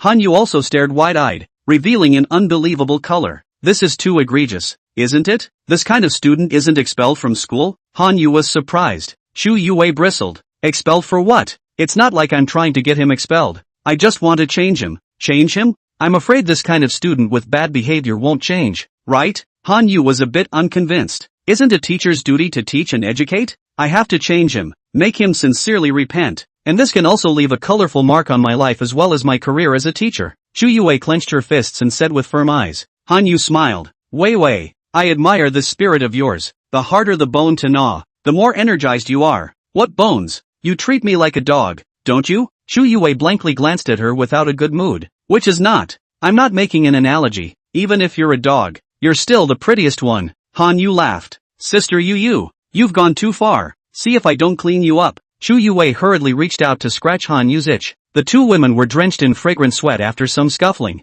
Only then did Chu Yue get serious and asked curiously, Sister Yu, what are you doing here? In the hospital, is there nothing going on? Speaking of business, Han Yu got serious, looked at Chu Yue, and said, I just have something to find you it's about a certain student in your class. Which student? It can't be. Chu Yue's face hardened down. Thinking of Chen Feng, Han Yu let out a laugh and teased. Wei Wei, have you gone off the deep end? Everything is pulled towards the disobedient student. Then what do you say? A student after all? Chu Yue blushed, her shell teeth lightly biting her thin lips as she asked, is there a female student named Li Hui in your class? Han Yu asked. Chu Yue nodded. Yeah, it's that girl who was peeked under her skirt by Chen Feng. Well, it's about her. Her brother has blood cancer. Han Yu's tone was grave, her expression serious. Chu Yue lightly covered her small mouth and exclaimed, blood cancer? Really? Why would I lie to you? Her brother is in our hospital right now, still under my hand, and now owes several days' worth of medical bills, totaling close to $100,000.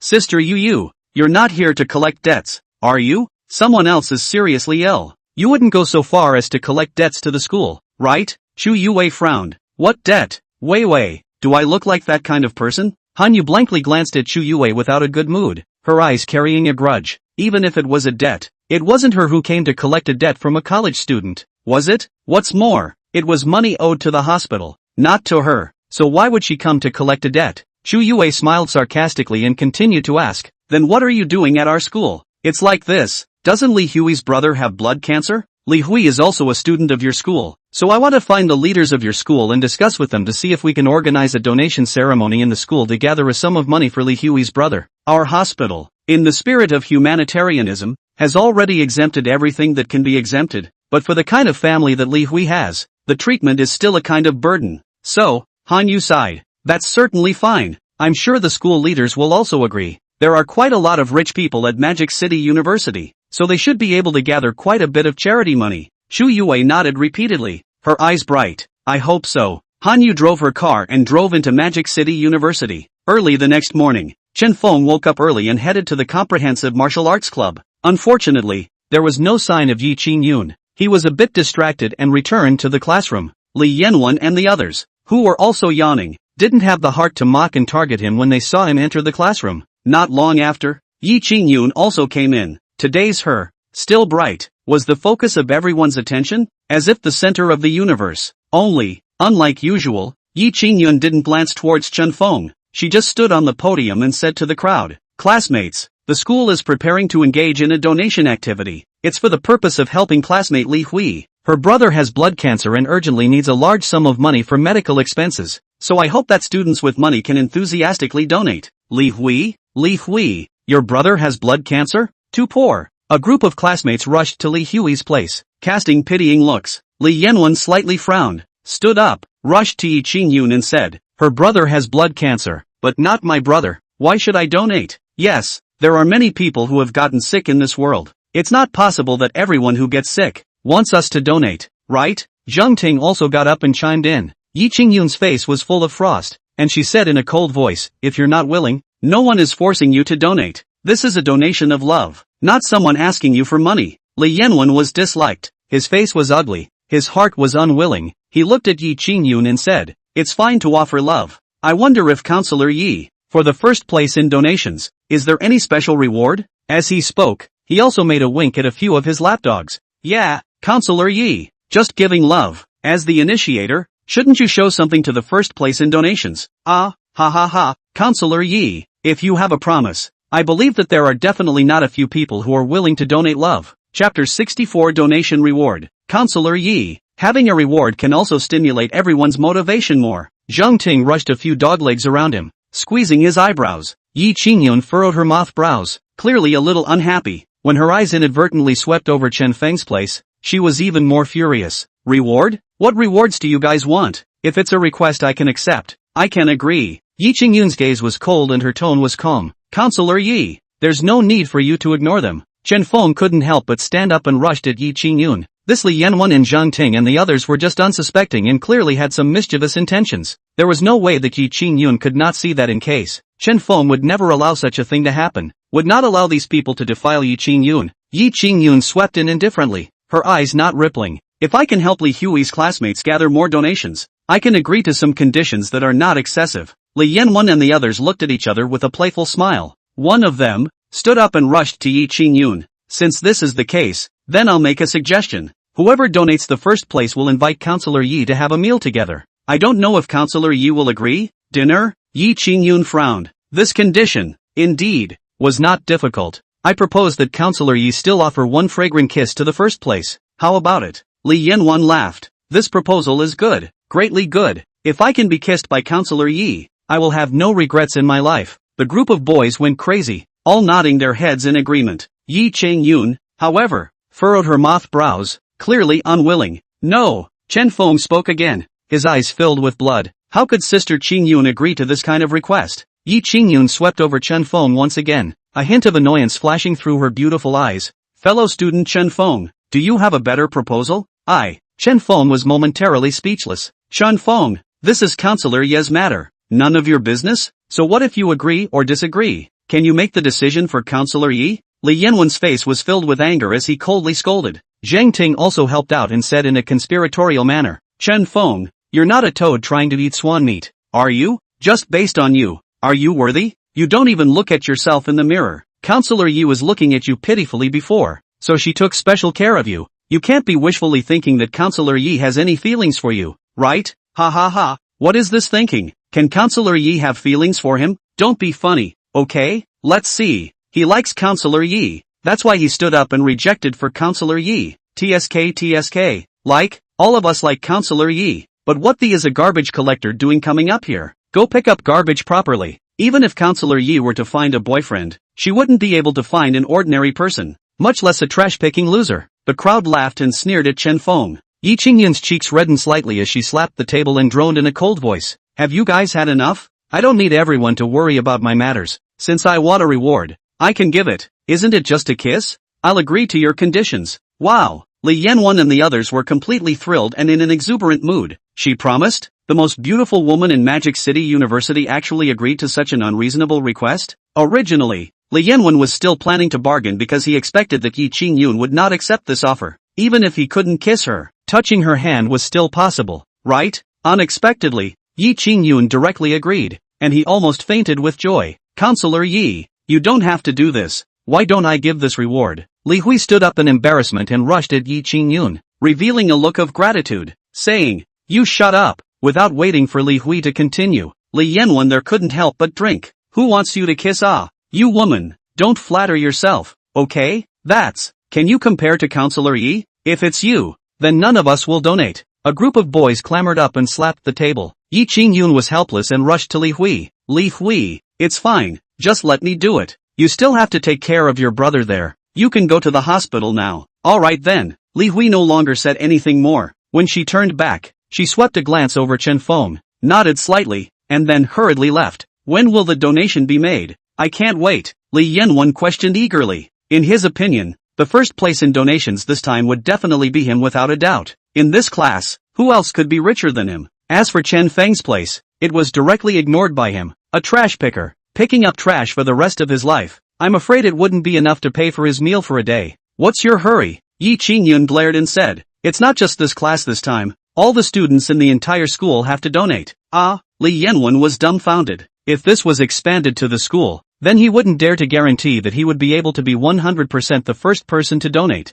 "Counselor Yi, this matter of rewards, you can't say anything about it." Li Yanwen thought of something and quickly cautioned. As long as this reward, only these people in the class knew about it, then there was no need to worry about anything else. Yi Qingyun ignored him and just rushed to the class and said, "This afternoon, there will be a donation ceremony, and in the morning, free activities, that's all I have to say." After saying that, she left the classroom. After she left, cheers immediately erupted in the classroom. All the boys gathered around Li Yanwen, their eyes staring enviously at Li Yanwen. "Brother 1, congratulations, congratulations, you'll soon get a kiss from the prettiest senior flower in our school. TSK, if Yi Qingyun could kiss me, I could wake up laughing in my dreams." A group of boys were talking and could blush red as if they thought of some unholy image. Li Yanwen smiled bashfully, not showing too much excitement, and said carelessly, "This time, I intend to donate $100,000. 100,000? Hiss, this is my living expenses for several years. TSK,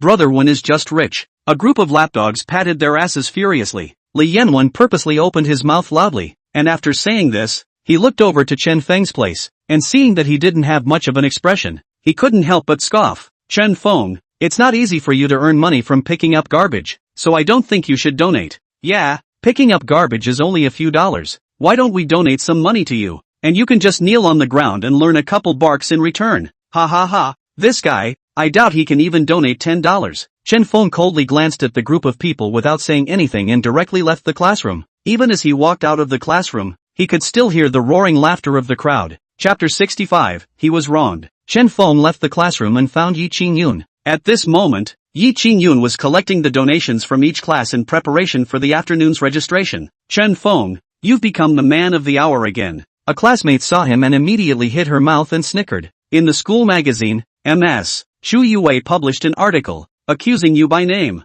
The school leaders are still considering how they're going to discipline you. The students surrounding Yi Qingyun spoke up. Yi Qingyun raised her head and glanced at Chen Feng, her eyes growing colder and colder with a strong sense of detachment. Seeing this scene, Chen Feng's heart ached as he rushed towards Yi Qingyun and said, "I'll donate as well." "You donate?" Yi Qingyun frowned and shook her head. "You don't have to donate. This is not a mandatory program. It's not easy for you to get that money. If you have to donate, I can help you out with some money. Just mean it. No need. I have money." Chen Feng shook his head, his eyes resolute. "You have money? Chen Feng, don't be funny, okay? How much money can you make picking up trash?" The surrounding classmates, one after another, mocked, their faces full of disdain and disdain. Yi Qingyun said unhappily, "I've said that you don't have to donate. If you feel that you have no face, you might as well make up a reason to fool around with all those things you've done." Right at this moment, from one end of the corridor, two large beauties walked over. The appearance of the two immediately attracted the attention of all the students.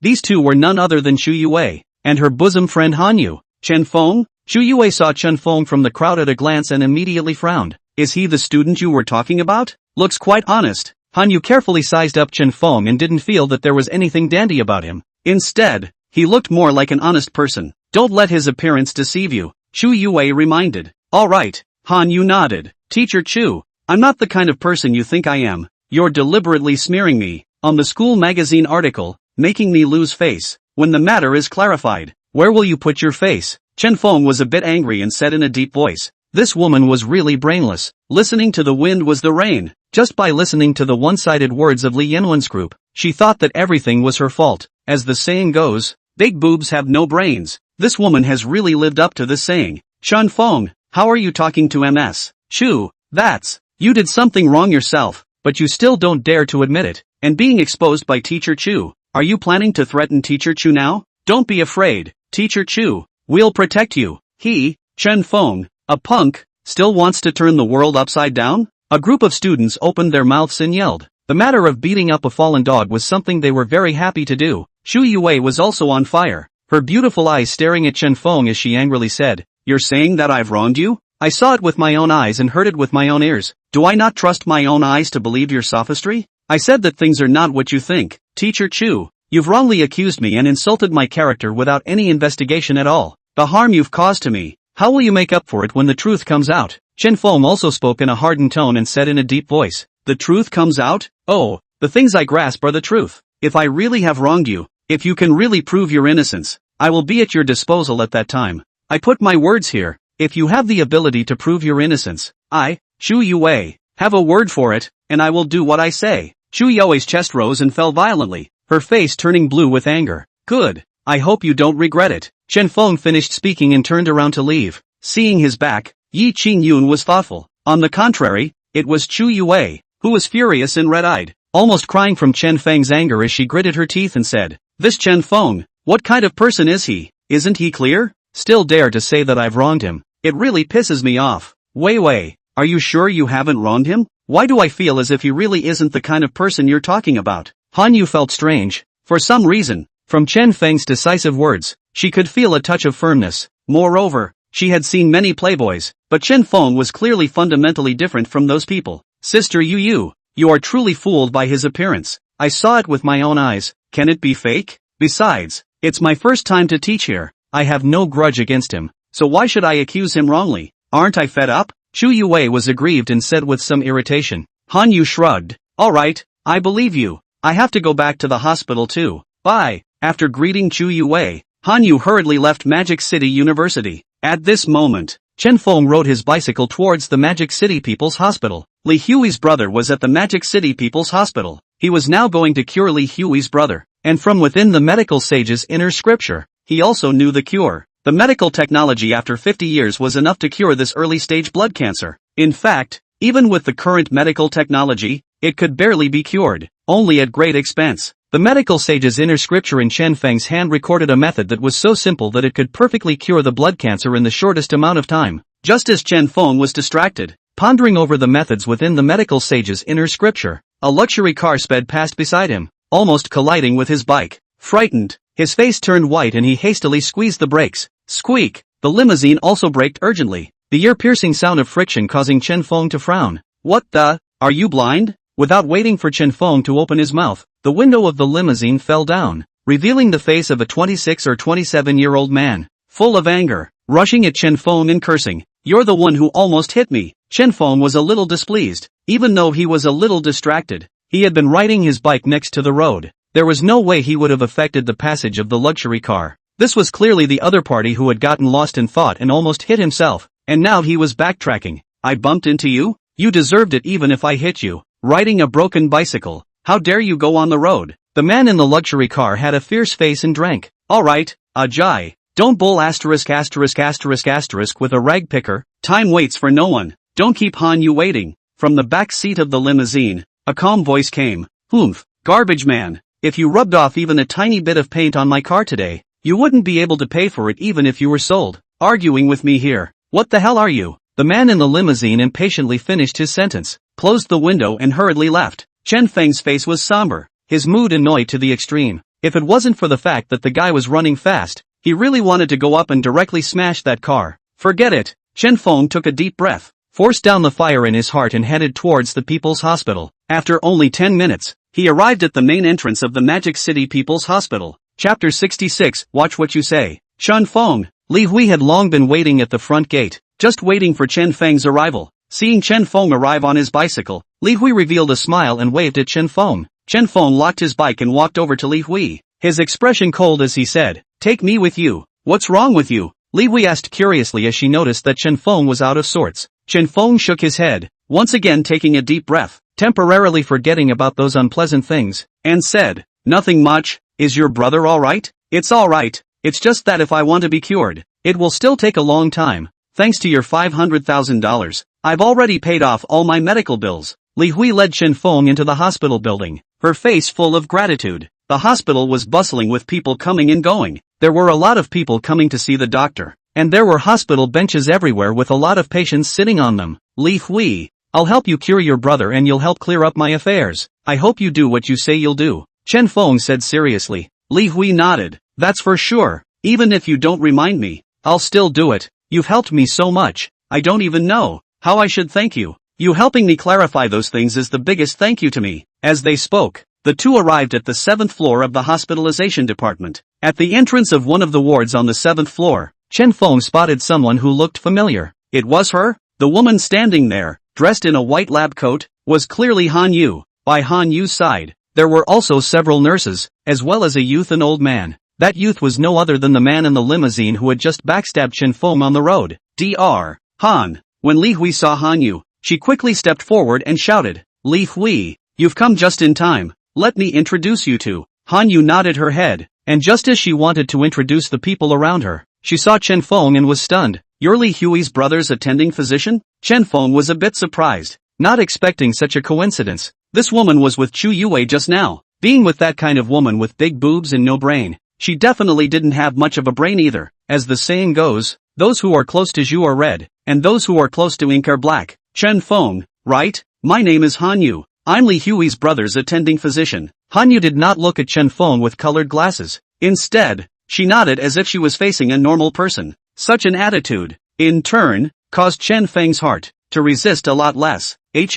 You rag picker, why are you here?" The man from the limousine from earlier, at this moment, frowned and surveyed Chen Feng with a face full of displeasure. "Lu Jia, you guys know each other?" Han Yu was stunned. The limousine man, Lu Jia, had eyes full of contempt and disdain as he contemptuously said, "How could I possibly know him? Just now this thing, riding a broken bicycle, almost hit me. Fortunately I was generous and didn't see eye to eye with him." "Obviously you almost hit me," Chen Feng said angrily. "I hit you? Say that again? Dog, have you never died? A rag picker. You like to accuse people so much, don't you? Be careful, I'll tear your mouth off." Lu Jia's face was hideous, revealing a cruel smile as he snapped, alright, I don't have time to listen to your grudges. If there's anything, just wait until you've cured Li Hui's younger brother. Then you guys can go out and settle it." Han Yu frowned and waved her hand somewhat unhappily, then introduced Li Hui to the Lu Jia duo beside her, saying, "Li Hui, let me introduce you. This is my friend Lu Jia." This old gentleman beside him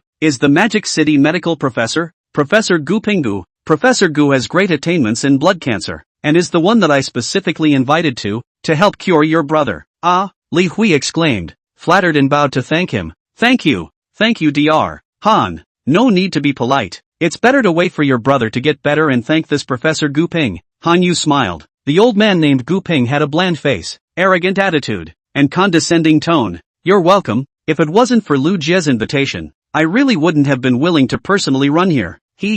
Prof. Gu, this is also what Han Yu begged me for. For Han Yu's request, I definitely can't refuse. This time I really have to trouble your old man." Lu Jia laughed and bowed at Gu Ping. "Lu Jia, I'll remember this favor for now," Han Yu said. When Lu Jia heard this, he was overjoyed and hurriedly said, "Then I'll treat you to dinner. Are you willing to promise me?" "Let's wait until this matter is over." Han Yu gave an ambiguous answer. "But, Chen Feng, he said that he can cure my brother." Li Hui hesitated, stole a glance at Chen Feng, and whispered at Han Yu, "What?" Not only Han Yu, Lu Jia and Professor Gu were also startled. Immediately, they saw the three of them, Han Yu, looking over with odd faces. Lu Jia even couldn't help but snort, shaking his head in mockery. "He's a rag picker, and you're asking him to cure your brother? Are you stupid? Or is he stupid?" Gu Ping cast a sidelong glance at Chen Feng and also smiled disdainfully. His attitude arrogant. This world nowadays, it's really getting stranger and stranger. Anyone who dares to say something that makes people laugh their asses off. Being thick-skinned enough means that you can do whatever you want. Li Hui, don't you joke around. Be careful of upsetting Professor Gu, and then all the efforts I've made will all be for nothing. Han Yu was helpless, pulling Li Hui's hand and persuading her. Li Hui was a bit embarrassed, looking towards Chen Feng, hesitating. Chen Feng, why don't you just forget about it? Anyway, Dr. Han has already found a professor in blood cancer. She naturally trusted the expert professors in this area more than Chen Feng. What's more, no matter how Chen Feng looked at it, he didn't look like he knew anything about medicine. I said I'd help you, so naturally I'm going to help you. Those professors of whatever kind, there's always one or two of them that are nothing more than vanity. Since the other party was not polite, Chen Feng naturally did not bother to show any mercy. He did not even bother to look at the duo of Lu Jie and Professor Gu. What are you talking about? Gu Ping burst into a rage, his hair flying in anger as he was on fire. Lu Jie even sank his face. His eyes were cold and chilling. Kid, watch what you say. This isn't a place where things like you can act as you please. Chen Feng, earlier, I thought that it was Wei Wei who had misjudged you, but now it seems that you are really as uneducated as Wei Wei said. Hurry up and apologize to Professor Gu. Han Yu rushed at Chen Feng, scolding him with a stern face. Apologize? I apologize to him? Does he deserve it? Chen Feng sneered. You, Gu Ping grimaced, furious and enraged. Lu Jie was even more eager to slam his fist over and teach this outspoken, arrogant fellow a hard lesson. Chen Feng, I'm grateful for your help, but the only one who can save my brother is Professor Gu.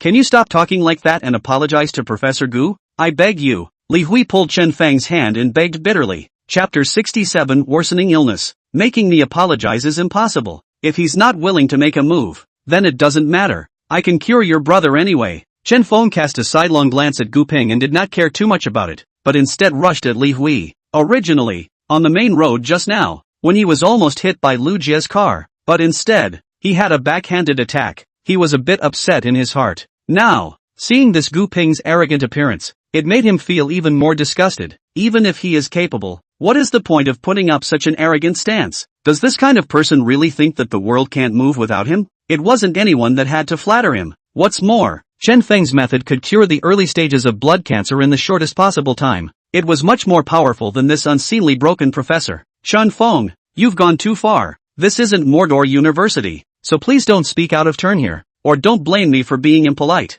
Han Yu had a serious expression and stern eyes, her body trembling with anger and her face turning blue. This guy was simply too arrogant, an ordinary student of Magic City University, who even needed to pick up garbage to make up for his tuition and fees. Such a person actually said he could cure blood cancer? If there was a delay and the blood cancer worsened, who would take the responsibility then? Next to him, Lu Jie and Gu Ping were on the verge of going mad, especially Gu Ping, as a professor, wherever he went. Which one of them wasn't treated politely and in a low voice? However, in front of this Chen Feng, he was subjected to such an insult, which really made him want to turn around and leave. However, he wouldn't leave. He would teach this ungrateful fellow a hard lesson. Good. Gu Ping's eyes were suffused with blood, his face was hideous, and he spoke through gritted teeth. You can save people, right? I'll let you save people and see if you have that skill or not. Professor Gu, you don't know him, calm down, I'll make amends to you. You're the expert in this blood cancer. How can anyone else compare to you? If you don't make a move, then Li Hui's brother will be in danger. Han Yu's face was sad,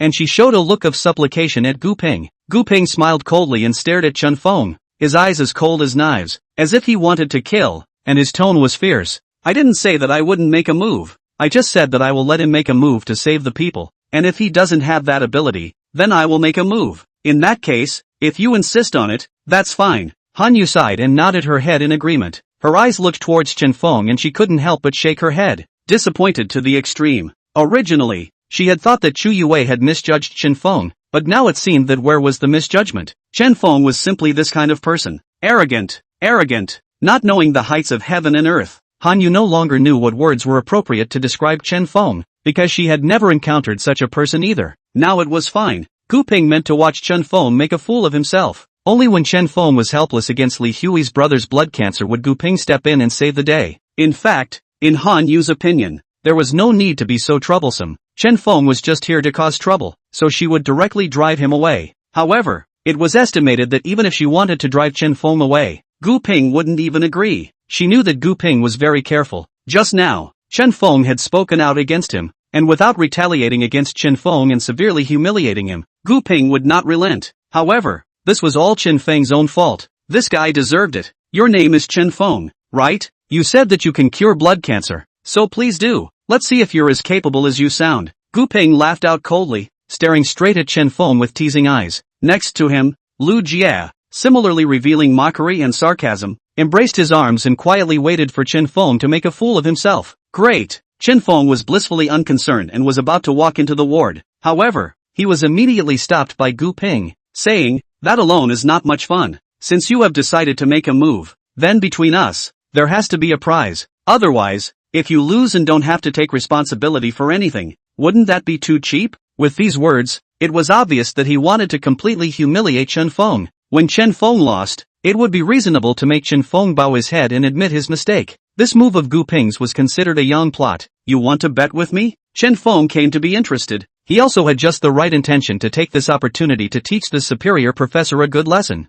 Gu Ping nodded his head and said with his head held high and condescendingly, "You started this, so don't blame me for bullying you. If you can't cure it, then kneel down and kowtow to me and apologize. Understand?" "Oh," Chen Feng smiled indifferently. "Good. If you lose, you will likewise kneel down and kowtow to me and admit your mistake. I also want this person beside you to apologize to me." "Me?" Lu Jie froze, then became furious and snapped. "You're ing looking for death. You dare to ask me to apologize? I would not be sanctioned even if I ran you over just now, and you still dare to ask me to apologize to you. Are you living out of patience?" Gu Ping took a deep breath, patted Lu Jie's shoulder and laughed. "Jie, why are you angry with this rag-picker contraption? Aren't you losing your status if you get angry with him? You're the young master of Jusco. You don't need to get angry over such a trivial matter. And don't you trust me? With me here, there's nothing to worry about." Lu Jie's chest rose and fell violently. His forehead veins popped. Finally he forced down the fire in his heart and gritted his teeth. "Good. Promise him. I'd like to see how he'll get off the stage later. Kid, the conditions are set, and Han Yu is here to testify, so you can't think of reneging on your debt." Gu Ping coldly said. Han Yu sighed helplessly, and with a look of pity, swept over Chen Feng. This fellow really didn't know any better. This was great. There was no way back. With Gu Ping's temper, after winning later, even if Chen Feng ran to the ends of the earth, he would have to be pulled out. "Chen Feng," Li Hui pulled Chen Feng's arm, her eyes filled with worry. After all, Chen Feng had helped her, and she didn't want Chen Feng to be insulted. "It's fine." Chen Feng shook his head, and immediately stepped into the hospital room. In the room, there was only one hospital bed. On the hospital bed, there was a boy aged 14 or 15 years old, wearing a respirator at the moment because of his illness, and had fallen into a deep coma. His entire body, bloodless and with his hair already falling out, looked clearly not like the early stages of blood cancer. It was exactly the same as the advanced stage blood cancer introduced inside the medical sage's inner canon, and the manifestations were exactly the same. In other words, the boy's condition had already begun to deteriorate, and if he wasn't treated quickly, he was afraid that it would be difficult for him to survive the day. Thinking of this, Chen Feng quickly stepped forward and carefully examined the boy. Sure enough, he was in the advanced stage. This was a bit of a problem. He was able to have 100% certainty in the early stages of blood cancer, but only 70% in the late stages. Chapter 68, God's Man, 70%. This probability, if told, would definitely shock the entire medical world. After all, this was cancer, a world-class incurable disease. So far, in the entire world, the cure rate of advanced cancer is no more than 1%. Having a late-stage terminal disease, one would definitely die. And this was also common knowledge in the medical world. "Do it! Don't waste time." Seeing that Chen Feng was not moving, Gu Ping immediately urged. Seeing the boy on the hospital bed, Gu Ping was also a little alarmed. This was clearly the symptoms of an advanced cancer patient. Even he was at his wit's end with advanced cancer.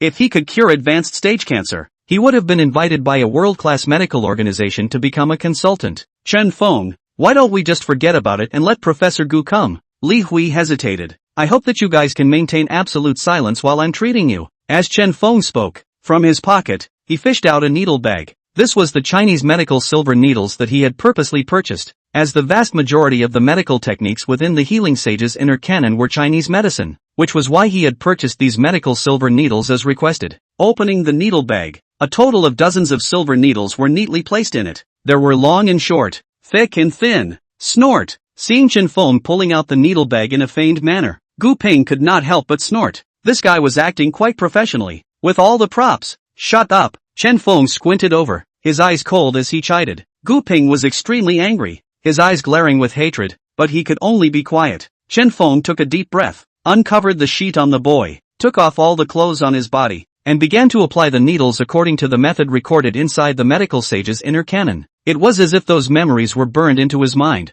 allowing him to recognize every acupuncture point on his body at a glance. Seeing Chen Feng sticking in one acupuncture point, meticulously and without a hitch, with an incomparably skillful technique, Gu Ping was instantly startled in his heart and furrowed his brows. As the saying goes, an outsider looks at the scene, while an insider looks at the doorway. Gu Ping, who was also a Chinese medicine practitioner, could naturally see that Chen Feng's needle-tying technique, as well as the precision of recognizing the acupuncture points, was just like an old Chinese medicine practitioner with decades of experience. On the other hand, Li Hui, Lu Jia, and Western Dr. Han Yu could not understand what Chen Feng was doing, nor did they know what the silver needles were doing by sticking them into those points. What Chen Feng was using, according to the commentary of the medical sage's internal canon, was called the Hui Tian Qi gathering needle technique, being able to use a silver needle to gather all the cancer cells, by special means, all together and force them out of the body. It sounds unbelievable, but in reality, decades later,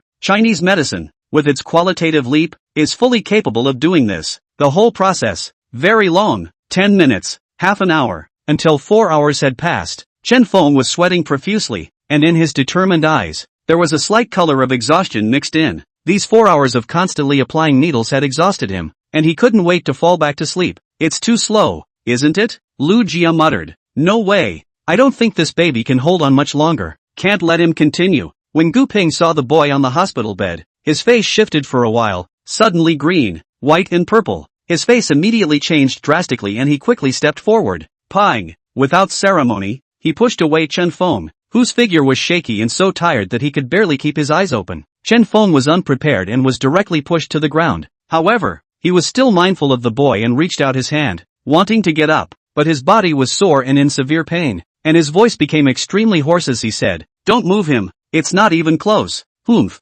letting you screw around like this, the good guys are all ruined by you. What else do you want to do? Do you want to kill a human life before you're satisfied?" Gu Ping gritted his teeth and grunted angrily at Chen Feng, accusing continuously. That is, are you trying to stall for time and let the patient die of his illness so that you'll have an excuse to escape punishment, right? A person like you, with an evil mind. If you were placed in ancient times, you'd definitely be killed by 1,000 cuts. Lu Jia also chimed in and opened his mouth, saying viciously, "Chen Feng." Li Hui's eyes reddened and she hurriedly wanted to help Chen Feng up. However, she was stopped by Han Yu, who coldly said, "You don't need to care about him. This kind of person doesn't deserve sympathy." Not good. Gu Ping's gaze moved to the boy, and when he saw that the boy was convulsing and foaming at the mouth, he immediately changed drastically, quickly pulling out the silver needles from the boy's body one by one and casually throwing them on Chen Feng. With great difficulty, Chen Feng collected the silver needles, took out one, and ruthlessly stabbed it into his arm. The stinging pain instantly cleared his head and he sat down on the ground to rest. "Professor Gu, you quickly saved my brother." Li Hui's heart was in turmoil and fear, crying and begging. Professor Gu didn't say anything, his face grim as he prepared to pull out a silver needle and start treating the boy. It was at this time, the boy stopped convulsing and his face gradually regained its blood color. Seeing this scene, the crowd was shocked. Gu Ping's silver needle had just pierced into the flesh of the boy's chest, and it hadn't even been stuck in yet. Seeing the boy return to normal, they were also a little confused, not understanding why the boy suddenly stopped convulsing. His mouth was not foaming anymore, and his breathing became steady. "Professor Gu, you are truly divine. A single shot is effective." Han Yu's wide-eyed beauty was filled with shock as she lost her voice and exclaimed, "This was too incredible, wasn't it? Just now, Chen Feng had been stabbing for 4 hours with no effect at all. Now it was Gu Ping's turn to see the effect of a single needle. Professor Gu, man of God." Lu Jia was also admiring, with a strong respect in his eyes. "Professor Gu, thank you, thank you." Li Hui saw her brother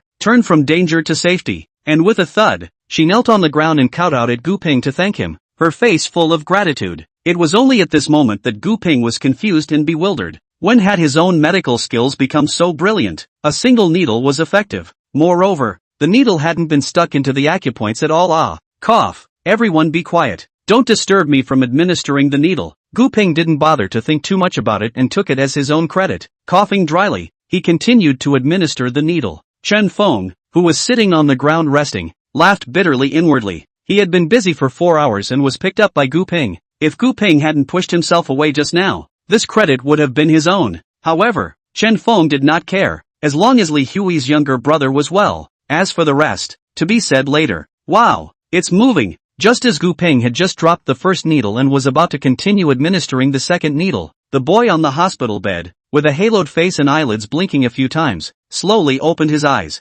Alive! Lu Jia exclaimed. Han Yu was also shocked, her beautiful eyes filled with incredulity. Was this Chinese medicine? This was too powerful, right? This was more than 10 times 100 times more powerful than any medical equipment.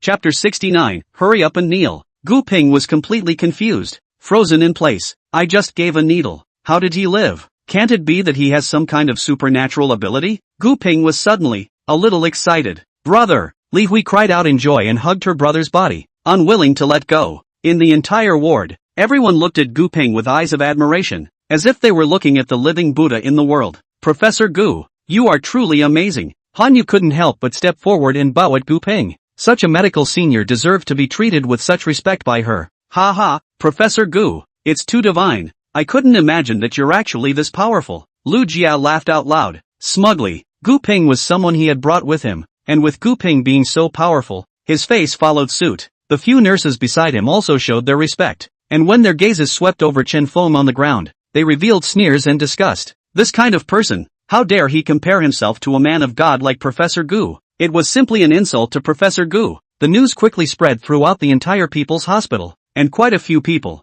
gathered at the entrance of the ward, coming to admire Gu Ping's honorable appearance. It was certain that, without much time, Gu Ping would be able to shock the Magic City and become the most outstanding representative figure in the history of medicine. Professor Gu, from outside the ward, a group of people hurriedly walked in. It was the hospital director of the People's Hospital, Jiang Heping, and a group of hospital executives under his hand. After hearing about Professor Gu, who had cured a terminally ill patient with a single shot, Jiang Heping couldn't sit still and came directly here, ready to personally receive Gu Ping. Dean Jiang? When Gu Ping saw Jiang Heping, his face immediately changed with a feeling of being flattered. One must know that the People's Hospital's dean, Jiang Heping, was also a high-ranking leader of Magic City, and his status and position were both extremely honorable. Now that he had personally come to receive him, it was incredible. Professor Gu, you are truly a divine doctor. I've heard about it and have specially come to express my gratitude to you. Jiang Heping shook Gu Ping's hand, his face full of smiles. Afterward, he looked towards the boy on the hospital bed, his back leaning against it, the halo redness on his face unrelenting. How do you feel? Jiang Ping asked with concern. The boy somehow had a halo redness on his face, which became more and more intense, and was unable to speak as if there was something blocking his throat. Hearing Dean Jiang ask, he could only point to his throat, then waved his hand, revealing a difficult color. Seeing that the boy couldn't speak, Jiang Heping was first stunned, then he looked at Gu Ping and asked with some respect, Professor Gu, dare I ask, what's wrong with him?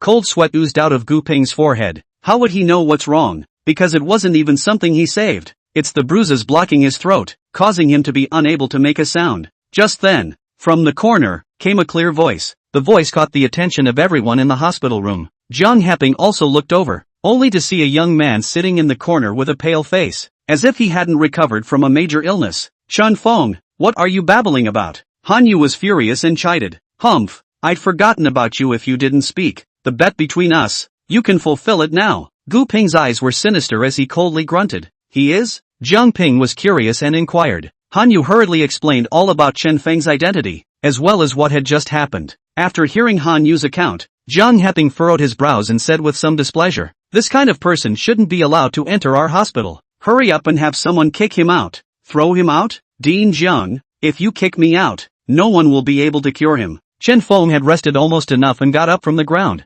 glancing at the boy in the hospital bed. Still here to demonize the public. The disease has already been cured by Professor Gu, so what business is it of yours? Do you really take yourself seriously? A piece of trash. Lu Jia's face was livid as he cursed. Gu Ping also sank his face and gritted his teeth. Dean Jiang, this guy can't be let go for now. There's still a bet between me and him. He must kneel and apologize to me before he can do so.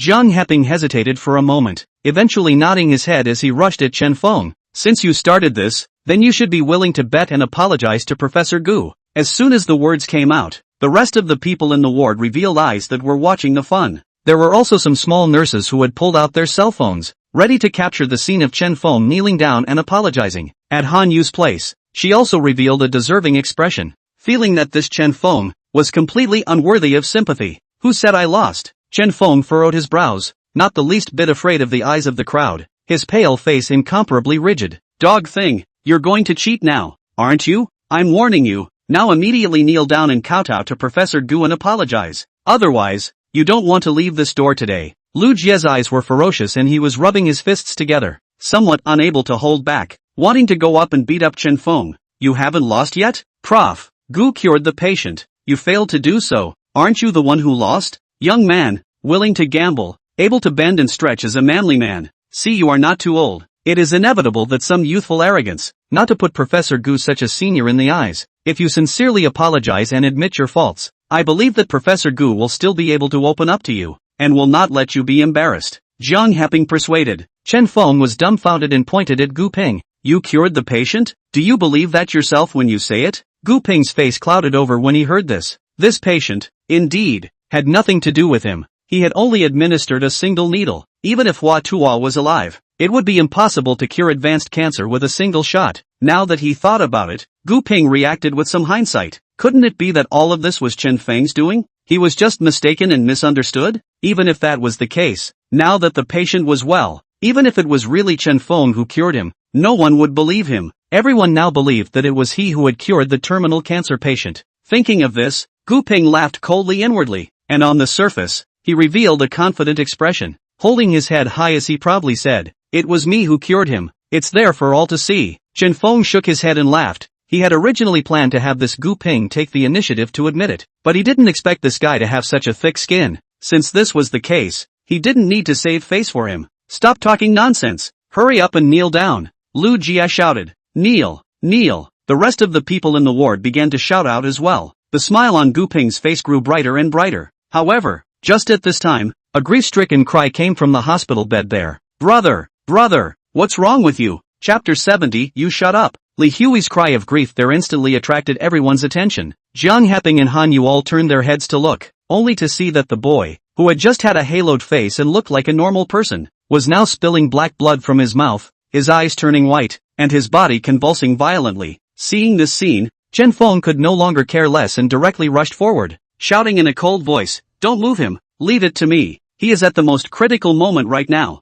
In case something goes wrong, even the immortals will not be able to save him." However, before he reached the hospital bed, he was stopped by Lu Jie, who sneered and mocked. What the are you talking about? What business do you have here? Even if you want to save someone, it's still Prof. Gu's hand. Who the hell are you to be pointing fingers here? Get the hell out of my way. Chen Feng was anxious, fearing that something would happen to the boy, and reached out to shove Lu Jie. This was something he had promised Li Hui, so he had to do it. Jiang Heping winked at the two nurses beside him, and his gaze fell on Chen Feng as he indifferently said, "I advise you that you'd better not make trouble here. Otherwise, don't blame me for being impolite." As he spoke, his body naturally carried some of the pressure of a higher power. The several nurses beside him directly rushed up and pressed Chen Feng to death. No matter how Chen Feng struggled, he was unable to break free from the several people. Chen Feng was about to die of anxiety. If something happened to Li Hui's younger brother, it would be a big problem. However, these few nurses were holding themselves down, almost locking themselves up,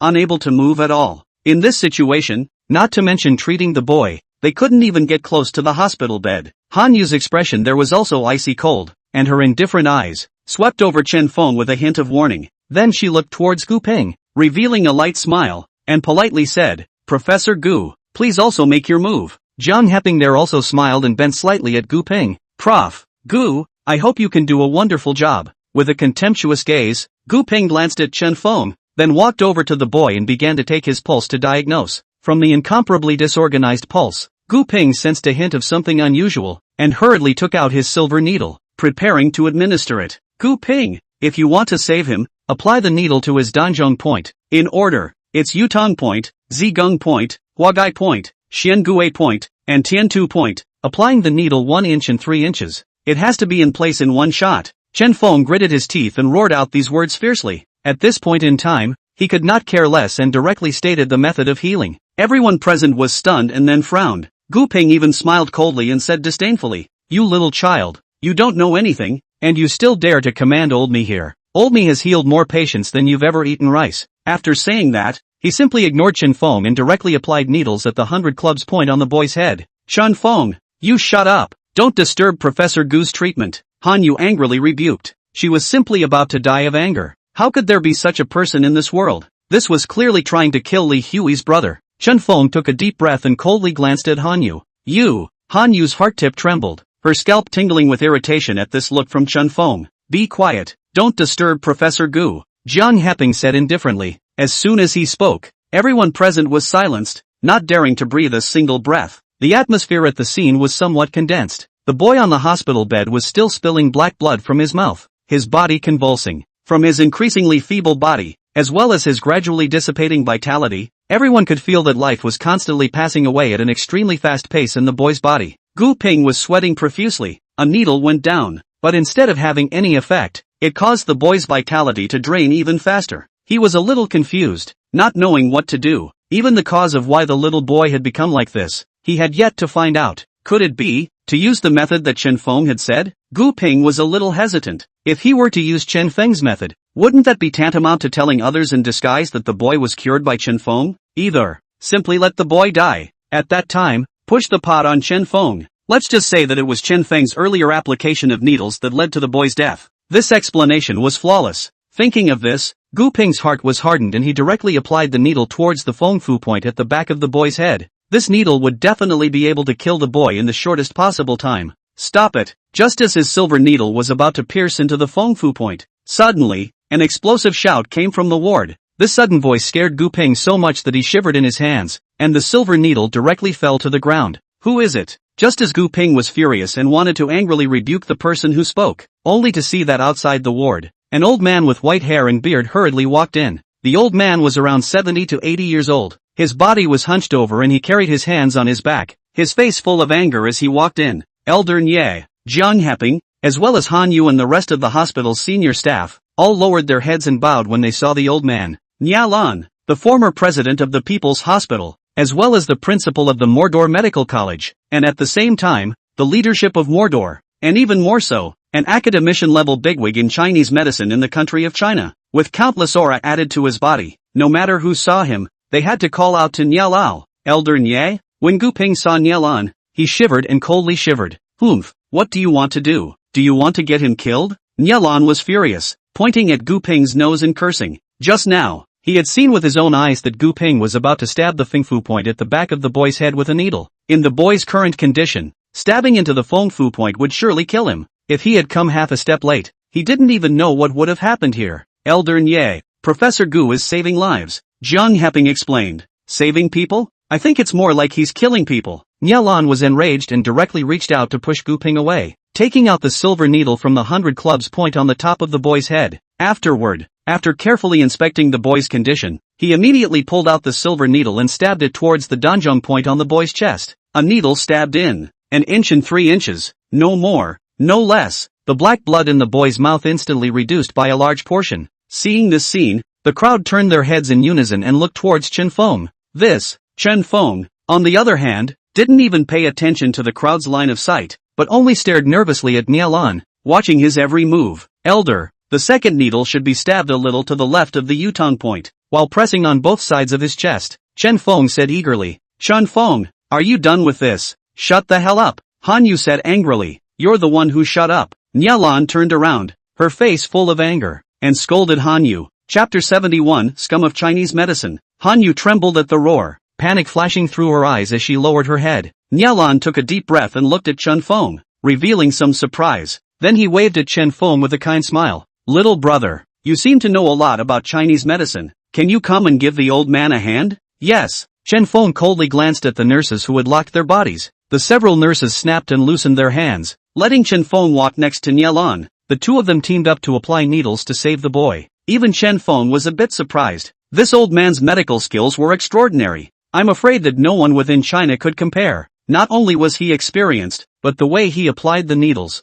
as well as the force, was not far off from the perfect techniques recorded within the medical sages' inner canon. This is the real Chinese medicine. Compared to this old man, such as Gu Ping, he was nothing but an ant. Whether it was in terms of medical skills or character, Gu Ping was not even a millionth of the old man. He didn't know that at this moment, Nya Lan's heart was already in shock. What did he see? He saw a young man of no more than 20 years of age use a perfect medical technique. One must know that he had been practicing medicine for 60 to 70 years before he had achieved what he had today. However, this young man of no more than 20 years of age was actually able to match him, and even in certain details, he was still far behind. This is too incredible. If he hadn't seen it with his own eyes, there was no way he would have believed that there was such a wizard in Chinese medicine. If this young man was allowed to continue to develop, wouldn't Chinese medicine be able to go international? Nialan had a tumultuous feeling in his heart, but on the surface, he was incomparably calm. The two of them teamed up, and in about 10 minutes, they stopped the boy's condition and gradually got better,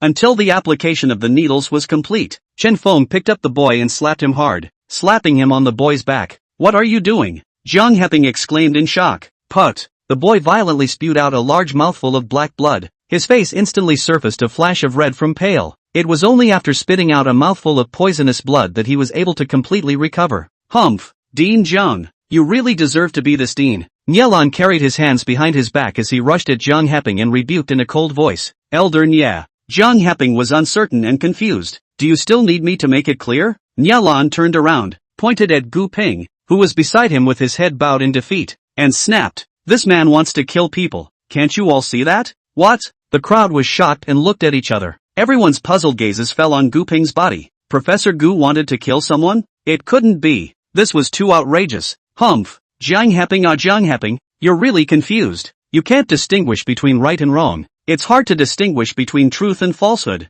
If it wasn't for me arriving in time, this boy's life would have been ruined in your hands." Nialan was painfully angry. Jiang Heping hurriedly lowered his head and bowed at Nialan, saying with incomparable guilt, "Elder Nye, I was wrong." "You were wrong? You were indeed wrong. However, you shouldn't apologize to me." Nialan spoke coldly, pointing at Chen Feng beside him, saying, "You should apologize to this little brother." "Ha!" Not only Jiang Heping, even Han Yu and the others were dumbfounded. "It was this little brother who saved this male child," Nialan said in a loud voice. "What?" The crowd was once again shocked, their minds going blank like a thunderclap, especially Jiang Heping and Han Yu. They found it even more unbelievable and hard to believe, but this was Nialan's own words. It could never be false. Jiang Heping took a deep breath and looked at Chen Feng seriously before bowing and saying with apologies, "Little brother, I'm sorry, just now. It's fine. I came here to save someone. As long as the person is saved, let's forget about the rest." Chen Feng didn't wait for Jiang Heping to finish his sentence and immediately interrupted him.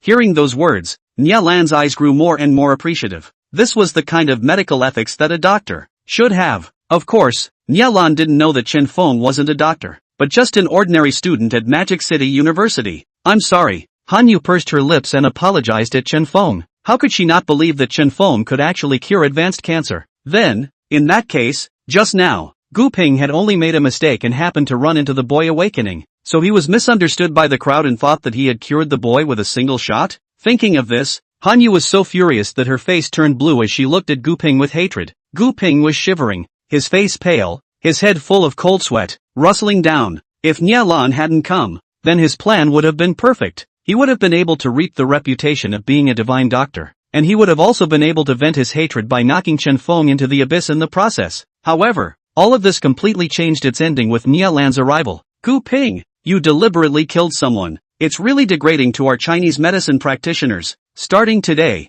your license to practice medicine will be revoked and you will not be allowed to practice medicine in the future. And at the same time, I will also strip you of your qualifications as a professor." Nialan coldly looked over and said, "Elder Nye, don't. I know I'm wrong." Gu Ping was shocked and hurriedly pulled Nialan's hand, begging bitterly. This was tantamount to cutting off his way of life. "Humph, if it wasn't for the lack of evidence, the rest of your life, you'd have to spend it in jail. It's really cheap to punish you like this now. People like you are the scum amongst us Chinese medicine practitioners." Nialan was cold and heartless as she shook off Gu Ping's hand. "Since the people are all better, I should go." Chen Feng didn't want to continue staying here and excused himself, ready to leave. Suddenly, Jiang Heping seemed to have thought of something and reached out to stop Chen Feng, his face wearing a smile as he politely said, "Little brother, please wait a moment. You cured the patient and saved the reputation of my people's hospital. How can I say this? I have to give you a little reward as well." Chen Feng shook his head and said, "No need for a reward. I don't lack anything.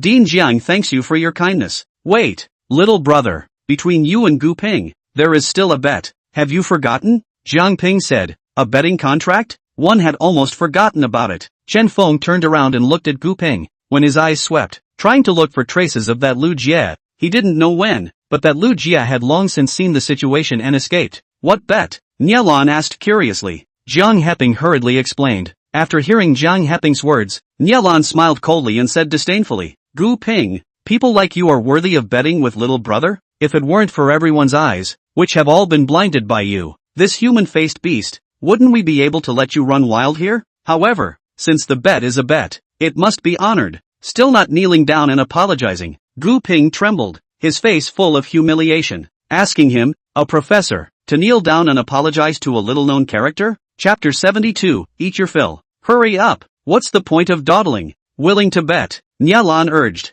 Gu Ping gritted his teeth and with a plop, he knelt on the ground and kowtowed at Chen Feng. I'm sorry, louder, I'm sorry, Gu Ping shouted, get the hell out of here. Nialan chided. Gu Ping hurriedly got up, his face full of humiliation, and hurriedly fled. Clap. The scene immediately resounded with loud applause. Little brother. Nialan was just about to speak, but he realized that Chen Feng had already left the ward. This little brother, really, doing such a great deed, not for fame or profit. Nialan let out a bitter smile. He was the leader of Magic City, and with just a word from him, he could make Chen Feng famous all over the world. However, seeing how Chen Feng left in such a hurry, it was clear that he had little thoughts of any of this. Elder Nye, is that Chen Feng's medical skills really as powerful as you say? Jiang Heping asked cautiously. It wasn't that he looked down on Chen Feng, it was really because Chen Feng was too young and didn't look like an expert in medicine at all. One must know that Nialan had also been practicing medicine for decades before he had achieved this today. He, Chen Feng, was no more than 20 years old,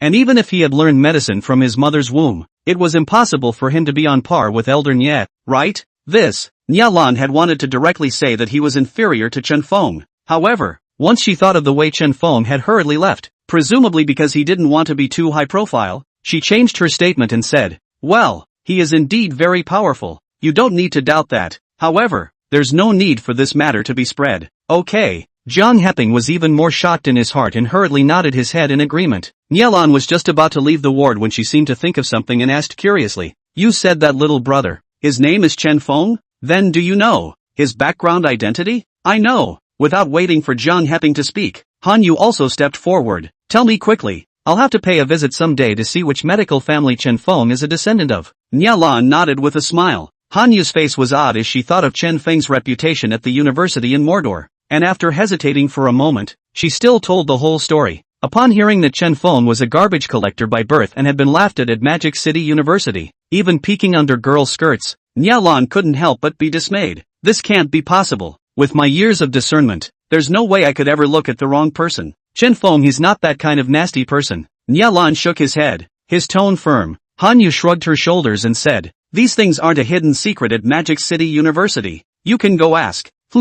I'll make a trip to Mordor University some other day. After saying that, Nialan also left the hospital room. As for Li Hui's brother's place, with the hospital's care, there was no need for him to worry about it anymore. Li Hui was chatting idly with her brother with a smile on her face, and didn't even notice the conversation of a few people. Magic City University. Chen Feng returned and walked into the middle of the dormitory. His mind was exhausted and he fell down, ready to sleep. Healing Li Hui's younger brother had consumed too much of his essence. However, he suddenly thought of something and hurriedly sent out a text message to Xinyu. After the text message was sent, Chen Feng could no longer hold on and huffed and puffed his way to sleep. And on the other side, Huada Business District, Chairman's office. Xinyu was here, dealing with all matters regarding Huada Commercial District for Chen Feng. Suddenly, a text message was received. After seeing the content of the text message that Chen Feng had called, Xinyu's face became extremely odd. However, since it was Chen Feng's request, she wouldn't reject it, and would just strictly follow the content of the text message.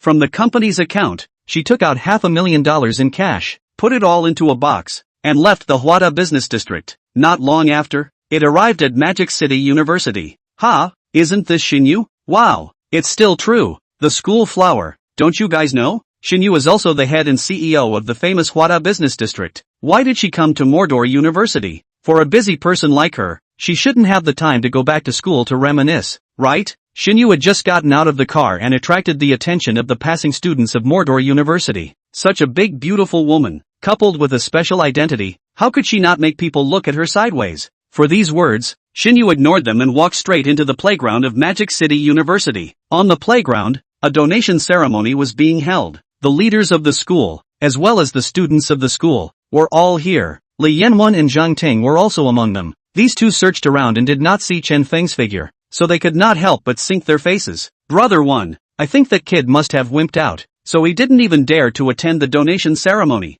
Zhang Ting said. Li Yanwen clenched his fists and was filled with resentment. This was the best opportunity to be able to humiliate Chen Feng, but he didn't expect Chen Feng to be absent. Suddenly, his gaze landed on Chu Yue, light flickering in his eyes as he hurriedly walked over. Teacher Chu, it seems that student Chen Feng has not come. Li Yanwen rushed over to Chu Yue and said. When Chu Yue heard that, she hurriedly swept around and indeed did not find Chen Feng's figure, and could not help but frown. The fact that this kind of thing could also be absent was enough to see that Chen Feng's level of badness was evident. Although the school did not forcefully stipulate that one had to attend this donation ceremony, the vast majority of the students had a very tacit agreement to attend. No way. To change him, we must start with small things. Chu Yue gritted her teeth and directly left the venue, going to the dormitory to look for Chen Feng. Seeing Chu Yue's back as she hurriedly left, the corners of Li Yanwen's mouth rose as he sneered in his heart. With Chu Yue making a move, this Chen Feng would have to come here even if he didn't want to. Once Chen Feng came, he would be able to properly humiliate Chen Feng.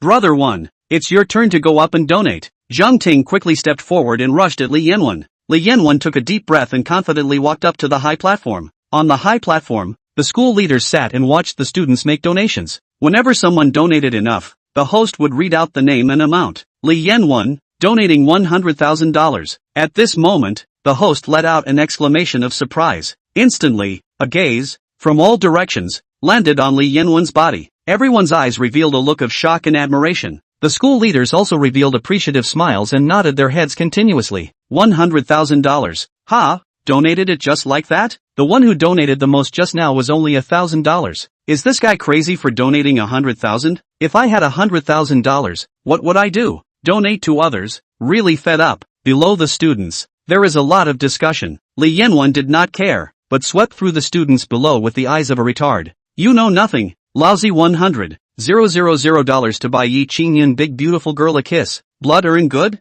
How many $1 million sons can't do what they can't do with $100,000? Later, you guys will envy me. Li Yanwen sneered. Chapter 73 Yi Dashue. The donation ceremony soon came to an end. The host looked at the list above. The person who donated the most, deservedly belongs to Li Yanwen. Hastily full of smiles, holding the microphone and said aloud, this time a total of $380,000. The one who donated the most is Li Yanwen. Slap. The scene resounded with enthusiastic slaps. Li Yanwen, full of arrogance, walked up to the high platform. His gaze swept over everyone below, and finally landed on Yi Qingyun, who was in the middle of the crowd, with an unnatural look on her face. Everyone is unaware. Our class's counselor Yi made a representation to us that whoever donates the first place will be able to harvest a fragrant kiss from Counselor Yi. Counselor Yi, do you think so? When Li Yanwen said these words, everyone below immediately boiled up, and the whole room was in an uproar. What the hell? Yi Qingyun's fragrant kiss?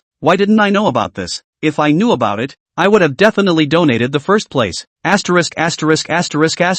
Letting Li Yanwen, this pick up a bargain. I'm so angry. All the boys were completely stunned. Many of the rich boys pounded their chests and were chagrined. They didn't know about Yi Qingyun's reward. Otherwise, this donation ceremony must have been highly competitive. Not to mention $100,000. Even if it was $500,000, $1 million, they would not hesitate to take it out. For them, money was not a problem at all. Now it's good. Li Yanwen only spent $100,000 and got a kiss from a beautiful woman. This guy had really made a fortune. Asterisk.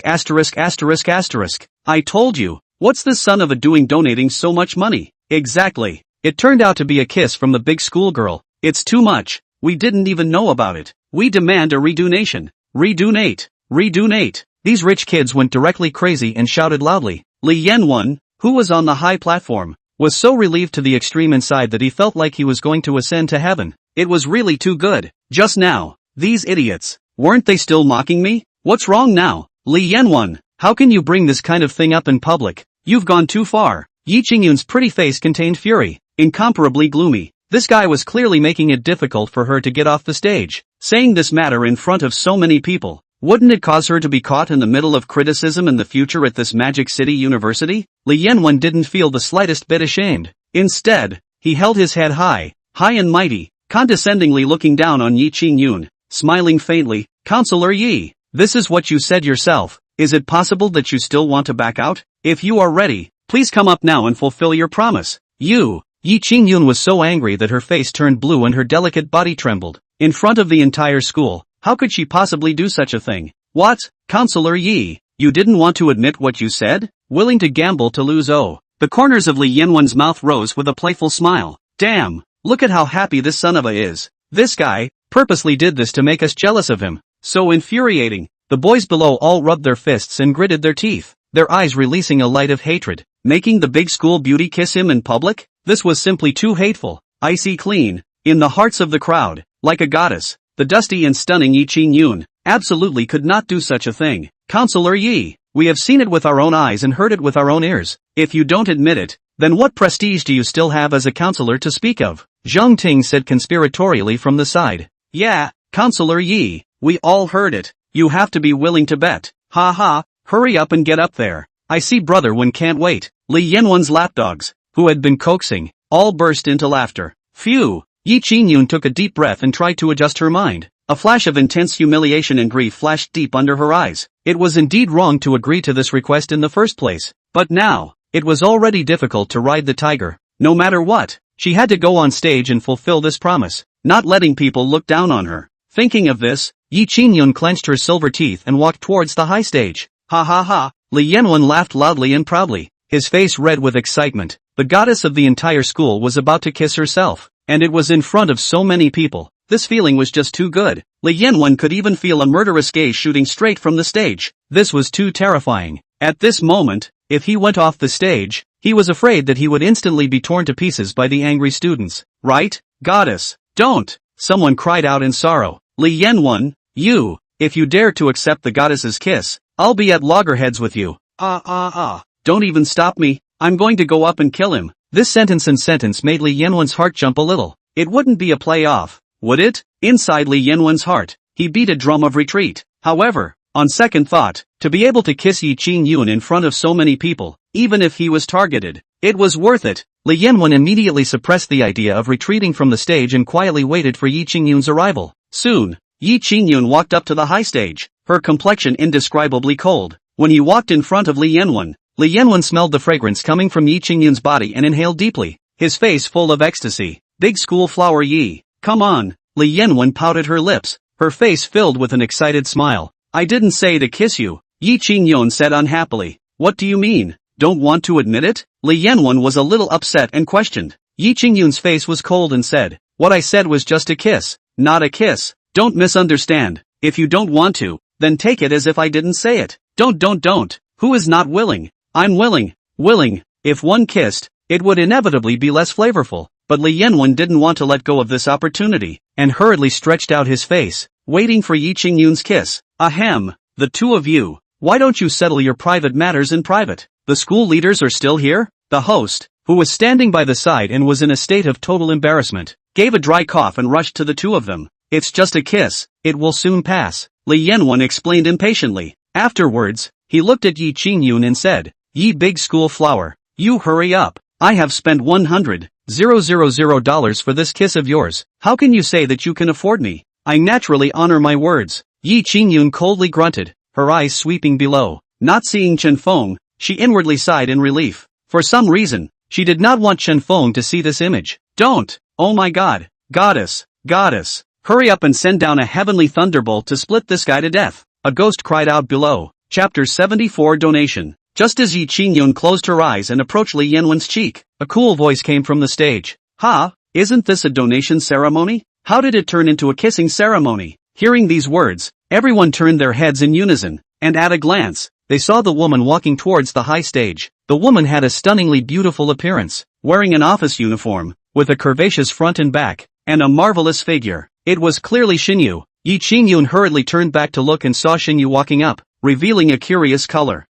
You're not. The host saw Xinyu. His eyes glazed over and exclaimed, it's Xinyu, the school flower Xinyu. TSK, why did Xinyu come to school? The students below immediately exploded in a clamor and noise. Sorry, came a bit late. Xinyu nodded slightly and looked at the school leaders there. The school leaders, too, were puzzled and unsure. I'm here to make a donation. Xinyu walked to the front of the donation box and put the box in her hand down flat. Donation? The host was once again stunned. Yi Qingyun was also incomparably curious, staring closely at Xinyu. Xinyu opened the box while saying, "It's wrong. I am replacing a person and came here to make a donation." Replacing a person? I wonder, who are you here in place of? The host asked the question that everyone wanted to know. This, Xinyu's face, suddenly became odd, seemed to be a little difficult to speak, and finally said, he said his name is Lei Feng. What? Everyone below, including the few people on the stage, were dumbfounded. What kind of answer is this called? Lei Feng?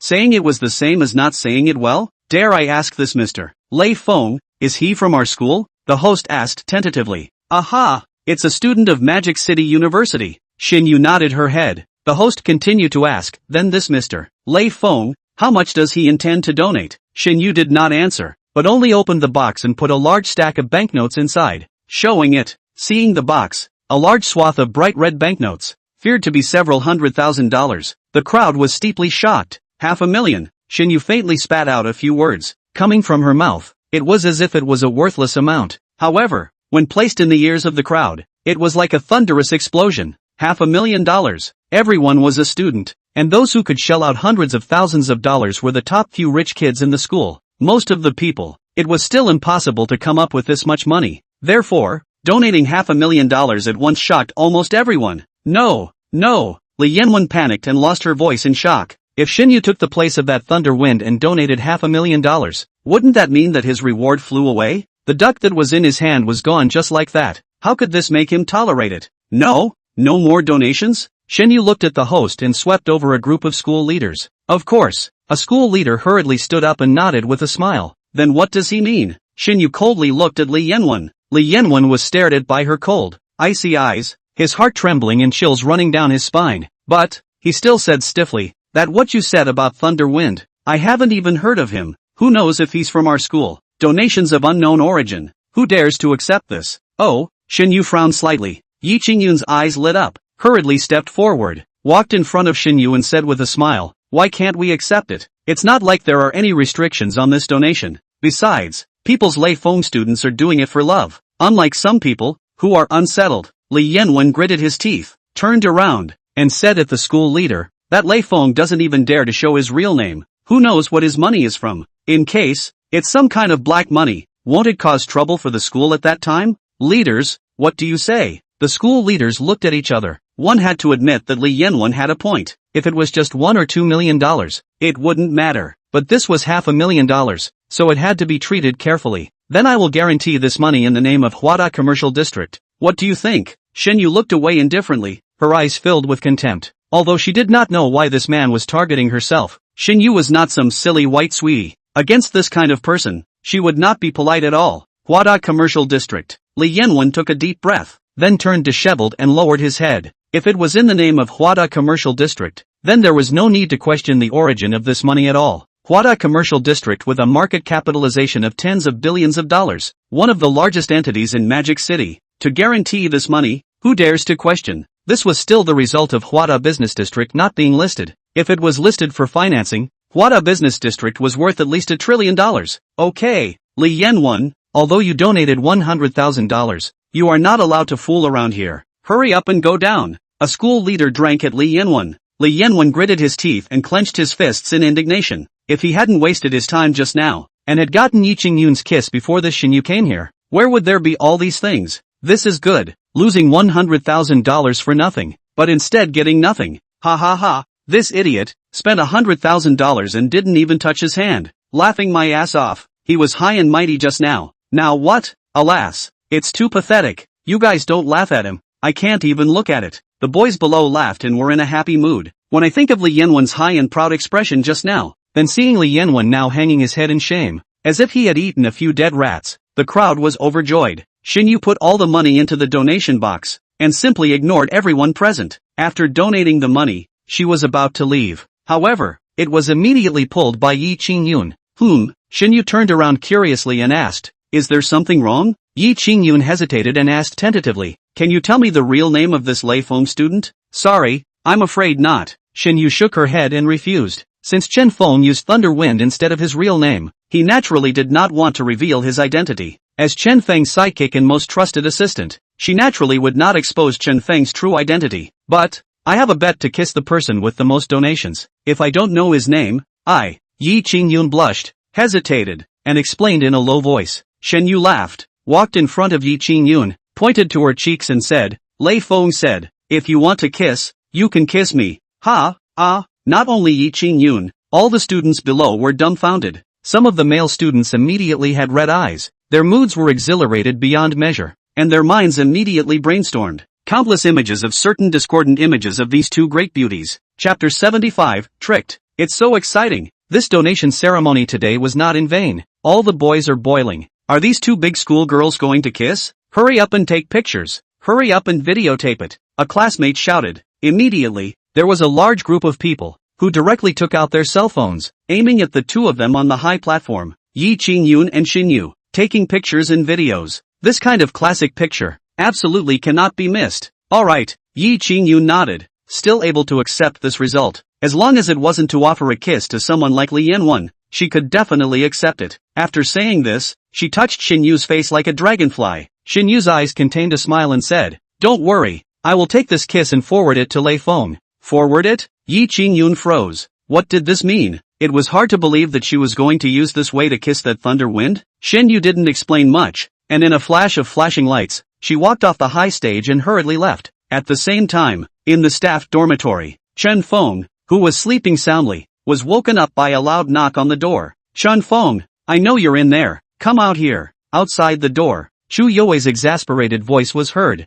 Chen Feng opened his eyes in a daze, yawned, rubbed his hazel eyes, and opened the door to his room. Good. The school's donation campaign is almost over, and you're actually hiding in the dormitory to sleep? When Chu Yue saw this sleepy look of Chen Feng, her anger was all over the place and her face was filled with exasperation. This fellow was really too lazy. What time is it? And he's still sleeping? It's vacation today. What's wrong with me taking a nap? Chen Feng yawned, half asleep. Come with me to a donation event. If you can't shell out the money, I can give it for you. In short, no matter what the activity is, you can't be absent. Without saying a word, Chu Yue grabbed Chen Feng's collar and angrily dragged him towards the playground. However, by the time the two arrived at the playground, the donation ceremony had already ended completely, and there was no one left on the playground. Look at you. You really went overboard. It's all over now. Chu Yue crossed her arms and roared in anger. She was really pissed off and couldn't wait to give Chen Feng 2 slaps. How was this kind of person going to be taught in order to make him change his ways?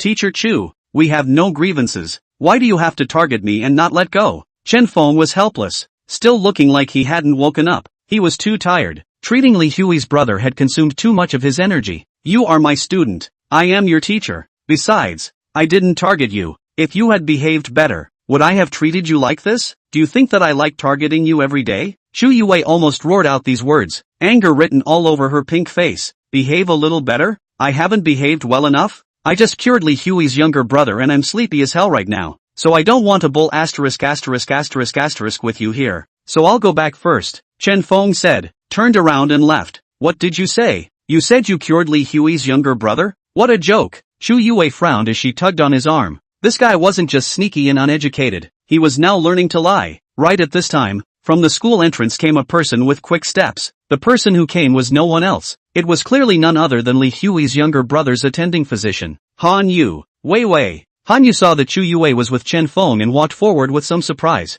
Sister Yu, you've come at the right time. This guy said that he cured Li Hui's younger brother. You're Li Hui's younger brother's attending physician. Break down his lies for me. Chu Yue gritted her teeth. Han Yu looked at Chen Feng and then awkwardly looked at Chu Yue. For a moment, she didn't know what to say. After all, even Nye Lan, Elder Nye, had personally said that it was Chen Feng's doing that Li Hui's younger brother could be cured. Even if she didn't believe that Chen Feng was capable of this, she still had to believe Elder Nye. Elder Nye would never lie to anyone, and there was no need to lie to them.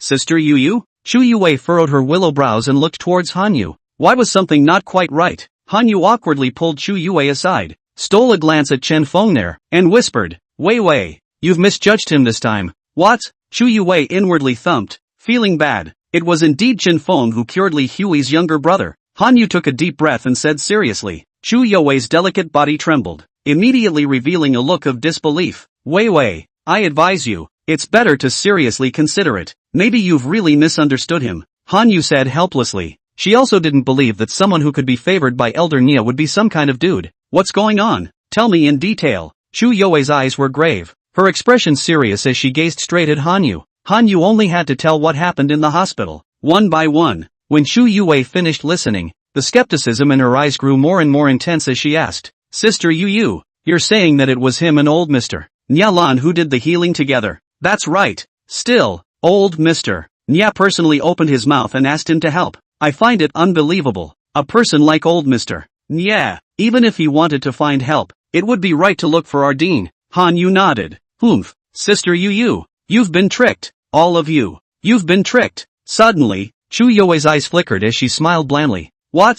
Han Yu couldn't believe it, her beautiful eyes rounding. Before I came here, some of my classmates told me that Chen Feng was a second-generation rich man, and that he even pretended to pick up garbage to clown around and gain everyone's sympathy. Since he was able to do such a thing, it shows that he is very vain and at the same time a rich second generation with connections. He must have known old Mr. Nyalan and had old Mr. Nyalan help him put on this show. In fact, the fact that Li Hui's younger brother was able to be cured had nothing to do with him at all. It was all old Mr. Nyalan's doing, Chu Yue said confidently, as if these things, she had seen with her own eyes, incomparably certain. Hiss, this can't be possible, right? How could Elder Nya help him put on this kind of show? Han Yu sucked in a cool breath. Shocked, Chu Yue laughed, her eyes filled with the color of seeing through everything as she said with conviction, I can be sure, you've all been tricked by the two of them. Think about it yourself. Why did old Mr. Nyalan not cure Li Hui's younger brother before he came, and then after he came, he suddenly cured him?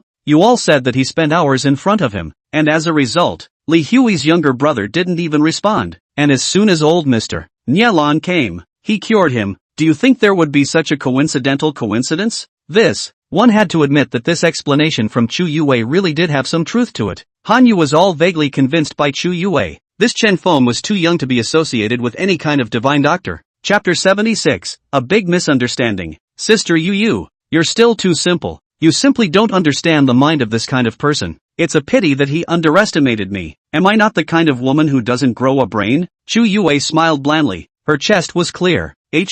Wei, are you saying I don't have a brain? Han Yu felt a bit off after hearing this, and looked over in a good-natured manner. Chu Yue felt self-conscious of saying the wrong thing and quickly spat out her tongue. No, I mean, I won't be fooled by him. You're the one in authority. I'm the one on the sidelines. That's why you're being fooled by him. Am I right, Chen Feng? As she spoke, she turned her head to look, only to see that the spot where Chen Feng was originally located was empty. It turned out that Chen Feng had already left while the two were talking to themselves. See, how can this kind of person be a doctor? And he can cure diseases? That's hilarious. If he can cure diseases, wouldn't I be a godly immortal who can bring the dead back to life? Chu Yue laughed in anger, rushing Han Yu and opening her mouth, almost gritting her silver teeth in hatred. How could a student like this be converted? There was simply no way. Alright, that's true. Well, but Li Hui's brother's blood cancer has indeed been cured, so I'll go talk to your school's leaders and have them return all the charity money they've gathered to the students. Han Yu nodded,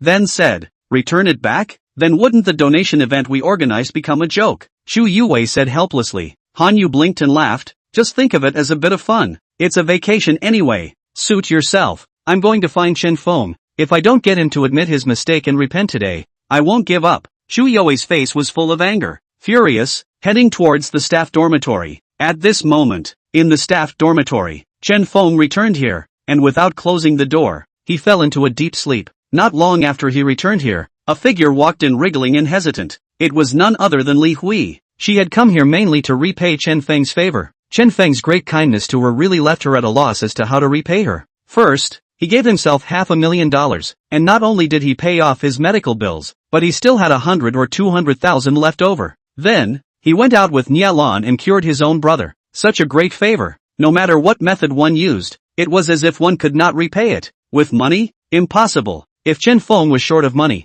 how could he let himself have that $500,000 without hesitation? After thinking about it, Li Hui could only think of one method. That was to use her body to repay Chen Feng. The only thing she was thankful for was that she was able to retain her first time until now, and giving her body to Chen Feng would not cause her any rejection. As the saying went, there was no way to repay a woman with her body. Wasn't that what all those women did in ancient times? Thinking of this, Li Hui looked down at the dormitory. Other than Chen Feng, there was no one else. She summoned up her courage and removed the clothes on her body, and soon stood naked in front of the sleeping Chen Feng. If Chen Feng was still awake, she really didn't necessarily have the courage to take off her clothes. Looking down at the sleeping Chen Feng, seeing his tired face, it seems to be very handsome. She hadn't realized it before, but now that she took a closer look, Chen Feng could indeed be called a handsome man. The reason why Chen Feng had a bad reputation in school was because of his trash picking. Li Hui knew that there must be a reason for Chen Feng to do so. A man who didn't even care about $500,000, but ran off to pick up trash was contradictory in itself. Chen Feng, I know you're tired, but it's okay, I'll serve you. I'll make sure you're comfortable. With a red face, Li Hui sat with her legs straddling Chen Feng's lap, slightly shyly looking towards Chen Feng's lower body. Stretching out her hand, she gently undid Chen Feng's pants and was about to remove the pair of shorts inside. Chen Feng, a roar suddenly came from outside the door. Immediately afterward, the door to the room opened, and Chu Yue, her face full of anger, burst in from outside the door in a rage. After she came in and saw the naked Li Hui, sitting across Chen Feng's lap, preparing to engage in something unnameable, she completely froze on the spot. Chen Feng was once again awakened, confused, opened his eyes and looked sideways, not noticing in the slightest that there was a shirtless Li Hui sitting on top of him. Seeing Chu Yue standing dumbfounded in the dormitory, Chen Feng was a little angry in his heart and said helplessly, "Teacher Chu, even if you're a teacher, you have to respect the privacy of an individual. If you casually barge in like this, in case I'm doing something private, won't it all be seen by you?" This woman was really convinced. He himself was a boy. In case he was doing something self-indulgent and was seen by her, wouldn't he be even more justified? However, what's wrong with this woman? Why didn't she say anything? Chen Feng's head was still groggy, rushing at Chu Yue who was stiffening there, frowning. "Teacher Chu, you," before the words could be said, Chu Yue's eyes widened as she took a deep breath and let out a piercing scream. "You're crazy." Chen Feng was furious and hurriedly wanted to get up and block this woman's mouth. Suddenly, he felt some heaviness in the lower half of his body, hastily looking back, on his own body. At some point, there was a woman sitting without an inch of clothing on her body. Li Hui? Chen Feng held his tongue for a long time and cursed an expletive. What the hell is this? He was directly confused. Can't it be that someone is framing him? That. You listen to my explanation. Chen Feng wanted to cry without tears, turning back to rush at Chu Yue. His face said bitterly, you bastard. How could you do such a thing in the dormitory? Chu Yue was about to collapse, her face twisted and frantic. It was even if it was in the car. But now this duo. They were directly screwing in the school. How could a holy place like a school do such a nasty and unpleasant thing? Li Hui, you harmed me. Chen Feng was furious, pushing Li Hui away, about to die of anger. Li Hui was at a loss for words, completely not expecting that Chu Yue would arrive at such a juncture. She had her hands behind her back, like a child who had done something wrong, her eyes filled with tears, aggrieved to the extreme. Li Hui, did he force you to do this? You tell me. I will definitely call the police to arrest him. Chu Yue didn't leave in a hurry. Instead, she walked to Li Hui, grabbed Li Hui's hands, and righteously asked, "No, no."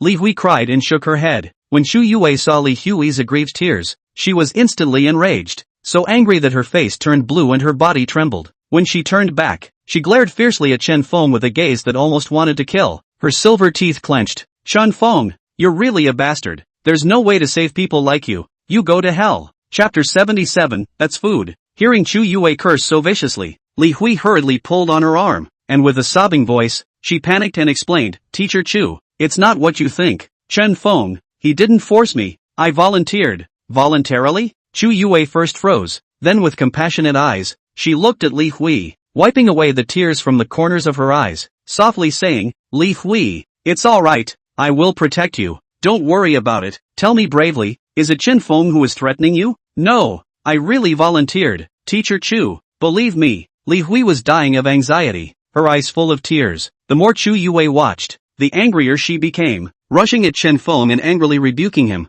"What exactly did you grab hold of Li Hui to threaten her to do such a thing? I'm warning you, don't threaten Li Hui anymore or I won't spare you." "It's not, Teacher Chu. It's because Chen Feng, he cured my brother. I felt that there was nothing I could do to repay him, so that's why I wanted to use my body to repay him." "Chen Feng, he doesn't know about this matter." Li Hui pulled Chu Yue's arm and said in a pitiful manner, "Your brother wasn't cured by him at all. Li Hui, you've been deceived." Chu Yue was pained, secretly sighing that this girl was really stupid. She didn't even know that she was being cheated and even took the initiative to send her door. Now that she thought about it, perhaps this guy, Chen Feng, knew from the start that it would end up like this. "Please, even if you want to repay me, you don't have to be like this." right? Besides, when did I say I wanted you to repay me? Chen Feng could do nothing about it and said with a sigh of relief at Li Hui. This was great. The misunderstanding was getting deeper and deeper. This was more than just jumping into the Yellow River to get clean. He was afraid that he wouldn't be able to get clean even if he jumped into the Pacific Ocean. Originally, he still wanted Li Hui to clarify for himself. But now, I'm afraid Chu Yue won't believe anything Li Hui says. Alright, don't say any more. I sort of understand. Chen Feng, you're so tactful. Using this method to get girls to throw themselves at you. You're really good. Chu Yue's eyes were filled with contempt. Her eyes were like looking at garbage, filled with disgust and loathing. In her heart, Chen Feng had added one more crime to his list. Scum who toyed with women. Whatever you think, I didn't do it anyway. Chen Feng spread his hands and simply broke the pot. From now on, I'm going to keep an eye on you so that you don't have a chance to toy with girls. I'm going to watch you every moment until you change. Chu Yue was furious, gritting her teeth and saying fiercely, Teacher Chu, Chen Feng, he's not the kind of person you think he is. He's a... Li Hui hurriedly explained. However, before the words were finished, she was interrupted by Chu Yue raising her hand. Student Li Hui, you don't need to say anything. You are now the one in authority. I am the onlooker. I know and understand everything. So, you leave here first. I can guarantee that in the future, this guy won't harass you anymore. Teacher Chu. Li Hui's face was full of difficult colors and her heart was anxious. Li Hui, just leave, Chen Feng said indifferently. He wanted to see just what tricks this woman could play. So what if she was a teacher? Couldn't a teacher just slander people at will? Hearing Chen Feng's words, Li Hui sighed and could only put on her clothes and leave the place. She had a guilty conscience in her heart. If it wasn't for her taking matters into her own hands, things wouldn't have gotten to this point. After Li Hui left, Chen Feng took a deep breath and stared earnestly at Chu Yue, saying, Teacher Chu, what exactly are you trying to do? Is it that you're only happy if you have to kick me out of the school? Drive out of the school? Chu Yue coldly smiled and said, Not only will I not kick you out of the school, I will also let you continue to study at the university here. I will definitely let you be a new person. This is my responsibility as a teacher. Responsibility? You're being a bit too lenient in your control, aren't you? If every student was like me, wouldn't you be busy to death? Chen Feng sat down and squared his shoulders, looking past him askance. Right now in this class, you're the only one who needs me to help you and get on the right path. The rest are all good students, unlike you who are so uneducated. Chu Yue coldly said. Fire flared up in Chen Feng's heart. This woman was so stupid. How on earth did she become a teacher? Good. You want to change me, right? I'll see how you can change me. Chen Feng was also extremely angry, since this woman thought he was a bad student, then bad to her. Don't worry. From today onwards, I'll be staying here, staring at you every day to see how you do evil. Chu Yue said. Alright, whatever. I don't care what you're willing to do. Chen Feng directly laid down and huffed and puffed his way through. This woman was crazy. It didn't make sense to reason, only recognizing what was in her own heart. In that case, Chen Feng was too lazy to bother. Only, Xingyun's sister there, do not know how to go to explain, is really too much trouble. Chen Feng no longer thought much and fell asleep. Whatever it was, it would wait until after waking up from sleep. Chu Yue, on the other hand, took advantage of Chen Feng's deep sleep to go to her own dormitory and move all of her things to this dormitory. She had already inquired. This dormitory was originally Yi Qingyun's, and it was Chen Feng who had gained Yi Qingyun's sympathy, which had caused Yi Qingyun to let Chen Feng stay here. Previously, she had also specifically gone to Yi Qingyun, asking her to beware of Chen Feng. After all, Yi Qingyun saw a big school flower. In case this Chen Feng one day animalistic outbreak, do not see Yi Qingyun a weak woman can resist. Chu Yue wasn't worried at all, because she had also practiced kung fu for a few days, so she didn't care about her own safety at all. If this Chen Feng dared to mess around, she would definitely let this guy taste his own power. Chen Feng slept this sleep, directly from the afternoon, to 7 in the evening. It wasn't until his stomach rumbled that he woke up, after waking up and going to the restroom. Seeing that Chu Yue had really moved things into the dormitory with a look of dying to stare at herself, Chen Feng was truly speechless. Teacher Chu, why are you doing this? Chen Feng casually took a loaf of bread from the table, and nibbled on it. When Chu Yue saw Chen Feng eating the bread, she just wanted to stop it, but when she saw that Chen Feng bit down without even looking, her pretty face suddenly turned red. I remember that I didn't buy bread.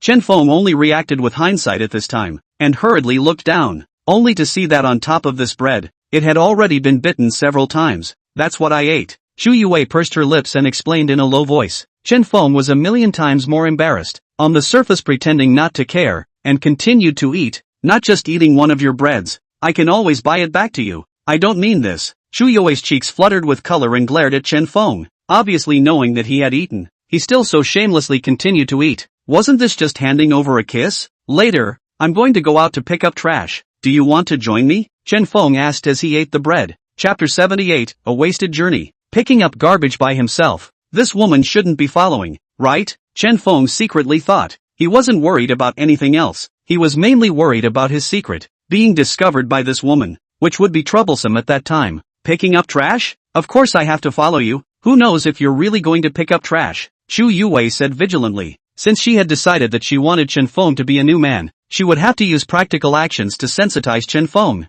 Such actions were inexplicably great in her own eyes. In ancient times, there was Buddha who cut his flesh and fed it to the eagle. And today, there was her, Chu Yue, who sacrificed her life for Chen Feng. If she could penitentialize someone as bad as Chen Feng, it would be a colorful stroke in her teaching career. Alright, Chen Feng ate the bread in 3 sittings and filled his stomach. Anyway, just wait until it was almost time to pick up the trash and get rid of this woman. Thinking of this, Chen Feng did not delay any longer and left the dormitory. Chu Yue was like a follower, following closely behind, a pair of eyes watching Chen Feng to death. Mounting his bicycle, Chen Feng left the school and began picking up trash. When he walked to the school, he happened to run into Yi Qingyun, who seemed to have something going on and was leaving the school. Sister Qingyun, Chen Feng hurriedly greeted her with a smile. Yi Qingyun looked indifferently, obviously still angry, and did not say a word. Sister Qingyun, where are you planning to go? I'll give you a ride? Chen Feng asked with a smile. Without waiting for Yi Qingyun to reply,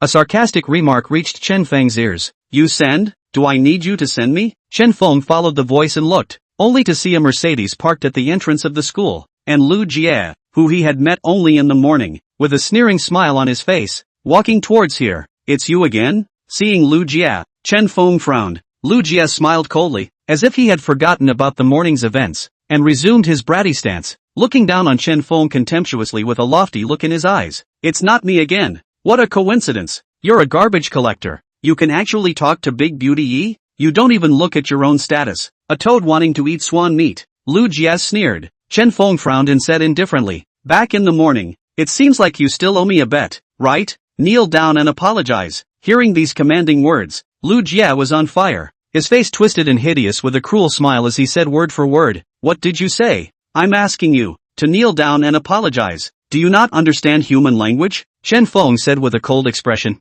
Lu Jie was furious and wanted to slam his fist over, but in front of Yi Qingyun, he didn't want to get rough, so he only smiled contemptuously. What are you? I'll kneel down and apologize to you? The bet in the morning. You want to disown it? Chen Feng frowned. Lu Jie feigned ignorance and shrugged. What bet? Laozi didn't have a bet with anyone today. That professor you invited here, but he has already knelt down and apologized. Chen Feng said. Lu Jie laughed coldly. What I invited? He doesn't have half a penny to do with me. It's none of my business if he loses the bet. I'm warning you, don't mention this matter again. Otherwise don't blame me for being rude to you. Alright, you guys stop arguing. Yi Qingyun impatiently rebuked. The two immediately shut up. Chen Feng did not want to anger Yi Qingyun any further, lest the misunderstanding deepen. For Yi Qingyun, he still wanted to return to his old relationship with her. Sister Qingyun, where are you going? Chen Feng asked curiously. What's it got to do with you? Wherever Big Beauty Yi goes has nothing to do with trash like you. You know what? Please get your identity straight. Do you see that Big Beauty Yi pays attention to you? Other people's attitudes. Aren't they clear yet? You still don't know to get lost? Lu Jie scornfully came over with a haughty look. Student Yi, are you going to the Huada business district? Chu Yue came forward and rushed at Yi Qingyun and asked. MS. Chu, how do you know? Yi Qingyun nodded. Chu Yue smiled faintly and said. You are going to pay back money, right? Pay back money? Sister Qingyun, you owe money to Huada Commercial District? That would be easy. There's no need to pay it back at all. Chen Feng was happy. Huada Commercial District was his own property, and with a word from himself, he could forgive Yi Qingyun's debt. Lu Jie sneered and taunted. Asterisk asterisk asterisk asterisk you, a trash picker. Who gave you the guts to say such words? Do you know what the Huada Business District is? There's still no need to return it. Snort. Really don't know how to live. Ask this magic city. Which one dares to owe money to Huada Commercial District and not return it? Will you shut up? What a racket! Chen Feng angrily rebuked. Yi Qingyun didn't pay attention to Chen Feng, but rushed to Chu Yue and said, Teacher Chu, it's the donation that Xin Yu sent today. Li Hui doesn't need so much money there, so the school leadership asked me to send the money back to the people. It turns out so. Chen Feng suddenly realized. The original return of money was this meaning. Since that's the case, let's go together. I also want to go to the Huada Business District to see what's going on. Chu Yue laughed. That's great, Teacher Chu. Let's go together. Yi Qingyun hurriedly brightened up and took Chu Yue's arm. It's not in class anymore, and I'm not a few years older than you, so just call me Sister Chu Yue. Chu Yue nodded her head and said, okay, Sister Yue, let's go. Yi Qingyun took Chu Yue on her arm and headed towards the Huada Business District. Chen Feng, you follow me. Chu Yue drank at Chen Feng. Chen Feng had no choice but to follow. Lu Jia hurriedly rushed at Yi Qingyun. Ms. Yi, didn't you say you wanted to ride in my car? No need. I'll just take a taxi with Mr. Chu to get there. Yi Qingyun returned. Lu Jia was filled with dismay and some disappointment. Ms. Yi, I have connections in the Huada Business District. Maybe I can help you. Lu Jia hurriedly chased after her. Chen Feng shook his head, sneering in his heart. Have connections? I also have connections. Riding his bicycle, he followed. The Huada Business District was not too far from Modu University. It was the time when the traffic was at its highest, so Chen Feng rode his bicycle and instead arrived at the Huada Business District faster than the two women. Yi Qingyun, who were in a cab, he hurriedly made a call to Xinyu, and after the call was connected, inquired, Xinyu, are you off work yet? Off work? What's wrong? Oh nothing, I'm just casually asking. Okay. The phone hung up, and Chen Feng looked up at the Huada Commercial District building. Chen Feng, you're quite fast. Chu Yue's voice came from behind her. Chen Feng turned his head to look at the two girls and nodded with a smile. That's why riding a bicycle is still quite good. TSK, I think you can only ride that broken bicycle, right? Lu Jia, who was following Yi Qingyun's side, sneered. Chen Feng ignored him and instead rushed at Yi Qingyun. Sister Qingyun, I might have made you make a trip for nothing. Xinyu is not in the commercial building. You know again? Lu Jia sneered out. Chapter 79, come down immediately. Chen Feng, how do you know that Xinyu is not inside? Chu Yue asked with furrowed brows. This well. Chen Feng scratched his head, not knowing how he should answer. Can't answer? Don't hurry up and get lost. I advise you, it's best if you don't go in with us. People like you aren't qualified to enter the Huada Business District. Lu Jia stared tightly at Chen Feng, his eyes full of hostility and his face unkind. Yi Qingyun ignored it and walked straight towards the Huada Business District building. This was one of the most luxurious few mansions within the Magic City. Just by looking at it from the outside, one could feel an air of opulence. When the several people walked to the entrance, they were immediately stopped by the security guard. With an expressionless face, the security guard rushed at the several people and said, Excuse me, may I ask the several of you, do you have an appointment? Going in still requires an appointment? Chu Yue was a little surprised. It was worthy of being one of the few largest business districts in Magic City. Ordinary people who came here couldn't even enter the door. The security guard nodded. His tone was very polite. Yes, because it's off time now. So if you want to go in, you must make an appointment first, and then someone from within the company will take you in. But we didn't make an appointment. Yi Qingyun's willow brows knitted, making it difficult. She didn't have Xinyu's phone number. Wanting to make Xinyu come out was simply an impossible thing. However, this is a task that must be accomplished by the school leadership, and if she can't send the money back to Xinyu's hands in the Huada Business District today, she will definitely be disciplined. Chen Feng was just about to open his mouth and say that he would let Xinyu come out to greet him, before the words were even uttered. Lu Jia, who was next to him, farted and said impatiently, Qingyun, don't worry, everything is wrapped up in me. I know the supervisor of the Huada Commercial District. I'll call and have him personally come out to greet us. How embarrassing. Yi Qingyun revealed a look of gratitude. Seeing Yi Qingyun's gratitude, Lu Jia was like a chicken blood. His face flushed with excitement as he patted his chest and said, What's wrong with this? It's my honor to help you. Sister Qingyun, I also know people from the Huada Business District. Chen Feng took a deep breath and rushed over to Yi Qingyun. Yi Qingyun squinted over, her eyes indifferent. There's no need to bother. Just let Lu Jia help me. Lu Jia's face was full of mockery, looking contemptuous, snickering. You're not kidding, right? You know people from the Huada Business District? You're a stinking beggar who picks up garbage. What kind of people can you know? Alright, Chen Feng said no more, only secretly sending a text message to Xinyu. On the other side,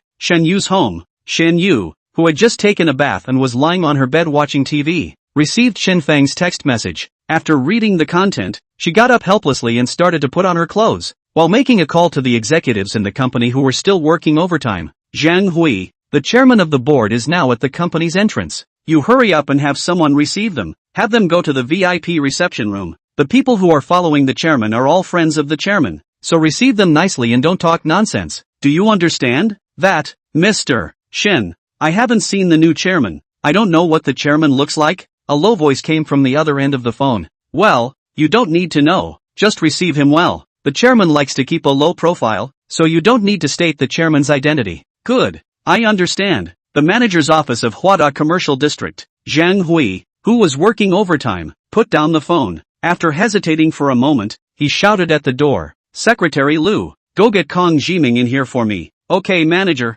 Not long after, a young man of about 30 years of age ran in with a flattering smile on his face, nodding his head and standing in front of Zhang Hui, revealing a pleasing look. Manager, what are you looking for me for? Zhang Hui looked over, seemed to hesitate, and then said, there are honored guests coming to our company. You hurry to meet them at the door, receive the honored guests to the VIP reception room, and entertain them with the best snacks and tea in the company. Don't be negligent, got it? Valuable guest? Kong was puzzled. I still have some matters here that I haven't finished handling. After I'm done, I'll rush over right away. You go ahead and receive them. Zhang Hui waved his hand. Kong quickly puffed out his chest and raised his head, responding aloud, yes, manager, please rest assured that the task will be completed. Walking out of the manager's office, just as Kong was about to go downstairs, the cell phone in his pocket rang. Pulling it out, it was Lu Jie, the youngest son of Lu's company, calling. Lu's company in the Magic City is also considered a not small business,